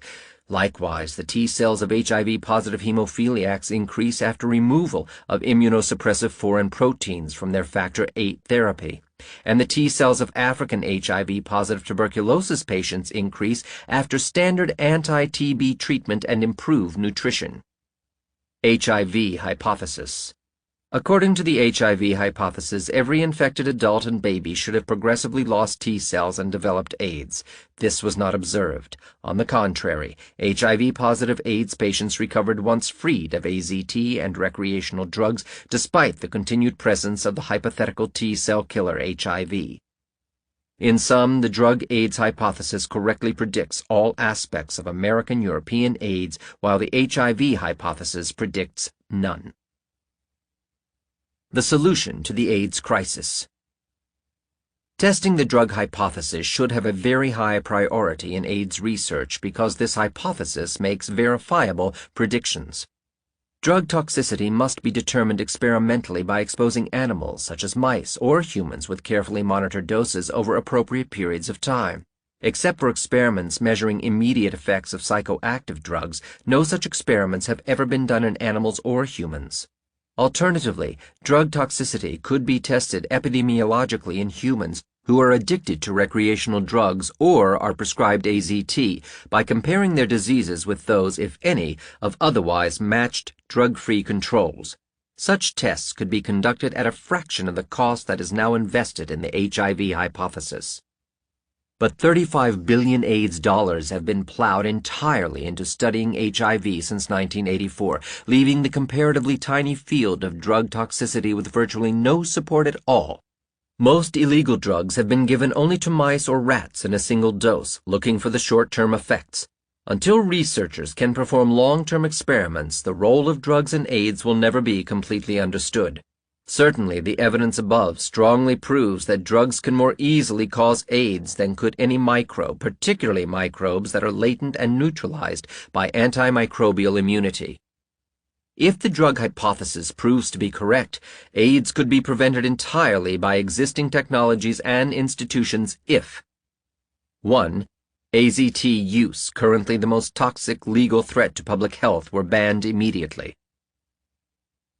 2. Illicit recreational drugs were reduced or prevented by education that drugs cause AIDS. 3.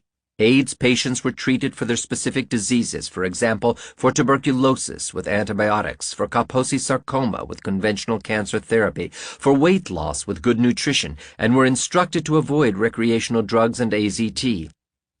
In addition to saving about 75,000 lives per year from AIDS in the United States alone, the drug hypothesis could save American taxpayers up to $20 billion annually.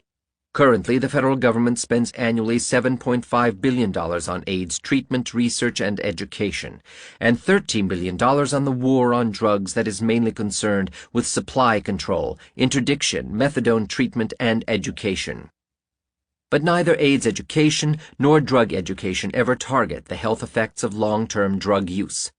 However, if programs for AIDS prevention and drug education were based on the health consequences of long-term drug use, AIDS prevention would be as successful as the federal anti-smoking program. As a result of education that smoking causes lung cancer, emphysema, and heart disease, smoking has dropped in the United States from 42% of the adult population in 1965 to 25% in 1995. The solution to AIDS could be as close as a very testable and very affordable alternative hypothesis. The next chapter describes imminent signs of change showing that the truth is finally emerging and outlines a solution for restoring science to its legitimate roots.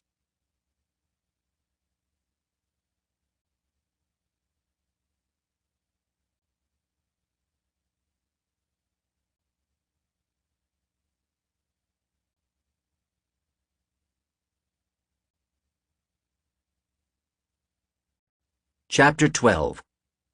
The AIDS debate breaks the wall of silence. On June 7, 1993, more than 15,000 HIV researchers from around the world arrived in Berlin for the 9th International AIDS Conference, a 4-day meeting at which the latest experimental results would be presented. Such a staggering number of scientists naturally brought with them a comparable volume of data, filling 800 lectures and 4,500 poster displays. The one-paragraph summaries of new papers alone filled 2 guides the size of telephone directories. No researcher at the conference could possibly review more than a small fraction of the data, a situation described by one reporter as information overload. Despite being overwhelmed and accomplishing little of substance, the AIDS officials used such meetings as public relations victories. During the previous 8 years, the annual conferences had proven to be gala events, generating week-long sensational media stories on the frightful AIDS epidemic and the heroic efforts of scientists to stop it. This time, however, things had changed. An atmosphere of pessimism hung over the Berlin conference, the participants widely acknowledging their confusion and the failures of the war on AIDS. After more than a decade of struggling and frustration as the epidemic gallops on, wrote one correspondent, researchers are being forced to re-examine assumptions they once held without question. HIV clearly could not be killing T cells directly, leaving open the question of just how it could cause AIDS. T-cell counts, once thought to represent the ultimate measure of the immune system, no longer seemed to diagnose an AIDS patient's condition accurately. AZT treatment was being discredited by preliminary results from the Concord study on nearly 2,000 patients, showing that the drug did not prolong life. And when veteran polio virologist Jonas Salk presented the results of his new HIV vaccine, the audience concluded it would not work after all. Some listeners even called New York directly on their cellular phones to dump their stock invested in Salk's biotechnology venture. Every belief and expectation based on the HIV hypothesis was proving false in the face of new evidence. Try as they might, AIDS officials could not prevent the general impression that 12 years of research was falling to pieces. Although no one in the AIDS establishment questioned the HIV hypothesis itself, clearly the confidence of many scientists was weakening. Science magazine had anticipated the negative mood the previous week with a special issue entitled AIDS, the Unanswered Questions, of which more than 40 pages were devoted to the cover story. The Berlin conference also marked the first attendance by dissenters against the HIV hypothesis, who were surprised to find serious interest from many conference participants. The mood even affected Robert Gallo, who became touchy with reporters when asked about his conviction on scientific misconduct charges. The conference, in fact, symbolized the changing tide in the AIDS debate. The next International AIDS Conference was held in Yokohama, Japan in 1994. Again, more than 10,000 AIDS jet-setters met, and again, nothing was offered to prevent or cure AIDS. An AIDS vaccine, initially promised by Gallo 10 years earlier for 1986, was now scheduled for the next century. One more annual AIDS statistic had doubled in America after the CDC had once again increased its catalog of AIDS diseases, now to about 30. Public health officials could still not demonstrate that they had saved any lives by controlling the blood supply, nor through their programs for promoting and distributing condoms and sterile injection needles. Worst of all, none of the virus-based predictions had been borne out. AIDS has not exploded into the heterosexual population, as do all other sexually transmitted diseases, nor can doctors predict the course of illness in any given patient. And in contrast to the official prediction that HIV would kill virtually all infected people, 17 million HIV positives, including more than 1 million Americans, have remained AIDS-free for nearly a decade. AIDS officials can neither control nor predict the epidemic, leaving AZT therapy as their only consistent answer. The development of an effective treatment for AIDS has been equally disappointing. The final report of the Concord study shattered the hope that antiviral DNA chain terminators such as AZT might at least prevent AIDS. The chilling news was that instead of preventing AIDS, the drugs helped to bring it on. The mortality of AZT recipients was 25% higher than that of those in untreated control groups. This drug, originally developed for cancer chemotherapy, efficiently destroys the immune system and causes symptoms largely indistinguishable from AIDS itself. Even Burroughs Wellcome, the manufacturer of AZT, makes that same assessment, but expresses it in different words. It was often difficult to distinguish adverse events possibly associated with zidovudine, AZT, administration from underlying signs of HIV disease. One can only guess what William Paul, the new American AIDS czar, was really thinking when he gave his famous Back to the Basics speech to the researchers gathered at the 10th Annual AIDS Conference in Yokohama. Paul the scientist called on AIDS researchers to re-examine all of the many assumptions of the HIV-AIDS hypothesis. But Paul the politician failed to name the most important one, the central assumption that HIV causes AIDS. Paul even warned against unreflective allegiance to the status quo and criticized the funding monopoly of government-sponsored AIDS research. Research administrators need to remember that breakthroughs would come from insights that cannot be planned. Command science is no more likely to succeed than command economics. The HIV researchers in Yokohama must have sensed that HIV science was not going anywhere soon. They had grown so pessimistic about their ability to achieve any significant progress in the near future that they voted to hold international AIDS conferences in the future only every other year.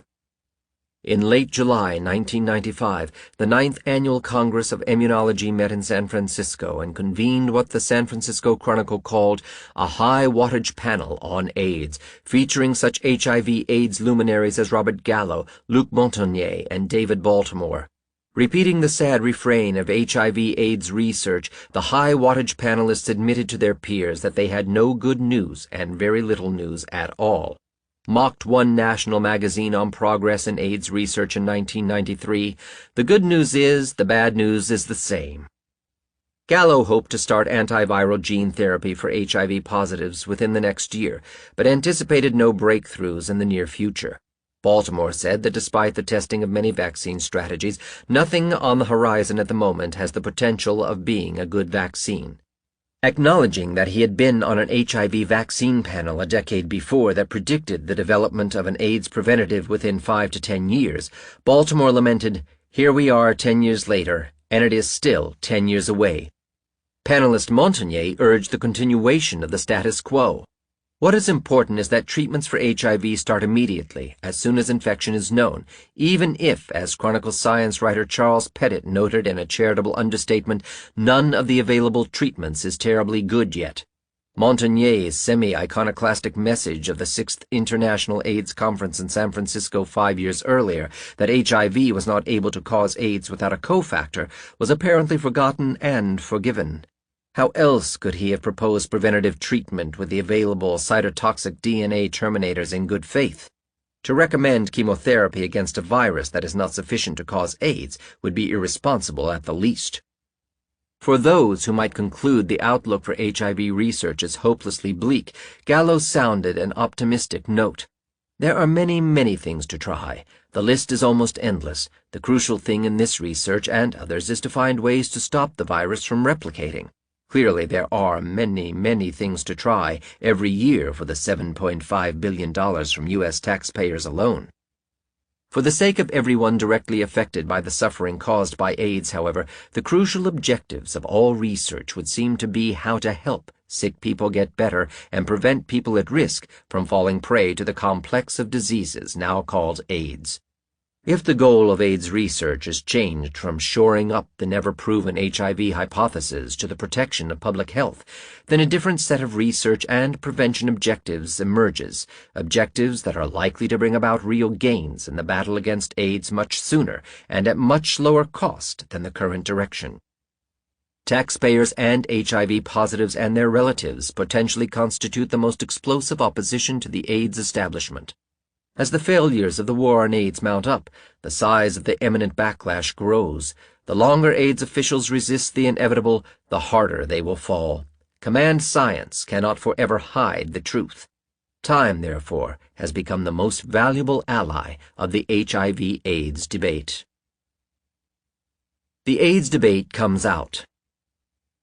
The Group for the Scientific Reappraisal of the HIV-AIDS Hypothesis has grown from its original 24 members in 1991 to more than 400 professionals today, including more than 200 scientists and medical doctors. The group's newsletter, Reappraising AIDS, now reaches more than 1,500 people. Not only do the growing ranks of dissenting scientists serve as a barometer of frustration among researchers and physicians, but these hundreds of skeptics are also beginning to make themselves heard. They are writing books, scientific papers, and popular articles, while giving public lectures and interviews with the media. Several scientific journals have invited and published dissident papers, including the German AIDS Forschung, the French journals Research in Immunology from the Pasteur Institute and Biomedicine and Pharmacology, the British-based Pharmacology and Therapeutics, and the American-based Perspectives in Biology and Medicine and Biotechnology.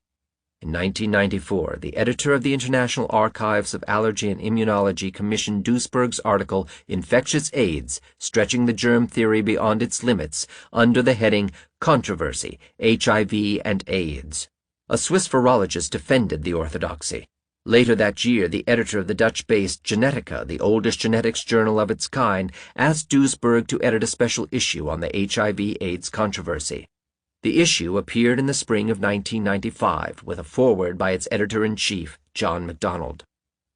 Challenges to the mainstream view that AIDS is caused by HIV have been receiving increasing attention in recent months, especially in the popular press. Part of the reason for this attention is no doubt grounded in widespread frustration resulting from the fact that after more than a decade of intensive research, there is still no cure for this deadly syndrome.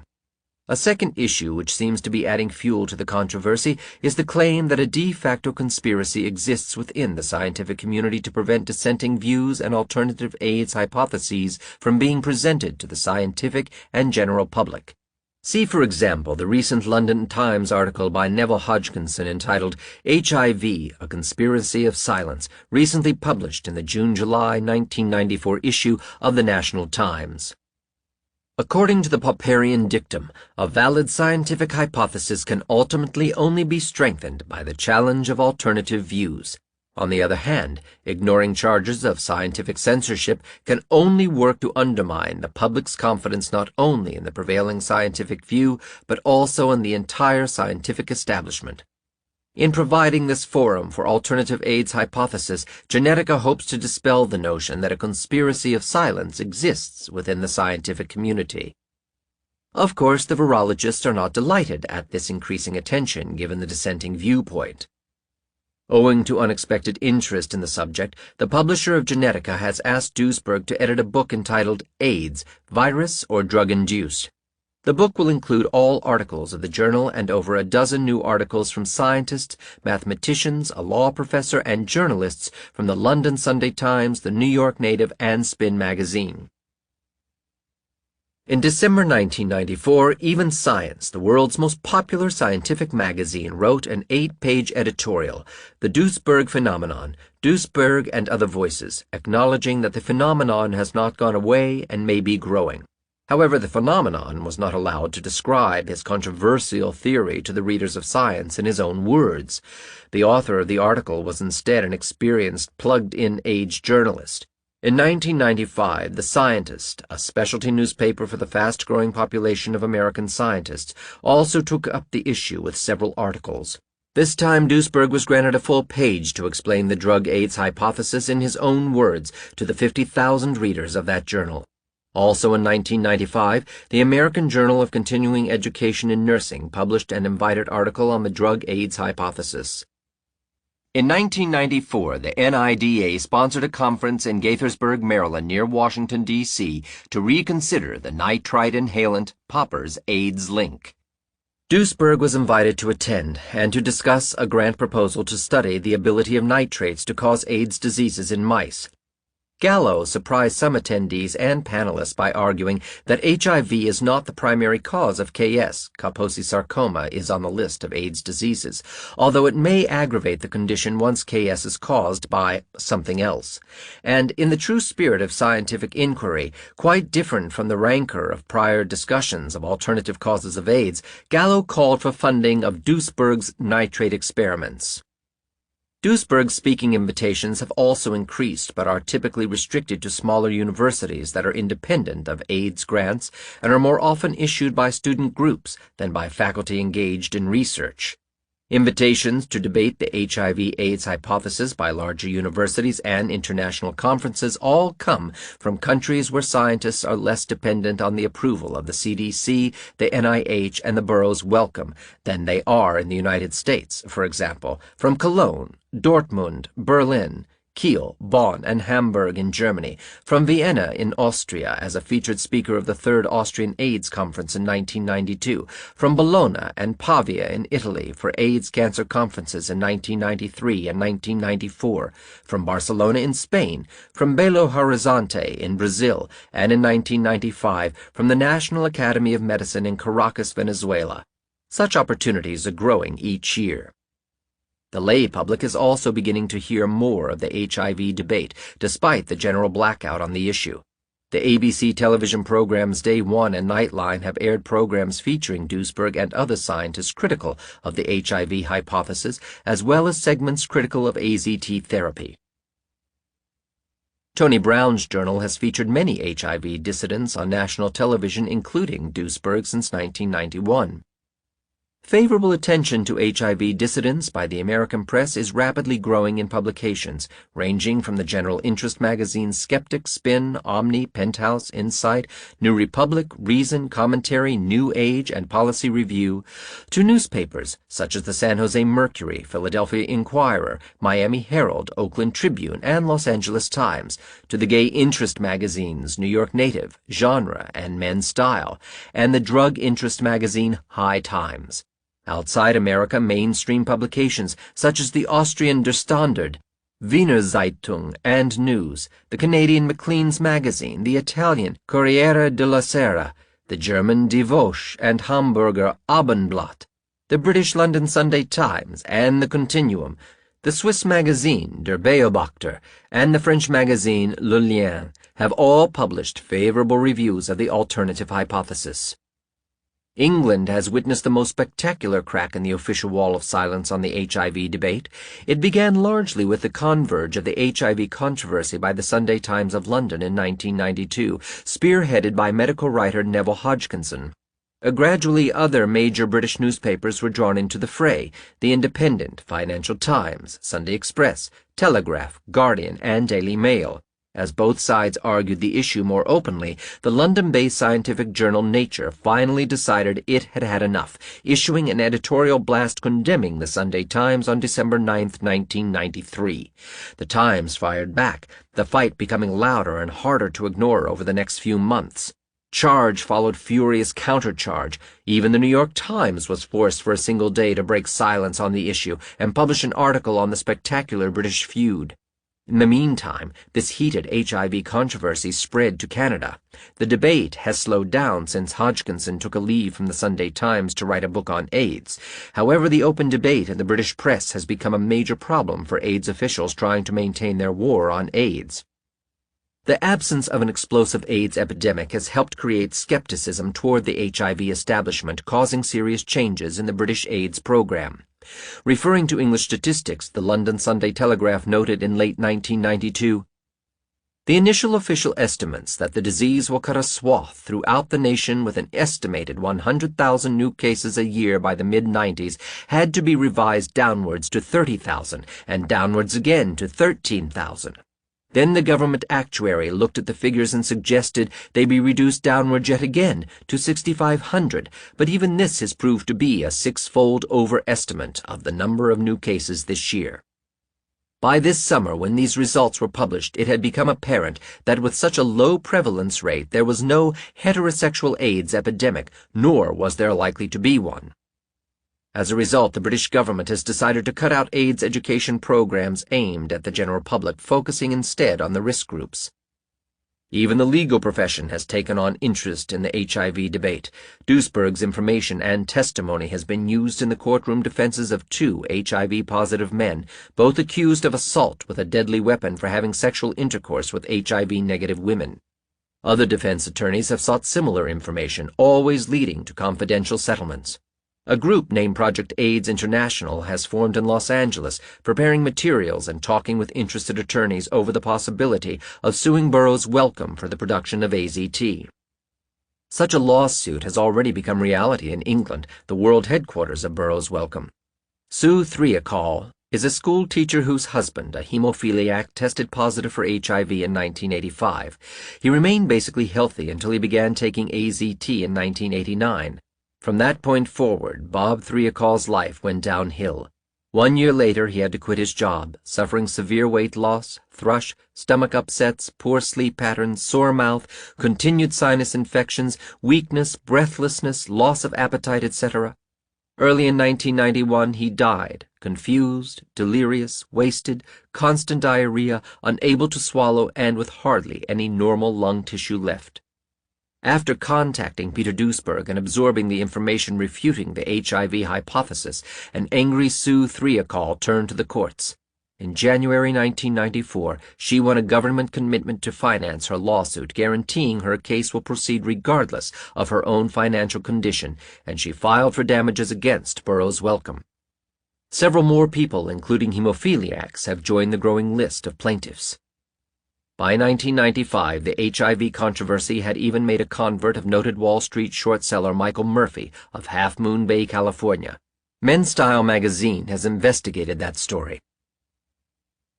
Murphy publishes one of the most influential newsletters for short sellers, the Overpriced Stock Index. Unlike traditional stockbrokers, short sellers make money when a company's stock price falls, not rises.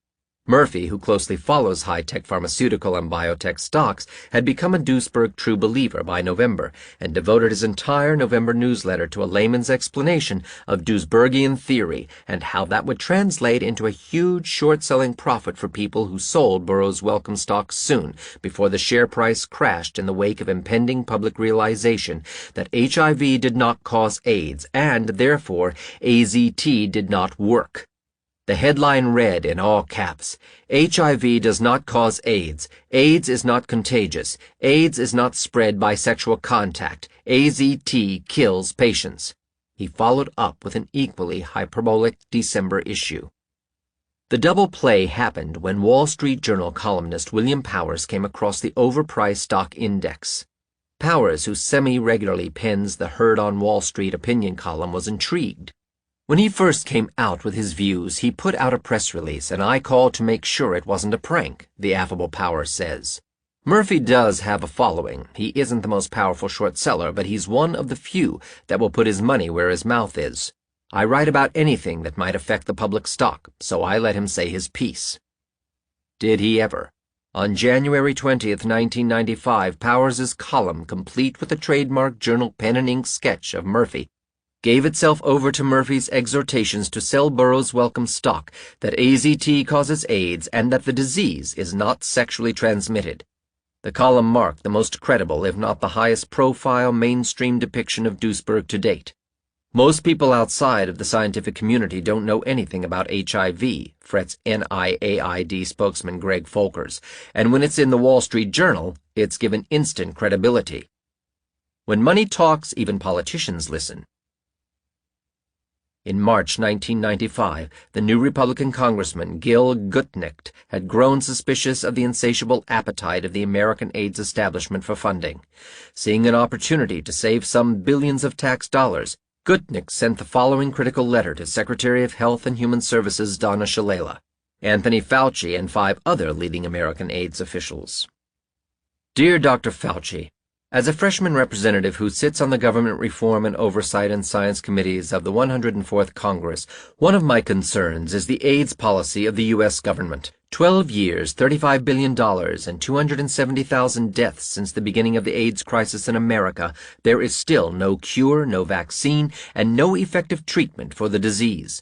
Considering the social and financial costs involved so far, I would like to request your responses to a series of questions.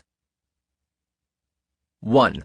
I am told that A. There is not a single documented case of a health care worker without any other AIDS risk who contracted AIDS from the over 401,749 American AIDS patients in 10 years. B. The partner of AIDS patient Rock Hudson, the wife and 8-year-old daughter of late AIDS patient Arthur Ashe, as well as the husband of the late AIDS patient Elizabeth Glaser, are HIV and AIDS free. What is the scientific proof that AIDS is contagious? 2. Is there any study showing that HIV-positive American men or women who are not on recreational drugs or AZT or receive transfusions ever got AIDS from HIV? Are there any documented cases of tertiary heterosexual AIDS transmission, AIDS transmitted to a non-risk group heterosexual who in turn transmits AIDS to another non-risk group heterosexual? 3. After more than 10 years of intensive research and over 100,000 papers published on HIV/AIDS, is there a study that proves that HIV is the cause of AIDS? 4. How do you explain HIV-free AIDS cases? I am told there are over 4,621 on record beyond naming them ICL, idiopathic CD4 lymphocytopenial. 5. If infectious HIV is the cause of AIDS, why is Kaposi sarcoma, the signal disease of AIDS, exclusively observed in male homosexuals? 6. Why are there long-term survivors, 12 to 15 years of HIV? Is there medical precedent for a fatal virus with such a long latency period? Are long-term survivors generally people who do not use recreational drugs and AZT? 7. How does the medical community explain the fact that the median life expectancy of American hemophiliacs has increased from 11 in 1972 to 27 in 1987, although 75% were infected by HIV in the decade before 1984? 8. Can federal efforts ignore the theory that recreational drugs and AZT cause AIDS, considering that 30% of all American AIDS patients are intravenous drug users and that nearly all others are users of oral recreational drugs and/or AZT, DDL, or DDC? 9. Considering that there is little scientific proof of the exact linkage of HIV and AIDS, is it ethical to prescribe AZT, a toxic chain terminator of DNA developed 30 years ago as cancer chemotherapy, to 150,000 Americans, among them pregnant women and newborn babies, as an anti-HIV drug? Is there any scientific precedent of a virus causing an autoimmune disease? What do Kaposi sarcoma, lymphoma, dementia, cervical cancer, and wasting disease have to do with immune deficiency? If HIV never claims more than 1 out of 1,000 cells every other day, and the body replaces at least 30 out of 1,000 during the same period, how does HIV damage the immune system? 11. In how many American AIDS cases was HIV actually found? How many presumptive diagnoses of HIV have been recorded? Do HIV antibody tests cross-react with other microbes, viruses, vaccines, or other natural or artificial substances? 12.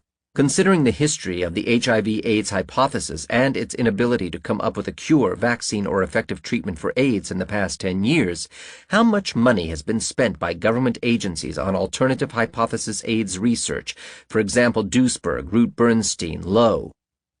Advancement in medicine depends entirely upon experimentation, objectivity, testing all hypotheses, and most importantly, debate, in order to find the truth. Consider this initial inquiry my contribution to this important debate. I eagerly await your response to the above questions. Sincerely, Gil Gutnick, U.S. Representative. C.C. Robert Gallo, Harold Jaffe, Bill Paul, Harold Varmus, Patsy Fleming, David Satcher, Donna Shalala. 4 months after he had sent out his 12 questions, Gutnick received, on July 10th, a 7-page letter signed by Secretary of Health and Human Services Donna Shalala.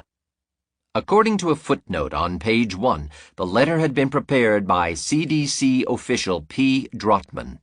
The letter addressed each of Gutnick's questions with undocumented ex cathedra assertions that are worthless for a scientific debate. Although HIV is the underlying cause of AIDS, much remains to be known about exactly how HIV causes immune deficiency.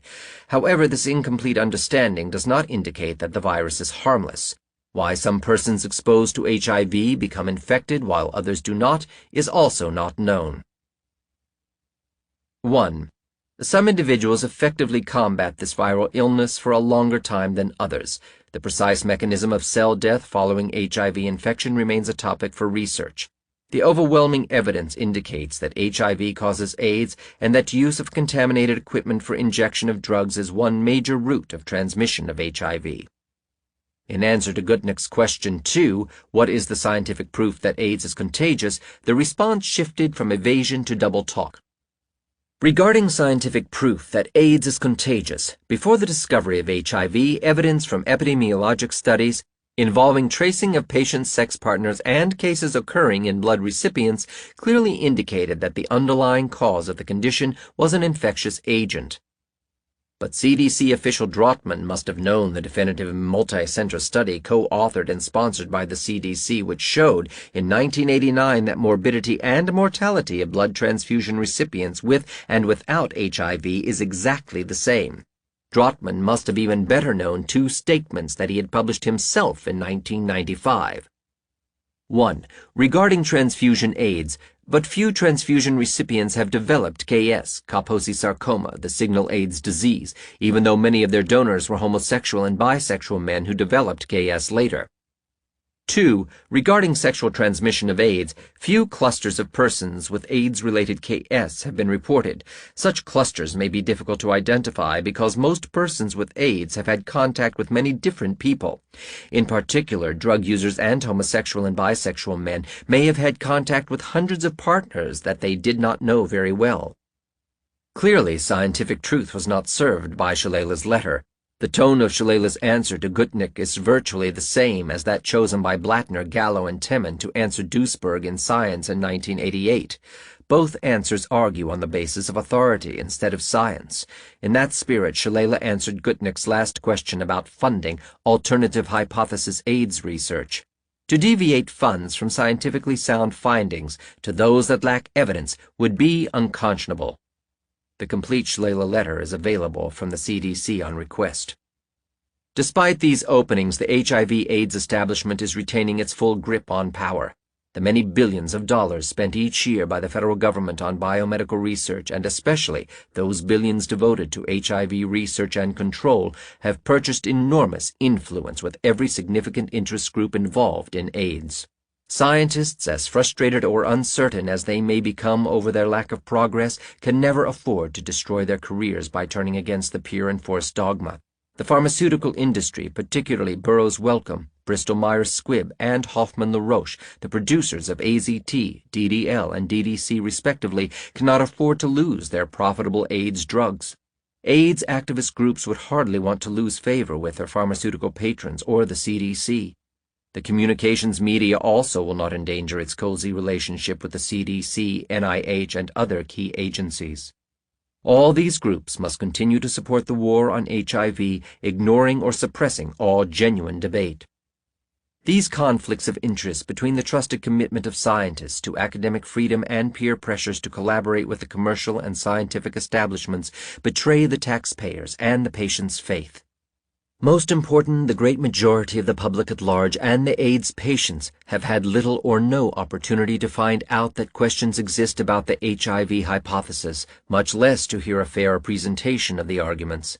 If the public were to discover the facts and how the debate had been hidden from them, they would likely demand an end to the war on AIDS. How command science betrays public trust. For the public ever to break command science, it must first understand the basis of its enormous powers. The medical establishment derives these powers from three sources. 1. Enforced consensus through peer review. 2. Consensus through commercialization. And 3. The fear of disease, particularly infectious disease. 1. Enforced consensus through peer review. The initial power base of the establishment is grant allocation. No medical scientist could even hope to make a career without a research grant from the NIH. Grant allocation selects and rewards conformism with the establishment view. Nonconformists are eliminated by the outwardly democratic peer review system, advertised by the orthodoxy as an independent jury system that provides checks and balances. However, a truly independent jury would be fatal for the establishment. Indeed, a grant awarded to test an unorthodox theory of AIDS that proved to be successful would be an end to the orthodoxy itself. Therefore, orthodox scientists with NIH grants are carefully selected as the peers to review investigator-initiated grant applications. The system works because the peers serve the orthodoxy by serving their own vested interests. Under this review system, a scientist's access to funding, promotions, publication in journals, ability to win prizes, and invitations to conferences are entirely controlled by his peers. This absurd situation puts one's competitors in charge of one's career, a direct conflict of interest. Imagine if every new automobile or new computer had to be approved by competing corporations before being released to the market. Products would cease improving, and the market would experience a steady decline in quality. Innovation and competition would die. Such inherent problems have led to public criticisms of peer review over the past 20 years, with various congressmen and even the Office of Management and Budget voicing objections to the system. The stifling effect of peer review becomes worse as the number of peers increases, one of the direct effects of overfunded science. The growing number of researchers creates a herd effect, drowning out the voice of the lone scientist who questions official wisdom. Researchers begin spending more time networking and seeking to build coalitions of allies rather than stepping on toes by raising unpopular questions. When the number of scientists in a field is small, they all feel more free to break into conflicting factions with different opinions. A field crowded with peers quickly stifles all such independent thinking, imposing a consensus on the group as a whole. For example, if in a small group an innovative scientist challenges an established opponent, the loser may join the winner or choose another field. But if one innovative scientist takes on 100,000 orthodox colleagues and the challenger wins, the consequences for the orthodoxy would be disastrous if it were not for the peer review system. Hundreds of thousands could not practically be converted or easily re-employed, nor would so many be willing to concede defeat to a single challenger. The challenging hypothesis would have to be aborted by the orthodoxy before it is born. The power of peer review. Former NIH Director Bernadine Healy, when questioned during her confirmation hearings before the Senate in 1991, brought up this same problem. She referred to the competition between Mozart and his less competent but more popular rival Salieri. One journalist summarized her point. Salieri would probably have fared better than Mozart in the equivalent of today's peer review system. Healy said, but if medicine is to succeed, the Mozarts must be allowed to flourish as well. As long as a scientist's work is reviewed only by competitors within his own field, peer review will crush genuine science. At a minimum, a scientist should be reviewed only by researchers outside his field, those without such direct conflicts of interest. The further removed from the grant applicant's field, the less biased the reviewers will be. There are numerous well-qualified researchers in related fields who could objectively serve on review committees. Unfortunately, the AIDS establishment, so far from embracing concepts of impartial review, was the first to break even with the standard practice of restricting scientific decisions to scientific peers by appointing faithful activists and risk groups to regular science policy meetings. For example, Martin Delaney from Project Inform, San Francisco, serving as advisor to Anthony Fauci at NIH. Through peer review, the federal government has attained a near monopoly on science. A handful of federal agencies, primarily the NIH, dominate research policies and effectively dictate the official dogma. HIV research provides a case in point. By declaring the virus the cause of AIDS at a press conference sponsored by the Department of Health and Human Services, NIH researcher Robert Gallo swung the entire medical establishment and even the rest of the world behind his hypothesis. Once such a definitive statement is made, the difficulty of retracting it only increases with time. As the situation stands now, scientists who sit as peer reviewers for non-federal granting agencies generally receive NIH funding themselves and thus tend to enforce the federal dogma even on other organizations. 2. Consensus through commercialization. The second basis of establishment power is achieved by the commercialization of science. The biotechnology industry arose mainly to supply equipment and reagents to NIH-funded laboratories. As the NIH budget has increased, so has the subsidized market for biotechnology products.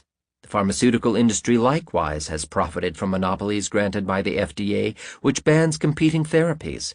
Both the biotechnology and pharmaceutical industries feed opportunistically off the NIH largesse. Naturally, some of these federally provided corporate profits find their way back to scientists in the form of patent royalties, consultantships, paid board positions, and stock ownership. These same scientists often sit in judgment of their fellow researchers as peer reviewers, deciding whether a competitor should be funded or allowed to publish. Such commercial conflicts of interest have almost totally permeated biomedical scientific institutions today, whether universities or the NIH or FDA. Researchers have made a regular policy of looking the other way or even rewriting the rules to allow such behavior. The laws of marketing force consensus even more effectively than peer review. In order for a research product to find a market, the underlying hypothesis for the product must be accepted by a majority of the practitioners in the field. Without such informal support, a product would never stand a chance in the formal review process by peers of the FDA, a division of the Department of Health and Human Services, HHS. The FDA, like its sister HHS divisions, follows the national HIV/AIDS dogma and selects its review committees accordingly. Thus, commercial success can be achieved only by consensus. For example, an AIDS product that is not based on the HIV/AIDS hypothesis would not be approved unless it miraculously cured AIDS overnight. By contrast, a toxic chemotherapy like AZT, which has yet to cure the first AIDS patient and was even rejected as a cancer drug 30 years ago, proved to be a commercial success overnight after FDA approval. Moreover, marketing arrests the evolution of research to the status of a successful market product. It would be economic suicide for a scientist to advance research that would render his established commercial products obsolete. This applies to Gallo's NIH patent for the HIV test, for which Gallo's salary is supplemented by the NIH since 1985 by $100,000 annually for the duration of the patent. Many other AIDS researchers are HIV millionaires, since non-government scientists are not limited to supplements of $100,000 annually. Conflicts of interest must inevitably arise when huge sums of money are poured into science. With $7.5 billion federal AIDS dollars available annually, people will always find ways to sell their research. Annually, more than 2.5 million HIV tests at $50 apiece, about 200,000 AZT therapies at $10,000 per person per year, innumerable HIV DNA tests at more than $300 apiece, T-cell counts, blood transfusions, vaccines, and many other commodities are sold. The only workable solution lies in restoring science ethics to their status of 20 years ago, when all commercial applications of government-sponsored biological science were prohibited. Both peer review and commercialization have killed the evolution of AIDS research by penalizing conceptual innovation and fixing the status quo. And monopolies kill science even faster than economies. 3. The fear of disease. Traditionally, the power of medical sciences has been based on the fear of disease, particularly infectious disease. The HIV/AIDS establishment has exploited this instrument of power to its limits. From individual AIDS educators insisting on condoms, to activists calling for clean needles and experimental drugs, to doctors prescribing AZT, to the CDC calling for increased funding of its war against viruses, fear is a non-negotiable argument. The bloated science bureaucracy, and particularly the virus hunting program, have succeeded for decades, mostly by using the war motif. Wars are fought most effectively in the name of fear. James Shannon first squeezed extra money out of Congress by declaring war on polio. Richard Nixon mobilized researchers behind the war on cancer. David Baltimore and his allies engineered the war on AIDS. Now the NIH is declaring a war on breast cancer, which is doomed to finish in the same cemetery as the other war on cancer.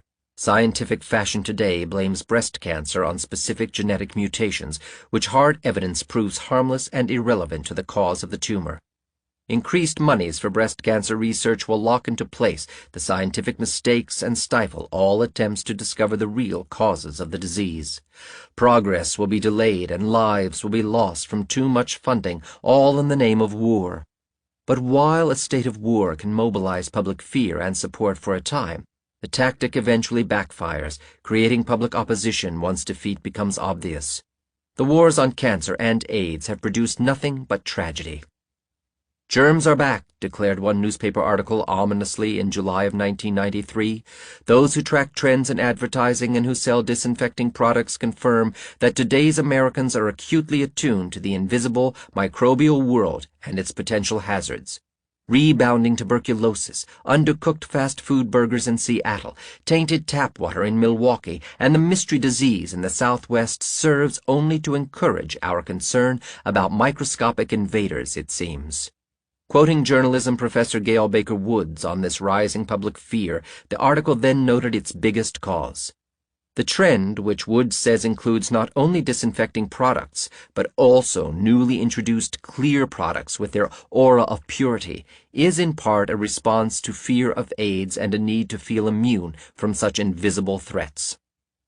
The fear of microbes is resurging at a most ironic time. Infectious diseases, which once were the leading killers, have stopped killing people in the industrial world. Today, fewer than 1% of all deaths in the First World result from contagion. Heart disease has become the major cause, followed by cancer, and life expectancies have grown nearly to 80 years. The polio epidemic marked the end of the era of infectious disease for industrial societies. Yet by blaming AIDS, cancer, and other modern non-contagious diseases on microbes, the virus-hunting research establishment has pointlessly resurrected this old anxiety. That modern science could so effectively terrify the public of a long-vanished threat testifies to its enormous power.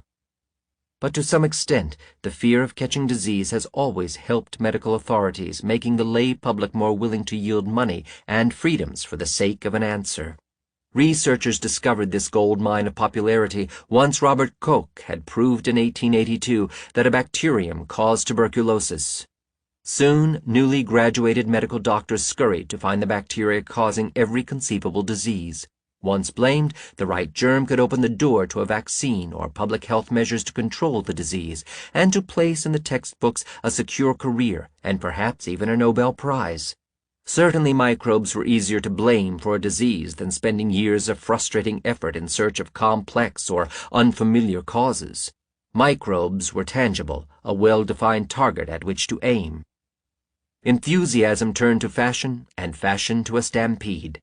Bacteria were being found even in non-contagious diseases. Scurvy, pellagra, SMON, and beriberi, among others, were each in turn blamed on a series of microbes, sometimes leading to control measures that only exacerbated these epidemics and always delaying the search for missing vitamins in the diet or toxic medical and recreational drugs. Merely isolating a germ often served to implicate it as being guilty for some disease. Few people stopped to consider the possibility that most germs were simply harmless. Bacteria hunting temporarily disappeared with the end of contagious epidemics. Meanwhile, virus hunting arrived on the scene, seeing its heyday primarily in the polio epidemic. Once polio disappeared, however, the microbe hunters should have dropped their outmoded speciality, developing new methods and ideas for studying other types of disease. But because of a series of political decisions during the 1950s, they did not. In 1951, Alexander Lang Muir founded the Epidemic Intelligence Service, EIS, of the CDC, intended to act as an early warning detection and control system for contagious epidemics.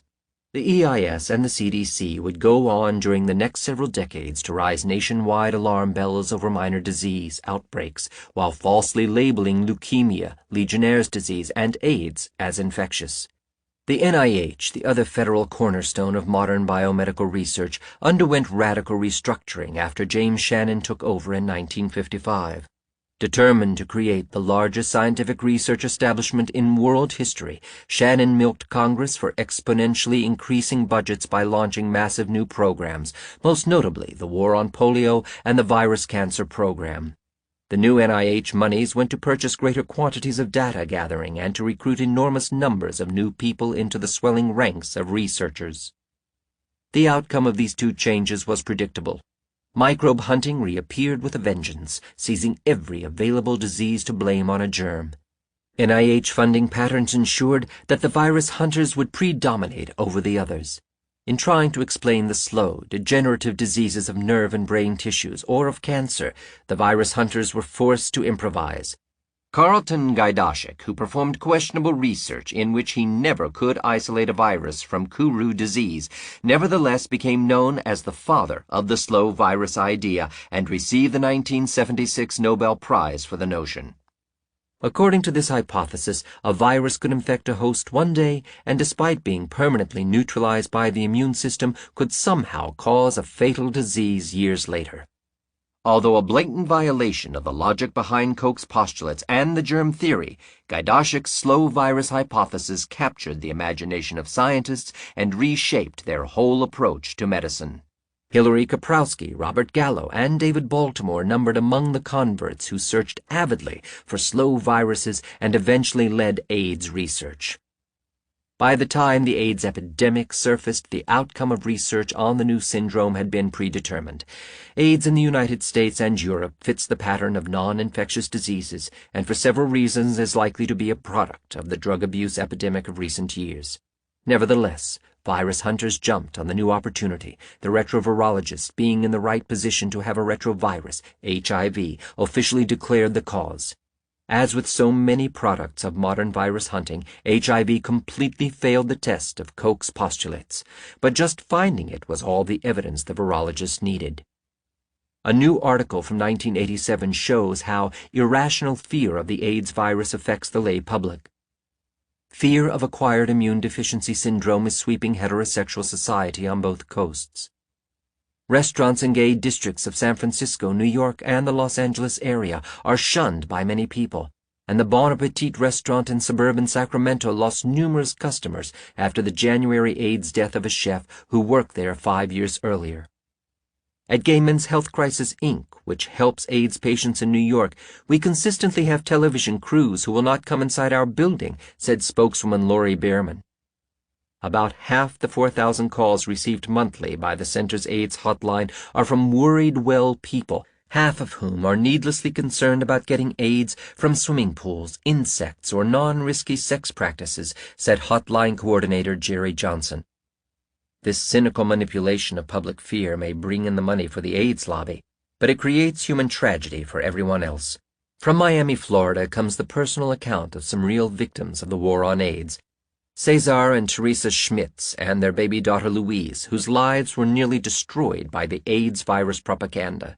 Teresa herself related the story in December of 1993. In January 1992, we found out my husband was HIV positive. I will never forget that morning. I will never forget the first 3 or 4 days after that test result. It was surely the most devastating experience I ever had in my entire life. Abruptly, it was all gone. No more future, no more nothing. From that moment on, life would be waiting for death. The worst part was to face my beautiful and adorable 1-year-old little girl. She was condemned to die. Out of my despair, I did anything I could to get an answer about the chances of my baby surviving. The trained professionals at the 800 numbers that I called gave me answers like, "Oh my God," after I said that my husband was HIV positive and I had a baby. They even asked, "Is her hair falling? Is she losing weight?" I could not allow my beautiful and precious baby to go through all that suffering. I could not imagine her going from hospital to hospital, having needles stuck in her little arm, seeing her going skinnier and skinnier. I could not take that. The only way out of that despair, of that suffering, was to kill ourselves. There was no other solution for us but this one. It would end the pain and the nightmare right at the beginning. 2 weeks later, my test result came out. I was negative. So it meant that Louise was negative too. Now Cesar was the only one of us condemned to die. March 1991, not even 2 months after the results, Cesar started with the symptoms of AIDS: diarrhea, nausea, weight loss, and so on. The strange thing was that the symptoms began right after he started taking AZT. He was feeling so bad, so sick, he decided against his doctor's will to stop taking AZT. All of a sudden, like magic, no more symptoms. He was healthy and normal again and remained so since then in 1995. He goes regularly to a clinic for lab tests. The doctor thinks he is doing very well but insists and pressures him to take AZT or its similar because it is the only way. The doctor's faith is so strong that he does not listen to Cesar. Our marriage was falling apart, no sex life for 2 years. He did not want to take any chances of contaminating me. The only sure way was abstinence. About a month ago, I decided to write to Dr. Peter Duesberg. After talking to him, my life changed. Everything went back to normal. Cesar and I are having a really normal life. We are planning our second child. We got to the conclusion this whole HIV hypothesis is a mistake, a tragic hoax. And once the AIDS virus will no longer scare the American public, the CDC stands ready with new superbugs. After AIDS, superbugs give medicine the jitters. These are the powers of the medical establishment that will continue to suppress the AIDS debate and have been able to obstruct the already available solution for a long time. While hundreds of thousands of people die of heavy drug abuse or from their AZT prescriptions, AIDS officials insist on pushing condoms, sterile needles, and HIV testing on a terrified population. AIDS propaganda is ubiquitous, observes Charles Ortleb, publisher of the homosexual interest New York Native. 10% of every brain in America must be filled with posters, news items, condom warnings, etc., etc. The iconography of AIDS is everywhere, part of the big lie that some activists promote over and over in an Orwellian way is that AIDS is somehow not on the front burner of America. AIDS propaganda has become part of the very air that Americans breathe. All of this is based on a war against a harmless virus waged with deadly treatments and misleading public health advice. This is truly a medical disaster on an unprecedented scale. Ironically, HIV positives actually have no reason to fear. As with uninfected people, those who stay off recreational drugs and avoid AZT will never die of AIDS. Antibody-positive people can live absolutely normal lives. Worldwide, 17 million of the 18 million HIV positives certainly do. Those at real risk of AIDS could help their fate if they were only informed that recreational drugs cause AIDS, and those with AIDS could recover if they were informed that AZT and its analogs inevitably terminate DNA synthesis and thus life. When the public finally catches on to these deceptive tactics, the HIV hypothesis of AIDS and its proponents will find harsh judgment. AIDS researchers will do their best to control the downfall, accepting the idea of cofactors and gradually relegating HIV to a less important role in the syndrome, a process that has just begun. In December 1994, Kaposi sarcoma, once the signature disease of AIDS, was taken off the list of HIV diseases. For the time being, another virus was causing that AIDS disease. They will probably even try to take credit themselves for discovering the unimportance of HIV, disguising the reversal as further progress in AIDS research. But the fact that they are stubbornly fighting such change and even accelerating the war on AIDS with new, toxic antiviral drugs indicates they may learn only too late. This time, the public may hold biomedical researchers and public health experts accountable, and misguided microbe hunting will meet its long overdue judgment. This has been an Audible Inc. production of Inventing the AIDS Virus, written by Peter H. Duesberg, narrated by J. Arthur Tripp. Producer Mike Charzik. Copyright 1996 by Peter Duesberg and Bryan J. Ellison. Production copyright 2013 by Audible Inc.